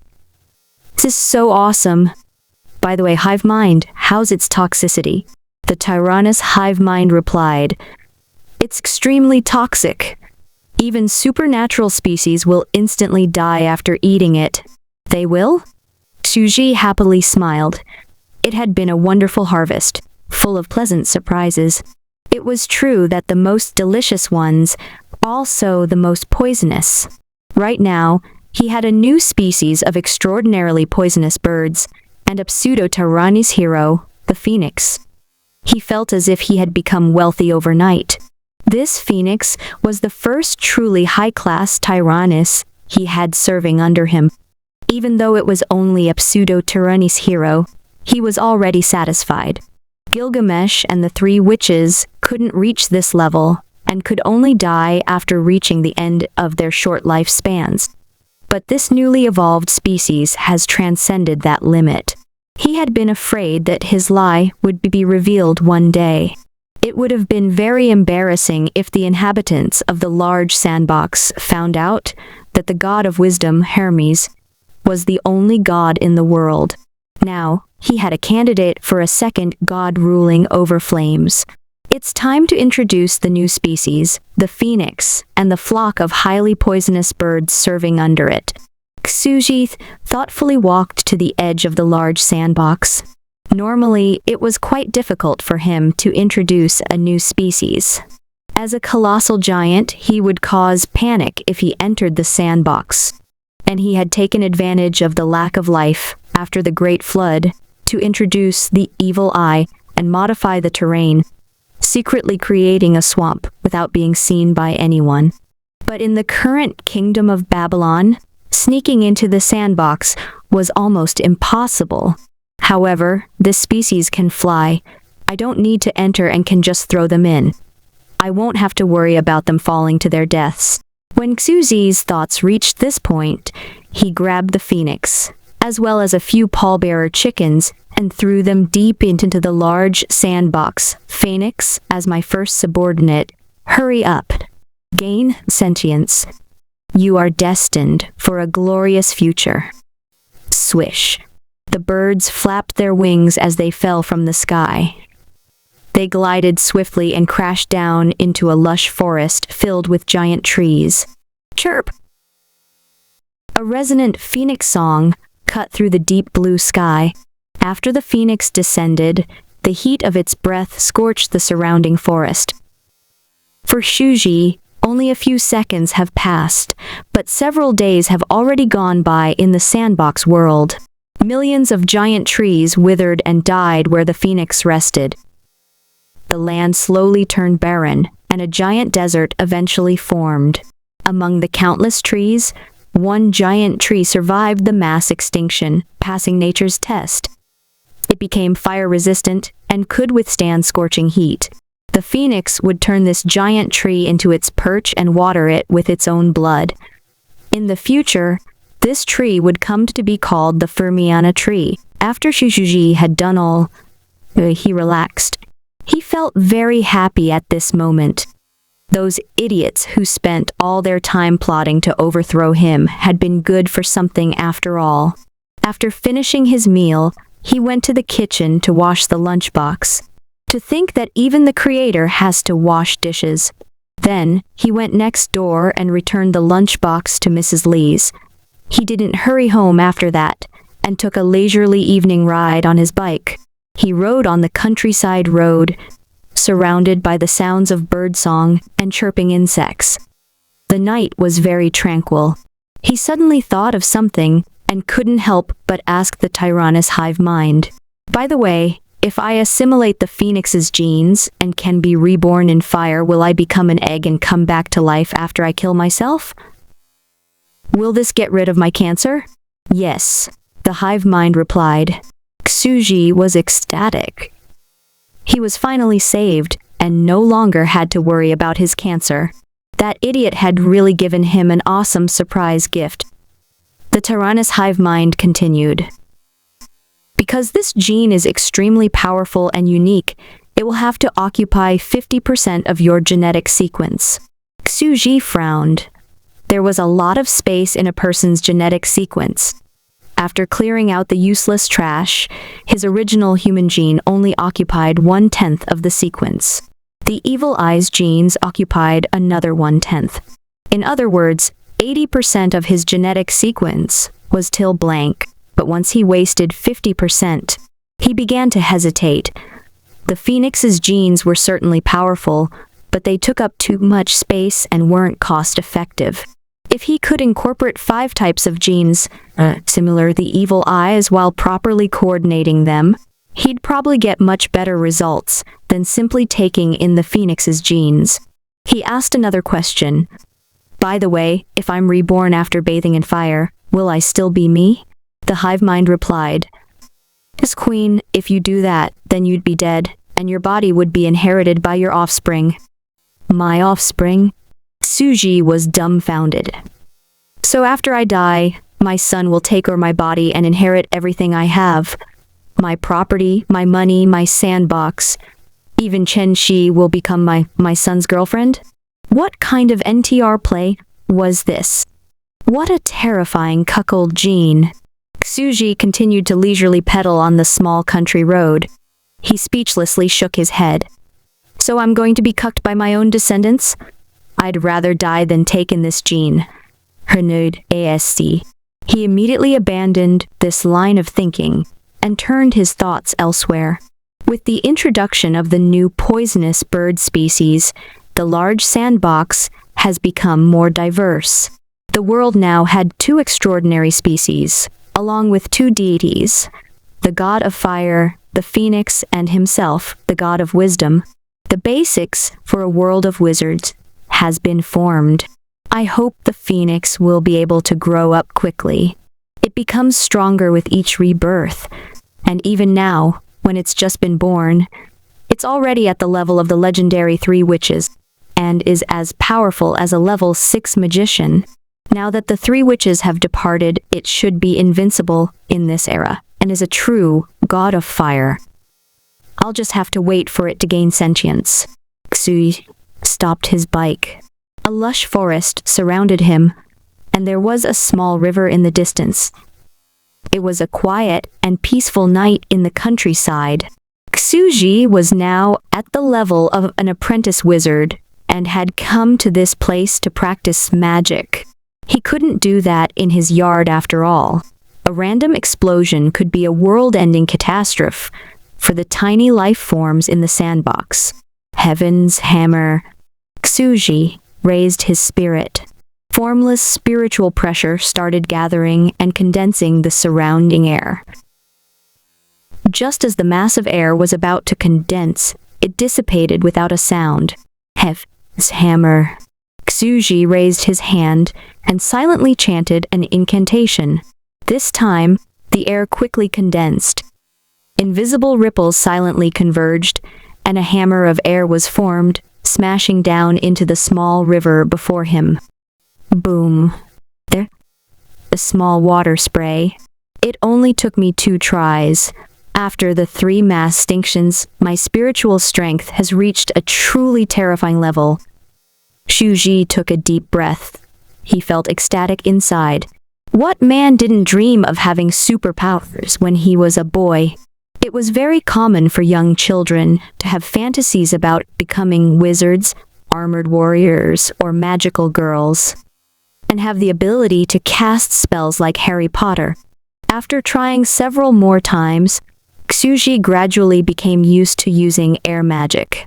He was extremely talented, and the time it took him to understand and master a magic spell was 10 times faster than even the 3 witches. After all, he was already a Tyrannus hero. He had perfected himself by getting rid of the useless and overly complicated parts of his genes, and could be considered a higher life form. Were he to enter the sandbox himself, then his achievements would be even greater than the 3 witches. However, he didn't have the time and energy to do everything by himself. The 3 witches had spent over 200 years to open this path. Xu didn't want to spend his entire life on something like that. They've also learned to use staves as a medium to perform witchcraft. This could be considered a prototype of alchemy. Xuji felt that it was a pity. But I'm having trouble making a staff in reality. Otherwise, the power of this spell would be increased by 30%. He practiced magic for an hour. Armed with Medea's Heaven's Hammer, he now had the ability to defend himself. The force of the blow could cave in a person's chest. He felt satisfied and returned home, only to discover that he had forgotten one thing. He had forgotten to reopen the small sandbox. The second beta test just started, and the service has already been suspended for half a day for maintenance. Hardcore. This game is too hardcore for the fucking developer. The forum was full of complaints. They were wailing like it was the end of the world. However, Xuji wasn't sorry at all. It was only one little mistake, and he just reopened the game right now. Xuji left the players alone after reopening the sandbox. If they decided to complain any further, then he would simply shut down the game. He had gone out to practice magic, and felt as if he had just taken an evening jog. His muscular body was covered in sweat, so he went to take a shower, and emerged from the bathroom with only a blue pair of shorts on. Xuji was looking forward to seeing what would happen after the introduction of the phoenix and a new species to the sandbox.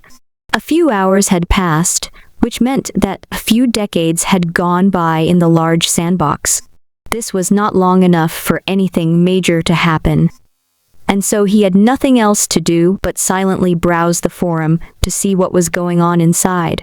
Last time, Xuji had only found out about a certain idiot's plot against him by chance. Had he not been browsing the forum when Akina's speedster posted, then what kind of tragedy would have happened? He might have been poisoned without ever knowing it. Apparently, it was really important that he spy on the enemy camp. At this time in the forum, aside from furious complaints about the suspension of service on the second beta test's opening day, the players were mostly talking about their tragic party wipe and horrible pain they had experienced. Xuji finally looked on. Cerebral bluff. I think that this boss battle will go down in history as the gaming world's biggest tragedy this year. Haruko loves to learn. The veteran players sure didn't lie to us newbies. They said they'd surprise us, and they sure did. They have reverted back to spores and have joined us at the starting line. The forum was full of bitter complaints. The veteran players from the first beta test had failed to conquer the boss, and the results had been brutal. Some players who had died started to describe their miserable deaths. It hurt so much they had cramped up from the pain.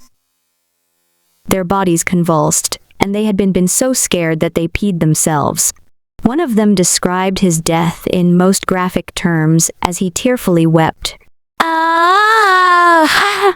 Suddenly I was screaming loudly in my room, spasming and convulsing, with tears streaming down my face. My mother was so scared she was crying. Mom asked me what I was doing.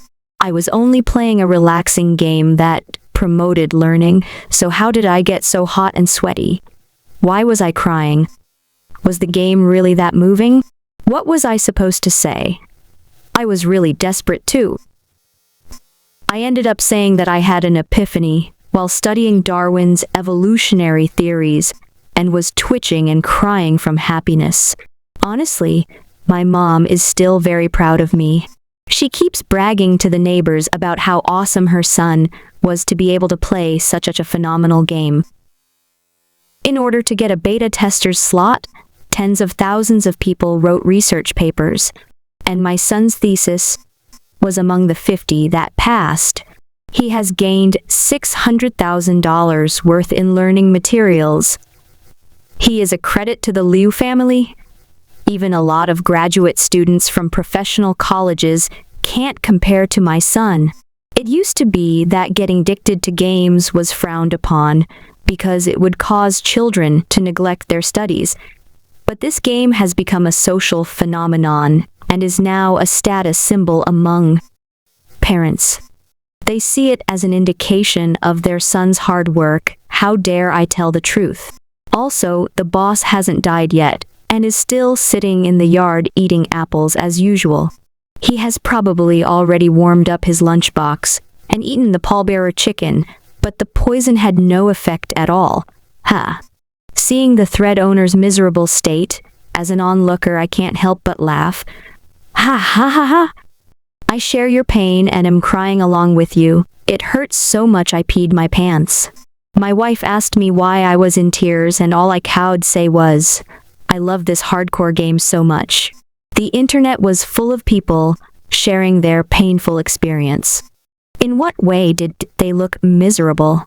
In another part of the forum, there were players who started uploading photos of the Book of Genesis that they took in the boss battle. They posted the photos of the 5 long eras one by one and caused many to become intrigued. People began to comment on the mystery, saying that it was probably part of the world's background setting and may lead to a hidden quest line. Future Sky Whale. In this world's background setting, have there been many civilized eras before we came along? Are we a nascent civilization of the 6th era, the age of spores? Later on, will we be able to evolve into humans along with various other species? Are each of us supposed to create our own race, build a new world, and form our own civilization? Fuck. What a frightening degree of freedom. Many agreed with this point and said that they were super excited. There were many topics about this game, and the people began to animatedly discuss its background setting. What was that giant black notebook? Another noteworthy point was that the first extraordinary species has been born and acknowledged by the achievement system. As soon as the players logged on, they got a system alert. Global notice: congratulations to the player Akina's Speedster, who had evolved the pallbearer chicken.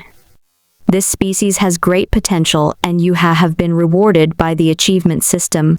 This server-wide notice suddenly appeared and caused a huge stir in the forum.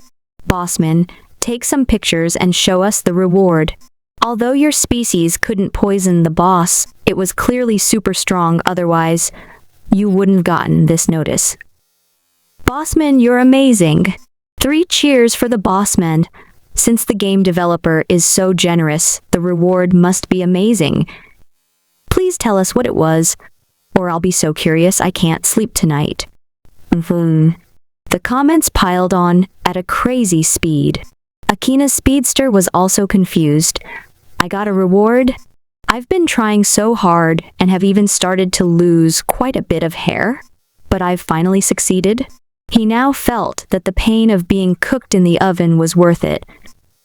He hurriedly put on his VR glasses and immediately logged to the game and opened up the live streaming platform. He gave room the name live streaming now. The mysterious reward for evolving a new race. In an instant, countless people flocked into the room, their numbers passing 600,000. Even the people who couldn't play the game were in high spirits, hoping for some eye candy. Akina's Speedster logged into the game and saw on the game interface there were 3 options he could choose from as a reward. 1. He could choose to make the pallbearer chicken a permanent player character.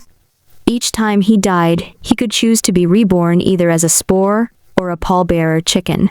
Akina's Speedster was ecstatic. He was so excited that he laughed out loud. I can finally choose my starting race. Damn, I'll no longer have to evolve from spores after I die, and can restart as a pallbearer chicken. This reward was amazing. 2. He could get a permanent account and would no longer have to participate in the elimination game. 3. He had the opportunity to experience a second life. When they saw the 3 options, everyone was jealous and started to animatedly discuss them. The first option is amazing.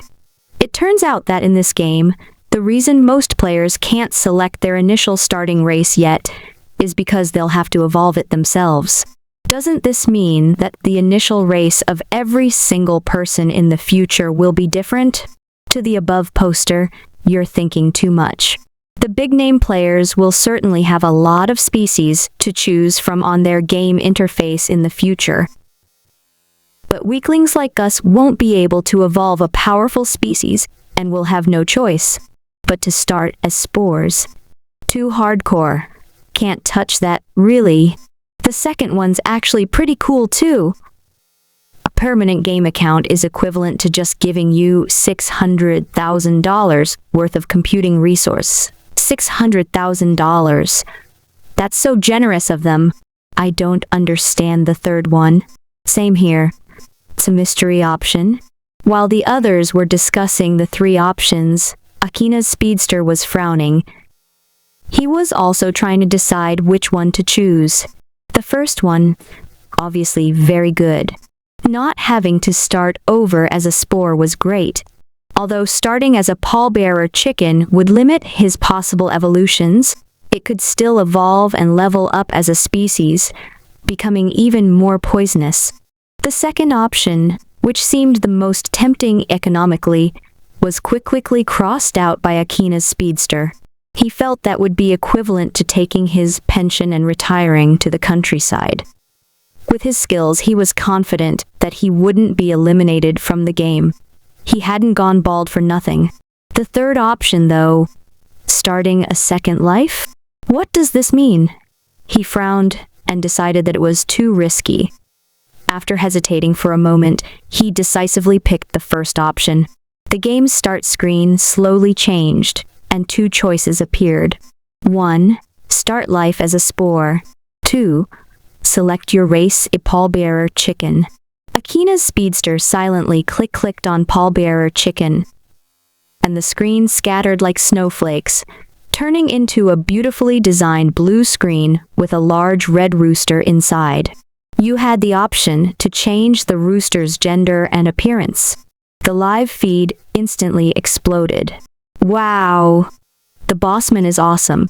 It's finally like other MMOs, and you can select your appearance and race. You're not like the rest of us, who all have to start as a single-celled organism. This game is getting scarier by the day. Now you'll even have to evolve your initial starting race yourself. Akina's speedster ignored the jealous players and silently adjusted his appearance, while inwardly feeling very proud of himself. He made a super handsome rooster and logged into the game, appearing in the giant sandbox. He was in high spirits and began to evolve again.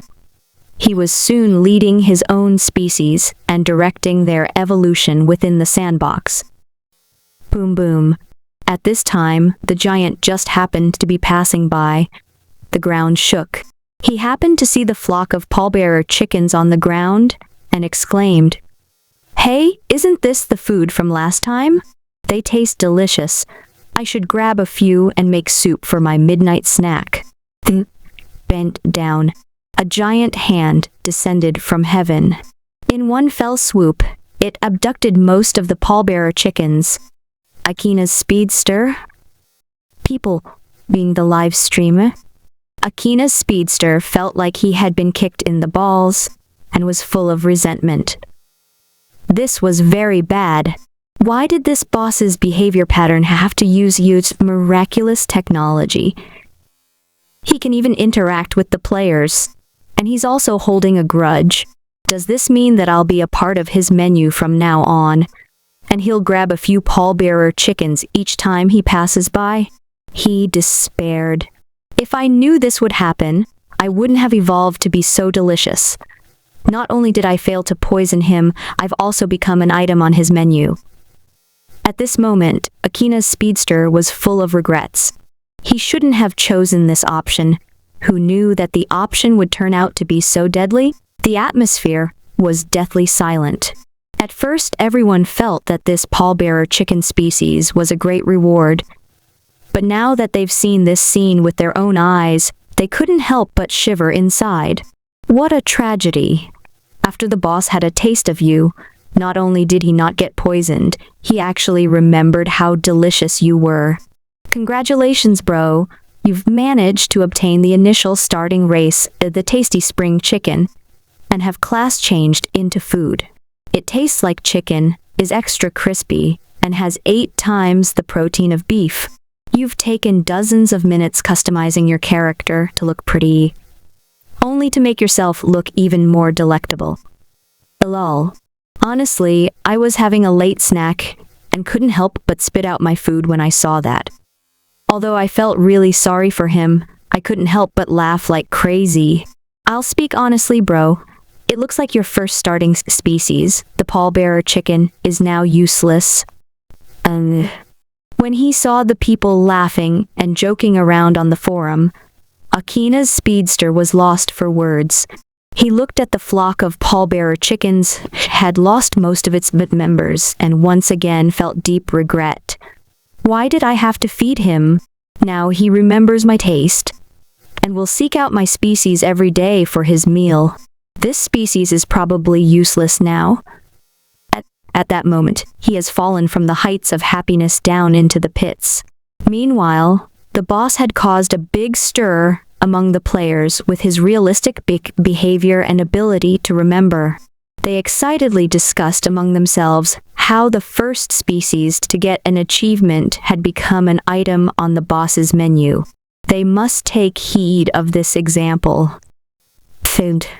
Suji was very relaxed when all this was going on. He had just returned from the courtyard, with dozens of pallbearer chickens, the size of quail eggs in hand. He entered the kitchen, put them in a basket, washed them clean, and plucked their feathers in a few strokes. I happen to be hungry right now. I'll eat them for supper. As expected of a species evolved by an expert to be delicious, The pallbearer chicken tasted incredible. Xuji considered this situation to be perfectly normal. After all, which farmer didn't prepare his meal using the products from his farm when he got hungry? This pallbearer chicken was a product of his farm. It was already very considerate of him to leave Akina's speedster with the king of his species. Xuji stewed the chickens and cracked 2 eggs on top of them. He smiled calmly while preparing his meal in the kitchen. I knew this guy would definitely choose the first option and have been waiting for him. Dude, you'll be an item on the menu from now on. He let the food simmer for half an hour, then sprinkled some chopped scallion on top and savored it 1 bite at a time. It was delicious beyond belief. Xuji felt true bliss. Looks like I'll have to encourage them to evolve more delicious species in the future. Xuji muttered. He never forgot how he was in the late stages of stomachcer and needed to be nice to his stomach. Xuji was very content at the moment. He had just finished practicing sorcery and enjoyed a delicious evening meal after taking a bath.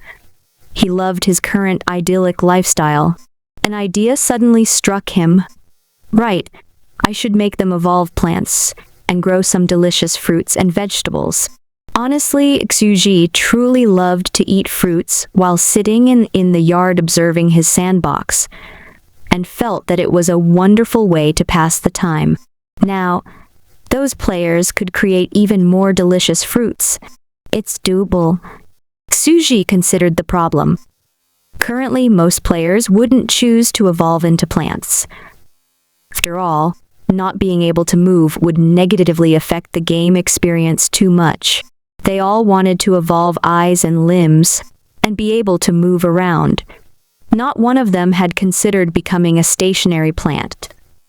This mistaken way of thinking was the main issue. Maybe I should remind them.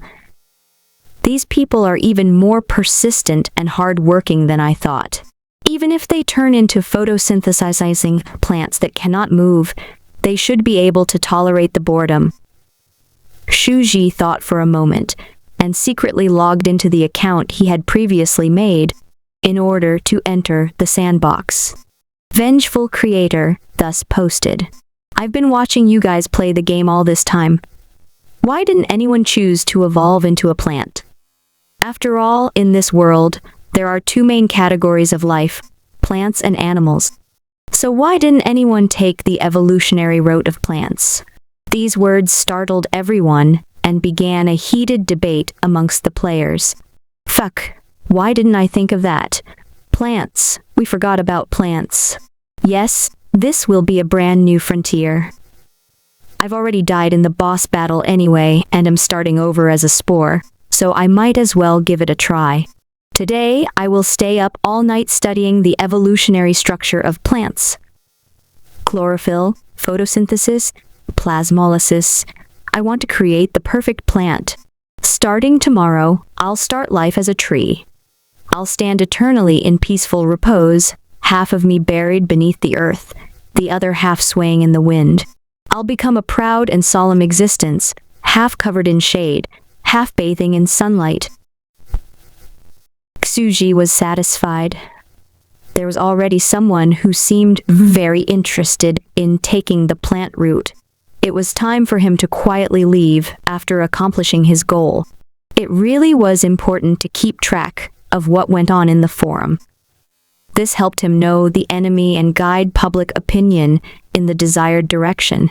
Now that his free labor force had decided to dedicate themselves to the task, delicious fruits shouldn't be far off. May each of them study so hard that they go bald, turning into Edison, and use their 99% perspiration to evolve for him his desired species. Xuji laughed and continued to eat his pallbearer chickens. As he browsed the forum and scouted behind enemy lines, he found another noteworthy player other than Akina's speedster among the newcomers. He was the person with the nickname Fierce Sky Whale, and was also a well-known player.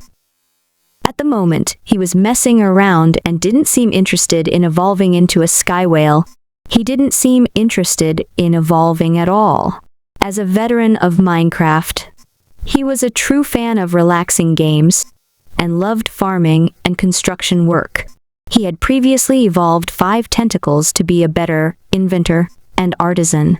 Among his 5 tentacles, 2 were serrated like mantis claws and were used to cut wood.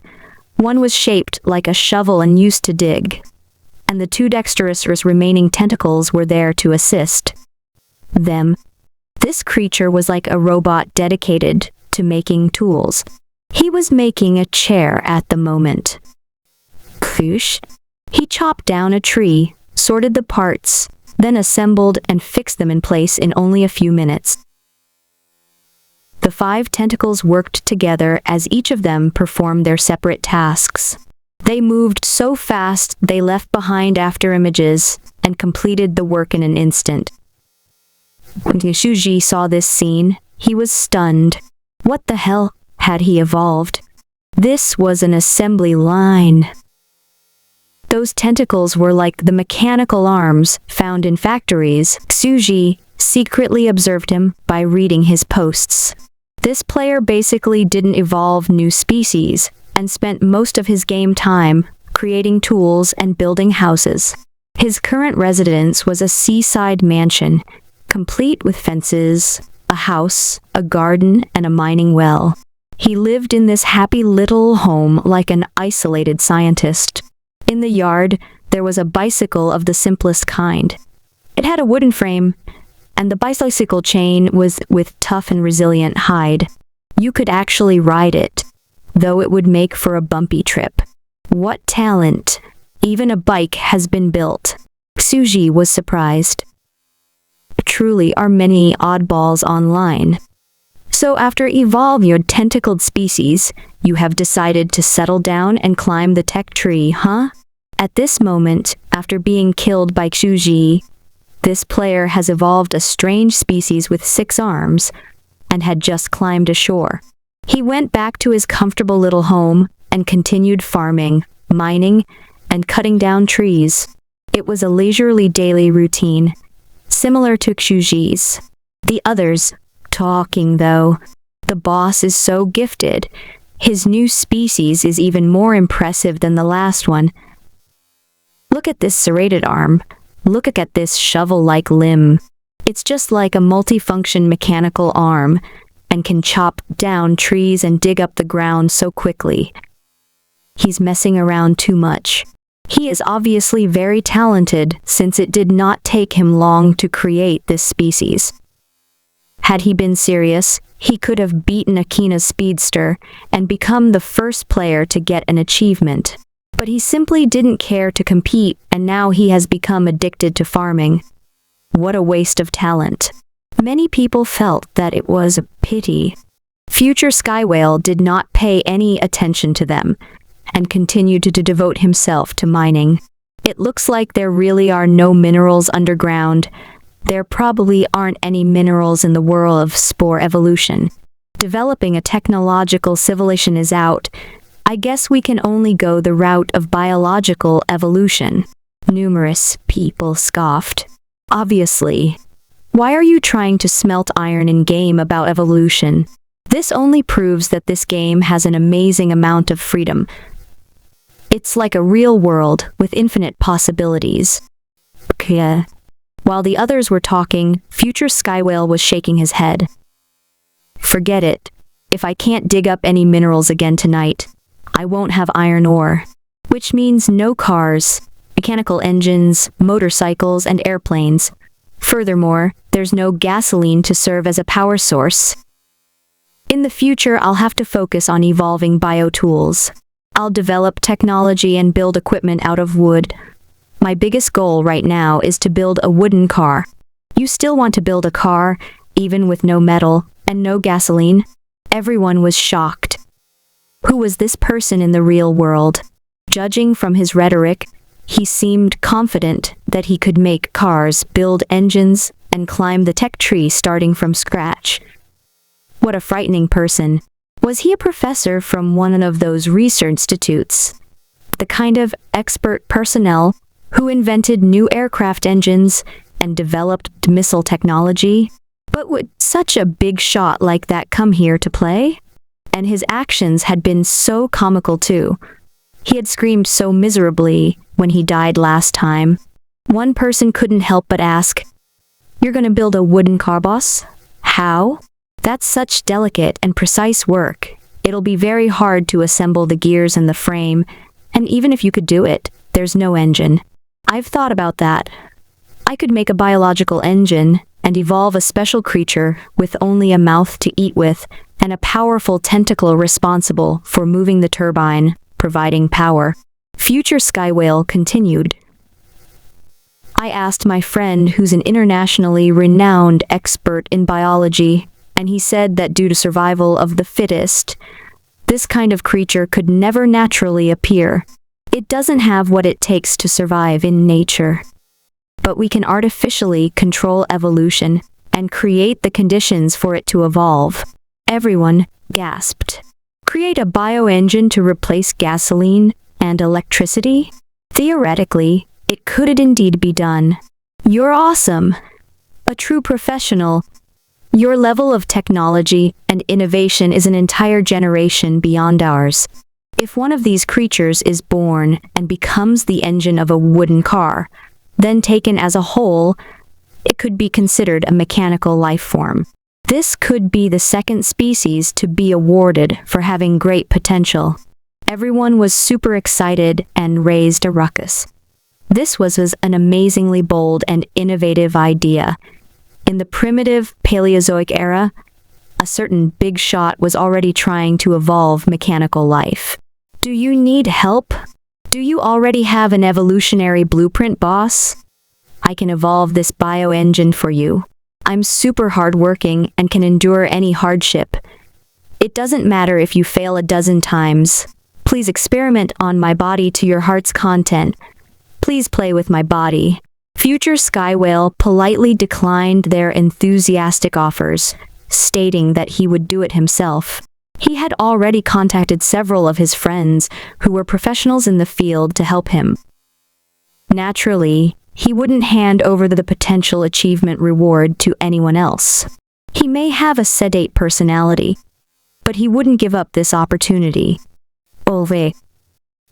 Meanwhile, bioengine. Tsuji frowned. Gradually, he found himself becoming excited. This was the beginnings of alchemy. It was a truly unexpected and happy surprise. Unfortunately, although alchemy was likely to appear soon, magic potions were still nowhere in sight. This made Tsuji feel bad. He had pushed for the development of alchemy in order to cure his disease after all.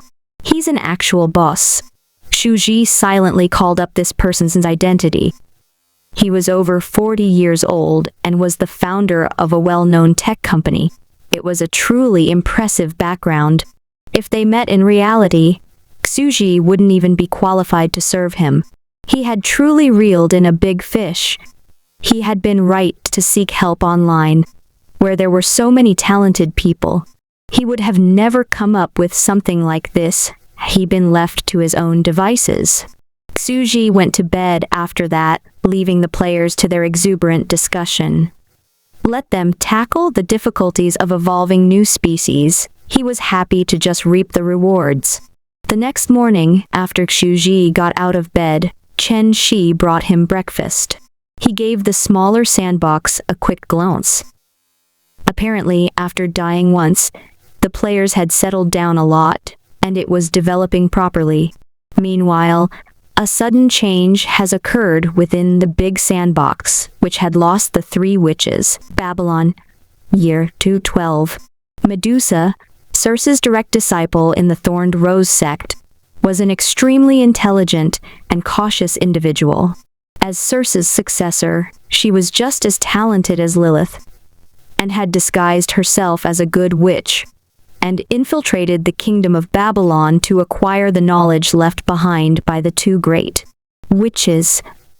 After 3 years of study, she successfully stole all their knowledge and founded a kingdom in the Balchik Mountains. The Kingdom of Roses was built on the mountaintop and declared to be the kingdom of women. in the royal palace of Babylon. How dare they? Those blasphemous fallen witches ignore the 3 iron laws of witches. They are indulgent, licentious, evil and cowardly rats who have always fled before us. And now they want to establish a kingdom? They're even claiming to be the legitimate successor to the 3 witches. Lilith sat on the throne, a grim expression on her angelically beautiful face. She was dressed in midnight blue robes, with a crown of fresh flowers resting on her brow, and scepter of black wood angrily gripped in her hand.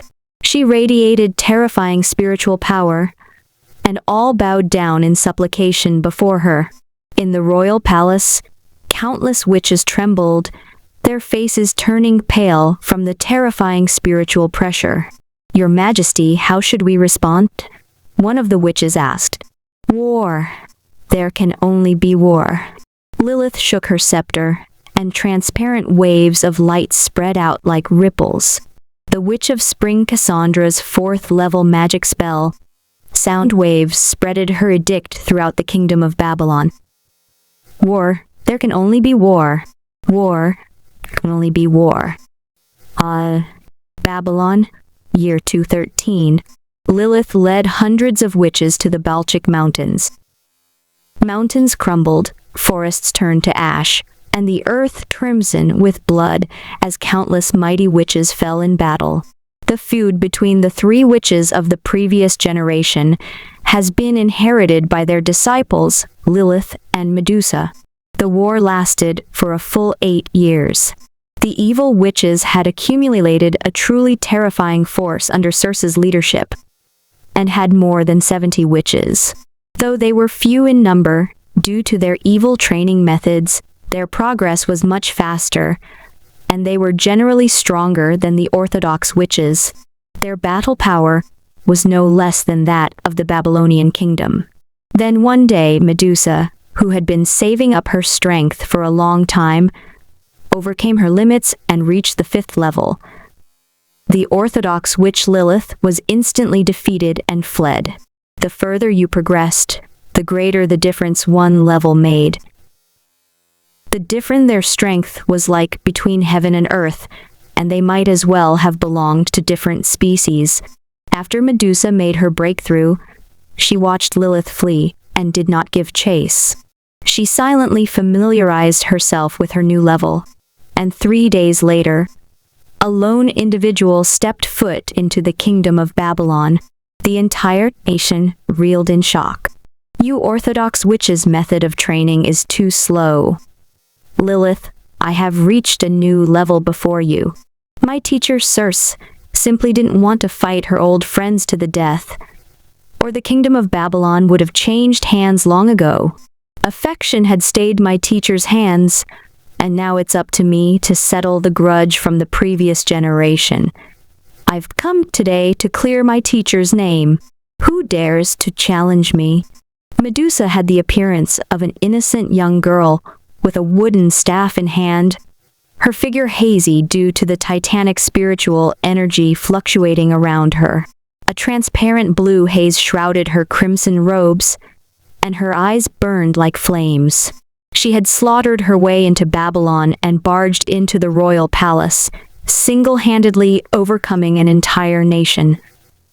Including Lilith, 131 witches had been routed. The difference of an entire level was simply too great. "Do you?" Shrouded in azure mist, Medusa stood tall in the royal palace of Babylon and looked down on all before her. Her terrifying spiritual pressure shook heaven and earth, and it felt as if the entire world was on the verge of collapse. Within the royal palace, countless witches reeled, their minds spinning in shock. "Medusa, you have infiltrated the Babylonian kingdom and stolen our knowledge. You're so despicable. We will never yield. Brute force cannot crush our will and bend our spine." The royal chancellor Erme raised her head with great difficulty. "We will never yield to your brute force and brutality. The great creator has stated that this is barbarism, not civilization. Before she could finish, Medusa tapped her staff on the ground.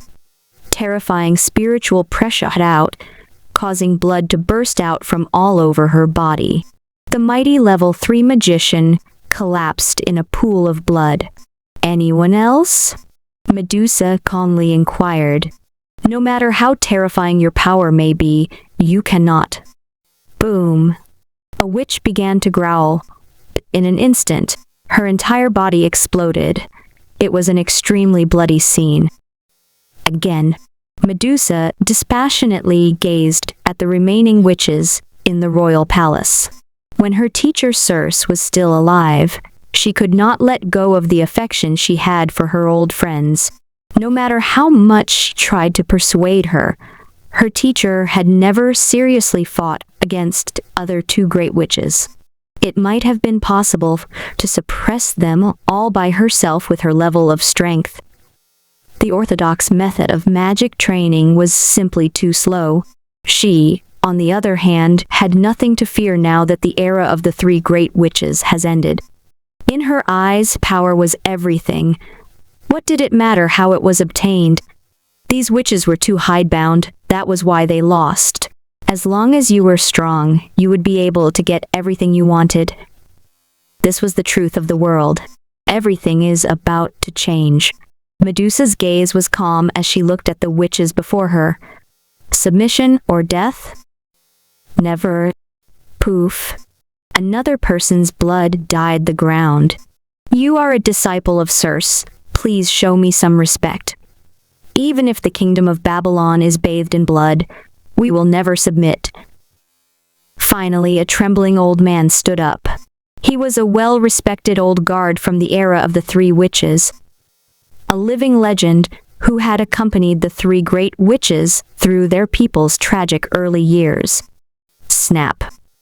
A tremendous impact plastered the old wizard on the stone wall of the royal palace, causing him to spit out a mouthful of blood. Don't think you're all that just because you're old. Next. Medusa calmly spoke. Swish. In an instant, everyone quieted down. Lilith stood at the edge of the throne room, covered in blood. She looked at this miserable scene and felt bitterness welling up within her. She held down the witches who wanted to step forward and whispered, On behalf of the kingdom of Babylon, I, Lilith, choose to submit. Your Majesty. Countless witches shouted out in protest. Even in the most difficult years since the founding of Babylon, when most of the men had died, and the women sacrificed themselves en masse to take in the blood of the evil eye, they had never submitted. This was the glory of the Babylonian kingdom, which Lilith was going to bury with her own hands. In this moment of submission, the kingdom of Babylon was filled with crying and sobbing people. Countless staff-wielding witches fell to their knees, their heart broken, hating their own powerlessness and incompetence. A mournful song spread in the streets.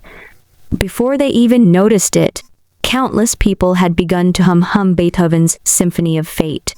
They all knew that before Medusa's overwhelming power, unless the three witches were brought back to life, no one would be able to stop this level 5 magician.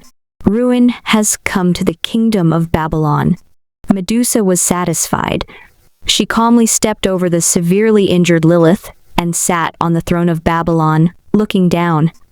From this day forth, there'll be two kingdoms. The kingdom of roses will rule, and the Babylonian kingdom will be subordinate. Lilith will remain the ruler of Babylon. From this day forth, above the king, there shall be an emperor. The emperor shall preside over the two great kingdoms of magic and rule all under heaven.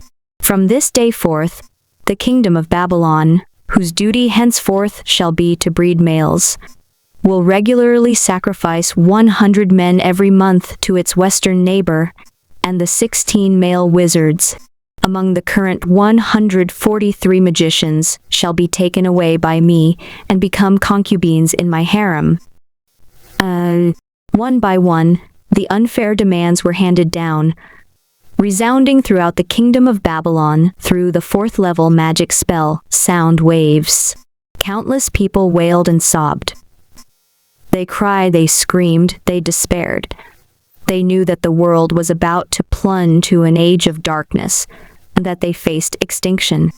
They knew full well, at this moment, men have once again been reduced to reproductive tools. The spear of witchcraft recorded thus.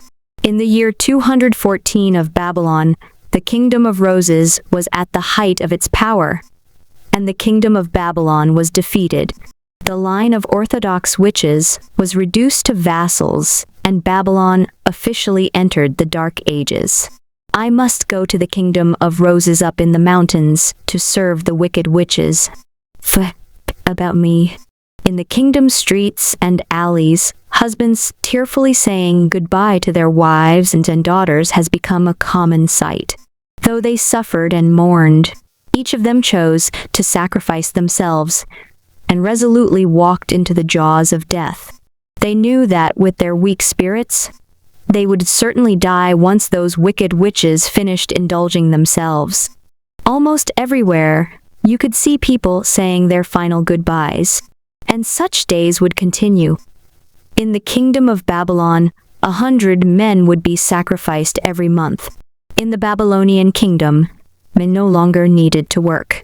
They only had one job, to procreate, and then procreate some more. They had been completely reduced to reproductive tools, and each man had at least a dozen wives. The man's daily task was to frantically sow his seeds, so that his dozen wives could give birth to more sons, who would then be offered to the kingdom of roses for the enjoyment of the evil witches. But even so, in the future, women would far outnumber men in the kingdom of Babylon, with a ratio of 10 to 1. Such unbearable humiliation. In the royal palace of Babylon, Lilith sat listlessly on a bench by the entrance to the throne room. She was too ashamed to sit on the throne. Before her were the 16 male wizards, who were about to be sent to the Rose sect to be humiliated. As orthodox wizards, they were different from ordinary males and could withstand the rampaging spiritual power of witches who were lost in ecstasy. This meant that they wouldn't die easily and would be tortured for a long time. They would face unparalleled misery and be squeezed dry every single day. I've wronged you all, Lilith sighed, smiling bitterly. Especially you, Garfield. The wizard Garfield was one of the strongest magicians in Babylon and was only slightly weaker than Lilith.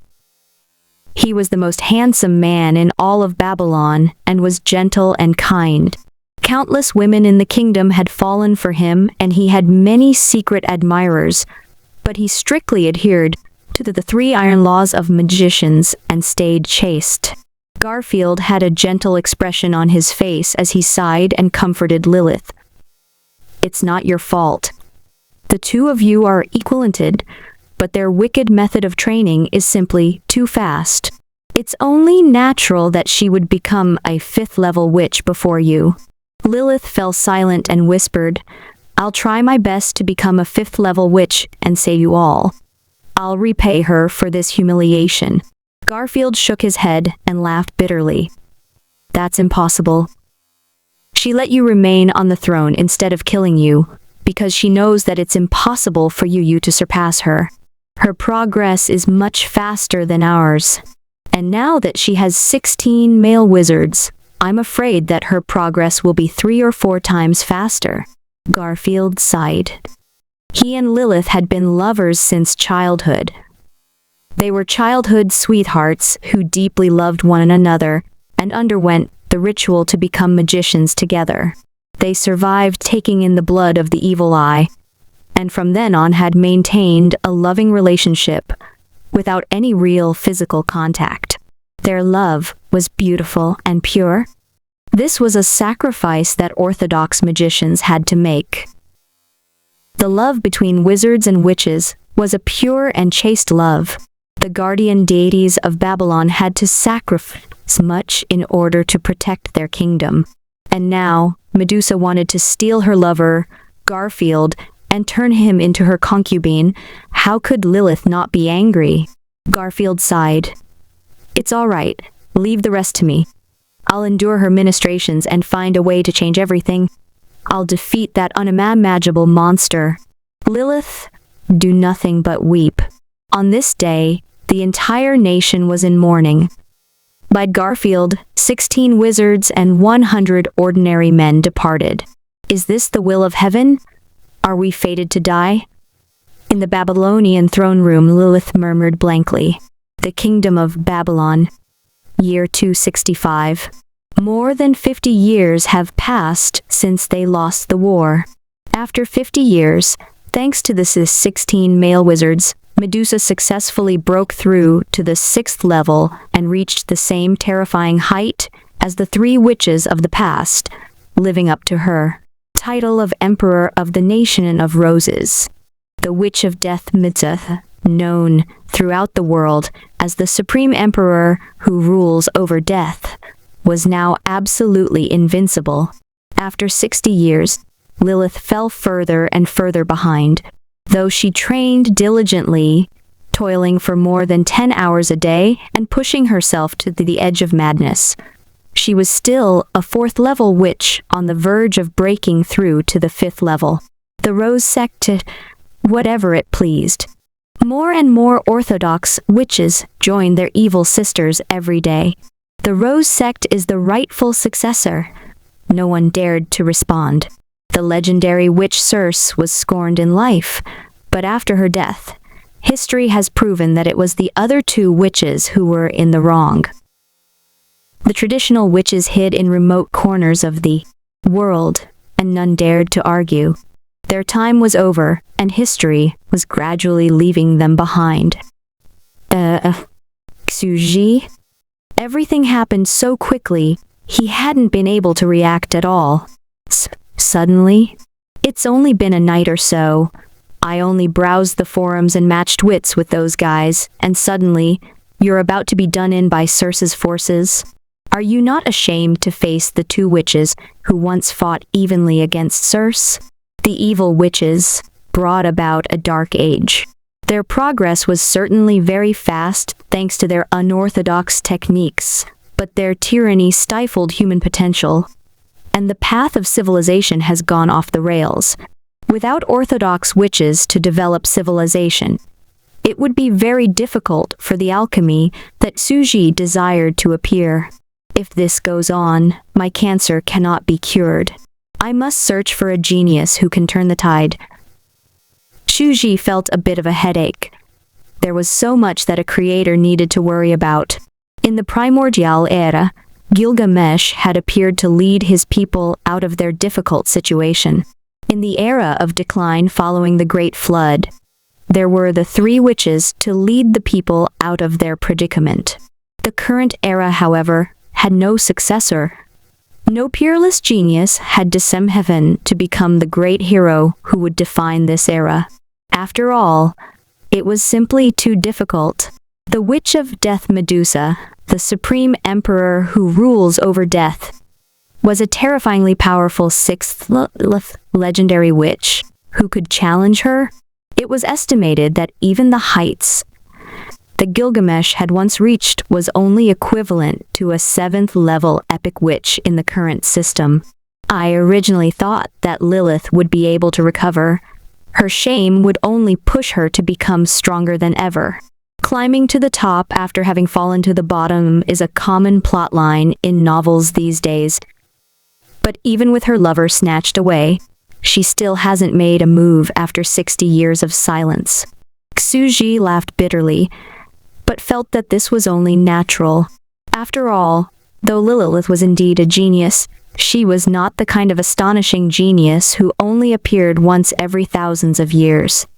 The gap between them would only grow ever wider, and it wasn't likely the phoenix would be able to help either.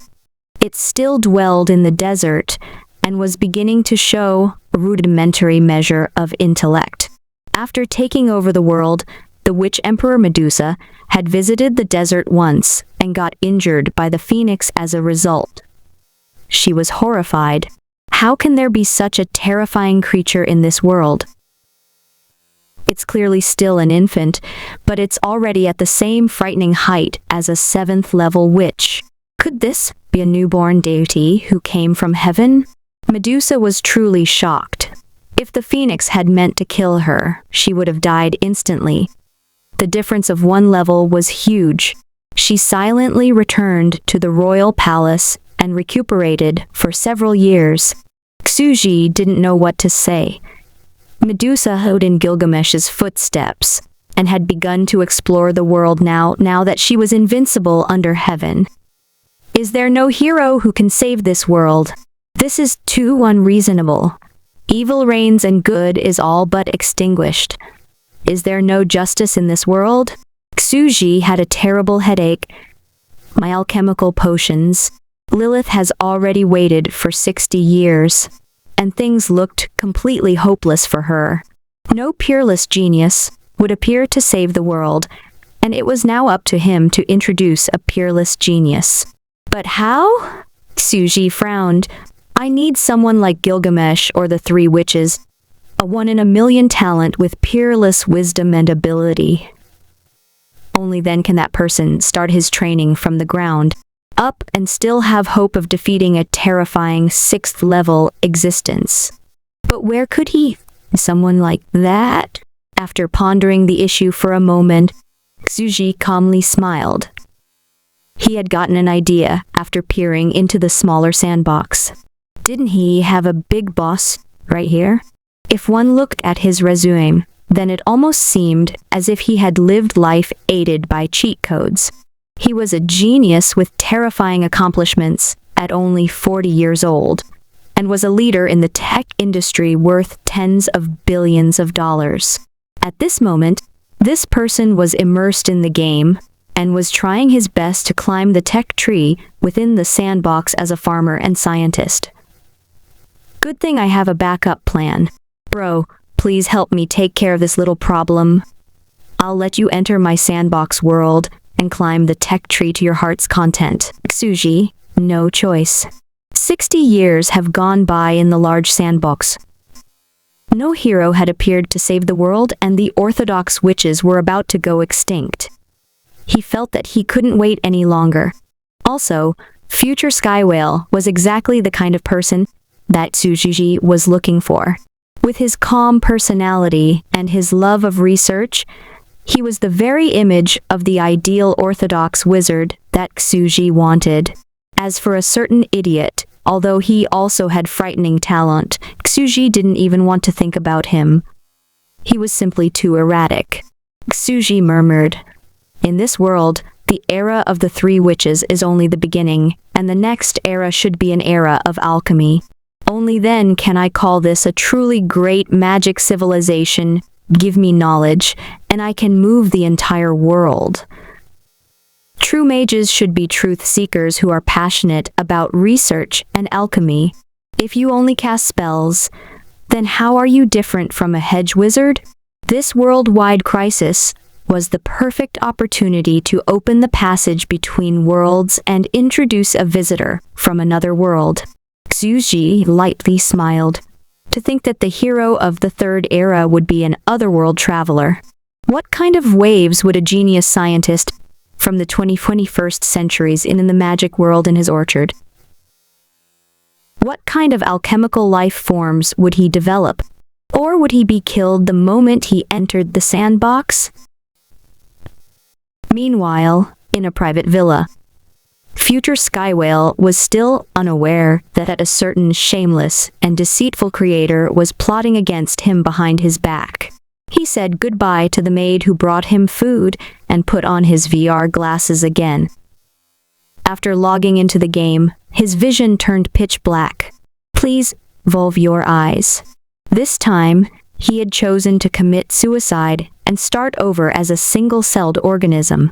As a renowned leader in the fields of science and technology, he had great prestige and has already reached the peak of his life. There was nothing he desired, and his life felt empty. Still, he was a person with an extremely high position in society and naturally had ways to entertain himself. When outside, he was a dignified middle-aged CEO who was admired by countless people. But in private, he was a game addict and an absolute whale. When inside the game, he occasionally let go of his dignity and joked around with others. No one knew who he was in real life after all. Over the years, he has lost interest in ordinary games, but when he encountered this unimaginably advanced game with its miraculous technology, he had been extremely shocked. Because of this, he had consulted experts from all walks of life and became even more aware of how amazing this game truly was. It was like a second world, and all its data was completely in line with reality.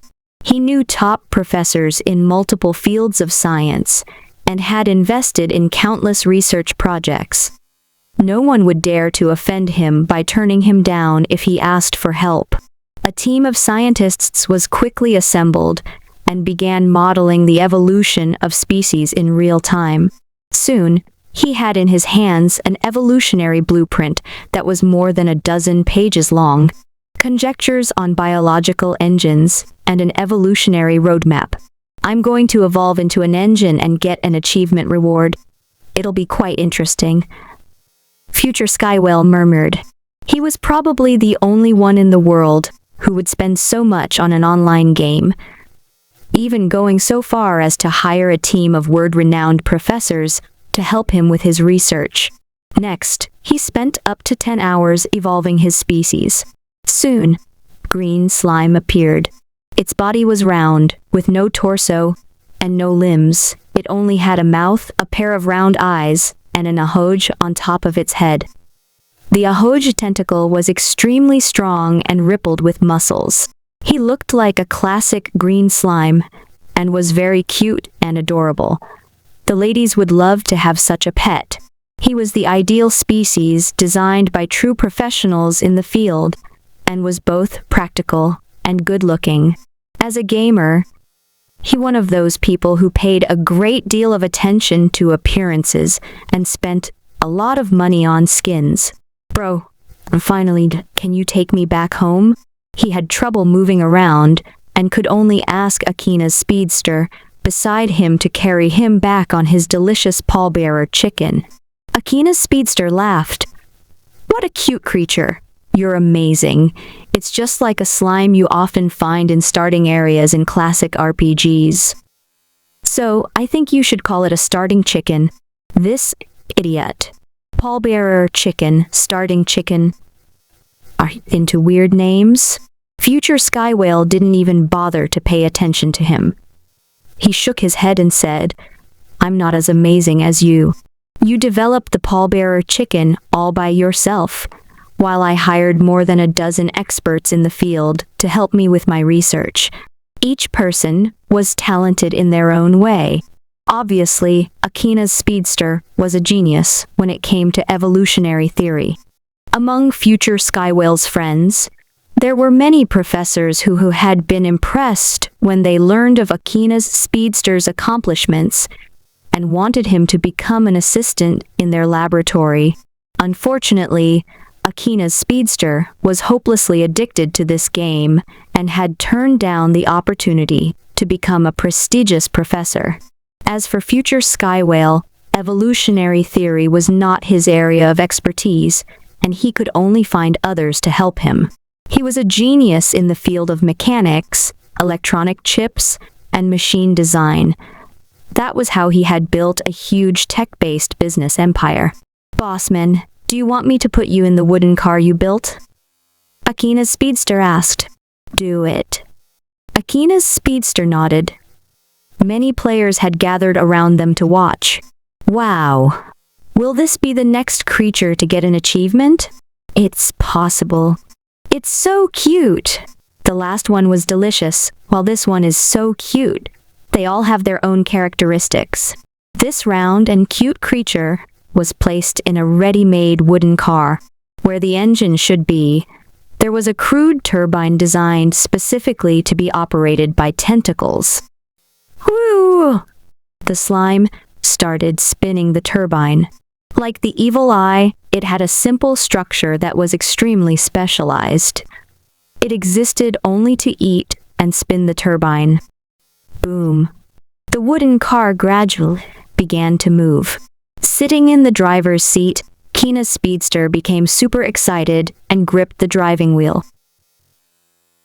"Bossman, you're too amazing.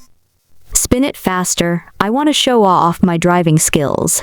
Watch my 360 degrees turn."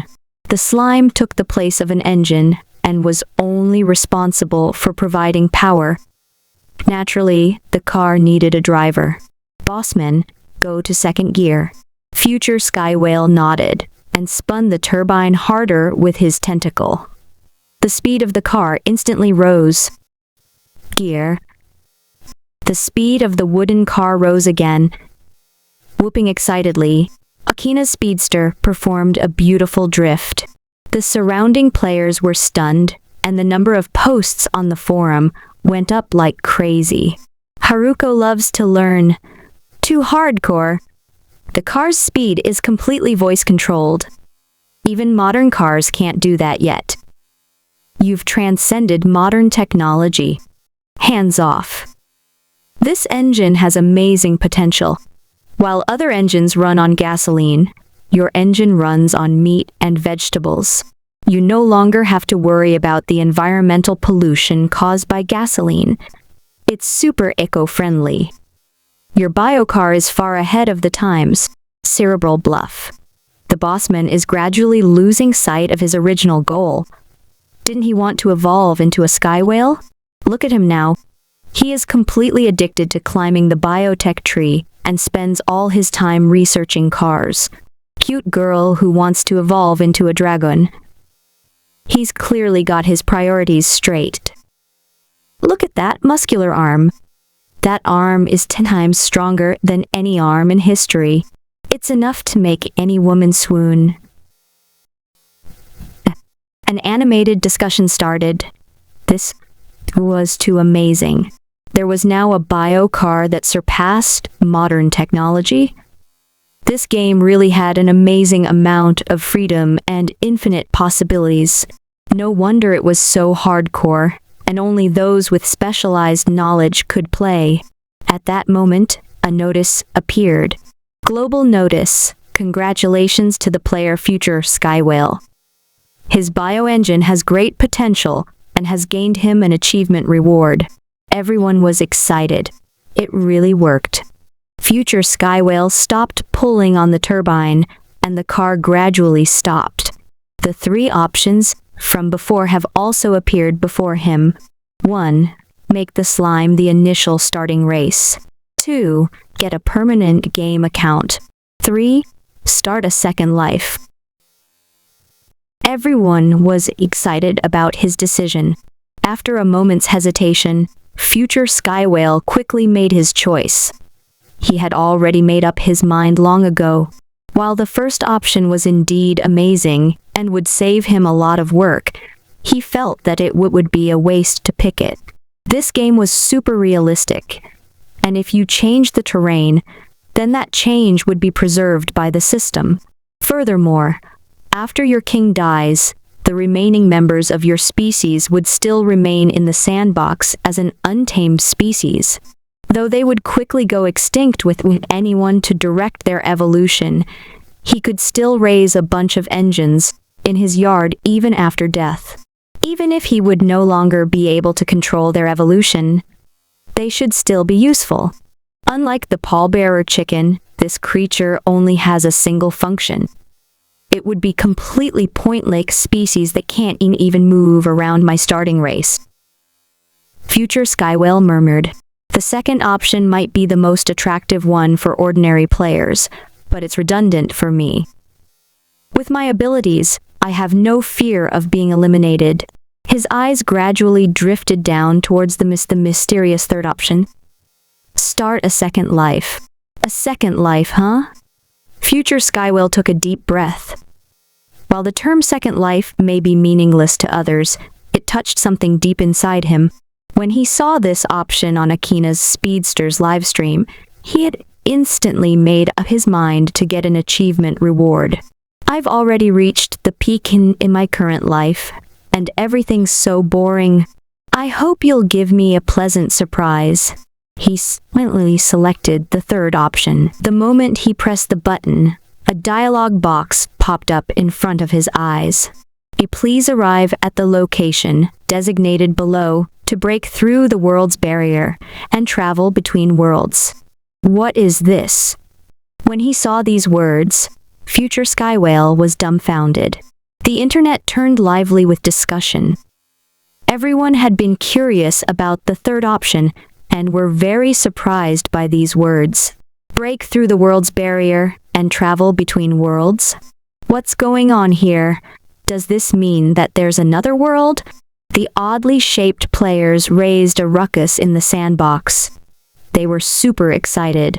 Meanwhile, Future Sky Whale had led his slime species to the designated location with the assistance of other players. After they arrived, a deep blue vortex filled with starlight appeared before them. It looked like a portal. Wow! Is this a portal? Is this a hidden quest line? A new map? This was the underground water pipe that Xuji had used to enter the large sandbox as the god of wisdom during the era of the three witches. Previously, the tyrannous hive mind had concealed it from the players, and they could not see it. At this moment, it was a passage between worlds, and naturally had various glamorous special effects added to it. New map. It turns out that after creating a species with potential, you can lead your species to a new world. Unbelievable, there are other maps in this game world. Under everyone's envious gaze, Future Sky Whale led his species into the world connecting vortex and headed to the new world. It was pitch black. Future Sky Whale led his species through the long tunnel between worlds. The small white pipe buried by Xuji was dozens of meters long. For ant-sized creatures, this was a considerable distance to travel. It's so dark. It was quite difficult for slimes to move around. They could only launch their chubby bodies forward one hop at a time by using the ahoj tentacles on top of their head to hit the ground. It made quite an adorable scene. After traveling for an indeterminable amount of time, light gradually appeared in front of him. Wow. Continuing forward, he saw a verdant great forest. Giant ancient trees grew densely packed together, towering towards the sky like pillars of heaven. Beneath their boughs, the world was concealed in shadows. Flocks of birds flew through the deep blue sky. Warning, please fully assume yourself to this world. Henceforth, your identity is that of a native's, and anything that reveals that you're not of this world will be erased. What a beautiful view. Future Sky Whale led his slime species and hopped through the forest. He was very shocked. This place is different from our primitive world with its primitive species. It has a well-developed and complete ecosystem. Could it be that I've really traveled to a different world, along with my species and my live stream system? He couldn't help but think of the web novels he has read in the past. At this moment, Xuji was sitting on a chair by the yard's entrance, with his legs crossed, leisurely eating an apple. That small water pipe I buried underground to link the two sandboxes has finally come in handy. Future Sky Whale was so excited to set foot in a new world. Little did he know that this was all a plot by an unscrupulous creator. Xuji naturally expected players to one day enter the sandbox with their species when he left the cryptic third option of starting a second life. But he didn't think that it would happen so soon. This is a very real issue. I can't personally bring every species with potential into the sandbox like I did the evil eye, right? After all, a giant like him appearing in the sandbox was too noticeable. When he had entered with the evil eye, the world was still recovering from a mass extinction. The population was sparse, and no one noticed him. The phoenix and the pallbearer chickens could fly, and he only had to throw them into the sandbox. Now, he couldn't just throw the slimes in, and it wasn't practical for a giant like him to bring them into the sandbox with his own hands. This led to Ixuji's idea of making the players lead their species into the large sandbox themselves. It could also be considered a nice extra perk. The lifespan of their evolved creatures was only 20 or 30 years, which was equivalent to a few hours in reality.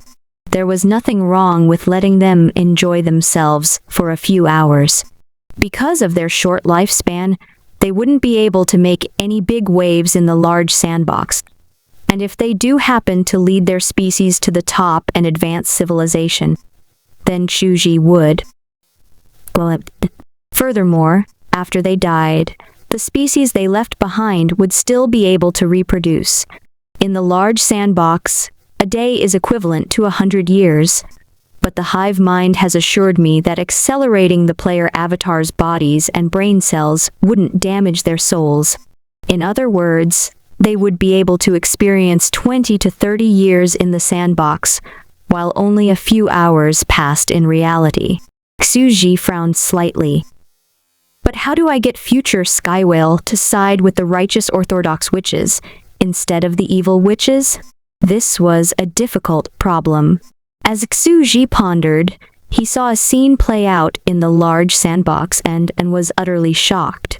Words failed him when he saw the current situation of the slime species, and he had a truly odd expression on his face. It looks like I no longer need to guide him. Future Skywhale now has a deadly grudge against the evil witches. Yes. In the middle of the lush forest, towering trees and exotic plants were everywhere. The plant life was dazzlingly colorful, and butterfly-like creatures flew about.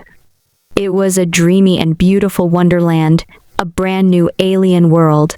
Future Skywhale slowly walked around for a while to make sure that it was safe, then decided to start live streaming so that everyone could see this beautiful scenery.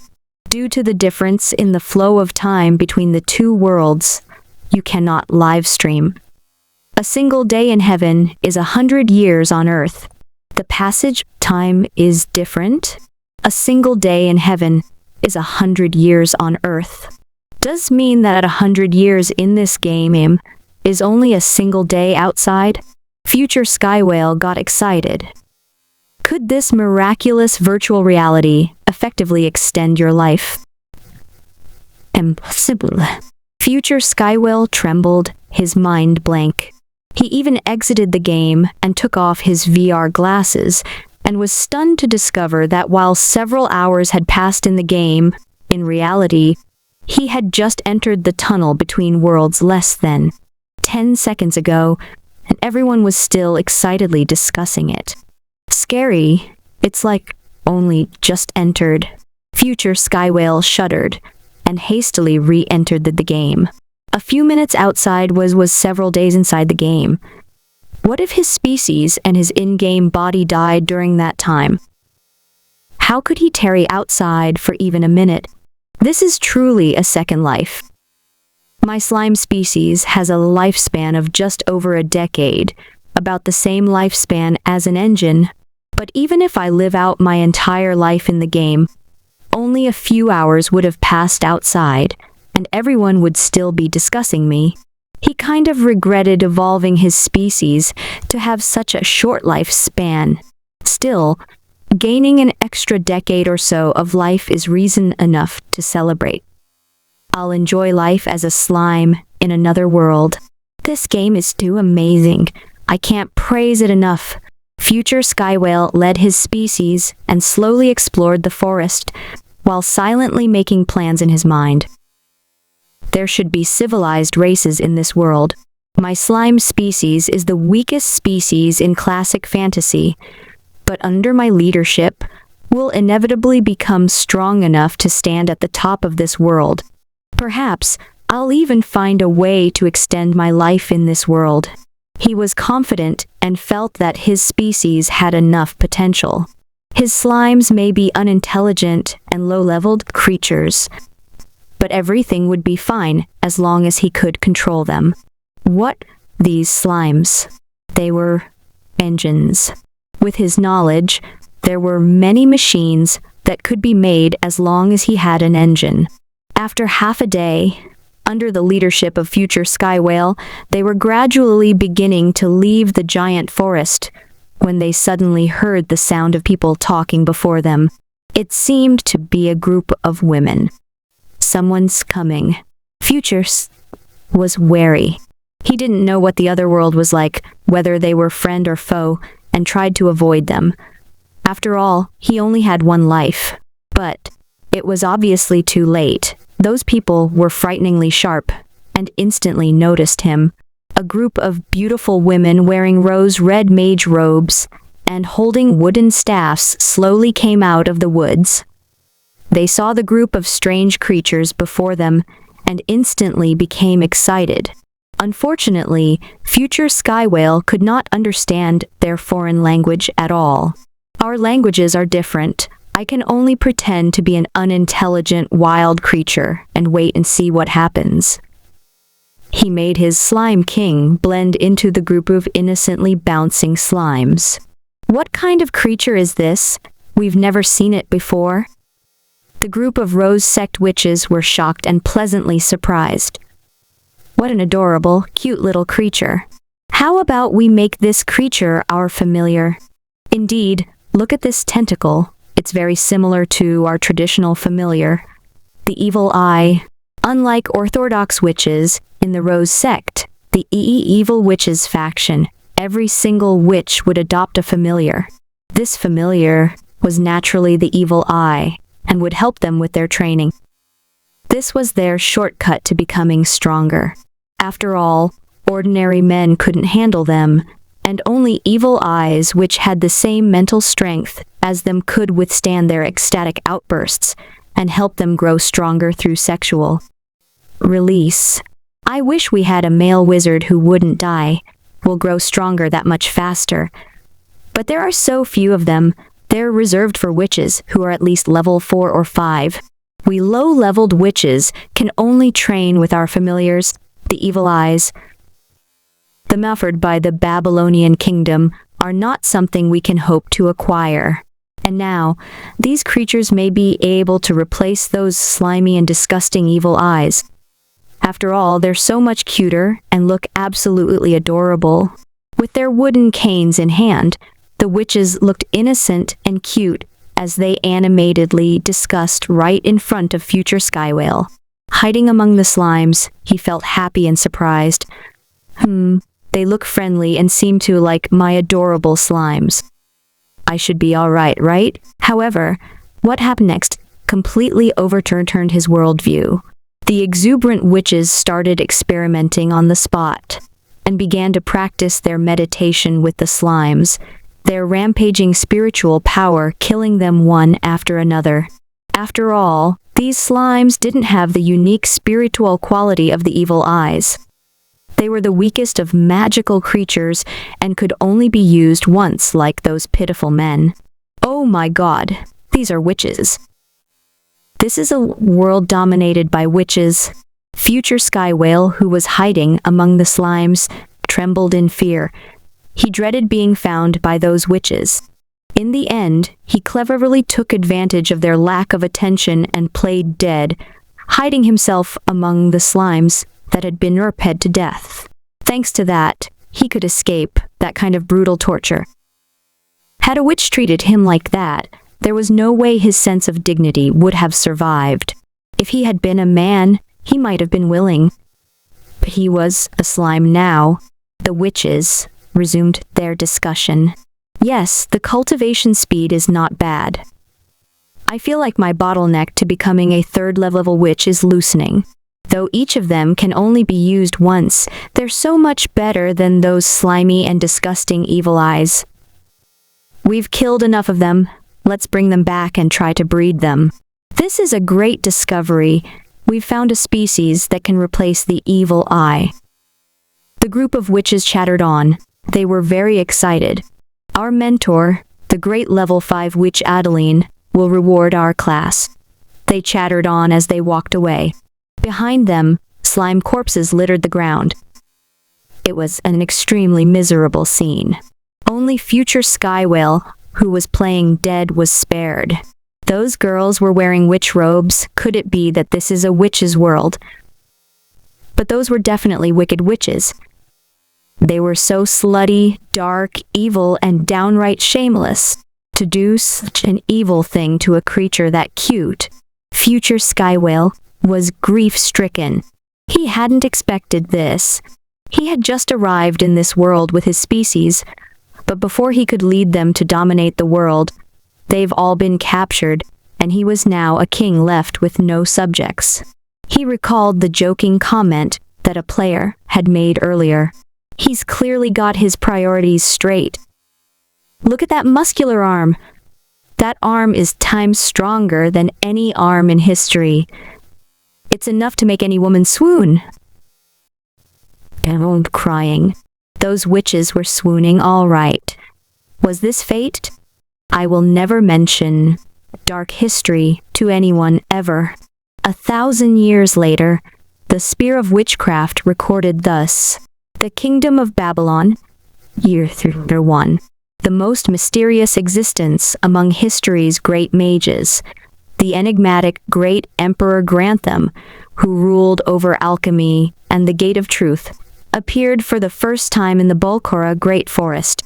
To this day, no one knows what race the Emperor of Alchemy truly belonged to, or why he hated the wicked witches so much. Ha ha ha ha. That's tragic. Tsuji couldn't help but laugh out loud. He laughed so hard that his stomach up. Before it was evil eye tentacles Pile, now it's slime tentacles Pile.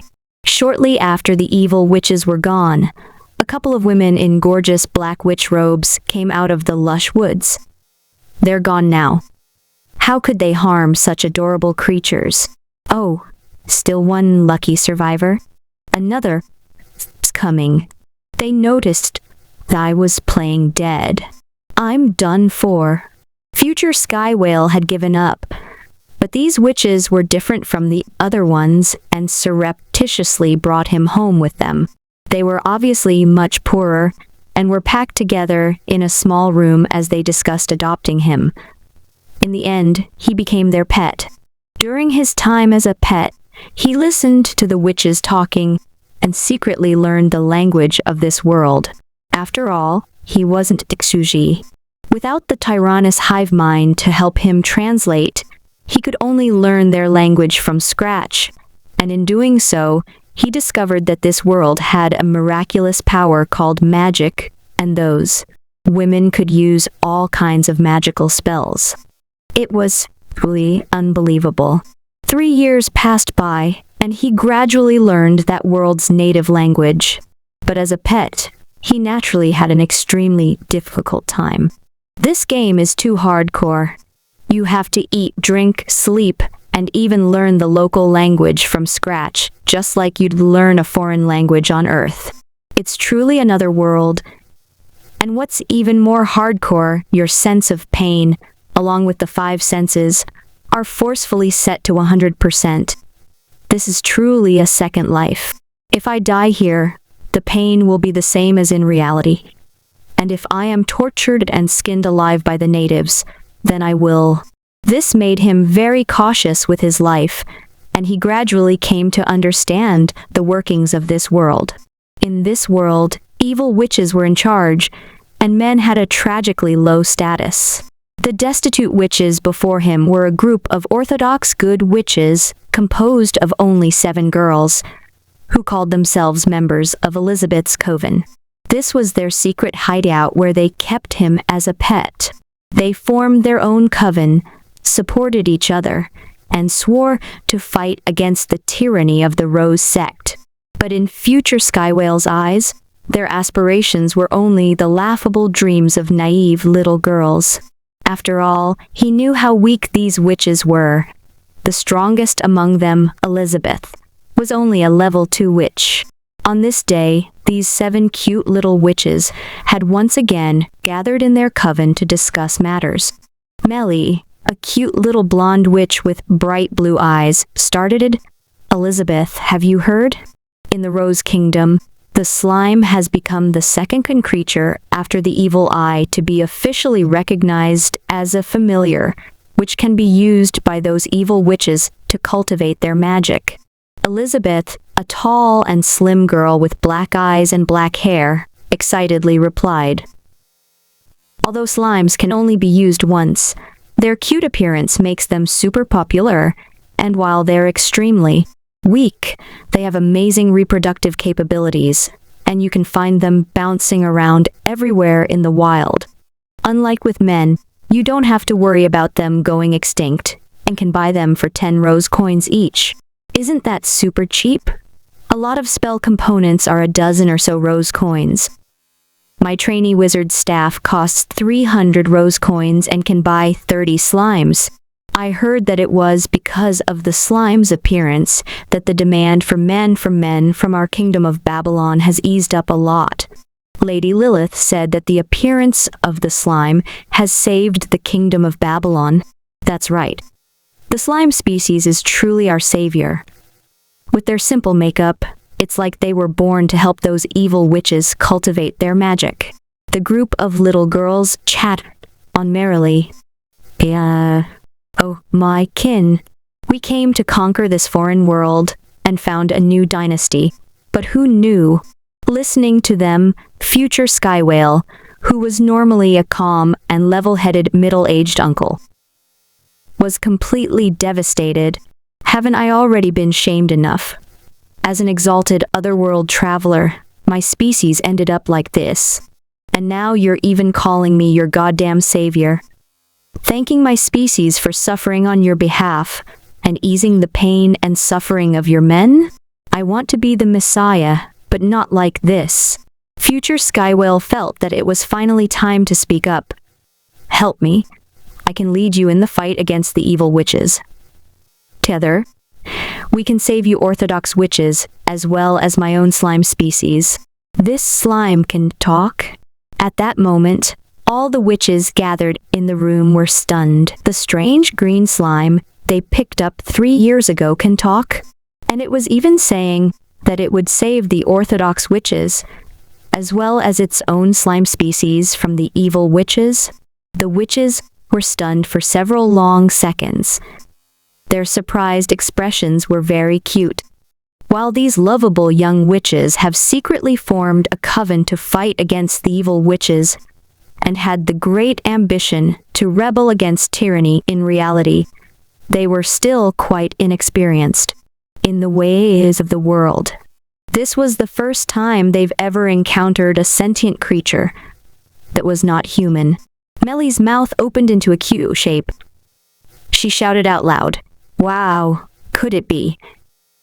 Are you the intangible and formless god of wisdom from the legends, the thrice exalted Hermes?" The young witches were very excited. The legendary Mercury, the heavenly god of wisdom, could take the form of any living creature to communicate with the people on Earth. Elizabeth, the leader of this group of girls, was relatively dignified and mature. She hurriedly knelt down respectfully and said, "Great god of wisdom Mercury, have you descended from heaven to save your humble subjects?" Future Sky Whale smiled and was just about to nod and admit that he was the god of wisdom. He was quite fine with pretending to be a god. But at that moment, Elizabeth suddenly reconsidered and shook her head. Impossible.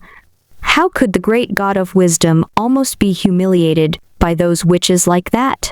You even had to play dead to escape, and we had to bring you home? Future Sky Whale instantly found himself in an awkward situation.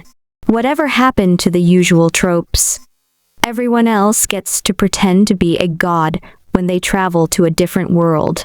Why is it when it's my turn, I get turned into a captive, my slime species get abused by witches, and I have to live in misery?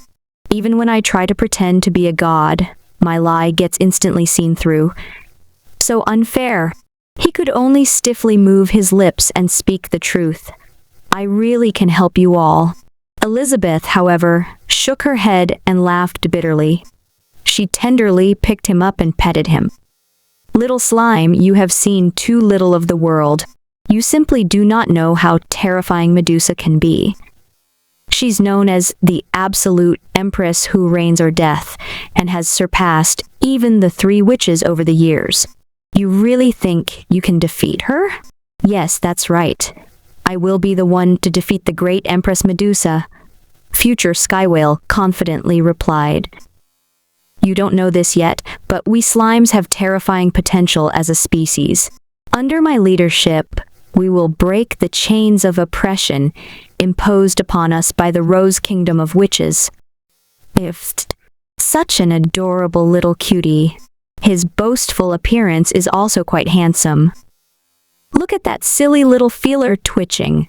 The group of young witches laughed and laughed as they looked at the round and cute little creature. Their radiant expressions were lovely to behold. Melly also laughed. She hugged the round and soft slime, pressing him into her bosom, and began to pinch and squeeze him teasingly. Your species is simply too small and weak.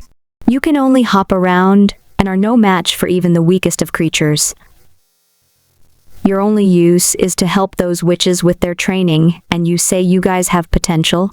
These past 3 years, there naturally have been people who tried to integrate the blood of the slime. After much struggle, someone finally succeeded and grew an ahoj on their head. Though very small, this silly-looking strand of hair had frightening strength, but other than that, this person was completely useless. Slimes were simply small and weak. You guys simply do not understand. I have an extremely strong body structure. Especially this feeler. It's the root of us slime's strength. We rely on it for our survival. Future Sky Whale looked around at the giggling witches and hurriedly continued. It is the essence of our race. Right. We understand now. Your structure is very strong, especially the slime feeler. It is the root of your power, your guarantee for survival. Melly's small face was flushed. It is also the essence of your race. Future Sky Whale. He was completely unable to get through to them. Headaches. I did not create this special body type in order to become a sex toy. His current plan was to obtain a sample of the blood of the evil eye, assimilate evil eye genes, and become a slime that's capable of studying this world's magic system and becoming a wizard. It wasn't only for the sake of getting stronger. After all, his natural lifespan was little more than 10 years. It had taken him more than 3 years to adapt to this word and learn its language. He had no time to waste. If he could assimilate a second gene and practice magic, he would soon die. Oh, you want to practice magic even though you're a slime? The witches looked at one another in disbelief. Suddenly, Elizabeth spoke in a low voice. All right, Melly, how much money do we have left in our treasury? Melly anxiously raised her voice in reply. Elder sister, no. We've worked so hard to save up money over the years so that you'd break through to the 3rd level. Elizabeth, however, shook her head. I may be the most talented witch among us, but I'm still far too lacking. I can at most become a level 3 witch in this lifetime. Why not let the slime do as it wishes? After all, it belongs to all of us and is a beloved pet to everyone in our coven. The witch sisters looked at the cute slime, then looked at each other uncertainly. Melly was silent for a moment.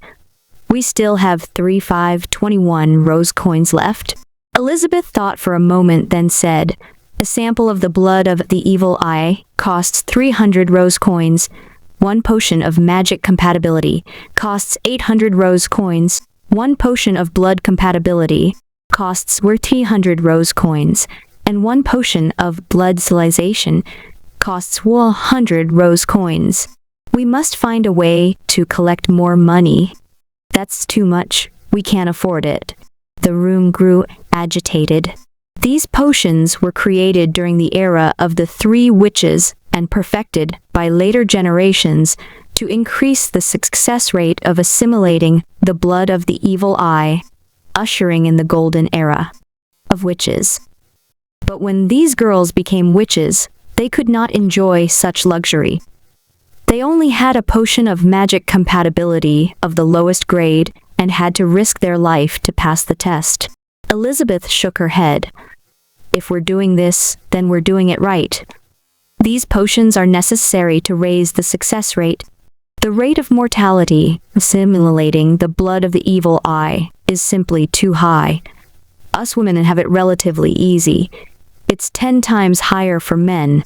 As for slimes, this has never been done before, and the success rate's probably even lower than that of men's. We must give it our all. But if the slime dies, then all our savings over these past years would be... Melly and the others argued. Future Sky Whale anxiously followed their discussion. He was confident that he would overcome all difficulties and succeed in life, thanks to his trump card, the slime engine. But first, he had to be given the chance to take the first step. He hurriedly spoke. Everything will be all right. Trust me.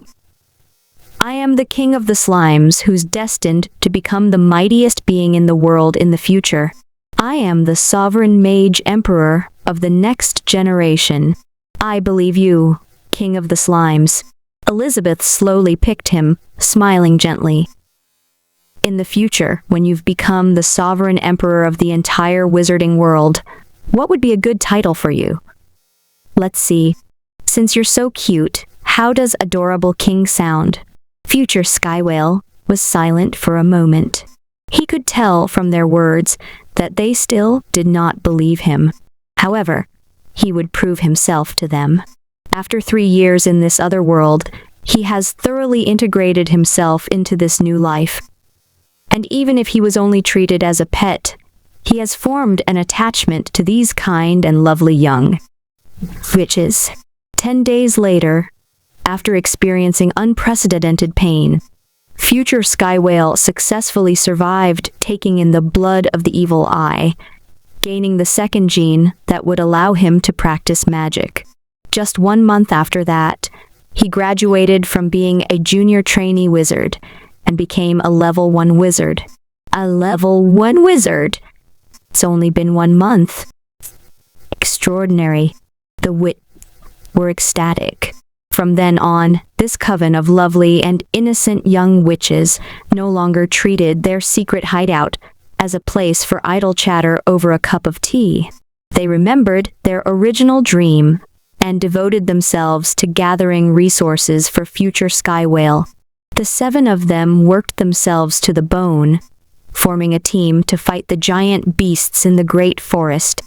In order to raise money to take care of their slime, they themselves did not use in any magic's and gave everything to future Sky Whale. Future Sky Whale's days with them were spent in cheerful laughter, and he engraved the kindness they showed him deep in his heart. He understood that he had to bide his time as he grew stronger. He was not like those idiot main characters who thought nothing of risking their lives in another world, even when they were still clings. So, what if he was a leech? He was perfectly happy be a leech. As someone who's spent a long time in the business world, future Sky Whale had no shame, but the difficulty of going up in level increased exponentially the further you were along as a wizard. 1 year later, future Sky Whale was a level 2 wizard. 7 years later, future Sky Whale was a level 3 wizard. At the 20 years mark, future Sky Whale reached level 4 as a wizard. At this level, he could already be considered to be among the upper echelons of the magic world. After all, the ruling witches of the Rose sect were only level 5. Even if a level 5 witch could slaughter a great number of level 4 witches and wizards. But future Sky Whale was different. He was a level 4 slime wizard with maxed out proficiency in mechanical engineering, and had the ability to challenge those of a higher level. He could fight against level 5 mages. But now that he was a level 4 wizard, he has started to feel uncomfortable. In those girls' eyes, I am still a level 3 wizard. They simply do not know I have reached the 4th level a year ago. They're only level 2 witches, and it has been difficult enough for them to gather enough resources for me to reach level 3. Now that I've reached level 4, I'll need to come up with a secret plan by myself. Elizabeth and the girls were amazed by my talent, but that's only because they've seen too little of the world. Future Sky Whale frowned and shook his head bitterly. I may have superior talent, but it's still far inferior to that of the 3 witches of yesteryear. Even when compared to the likes of Lilith or Medusa, the most gifted women of the current era, I'm still slightly inferior. If I train the normal way, I'll never catch up to them. But I have my own strong point, and I haven't wasted my 40+ years in this world. I've finally succeeded in climbing to the top of my tech tree. He slowly turned his gaze to the object before him. This was the mechanical life form he had built in secret. It had the figure of a slender male 3 meters in height, with a round shield in his left hand and a dark blue staff in his right. His skin was white as snow, his face divine. Stars glittered on his dark blue mage robes. This man looked like a god out of Norse mythology. He may appear to be human, but was in fact a construct from the sturdy bones of giant beasts. Countless runes and sigils of enchantment were inscribed on the construct's surface, forming circuit diagrams that looked both esoteric and mysterious, radiating a profound sense of danger. In my original world, as a world-class talent in mechanical engineering, it took me 40 years to create my high-tech company. My progress in this other world has been slow and difficult, but after more than 30 years, I've gained a rudimentary understanding of this world's soul science and the fundamentals of spiritual power. Creating an alchemical life based on science and technology is not difficult for me. He lightly leaped up, entering the open hatch leading to the engine room located on the construct's chest, and started pulling on the bellows with his feeler. He poured his spirit power into the control panel and manipulated it like he would a magic staff. Click. The hatch slowly closed. A lithe and perfectly handsome man, who stood 3 meters tall, slowly walked out. After today, almost no one will know that I am a slime. Henceforth, my name is Grantham. But do I want to use this mechanical body to fight and level up by gathering the necessary resources to reach level 4 by myself? Future Skywhale thought for a moment, then lazily rejected this idea. As a gamer who favored leisurely farming games, he hated violence. It looks like I'll have to find someone else to leech off of, someone capable of providing for me. That day, future Skywhale walked into the royal palace of Babylon. He had great respect for this defeated monarch of legend. For the sake of preserving her nation, she had to keep quiet, rein in her temper while suffering humiliation, and even had to hand over her lover. This was not something an ordinary person could do. After all these years, Lilith was still stuck at level 5. She was still an upright person, but obsession plagued her heart. Since witches focus most on spiritual cultivation, she could only be forever stuck at the threshold beyond the 5th level. Unable to step into the 6th level of legend to become a legendary witch. Meanwhile, in the Rose Kingdom, many level 5 witches have appeared over the years. They were all stronger than Lilith, and thus the kingdom of Babylon no longer had any hope of opposing them. If not for the appearance of the slime, which eased up the pressure on our men, my kingdom might have already. At this moment, Lilith was sitting on the golden throne of Babylon, wooden staff in hand. Her exquisitely beautiful face was full of grief. Boom! Out of nowhere, a man strode into the audience chamber. He was tall, with a graceful and slender body. With staff and shield in hand, his figure was perfection personified, like a god out of myth. Who are you? You who stand 3 meters tall and have breached the defenses of my royal palace with none the wiser. How can there be such a tall and majestic human being? Lilith frowned slightly and silently measured future Sky Whale's strength. He had the aura of a level 4 wizard. There was still such a man hidden in the kingdom of Babylon? Lilith was so shocked that she stood up from her throne. How could we have missed a wizard? Boom. Future Sky Whale pulled on the bellows with his feeler. His aura exploded, clashing with that of Lilith's. This is the strength of a 5th-level wizard. Lilith's mind went blank. How is this possible? You're clearly a level 4 wizard. How are you emitting the power of a level 5 wizard? Future Sky Whale held his silence for a moment. He knew well that his next words would bring explosive change to this world of magic, with its primitive and rough use of energy. This is the power of alchemy. Future Sky Whale stood tall in the audience chamber as he conversed with the melancholically beautiful monarch. During the age of the 3 witches, the thrice exalted god Hermes took the form of a black raven and conversed with the people of Babylon, bestowing upon us the 3 great disciplines of magic, meditation, and alchemy. The 3 great witches could only uncover the mysteries of the first 2 disciplines. But now I have opened the gate of alchemy and know the truth of this world. Lilith's mind went blank. Legend has it that was the most mysterious and esoteric discipline. The god of wisdom Mercury once said that this mystical discipline could create life and was a shortcut to prying open the gates of truth. He who mastered alchemy would gain the glorious truth of all things and know all that there is to know about this world. This means that this man before me possesses infinite wisdom. What the 3 witches have failed to accomplish back then, he has actually. Lilith's gaze burned like molten flames. The hand which held her staff trembled violently. Our kingdom, finally. Her face was flushed with passion, as well as a hint of madness. In this man, she saw her nation's only hope.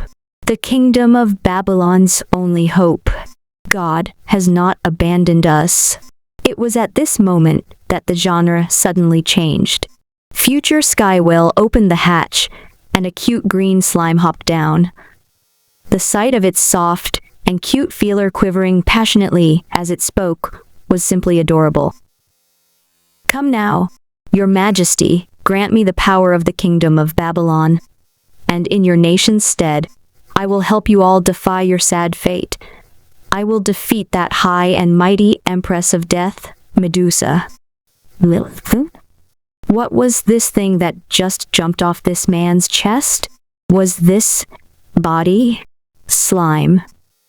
Lilith's mind went blank, and the final thought left in her mind was, so there are some men who look like a mighty level 4 wizard on the surface, but is in fact the weakest creature, a slime. After that day, Queen Lilith suddenly started reclaiming all resources necessary for magic cultivation for her own use. Previously, in the kingdom of Babylon, after Lilith had stopped making progress with her magic cultivation, she chose to stop consuming valuable resources and focus on raising new talents to take her place. But that kind of genius was extremely difficult to find. The orthodox witch with the quickest progress has only recently broken through to the 5th level, and could not even be compared to Lilith, who was a veteran level 5 witch. The queen is reclaiming all those resources now. Does this mean that she's about to make a breakthrough and become a level 6 legendary witch? This is a great blessing for our kingdom of Babylon. An old man burst into tears. We Orthodox witches have hope again.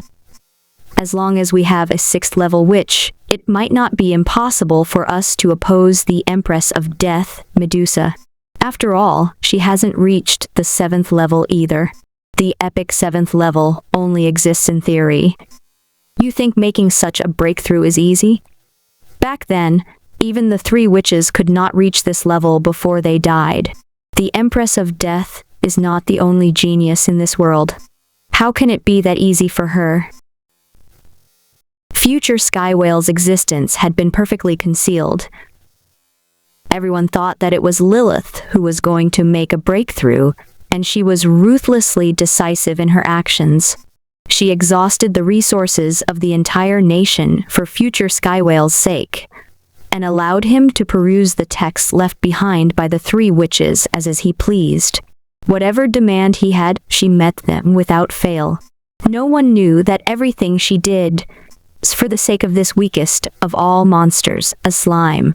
The Kingdom of Babylon, year 341. Even after exhausting the nation's resources, Lilith remained a fifth-level witch. The people of Babylon were all disappointed. The Kingdom of Babylon, year 362. Lilith once again consumed a huge amount of resources, but made no progress. The people's expectations for her sank to its lowest point. Queen Lilith, why force yourself if you cannot break through? If we keep nurturing newcomers, a second genius could still appear in our Kingdom of Babylon. That's right, even if we brute force it. With all those resources, we could have forcefully raised several fifth-level mages. That year, the Babylonian people were completely disappointed with their great queen, Lilith. The Kingdom of Babylon, 81. Crack! A thunderbolt suddenly flashed across the sky of the Kingdom of Babylon. The people in the streets all looked up dazedly.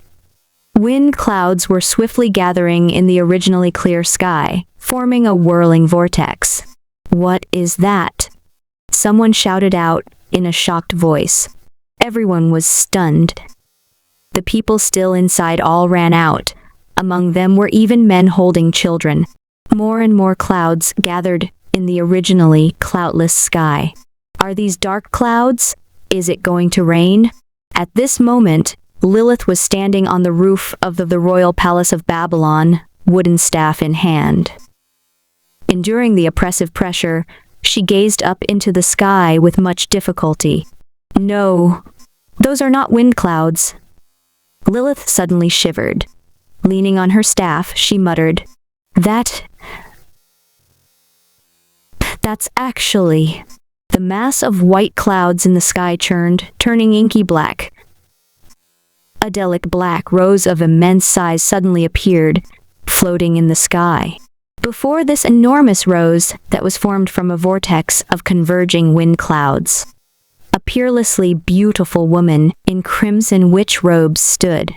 She looked positively tiny next to the giant rose and held in her hand a wooden mage staff decorated with rose motifs as she looked down upon the royal palace of Babylon from the sky.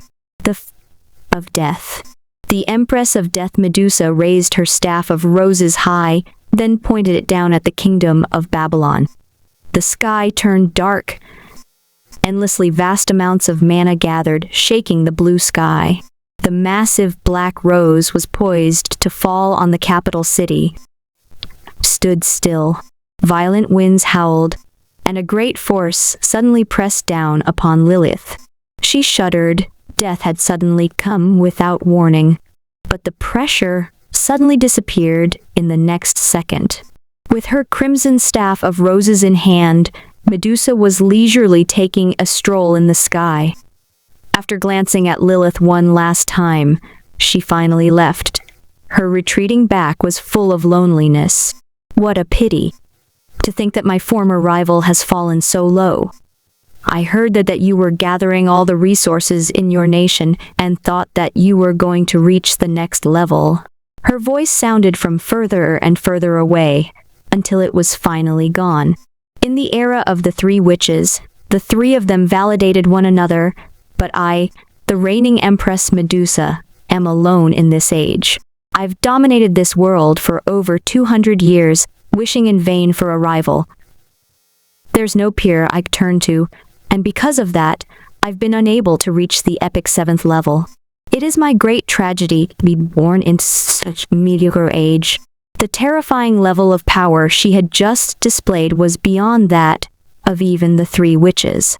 After the three witches had blazed a trail to the 6th level, they were nearing the end of their lifespan and couldn't reach the peak of the 6th level. Medusa's oppressive pressure just now was simply too frightening. She has completely surpassed the three witches. Although she has not yet reached the epic 7th level of legend, her power is unfathomable. Lilith was shaking, blood flowing from her tense lips. Can we really defeat this monster? I don't know.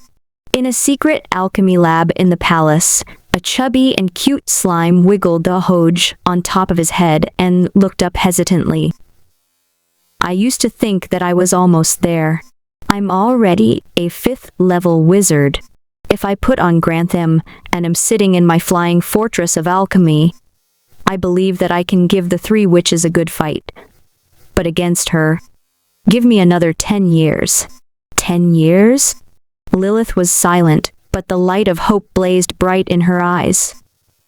Then I will continue to bear the infamy and fight to give you everything you need. 10 years later, the world will change. Lilith's eyes burned with fiery passion. If the kingdom of Babylon's dark age, which has lasted nearly 200 years, could not be brought to an end, then only utter destruction awaited them. The kingdom of Babylon has bet everything on this slime. This is the end of today's research. Future sky whales started hopping away. I'm going back to the coven. Those girls will definitely be worried if they can't find their little magic pet. Lilith's body suddenly wobbled. Looking at his back, she mumbled, "Even though you've come this strong, why do you still accept those little witches taking you into their bosom and let them knee you and rough you up as they please? Where's your dignity as one of the mightiest beings in this world? Why are you still earnestly spending your days together with a bunch of level 3 witches as their pet? Because that place is my home." Future Skywell innocently hopped his way out of the palace. "In both my previous life and this life, my relatives died early. They are my only family." Lilith was silent. She didn't doubt his mention of relatives, because it was true that the slime family was being abused in the Rose Kingdom. This king of the slimes had a common enemy with her. Home, is it? I really envy those little girls. And I also envy you, King of Alchemy Grantham, for having precious people to worry about. Setting aside her melancholy, Lilith smiled softly as she watched the cute little slime bounce away. "Garfield, all these years you've had a hard time too, right?" She suddenly fell into a daze and stared out the window blankly, looking up at the sky. In her mind, Lilith tried to recall the knight who had always faithfully stood guard at her side, her former lover, who was now the royal consort of the Rose Kingdom, Garfield. When everything is over, crystal clear teardrops started flowing down her cheeks, and her face gradually became wet with tears.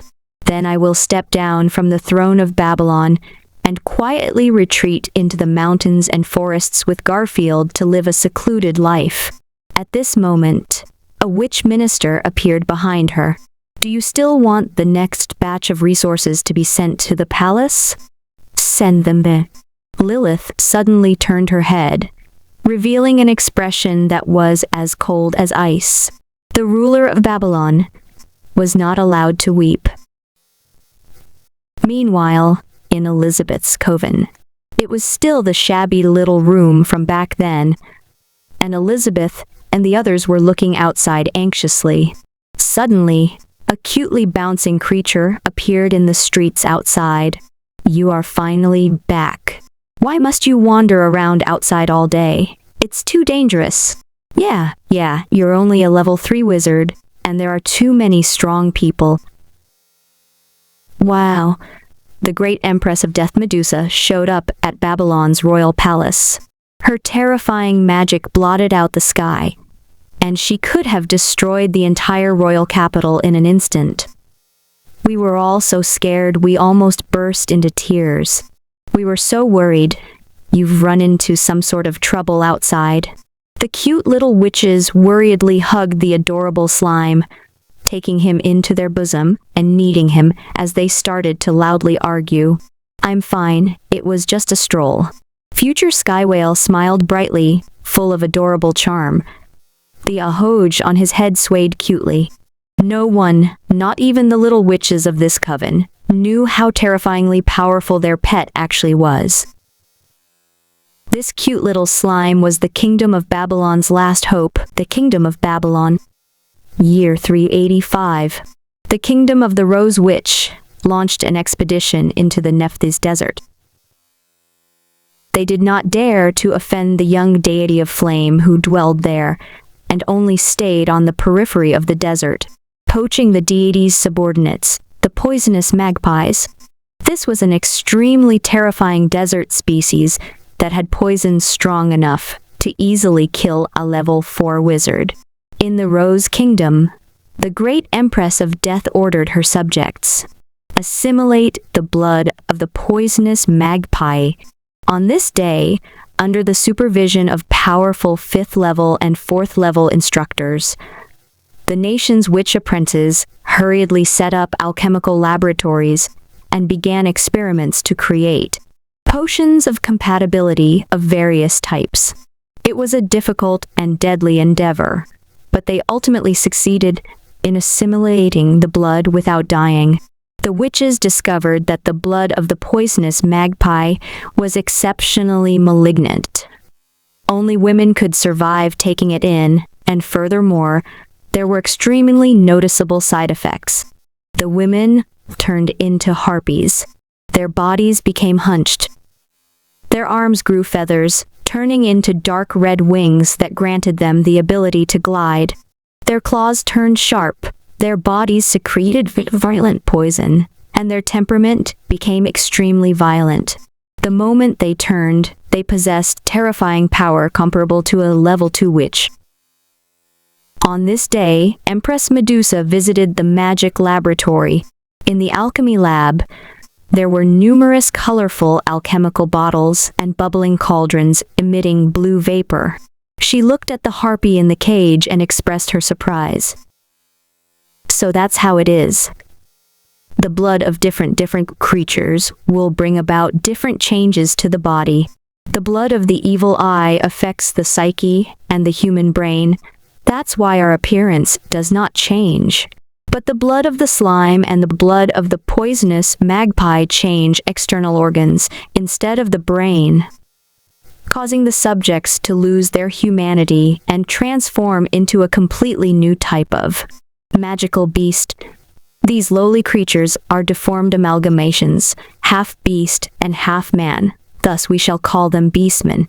The harpy in the cage screamed, "Your Majesty, you can't do this to us. We witches have sacrificed ourselves for the kingdom and risked death to take in that blood. But not only are we not being rewarded for our success, why do we have to be reduced to the lowest of creatures as well? Because you are all too ugly. Women are supreme existences and have never been so ugly." The great Empress Medusa coldly looked at them and decisively turned away. Thousands of years later, the Spear of Witchcraft recorded thus: "The Kingdom of Babylon, year 385. The evil witches of the Rose Kingdom in the mountains conducted bloody alchemical experiments and used many types of potions of compatibility in order to combine humans with beasts. An extremely cruel and deformed creature was created as a result of these experiments, and thus the Beastman was born. The Kingdom of Babylon, year 391. The Kingdom of Roses, where women reigned supreme, re-established slavery. They once again divided society into many different classes. Witches reigned at the top and formed the nation's noble class. Ordinary women came after and formed the upper class. Men were commoners and citizens of the lowest class, and the beastmen were slaves. When a woman killed a man, she only had to pay 300 rose coins. When a woman killed a lowly beastman, She only needed to offer half an era, translator's note, Babylon's equivalent to horses, as compensation. In the same year, the Nephthysman kingdom was established in the desert. There were two major types of beastmen living in the territory. They were the lowest of the low, providing the Rose Kingdom with labor and various magical components. Their bodies made for great alchemical ingredients. This was a dark and tyrannical era in Babylonian history. The Kingdom of Babylon, year 397. In the Rose Kingdom, the Empress of Death ordered, "Fifth level witch Adeline, go now to the Kingdom of Babylon and take over the throne." 3 days later, in Babylon's throne room, Adeline, the sensually beautiful envoy of the Rose Kingdom, stood before the throne. She looked at Lilith sitting on her throne and sneered, "So this is the woman who fought against the Empress back then?" The Rose Kingdom now has 8 great witches who have reached level 5. I can't believe that the current you is so inferior even when compared to the 8 of us, who started out much later than you. Lilith remained silent while stiffly gripping her scepter. "I'm here today because you're not providing us with enough men. The Empress is merciful, but that doesn't mean you can take advantage of her mercy." Adeline coldly continued, "From now on, I will completely take over the Kingdom of Babylon's governance and make sure that the country is fully operational as a place for producing men." Adeline was actually very excited. There were many level 5 witches in the nation. She was only favored by the Empress and granted this huge opportunity because her little witch disciples had discovered the slime species back then. Thanks to that, she was now the ruler of a massive kingdom. She was in charge of the Kingdom of Babylon, which produced men. Another confidant of the Empress was in charge of the Beastman Kingdom, which produced labor and alchemical ingredients. There was absolutely no room for error when dealing with such an important duty. She had to do a better job than the other witch. "You want me to hand over the throne?" Lilith's expression turned ugly. The faces of the ministers in the palace were full of despair. All these years, Babylon has been barely hanging on by a thread as a nation. Was this finally the end? Lilith looked bitter. Extreme emotions flitted across her face, dyeing it a myriad of colors, but in the end, she chose to lower her head. "I, Lilith, choose to surrender and hand over the throne. I, Lilith, choose to surrender and hand over the throne. I, Lilith, choose to surrender and hand over the throne." And this declaration was spread throughout the kingdom in an instant through Adeline's sound ripple magic spell. "Majesty," countless witches cried in outrage. "Our nation of Babylon has finally..." In this moment of surrender, countless people all over the Kingdom of Babylon silently wept. Countless staff-bearing witches collapsed to their knees, their spirit broken, despairing over their own powerlessness and incompetence. This moment was exactly the same as when Lilith lost the war and surrendered to Medusa. Meanwhile, in the coven's shabby little hut, the little witches were also loudly weeping while hugging their cute little slime. Their lovely faces were full of tears. The 7 of them, to their knees. "This, the end of our country? Our nation of Babylon has perished." They helplessly sobbed, joined by the pedestrians in the streets outside. At this moment, they were all fellow countrymen. "It's okay." Future Skywhale hopped outside, waving the ahoj on his head. "Leave it to me. It's time for me to fulfill the promise I made to all of you." In the of Babylon, terrifying pressure suddenly descended from the sky. Such arrogance from a mere level 5 witch. The speaker had a quiet voice, mellow and somber. "Lilith, you don't need to do this anymore. I've already reached this level. You don't have to submit and buy time for me anymore." Adeline's face twisted. she turned to look at the slender and perfectly beautiful figure walking towards her. The man towered over her, standing almost 3 meters tall. The silent pressure he radiated broke the mighty level 5 witch.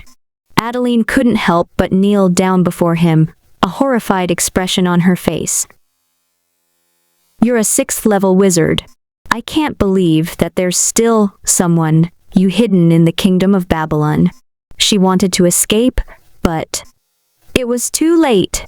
An invisible force suddenly pressed down on her and knocked her out.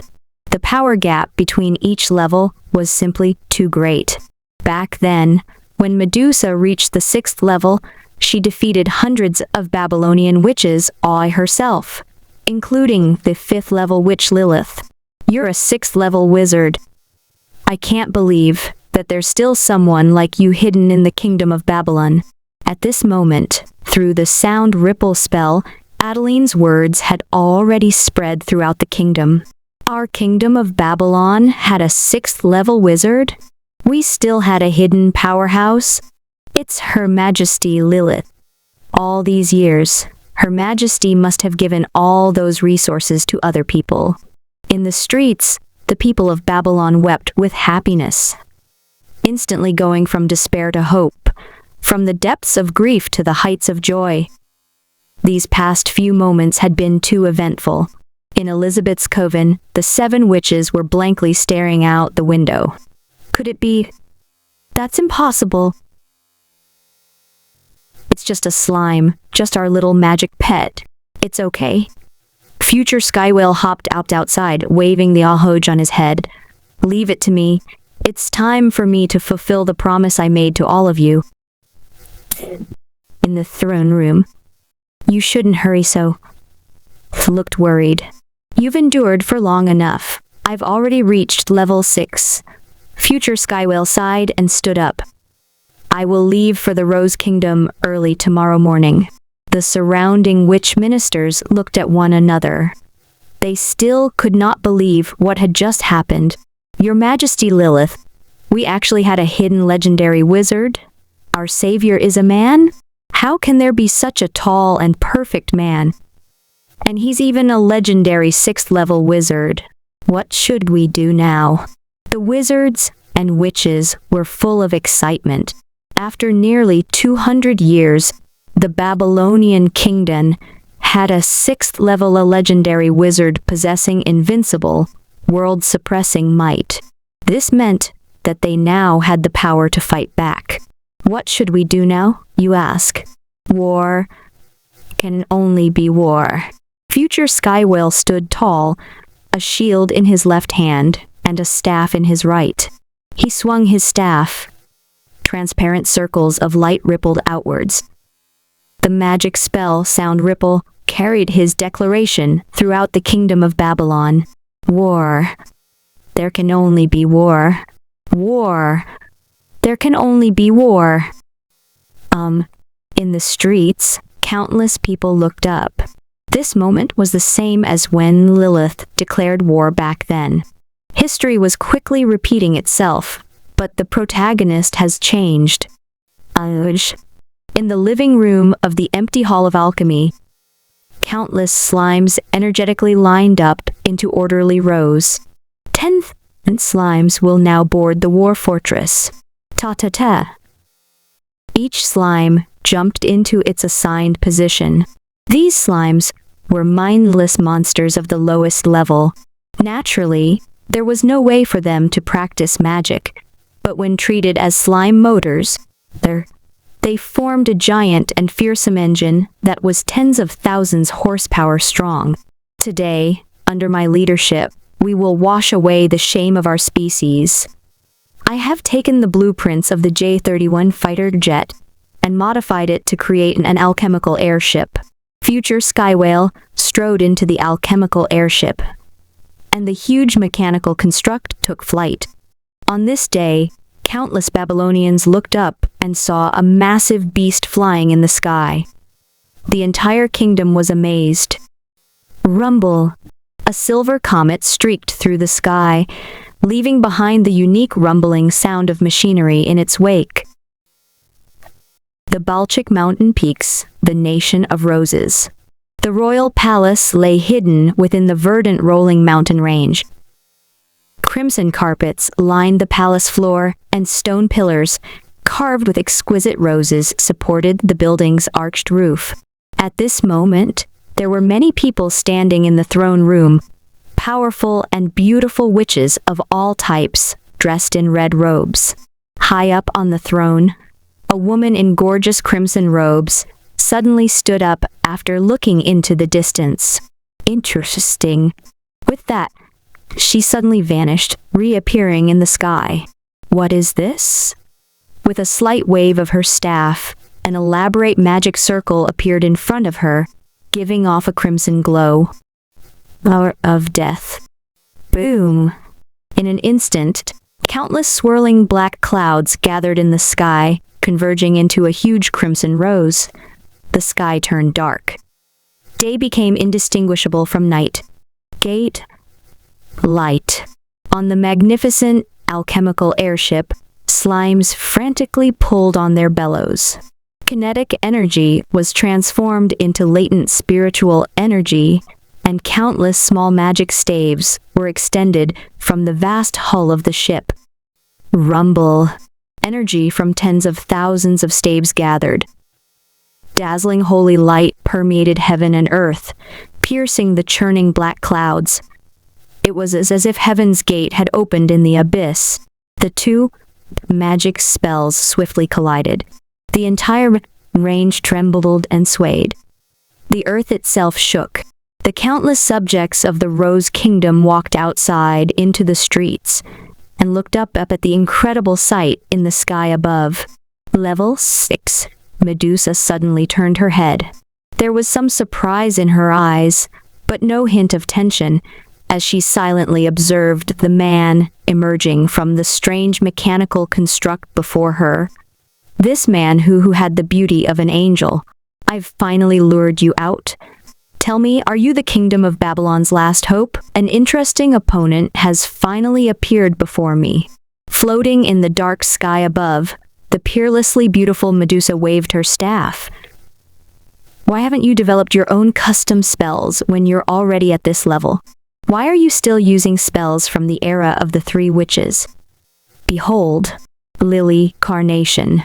The ground started emitting dark mist, which gathered together to form a towering black plant. This plant rapidly grew, sprouting countless branches and roots. Its height passed 10 meters, 100 meters, 300 meters, until finally piercing the churning black clouds above. Mystical black roses swirled on its branches, each of them comparable in size to the gigantic rose from before. This was the real flower of death. The alchemical airship shifted its stern, wholly blazing from its hull. The transparent currents erupted, forming golden butterflies that fluttered in the sky. They gathered and converged, transforming into a verdant green tree that pierced the heavens. The guardian of spring. The signature spell of the Witch of Spring Cassandra displayed its might. Light flashed as black roses clashed against green tree and golden butterflies. Rumble. The sound of metal clashing against metal shook the sky. Violent winds howled and trees splintered as shockwaves from the conflict engulfed the verdant mountain range. The heavens trembled and the earth groaned. Throughout the Rose Kingdom, women gathered in the streets. They were all young and beautiful, with tidy appearances and gorgeous clothing. But at this moment, all of them were wailing. Their screams of pain and despair mixed together into a miserable chorus. Countless level 4 and level 5 witches looked up in horror as they struggled to raise their magic staves, forming a barrier protect the royal city from the aftershocks of the titanic battle taking place in the sky above. As the kingdom of Babylon, a giant mirror made of countless mist droplets hung in the sky. The battle above the Rose Kingdom was projected on its rippling surface. This was the level 5 magic spell, Mirror of Spring Mist, that all the witches in the kingdom of Babylon have combined their efforts to cast. Normally, this intrusive scrying would certainly provoke the Rose Kingdom and bring terrifying consequences, but at this moment, they no longer cared. This battle would determine the fate of the kingdom of Babylon, and everyone had the right to know its outcome. If we cannot win, then we will perish. The people of Babylon all silently walked out into the streets. Their hands were clasped in prayer as they looked up at the fierce battle projected in the sky. No one knew who had started it, but soon they were all humming the mournful symphony of fate. The urgent notes resounded throughout heaven and earth.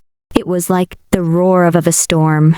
It was like crashing rain, full of fervent passion. This was the somber hymn of human destiny, a hymn to human courage. There, above the royal palace of Babylon, all the witch ministers of the royal court were silent. Their pretty faces were pale as they looked up at the deadly battle projected in the sky. It felt as if they could be ripped apart at any moment, and they were unable to breathe from the sheer tension. So this is the power of the mightiest beings in this world, the power of legendary mages pushed to their limits. This was a battle beyond human ken. Perhaps the only thing comparable to it would be the war preceding the great flood Gilgamesh's war against God, that had been recorded in the myths of ancient Sumer. We will definitely win. Lilith gripped her staff tightly as she looked up at the terrifying battle in the sky. Her palms were full of sweat. Scenes of her daily life with this cute and lively slime played out within her mind. She had thought she knew everything about him, but before she realized it, this cute and unassuming slime had accumulated such terrifying power. A complicated feeling, equal parts pride and awe, surged within her. Before she knew it, the boastful little slime wizard, who had suddenly appeared in her throne room all those decades ago, had reached such terrifying heights. In the shabby room of Elizabeth's coven, Elizabeth looked at the frightening scene in the sky and shivered. The horrible and oppressive images chilled her entire body. She nervously covered her mouth with her hands, trying to keep herself from making a single sound. Behind her, her companions gripped her arms tight. "That's our slime. It's our little magic pet," Melly yelled anxiously, her pretty face pale.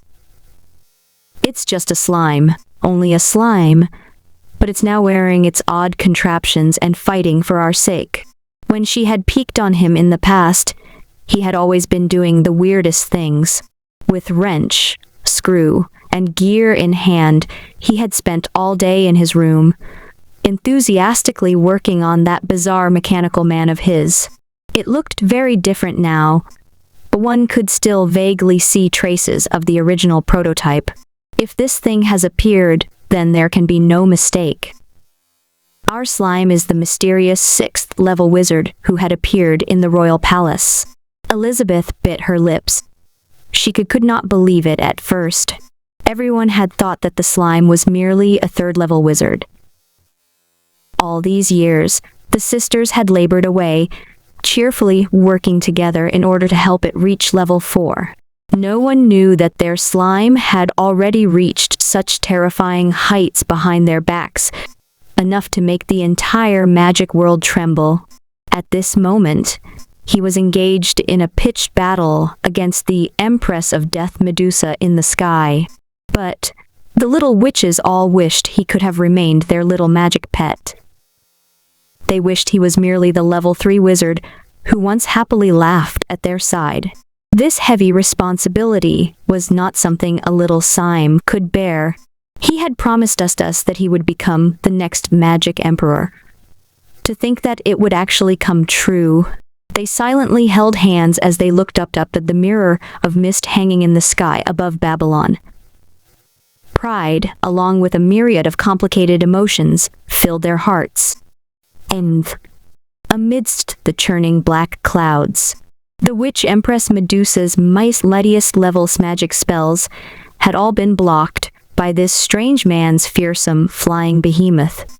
Without custom spells of your own, you managed to fend me off with only magic from the era of the three witches? Is this the power of alchemy? Have you opened the legendary gates of truth? Medusa looked surprised. However, she soon calmed down. It's time I show you my true power, the reason I am called the Empress of Death. My roses can bridge the boundaries between life and death. I can break the rules of death. My teacher, Circe of the Three Witches, taught me this spell because she wanted me to perfect resurrection and break into forbidden territory. Medusa quietly continued, although I am still a long way off from perfecting this magic and am unable to revive the dead, there's no longer anyone in this world who can defeat me. This is because for a short time I can summon the strongest man in history, the mythical hero king Gilgamesh. Gilgamesh. In the kingdom of Babylon, everyone's mind went blank with horror. The legendary Gilgamesh, who lived in ancient Sumerian myths, was said to be the strongest man in history. He was the king of heroes who pointed his sword against God. He was an epic hero who had reached the legendary domain that even the three witches could not the epic 7th level. There was an immeasurable gap of 1 level between them, and the three witches would be little more than helpless babies before him. Impossible. How could it be possible to summon the dead? In the legends, this is the terrifying man who had been killed by God. While everyone panicked, Medusa held her staff up high. Endless magic power surged as she softly chanted, "O lost soul who wanders this world, heed my prayers, the prayers of the living. Remember your life. Break open the gates of the underworld and return to the world of the living." Forbidden technique. Stygian rose, Gilgamesh. As the black rose of madness blossomed, ripples spread through the sky. The flower bud slowly opened, revealing the frightening being gestating within. A towering man formed of black mist strode forth. His posture as he looked down on the world was full of domineering confidence. His handsome face was expressionless, his lightless eyes devoid of intellect. He held the holy sword of civilization, the sword of Damocles high, and slowly swung it downwards. This is the strongest man, the mythical hero king, who dared to attack God in the ancient Sumerian era. Grantham widened his eyes slightly as fear flashed across his face. Boom. The sword descended the next instant. It was an exquisitely beautiful sword swing. At this moment, the wind stopped. The rain stopped falling. The leaves no longer rustled. No one spoke. It was as if God has closed his eyes and held his breath, and all sound had disappeared from the world. On the alchemical airship, the tall and handsome Grantham struggled to keep calm as he faced off against the apparition of the strongest hero in history, as expected of the hero king of ancient Babylon. Even his summoned apparition is at the cusp of the 7th level. The airship's no longer enough. I must use Grantham. He never personally fought before this moment, and had depended on his alchemical airship for spellcasting. 10,000 slime engines furiously pulled on their bellows to produce kinetic energy, which was converted into electrical energy and then latent spiritual energy through magical circuit boards. The resulting mana was enough to cast spells of the 6th level, allowing them to oppose the mighty Empress of Death who ruled over this world. It may sound unbelievable, but 10,000 puny slimes had been enough to contend with the witch Empress who dominated this era. This was the allure of alchemical technology. This was the proof of the slime engine's endless potential. It's time to take matters into my own hands. With a light jump, Grantham exited the alchemical airship. Ha ha! Natives of this world behold. This is airborne artillery. This is my power born from the fusion of magic and modern technology. Although I can't live stream, I can still take screenshots. I must show my fellow players the results of my 90 years of effort. With my technology, I'm now invincible in this world. They want to come. I've already single-handedly conquered this new map. All who come after me will only be able to stare at my back in envy. Well, other than me and Akina's speedster. It's not like there would be many people who would be able to come to this world anyway. As he laughed, black magic crests started spreading across the surface of the shield held in his left hand, and light concentrated on the staff in his right. He raised the staff high above his head. There's no such thing as an unkillable being in this world. Even if you're a dead man, I can still kill you. The faces of everyone on the ground turned slightly pale.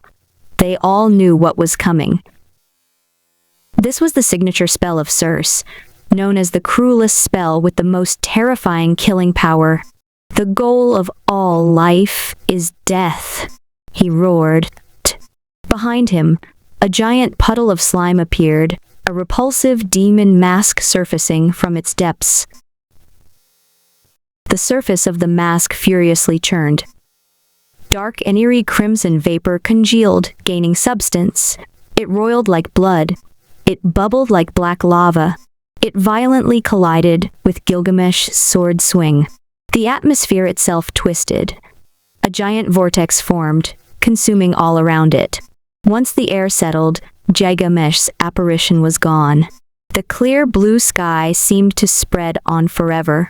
All the clouds had been cleared away by the terrifying shockwave. As everyone looked up into the sky, they were greeted with this incredible scene. It was a miraculous sight, the likes of which this world has never seen before. Is this still the power of a human being? This was the question that was in everyone's mind.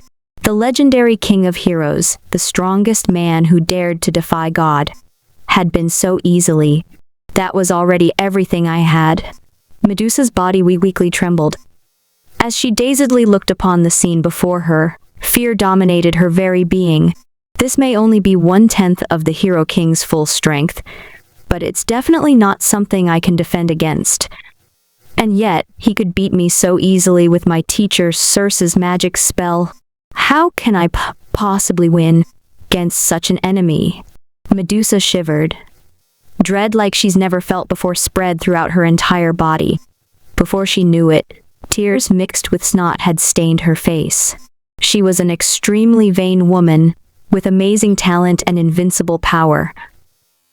She always arrogantly looked down on the entire world, because she had never known the taste of failure. But at this moment, her face was unprecedentedly ugly. Fear had paralyzed her entire body. She had never been so weak. So this fear, a human's fear of death, she hovered in the air, trembling weakly. What an awe-inspiring power. What intoxicating might. Enough to break my spirit and make me lose all hope of winning. I am Medusa. How could the Empress of Death Medusa possibly? Move! I command you. Move! Medusa screamed heartbreakingly, her fragile voice resounding throughout the world. Tears streamed from her eyes, soaking her entire face. Door blocks my entry to the next level. I command you to move. Boom! An invisible force stirred. It was as if a power that had been building for a long time was finally breaking through its confines. The sky churned. Grantham looked on worriedly as Medusa screamed out in despair. The rose witches on the ground were also taken aback. Everyone on the streets intently looked up at the sky. The people of Babylon were all dumbstruck. Fear colored their expressions as they growled urgently. No. And stop her. You fools are too late. Medusa silently rose up in the air, opening her arms as if to embrace the entire world. Behind her, a blood-colored rose bloomed. As its petals opened one by one, Medusa's power started soaring by leaps and bounds. Her aura surged, increasing by twofold, threefold, then tenfold, continuing on with no end in sight. Her spiritual power has been completely released. Boom. This was the epic 7th level of magic, the level the 3 witches could not reach. The level that only the legendary king heroes had reached. After 300 years of gathering her power, Medusa has finally reached this level. For a while, she was silent. Life was truly full of ups and downs, and she did not know what to feel at this moment. After the shock has passed, gratitude welled up within her. She looked at Grantham and smiled. Even though I specialize in death magic, I have never once known the fear of death. If it weren't for you, I wouldn't have comprehended the true meaning of death and broken through to the 7th level. In return, I will not kill you, she smiled softly. I will make you my consort and allow you to rule the world at my side. Come. She walked to Grantham and grasped his hand, smiling softly. I will let you rule over the kingdom of Babylon that you wanted to save, as long as you periodically provide us with men. Grantham was stupefied. What did you just say? Medusa was taken aback, then laughed lightly and shook her head. You still want to fight me? Even though only just become a 7th level witch, I'm 17 times stronger than before. You can no longer oppose me. Only 17 times. Grantham had a disappointed expression. Medusa was dumbfounded. Boom. She quickly retreated. The flower of a terrifying force that surpassed anything he's seen before surged towards Grantham. Grantham waved his staff. The guardian of spring. With a clear ringing sound, the rose shattered. An incomparable force hurled Medusa backwards. Grantham sighed. I've been so careful all this time because I thought you were only hiding the fact that you're already at the 7th level. I've overestimated you. To think that you only broke through just now while on the verge of death. Our monarch, the Empress of Death, has been defeated. This shocking scene had been transmitted to both kingdoms, and everyone was reeling in disbelief. Could it be that, just now, it was only the alchemical fortress under his feet had been fighting against Empress Medusa, while Grantham himself sat back without doing anything? The moment he personally entered the battle, he easily crushed Medusa, who has reached the 7th level. What kind of power is this? Medusa snarled, trembling in despair. No. Your aura does not lie. You're clearly a 6th level wizard, and yet you can explosively release power equivalent to that of a level 7's. This is the power of alchemy. The great creator once said that the ability to use tools is the mark of an intelligent species. After a moment of thought, Grantham suddenly laughed. He bent down and gently helped up the beautiful girl before him. Do you want to learn? I can teach you. Are you crazy?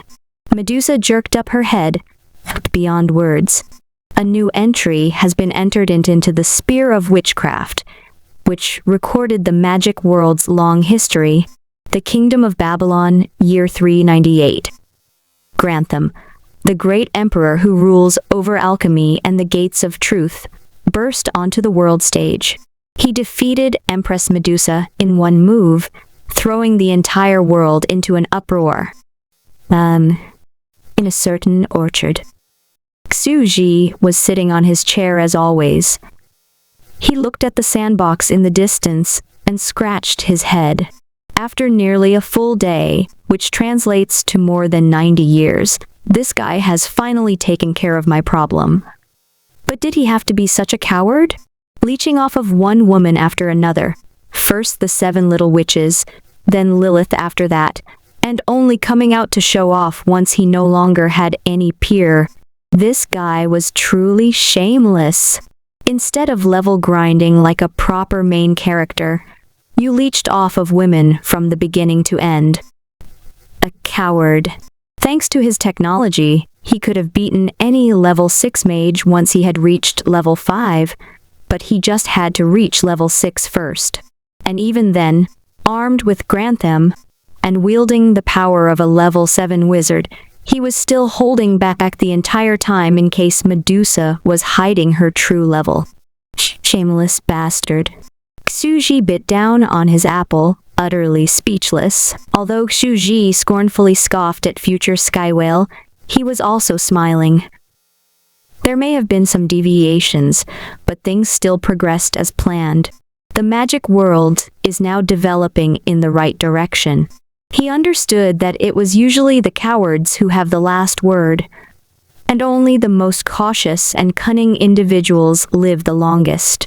As a gamer, future Skywhale was addicted to casual farming games. Level grinding was not the right fit for him. Developing advanced technology, climbing the tech tree, and researching his favorite subjects were the things that he enjoyed. Science and technology greatly boosted productivity. Xuji bit down on his juicy apple and frowned a little. So Circe left behind such an arrangement before she died. She conscripted her apprentice Medusa to help her resurrection magic, and was planning on being revived. Circe had such great ambitions. To be honest, had future Skywhale not appeared and forced Medusa's hand, Xuji would still be in the dark about Circe's posthumous scheme. He wasn't actually an omnipotent, all-knowing creator and was just a farmer. He wouldn't have been unaware of Gilgamesh's murderous intentions towards him a few days prior.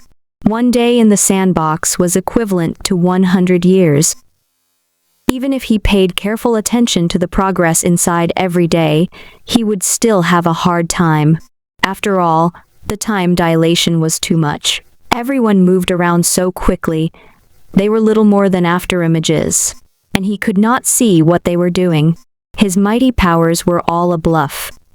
He was merely a farmer, living a leisurely life in the countryside. That magic just now was soul magic, Xuji murmured thoughtfully. This magic world does not actually have an afterlife. Powerful souls like Gilgamesh would linger on in the world after death as mindless phantoms. This is the reason why it's possible to communicate with dead souls. But the civilization of this world is still too primitive and lacks development in this particular field of study. Should I restrict their development of soul magic? Thought for a moment, and decided that it was better to leave them to their own devices. After all, diversity was the key to prosperity. If they were successful in implementing their theory, and legendary heroes from history such as Gilgamesh and the 3 witches could reincarnated, Xuji felt that it would only make the magic world a more enjoyable place. Moreover, if this taboo spell could be developed, Xuji would love to master it once he became a 6th-level legendary wizard. At the very least, he wanted to be able to resurrect the people close to him if they died. Xuji finished his apple, then started on his lunch, as leisurely as can be. A strange development awaited him once he got back. After uniting the world, future Skywhale has logged out. What's more, he started sting in the forums and is bragging like crazy. Xuji, speechless. Due to the time dilation, 1 hour in the outside world was more than 4 years in the sandbox. He was willing to waste all that time just to brag.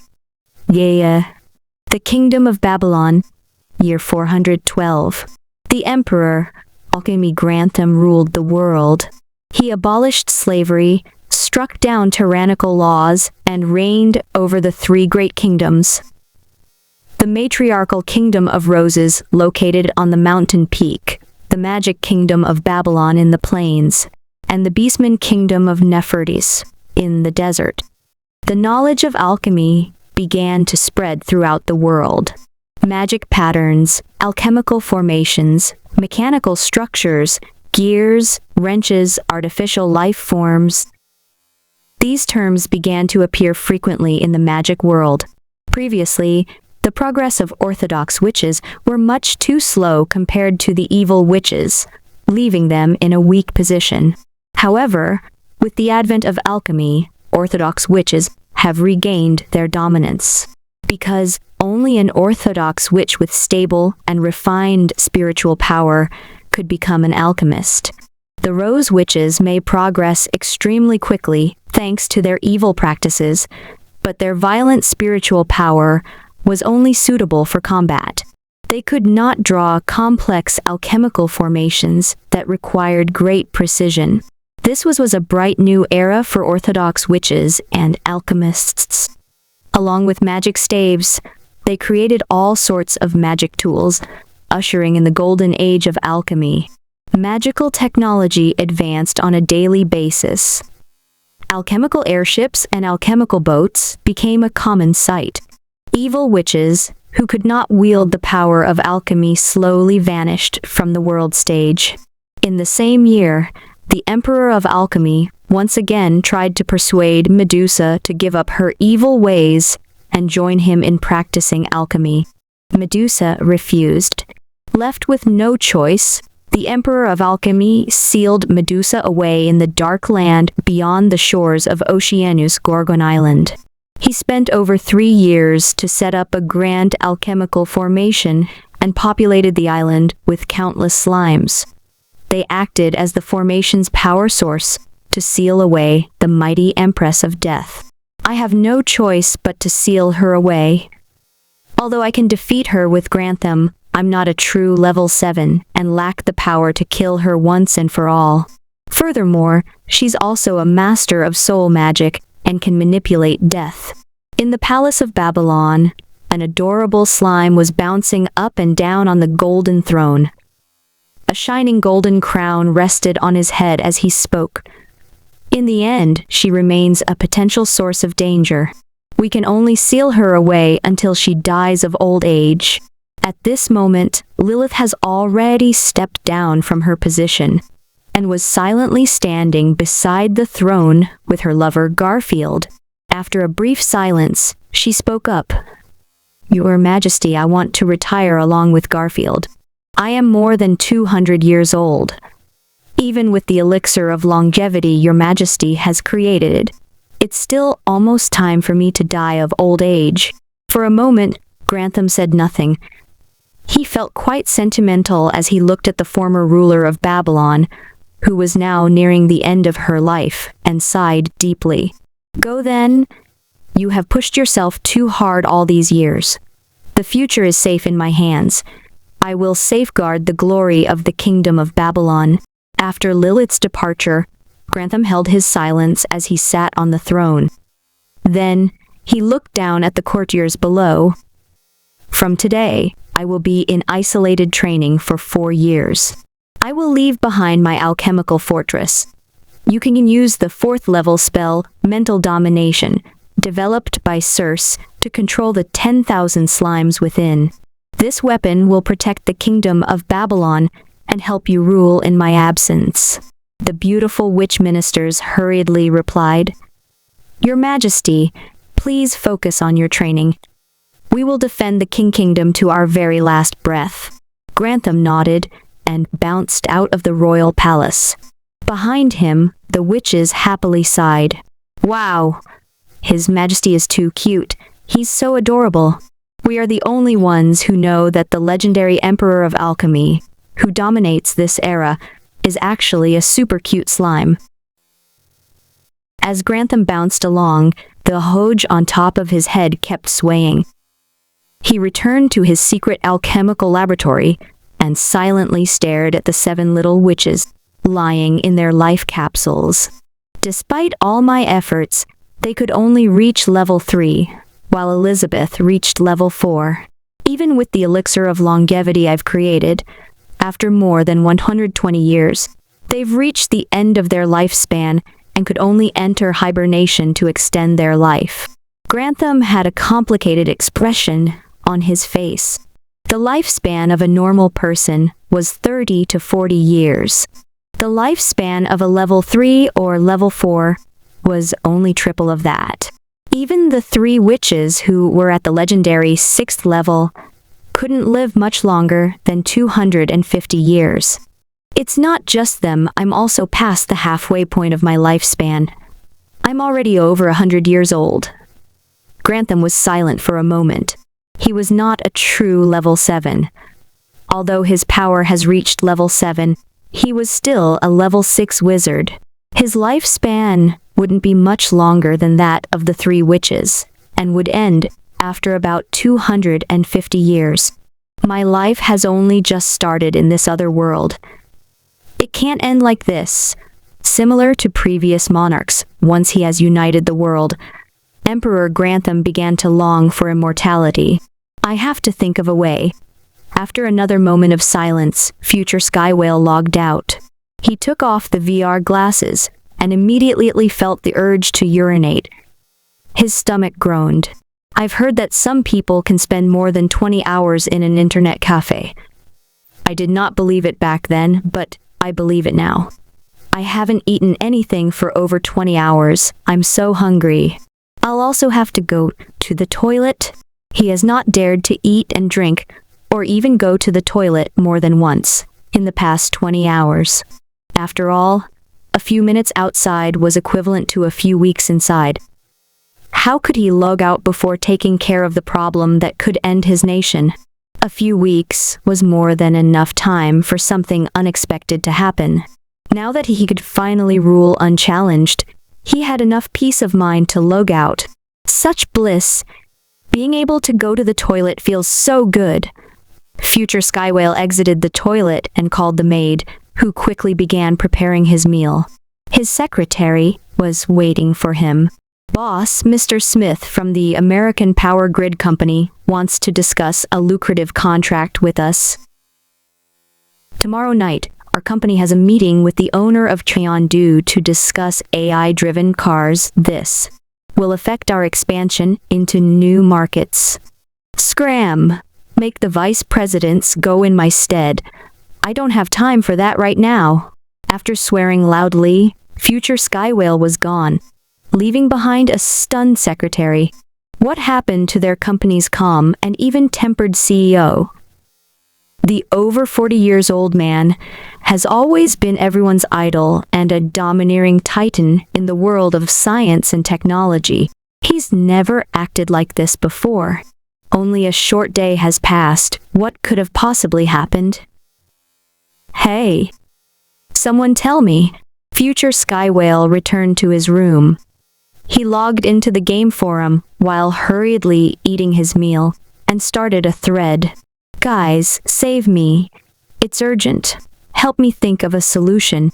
After over 100 years of biding my time, I gained strength, built stuff, climbed the tech tree, and finally became the invincible emperor of alchemy who rules over the entire world. But the 7 little witches who are my wives are all about to die of old age and are in frozen hibernation within my life capsules. I need help. Urgently waiting online. Thank you. With that, the entire exploded. Urgent waiting online. All players. At the moment, the players online were still excitedly discussing future Skywhale's mysterious disappearance. He had promised to livestream everything, but then nothing happened. Their best guess was that he had vanished for an entire day, because he was too engrossed in exploring the new map and could not bring himself to stop. Who knew that as soon as he reappeared, he started talking nonsense? Akina's speedster. More than 100 years, you say? Bossman, have you lost your mind? Hands off. 7 witch wives. You've gone mad, bro. This is not an eroge. Wrong genre. Cerebral bluff. Lol. See, I told you so. The way this game's been so far, the new map must be insanely hardcore. Guys, he's gone crazy. Next challenger, please. For a more detailed prediction, click on my avatar to find my post from yesterday. And follow me. You won't be disappointed. Akina's speedster. So that's why I can sympathize. I still remember when I first entered this game. That prompt, "Please evolve your eyes," left me speechless. I thought I was going crazy. I love learning. As a newbie, I'm scared. How did a respectable technology whiz end up like this? Is it due to a distorted personality? Of morals? How hardcore is the new map? The forum buzzed with excitement as the players all took turns pung fun at future Skywhale. After all, this so-called casual sandbox game was notorious for its hardcore difficulty. Many of them called future Skywhale crazy. What could have happened for him to turn out like this? He was the tech whiz who was the second person to get an achievement award in the game. Now, after only a day, he was making all these nonsensical claims. Future Skywhale was speechless for a moment. After skimming through the posts in the forums, he realized that he had acted too hastily and took a deep breath to calm himself. More than 100 years have passed for me. Compared to my 40-plus years of life on Earth, the lifetime that I've spent in the other world feels much longer. I feel as if I'm actually the other world's Emperor Grantham, who has taken over the CEO of a tech company in the modern day. He felt that the over 100 years he's lived as Grantham was the real him. After all, 40-plus years spent in the modern world was far too short in comparison.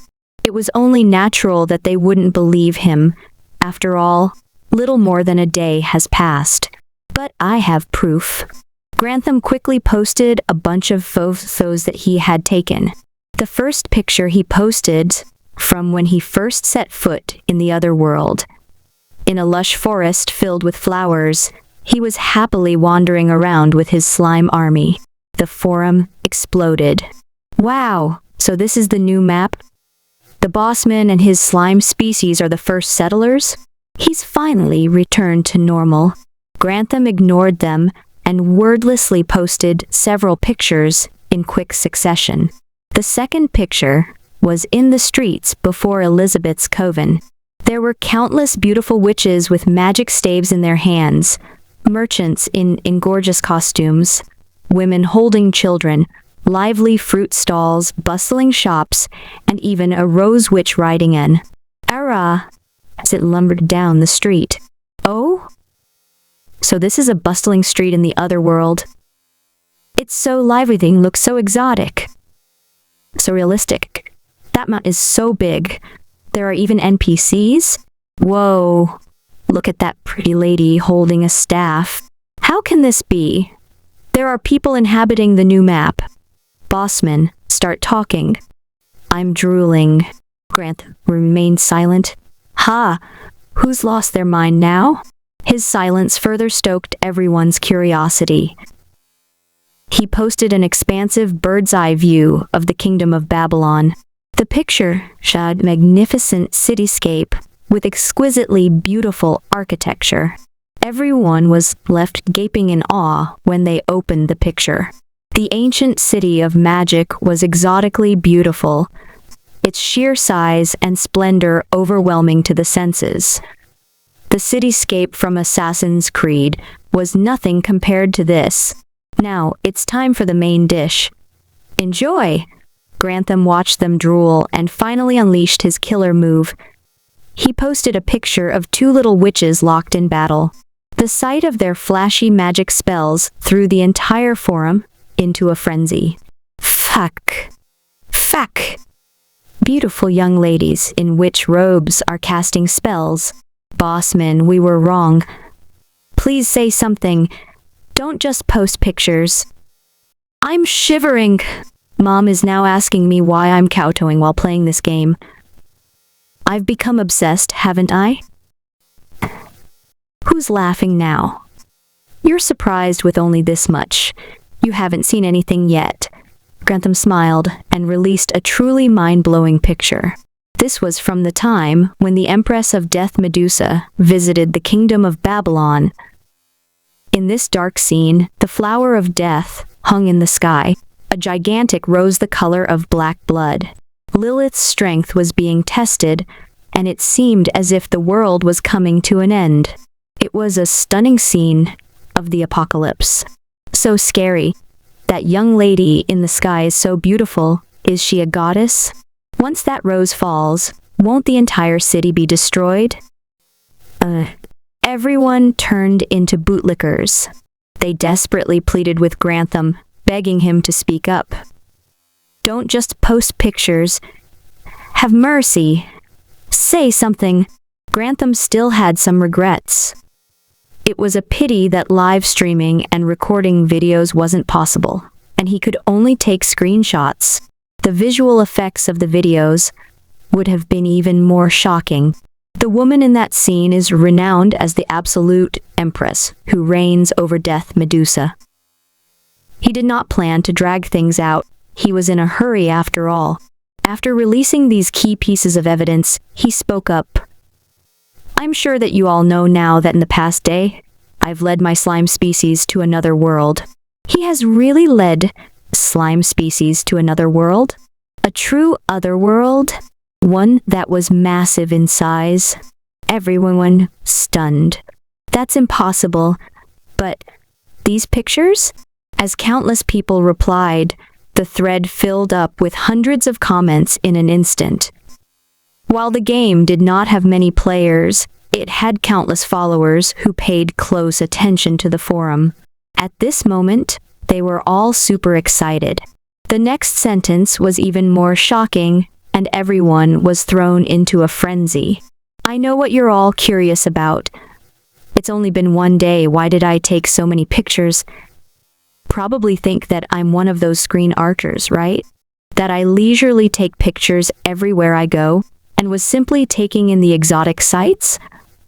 But that's just wrong. How can the other world be so friendly towards slimes? You think I can just take my slimes sightseeing in the city as I please?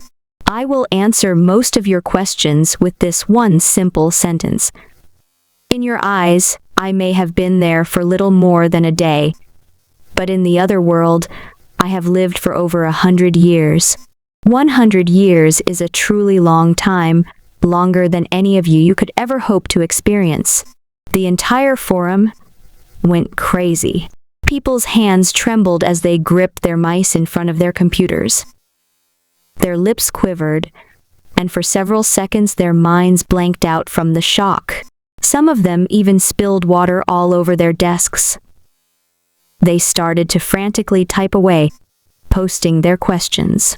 What really happened? One day outside is 100 years in the game. Their replies filled the screen in an instant. The comments piled up, and the thread updated at the same rate as video frames in a movie, moving at a speed too fast for the human eye to follow. As people typed in front of their computers, they all thought of the same thing. This was the fabled technology that could adjust the flow of time in virtual reality. Xuji was sitting in the yard, eating melons while browsing the forum on his phone. When he saw these pictures, he was speechless. This guy managed to take pictures, and now he's even showing off in the forum. All the players were Of course, they didn't know the truth behind this sensational story. This other world was nothing more than a miniature sandbox world that Shuji had built in his orchard. At this moment, Grantham was gauging everyone's reaction. He knew well that his story would make great waves on the net. He had been just as shocked back then. He took a deep breath and waited for everyone to relax before getting to the point. He started telling them of his wondrous adventures in the other world. Of course, he left out certain details, like how his slime species had been captured and bred to become sex toys in the other world. He would never tell anyone of that shameful past, even if he died. Though 100 years has gone by in the game, only one day has passed outside. This is not something that could be achieved with modern technology. But that's not the issue here. I will briefly talk about what has happened to me in the past 100 years. I spent more than 90 years in the other world climbing the tech tree. I devoted myself to research, and after 2 of your lifetimes' worth of hard work, I succeeded in creating the art of alchemy using my slime engines as a basis. Everyone stunned. Worth 2 of my lifetimes? So cruel. Are you saying that I'll only live to the age of 45? However, Grantham's flunkies instantly leapt to his defense. They did not want to anger the boss. So what if it's 2 of your lifetimes? Are you over 45 years old right now? Wow, look at you all kissing his ass. Don't you know that no one will respect you if you keep doing this? As the 2 sides argued, others also decided to join in. But 90 years of research is indeed a really long time. That's equal to a person's entire lifespan. Grantham got serious and posted a few more pictures. They were the schematic diagrams of the alchemical airship's internal structure and photographs of the airship's interior. Also shown were the positions of the 10,000 engines. When they saw the actual pictures, the crowd was thoroughly excited. After all, who doesn't dream of riding a mecha? Fuck, this size is equal to a modern-day aircraft carrier's. You couldn't make cannonballs because you don't have metal in the other world. So you used circuit diagrams to convert kinetic energy into electrical energy, and electrical energy into latent spiritual energy, then fire spells instead of cannonballs? Amazing. Next, Grantham showed off his crowning masterpiece, Grantham. Once again, countless exclamations of awe filled the screen. I used these to defeat the reigning Empress of Death Medusa and unify the magic world. I introduced science and technology to this primitive civilization and showed the natives how to greatly boost their productivity with modern techniques. For that, I'm renowned as the great emperor who reigns over alchemy and the gates of truth.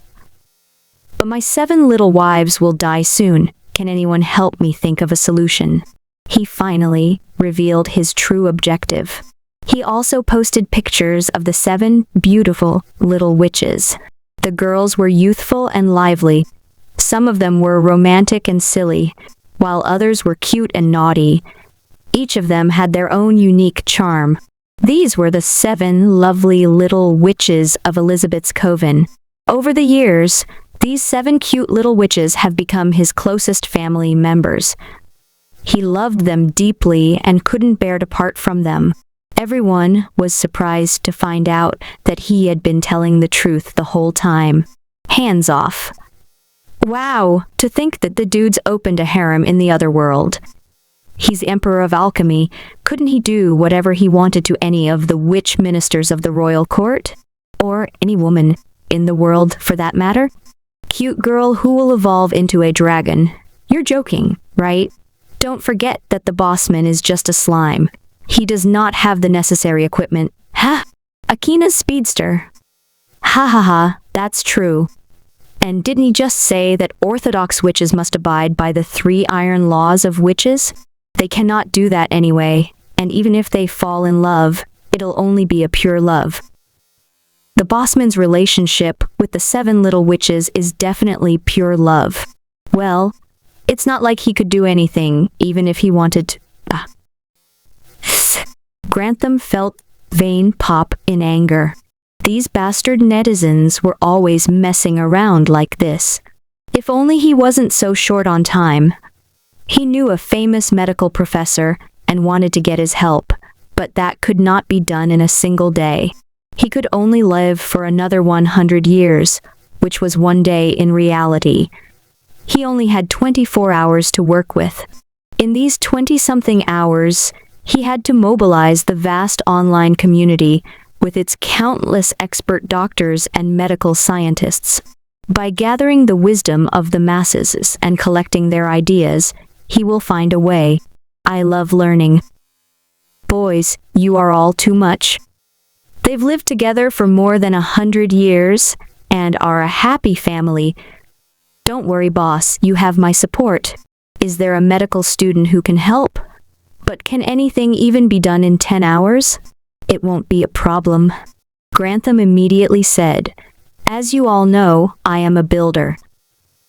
In order to prolong my life, I've built a microscope and studied medicinal herbs in my alchemical laboratory.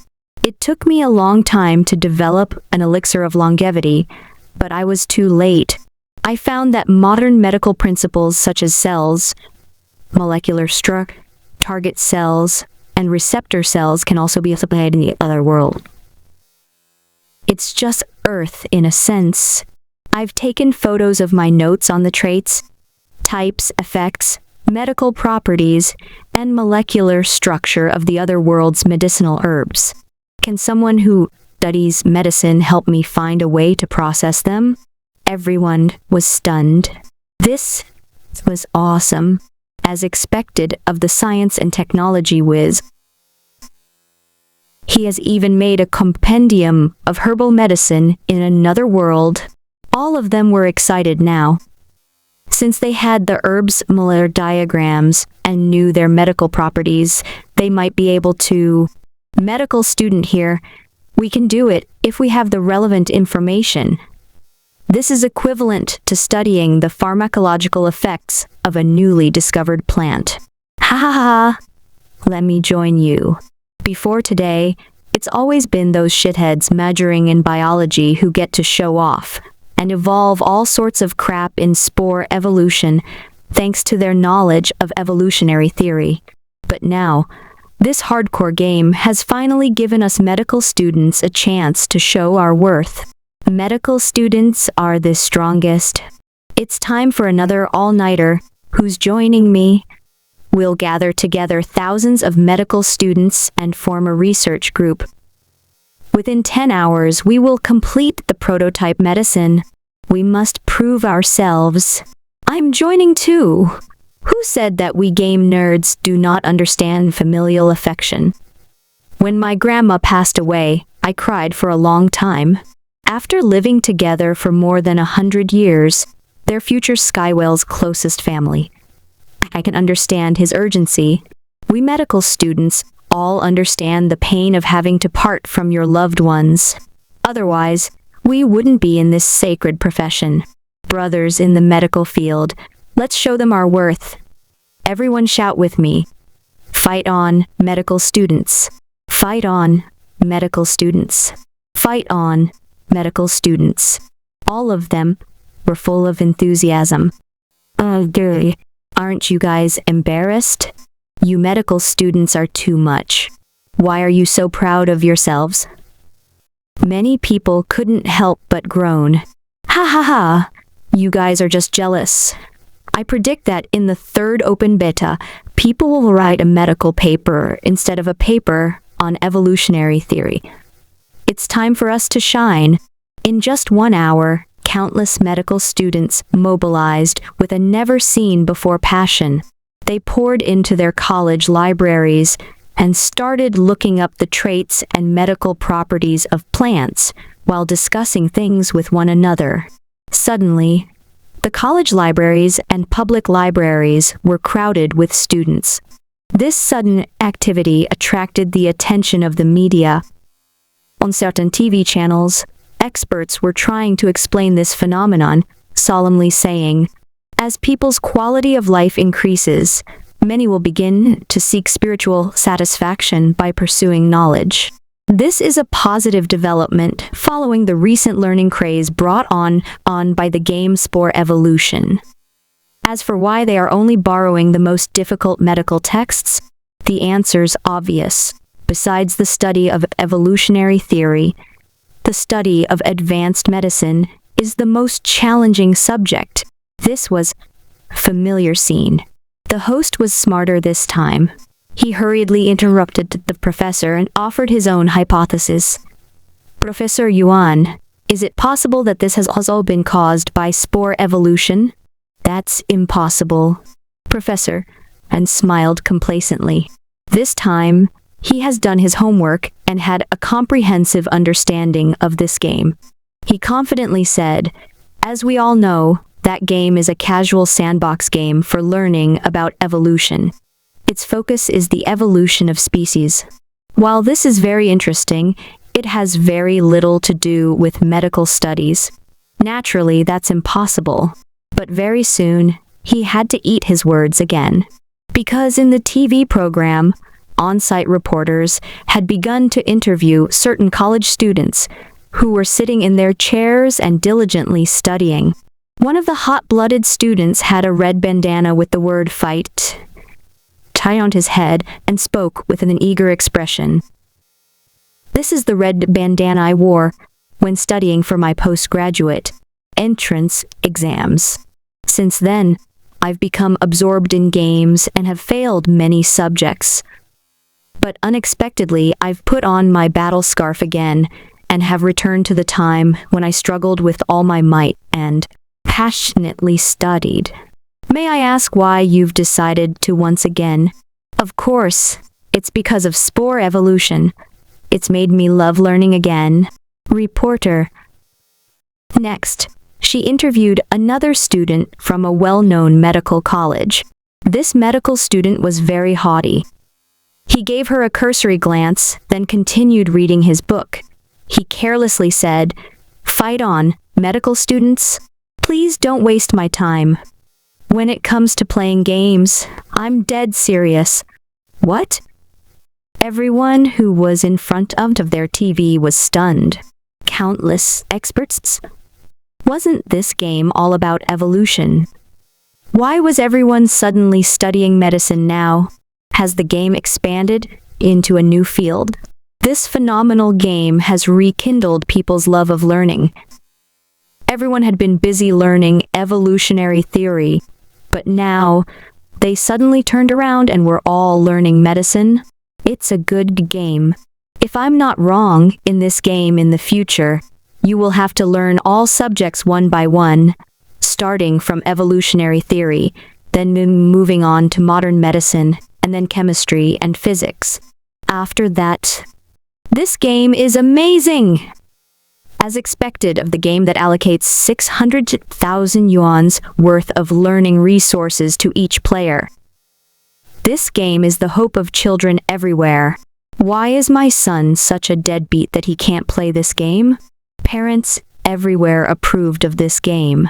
Soon, the headline "Spore Evolution" has led to a great revival of medical studies and renewed nationwide interest in the medical field, topped the search engines. Everyone excitedly discussed this topic, and spore evolution has once again become a national phenomenon. You see this, son? If you don't study hard, you can't even play games. You deadbeat. You love games so much, but you can't even play this game. If you can't do that much, what are you going to do when you grow up? Daughter, don't fuss about makeup all day long. You don't like to study, and now you won't even play games. How will you become a top student in the future? How will you get ahead in life? You'll doing menial labor. Parents everywhere berated their children in front of their TV. In the past, they all frowned on their children playing games. But spore evolution was too hardcore. Now, parents couldn't praise it enough, and everyone was extremely proud when their children could play this game. The situation grew increasingly heated, dominating the headlines, topping the search engines. The second hottest headline was "My parents scolded me for not playing games," and the third hottest one was allegedly, "A day in reality is 100 years in this game, and we have achieved immortality." But really true? The entire net was in an uproar, and hundreds and thousands of medical students eagerly toiled away. Xuji was quite shocked by all of this. He got up from in front of his laptop and went to get a can of soda from the refrigerator. This guy really knows how to stir things up. As soon as he logged out, he mobilized the netizens to help him analyze the plants and herbs in the magic world. Xuji had thought that future Sky Whale was only bragging and showing off. But in fact, he was actually asking for help and wanted to live a little longer in the other world. Xuji was rather pleased with this development. I'm pleasantly surprised. With this, the world of magical potions will soon undergo revolutionary changes. Originally, it should have taken mages generations of research to understand the medical properties of certain herbs. This would have taken thousands of years, but now with the entire internet working together, things should be completed in no time. Xuji thought for a moment. Soon, the magic world will have a systemized approach to making alchemical potions. Might be able to cure my cancer. This has happened sooner than he expected. Xuji was already in the final stages of cancer, and he had almost given up. But now, there was hope. The transmigrator Grantham has pleasantly surprised him many times, and greatly advanced the magic world civilization. At this moment, the hive mind suddenly alerted him. Organizations from all over the world are attacking our game website's official forum. Do you want to counterattack? Frowned. This incident has caused too much of an uproar. It was only to be expected that there would now be people trying to hack the website. I just want to farm and find a way to treat my cancer. Xuji sighed. You don't need to retaliate, just block and ignore them. He had expected this. VR technology that was realistic enough to create a second reality already be considered miracle technology. And now, there was also a shocking difference in time flow. One day outside was 100 years inside the game virtual immortality in a sense. It was only natural that others would start to take notice. Xuji asked the tyrannous hive mind, "Are you sure there won't be any problems?" The hive mind mechanically replied, "The modern technology of this world is still far behind compared to the tyrannus. They will never be able to find our physical address." Xuji nodded. Everything was fine then. He currently focused on evolving the body and unlocking supernatural abilities. But the previous Tyrannus Queen had focused on evolving the brain and developing Tyrannus technology. Their orbital cannons had been quite impressive. Although all of that knowledge was now lost, the Tyrannus hive mind was still the crystallization of that advanced technology. Those hackers shouldn't be able to do anything to him. After some thought, Xuji decided to ignore this issue. So what if the entire world thrown into an uproar? Who cares if others are plotting against me? What can they even do against me? I'll keep on cultivating my land. Let them be dumbfounded. At this moment, the laid-back Xuji was leisurely sipping his drink. He had mail-ordered the beverage online when it was on sale at 38 yuans per box. After all, he was very short on money these days. He sat in his yard and was feeling quite relaxed and happy with his current lifestyle when suddenly there was a knock on the gate. Boom, boom, boom. Hey, hurry up and open the door. You haven't gone nuts from all that farming yet, right? Xuji stood up and went to open the gate. It was Chenji. Tomorrow morning, I'm going to go back to college. Chenji stood at the door and mumbled, her figure resembling a wilted eggplant. By the way, that game you mentioned before, I just heard about it. It's become a national phenomenon. Can you really get me an account? Although Chenji was not even a gamer, the uproar over this game has been so great that even an outsider like her knew about it. She knew how high the demand for this game truly was. Supposedly, a beta tester's slot was now worth 400,000 yuans on the market, and you couldn't buy one even if you wanted to. This made her uneasy. After all, while Xuji used to be very amazing, that was all in the past. He was once a young and promising senior executive in a foreign company with plenty of connections, but now he was a farmer. Don't worry, I know someone who can write that paper for you. He's an expert in the field. You'll definitely be able to get into the third open beta. Xuji said so after thinking for a moment. I'm sure that's what everyone else must be thinking. Those people are probably well prepared. Compared to the second beta test, there'll be even more experts this time around, and all those professional gaming clubs will also be competing in a slot. Chenji hurriedly said, Don't worry, my friend is better than all of them. Xuji laughed and patted the worried girl's head, reassuring her. There's no need to worry.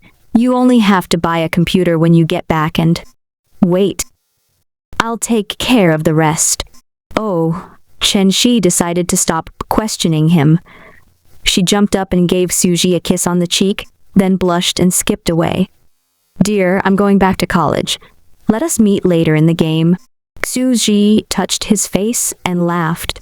In this superficial world, people rarely meant what they say, but a woman's blush spoke louder than any words. Previously, he had felt no attraction to Chen Shi. He simply liked the fact that the girl liked him and lovingly prepared meals for him every day. But now, he thought that she was truly a good girl, and spending time with her made him happy. After all, she was willing to approach you when you're at your lowest point and suffering from cancer. There can be no doubts about her feelings. Xuji calmly returned to the yard. Because Chen Shi was going back to college, he felt that he should start thinking about his future plans for the sandbox. First of all, the preparations for the third open beta. Originally, I didn't plan to start a third open beta, but I need a reason to let that girl into the game. The third open beta that so many were desperately looking forward to was only happening because Xuji wanted to give his girlfriend a small gift and satisfy her little wish. Since this is the case, the third open beta will be limited in scope, and about 30 slots should be enough for her to blend into the crowd. With that casual thought, Xuji decided the fate of countless players. Then, there's the issue of further expanding the Magic World sandbox. Xuji frowned a little.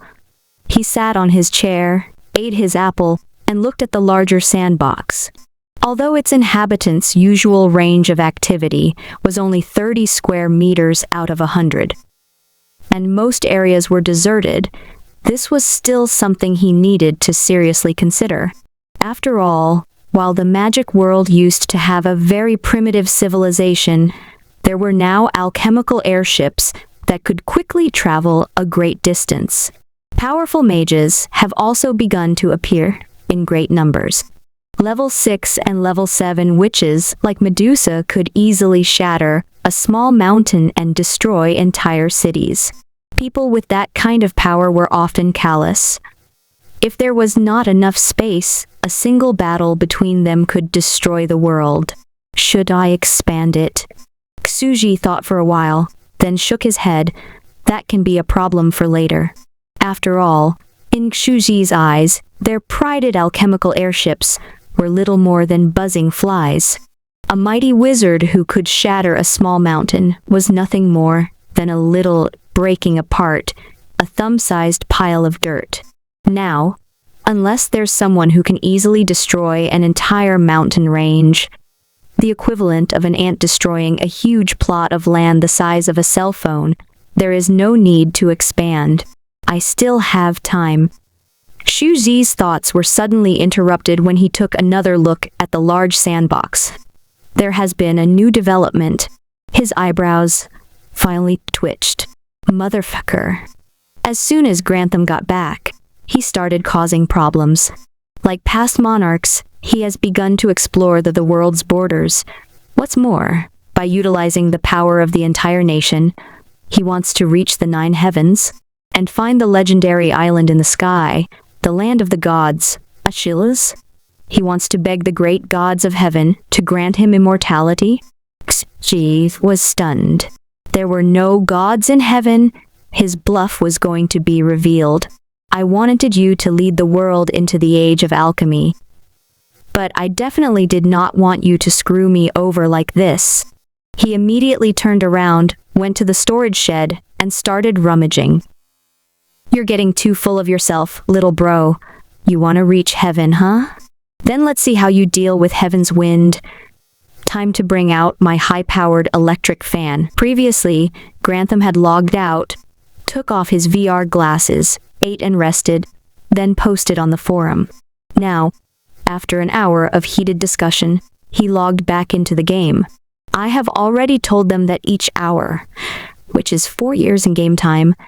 I will log out for 1 minute, and the medical researchers will report their progress in this thread and tell me what I need to do in the other world, like what plants to investigate or what topic to research.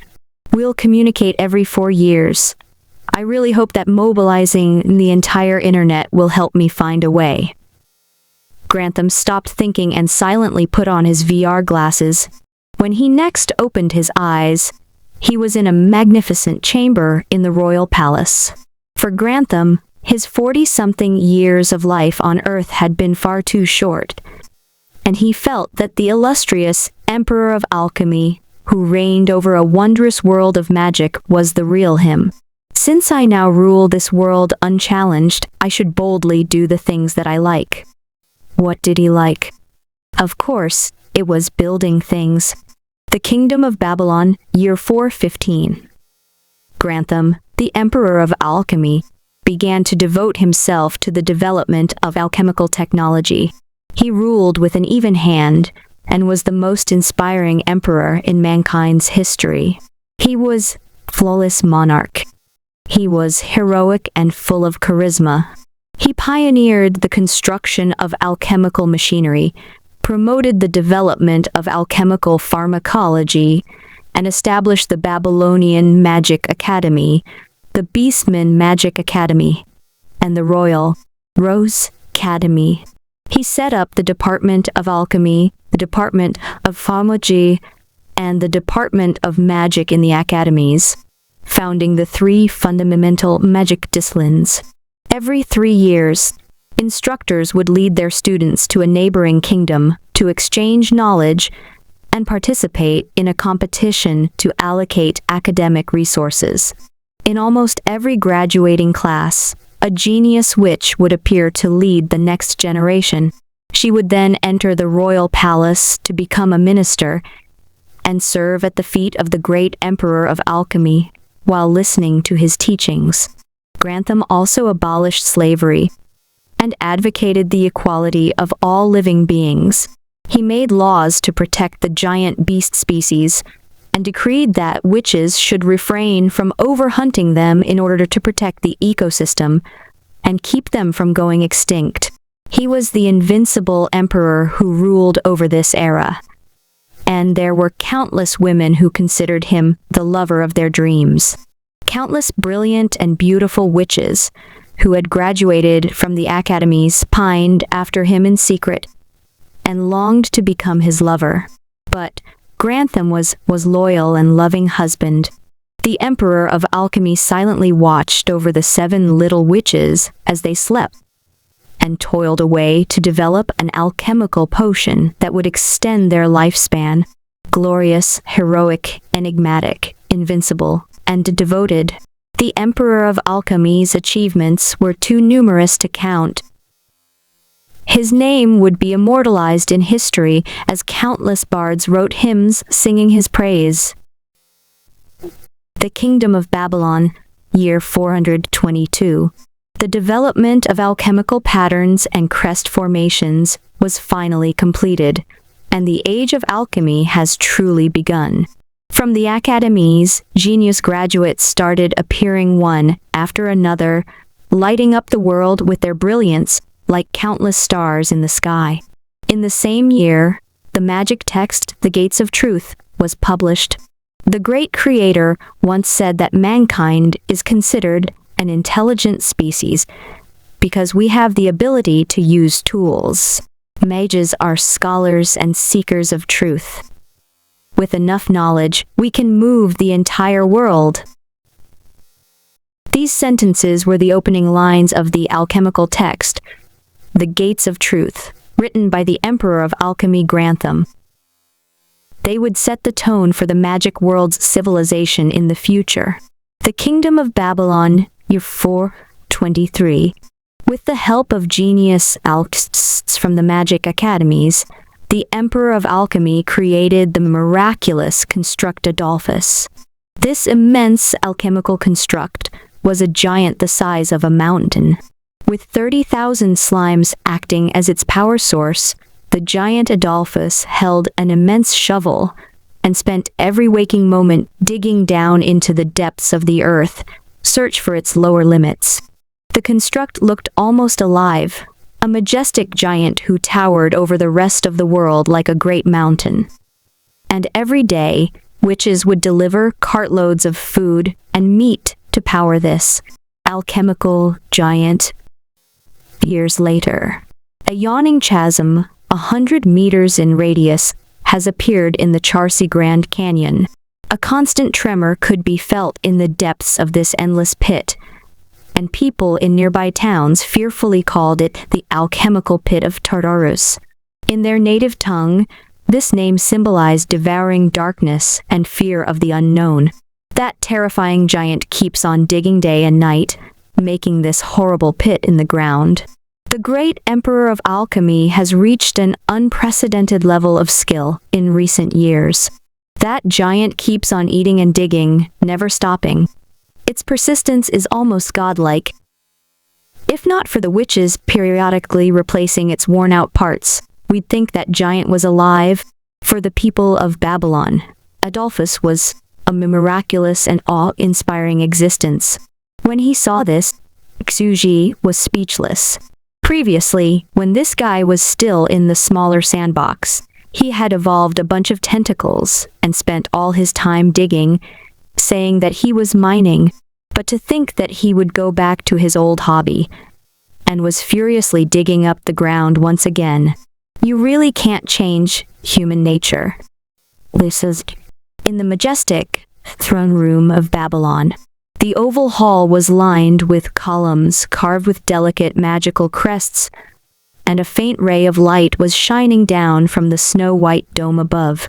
High up in the hall, a handsome 3-meter-tall man sat on a sculpted snow-white throne. He had deep, soulful eyes and the body of a Greek god. At this moment, he was sighing softly. Back then, the great Sumerian hero King Gilgamesh mapped the world's borders and told us that the earth was square while the sky was a circle. But he only explored the world's 4 poles and did not explore its upper and lower reaches. Today, I, the Emperor of Alchemy, Grantham of Babylon, will complete the task and perfect our knowledge of this world. The history of mankind is a saga of passion and courage. It's a record of our forebears' valiant struggle against nature. I will become one of these forebears. The witch ministers below held their breath. This was a historic moment.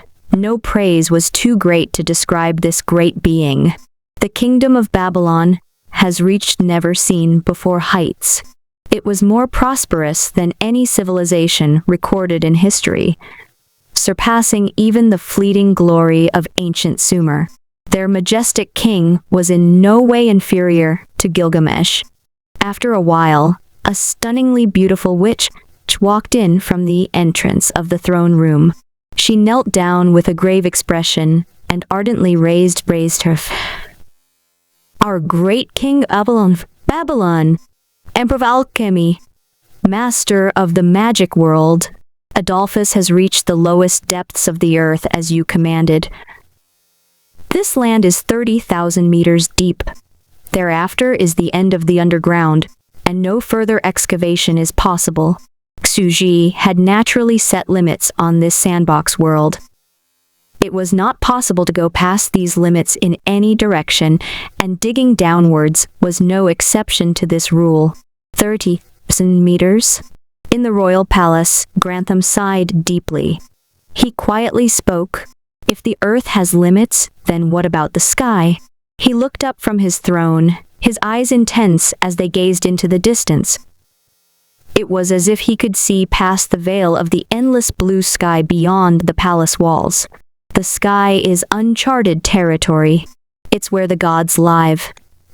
When the Threaches died, the god of wisdom, Mercury, sent down 3 great miracles from heaven: the flower monument, the fragrant crimson rain, and the symphony of fate. Today, I will lead you up into the sky to look for the legendary land of the gods Achilles. We will pay our respects to the gods of heaven and thank them for the gifts they've granted to the people of earth. In the Babylonian language, lives the home of the gods. Historian, I am here. A witch in beautiful crimson robes stepped forward. I order you to record this historic moment. In the sphere of witchcraft, write down the following. The Kingdom of Babylon, year 428.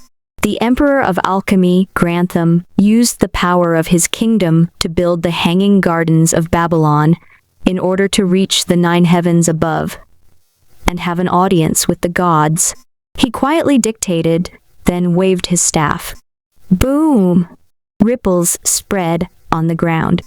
The entire palace began to shake. Rumble. After all these years, the royal palace of Babylon has long been converted into a flying fortress, one that was much larger than the airship he had used back then. This awe-inspiring alchemical construct was powered by 30,000 slimes and was a miraculous and unique creation comparable to Adolphus. Its name was the Hanging Gardens of Babylon. Click! Throughout the royal palace of Babylon, countless structures filled with flowers and plants rose from the ground and flew up into the sky. The Hanging Gardens of Babylon's body was made of sturdy wood and the snow-white bones of giant beasts. It looked like a giant J-20 fighter jet, with streamlined wings and an aerodynamic frame. An intricate palace complex sat on the back of the plane, and the throne room was located in front of the plane's cockpit. Oh my God, what is that? That's the entire royal palace of Babylon. It's flying. The enormous plane blotted out the sun, its immense shadow covering the ground in darkness.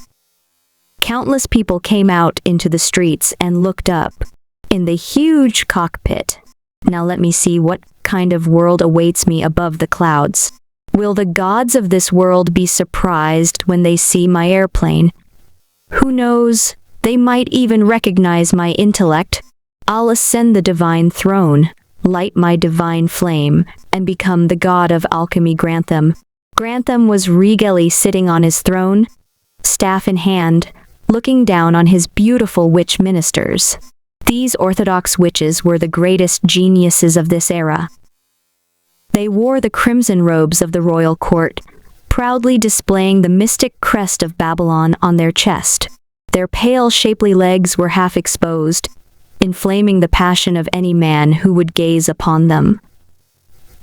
Magstaff in hand, they stood respectfully side by side in front of their king. Grantham, you are too much. You're a goddamn transmigrator. Why are you not practicing alchemy, studying medicine, and finding a way to heal me like I wanted you to? Why waste time building such a big plane and taking your ministers up into the sky, searching for the gods? You want to find the mythical land of the gods. Achilles? At that moment, Xuji had just come out of his shed. He took out his high-powered electric fan and smirked. You are too full of yourself. It seems you are the same as Azakina's speedster, and still need to receive a proper beat-down from society. In the magic world, you can start flying from level 6. In the past, Medusa, the great empress of death, also thought of exploring the sky and finding the land of the gods, but the sky was simply too far away. According to records, Empress Medusa has indeed explored the limits of the sky. Same as the underground, the distance from the surface was about 30,000 meters. Grantham was extremely cautious about this trip to the land of the gods. But even for the Empress of Death, Medusa, it was extremely difficult to fly so far, and it was extremely mentally exhausting. She flew to an altitude of 30,000 meters and flew horizontally along the sky ceiling for a short time. After a period of time, she was exhausted and had no choice but to go down. The Emperor of Alchemy was sitting on the throne while frowning thoughtfully. At that time, Medusa didn't have enough mana to continue exploring the upper atmosphere. But I'm different. I have my wondrous Hanging Gardens of Babylon. It can fly for a long time, enough to explore the sky ceiling. With his witch ministers respectfully standing to his sides, Grantham stood on the hanging gardens of Babylon, looking up at the endless sky, and murmured softly, "Since there are gods in heaven, there must be a gap in the sky ceiling. That gap must be the entrance to the land of the gods. You're thinking too much. Is there a gap in the sky? No. There's no such thing." Xi was speechless. In their eyes, Xi was a 10,000 meters tall giant, and the 30,000 meters far away sky, which was 3 times Suji's height, was this world's ceiling. The sky was the same as the underground and the 4 directions. There was no opening to be found. But now, if they could not find any irregularity, then Xuzi's lie would be revealed. There were no gods in heaven. This world was all a giant lie, like the Truman Show. If they thought that there was a gap in the sky that would lead to the land of the gods, then Xuji had to make a gap to avoid exposing his lie. After Xuji thought this far, he set up a large black standing fan in the orchard, plugged in the power, and aimed it at a nearby empty spot in the air. Fortunately, I'm well prepared. I've indeed left a gap in the sky over the sandbox. However, I'll aim my high-powered fan at that gap and blow everything away. By my will, heaven's wind will exterminate all who dares to approach. Any mortal who presumes to climb up into heaven and light their divine flame will be cast back down to earth. Heaven's wind came from a high-powered electric fan. The passage between worlds was a white water pipe buried underground. It's quite amusing when you think about it. The Kingdom of Babylon, year 4429. The Hanging Gardens of Babylon has been flying along the sky ceiling for more than 5 months, and have headed back down to refuel thrice. At this time, they have already explored over half of the world's sky. Thinking back to the Sumerian era, it took more than 20 years for Sumerian warriors riding the fastest beasts to explore the ends of the world. But the Babylon of today only needed little more than a year to explore the entirety of the world's sky. This was all thanks to the wondrous Hanging Gardens of Babylon. This immense alchemical plane was compelling proof of the saying, "Technology is productivity, and knowledge is power." On this day, Grantham stood before the guardrails on the edge of the Hanging Gardens of Babylon. He looked at the blue sky in the distance and saw an awe-inspiring sight. What is that? Away. Transparent air current twisted and surged, forming a crazy tempest. All who looked upon this sight would feel a sense of trepidation. Even from a kilometer away, the sprawling Hanging Gardens of Babylon was losing stability. "Your Majesty," countless witch ministers respectfully stepped forth. "Ha ha ha ha." Grantham laughed wildly. He stood up and looked into the endless storm. "After exploring the sky for 7 months, I've finally found it. Sure enough, there is in the sky. Through this gap, we can go above 30,000 meters. Above the eye of the storm is the land of the gods." Gripping a staff in his left hand and a shield in his right, Grantham quietly gazed upon the terrifying storm in the distance. Behind him, several witch ministers quietly stood. "Your Majesty, storm is too much. We may not be able to." Someone whispered a soft reminder behind him. "Yes, it is indeed terrifying," Grantham murmured. Even from very far away, the storm's horrific might made one breathless. Trying to pass through would be suicidal, but still have to try it. Grantham clenched his fists, ambition and determination burning in his eyes. "I have already arrived. What am I hesitating for? Over the course of my long and illustrious life, I've pioneered civilization in this other world, spreaded technology, and finally reached the legendary land of the gods. How can I stop here? My ambitions." He was now at the peak of the 6th level, But his talent was far inferior compared to the Empress of Death Medusa. He could not break through to the 7th level even after all these years, and he had a gut feeling that he wouldn't be able to succeed in this lifetime. He wouldn't be able to reach Medusa's level. After all, he was not a heaven-sent talent in this field. He clearly understood that his strength lay in alchemy and research, not in cultivation skills. He couldn't even develop his own unique spells, and still used magic from the age of the 3 witches. But at this moment, while wearing Grantham, he could ignore the difference between levels and fight a peak level 7 as a peak level 6. His strength was comparable to the strength of Gilgamesh, the strongest hero in history. Back then, when Hermes, the god of wisdom, descended to Babylon, he told the 3 witches that Gilgamesh had the power of a demigod, which means that I'm also equivalent to a demigod. Perhaps I might be able to pass through this storm and reach Achilles, the land of the gods? His eyes burned with expectation. All of you, wait here. Staff in hand, he leaped up into the sky. As if walking on invisible stairs, he ascended step by step, into the endless storm above. Boom! The storm raged on. Today, representing the mortals of Babylon, I'm here for an audience with the heavenly gods. Clap. The invisible winds were like sickles, lacerating his alchemical flesh and blowing him back. It was difficult to stabilize his figure, but Grantham continued to leisurely advance. Your Majesty, His Majesty has become so powerful over the years. Countless witches looked on excitedly behind him. Their lord's strength has reached an unbelievable level. The scene before them exceeded their imagination. After defeating Medusa, this guy has grown really strong over the years. He's transcended humanity.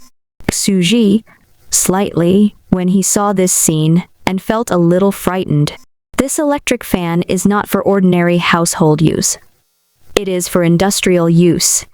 It is very expensive, more than 20,000 yuans per unit.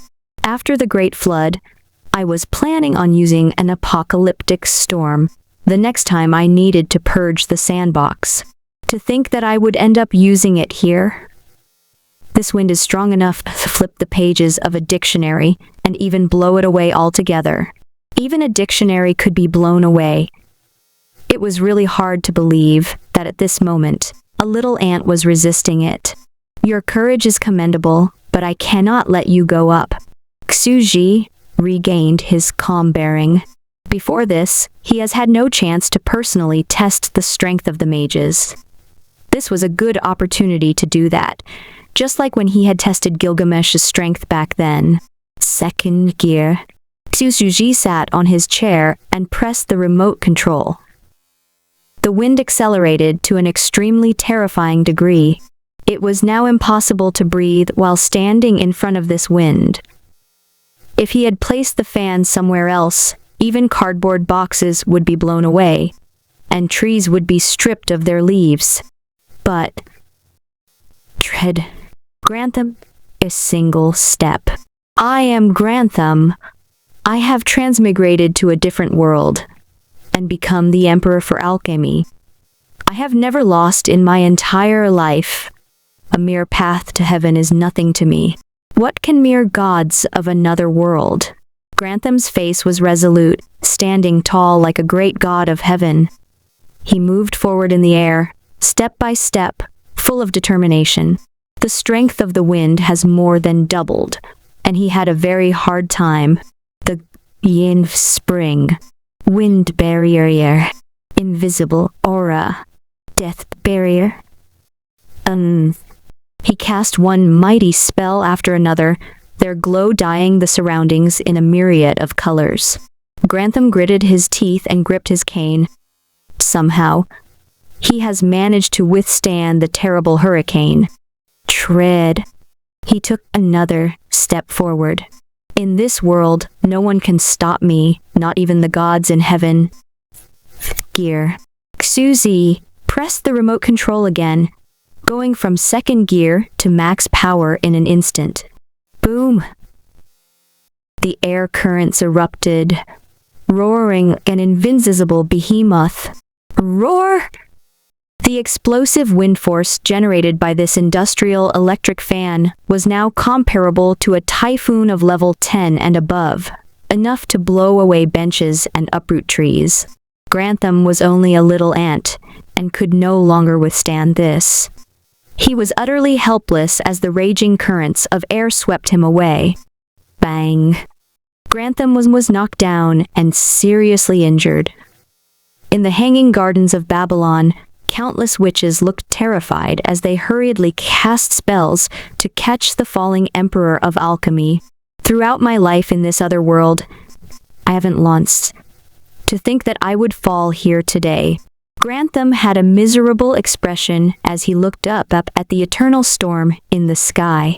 I'm invincible in this world, but I can't even set foot in the land of the gods. This wind is too terrifying. What kind of world-class spell is this? This storm seems to have an eternal power source and can go on for thousands of years without ever stopping. Was shocked. He had believed that he was invincible, and now realized that he was only an ant, not even worthy of the heavenly gods' notice. Perhaps, in their eyes, he was just a lowly mortal who could only live for a few hundred years. Once they opened their eyes after a short nap, he would have already joined the dust of history. What did his existence matter to them? Weakness was the original sin. Just a little more, and I can reach level 8? The mythical level 8. That should be enough for me to break through this storm and reach the 9 heavens. Grantham's face was downcast. He gritted his teeth in despair. After a moment of silent deliberation, he made up his mind and left in a daze. As long as I reach the 7th level like Medusa, I will have the strength of an 8th level mythical wizard when wearing Grantham, the spear of witchcraft, thus recorded. The Kingdom of Babylon, year 429. The Emperor of Alchemy, Grantham, took the hanging gardens of Babylon up into the sky, looking for the land of the gods. He was unable to cross the eye of the storm, giants barring his way, and could not have an audience with the gods of heaven. Xuji nodded and breathed a sigh of relief when he saw this scene. Don't blame me for knocking you down a peg. You brought this on yourself. You're also making trouble for me. Do you think this fan consumes no electricity? This kind of high power setting is more wasteful than air conditioning. Think of my electricity bill. After leisurely shattering the self-confidence of a certain transmigrator, he returned to his chair, sat down, and started eating his apple. I'll leave the electric fan here in case someone tries to reach the land of the gods again. I'll blow them all away.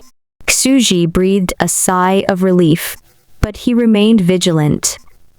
I am still too weak. According to their power system, I am a lowly first-level wizard and an absolute newbie. Even my lie had almost been revealed. Under that guy's leadership, the sandbox world's civilization advancing far too quickly. They've begun to explore the world's borders and search for the heavenly gods. A 7th-level epic wizard was truly formidable. He had to use the wind force of a level 10 typhoon, capable of uprooting trees in reality, just to blow away someone the size of an ant. With his current level of power, this ant-man could easily kill an adult human. At this level, they can already threaten me, then what about the next one? Each advance in level fundamentally changes a wizard, and you would become hundreds and thousands of times stronger. An ant-sized 7th-level epic wizard was not too scary. But once you reached the mythic 8th level, size would no longer be an issue. You would be invincible. A flying ant smaller than a grain of rice, flitting around, staff in hand, casting a wide range of forbidden spells. A creature like that could effortlessly slaughter modern human beings. Fortunately, 8th-level mythic wizards have not appeared yet. This level is something that only exists in theory. Xuji frowned slightly. The three witches had created the leveled divisions of legendary 6th level, epic 7th level, and mythic 8th level based on the information that Mercury, the god of wisdom, had inadvertently revealed back then. After all, if the Sumerian historians could be believed, Gilgamesh had been one level higher than the three witches, who were level 6 witches. He had been a level 7, and Mercury had called him a demigod, which meant that the theoretical 8th level after Gilgamesh would be the realm of the gods. That was why it was called the mythic 8th level. To think that they would furiously mull over the words I casually said back then and turn them into reality, creating a level system out of nothing.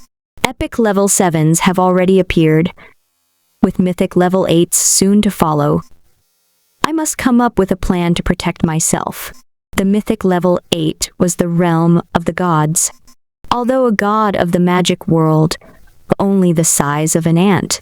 But if such a monster does appear, and if I were to release one of these mythic magic emperors into the modern world, they could potentially destroy human society. The thought of a little ant flying around, waving its staff and massacring humans in the streets, is really frightening when I think about it. This incredible image popped into Xuji's mind. This is still a higher dimensional civilization with superpowers, even if I've limited their size and made them tiny. Xuji frowned slightly. Also, I'll need to establish the land of the gods above the magic world sky. Sooner or later, someone will reach the 8th level and try to reach Achilles again. At that time, I'll have no way to cover up my lie. It was quite difficult to be a creator. In fact, it was probably due to their small body size that their civilization has advanced so quickly, and they were able to level up so fast. It was much easier to condense energy into a small body and trigger a fundamental change. With this comes great power, and even if they had very little energy due to being so small, the sheer quality of that energy was not something ordinary people could stand against. It was a backloaded development that gave them an advantage thanks to their small body size. Xuji has just finished handling yet another rebellion against the creator, casting an arrogant little guy back down to earth when he received a call from Kenshi. "Dear, I'm at school. Just wanted to let you know that I've safely arrived." A soft voice came from the other side. Xuji laughed and completely forgot about his prior troubles. His tone became gentle. "That's good to hear. Don't worry, I will buy you a computer online and send it over. Remember to open the box and sign for it. When the third open beta starts, you can start playing as soon as you receive a slot." "Oh," Chen Shi sounded very excited. Xuji talked with Chen Shi on the phone for a while, then silently hung up. I almost forgot about the third open beta because of that guy's rebellion. He thought for a moment. Grantham was still in the game, and if nothing unexpected happened, he would live for at least another 100 years. That, in reality, if the online community could help, he might be able to live for another few hundred years.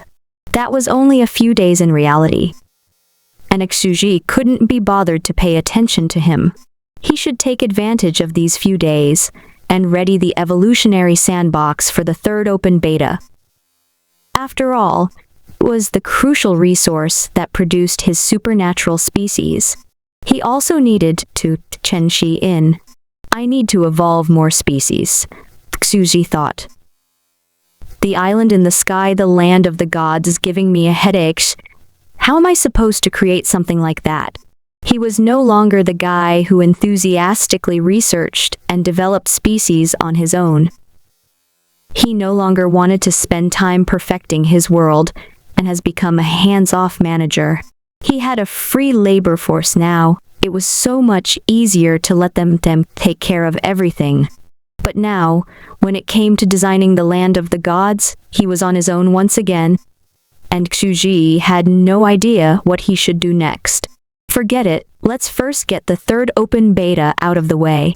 For the next few hours of the evening, Xuji tried to come up with new ideas for the third open beta. The next morning, as the sun shone brightly in the sky, he drafted an announcement, checked it for mistakes, then posted it on the official website's forum. Spore Evolution's third open beta is now live. Thank you all netizens for your continued support for this game.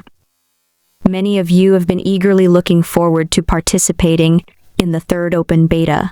We have listened to your requests, and the third open beta is now live.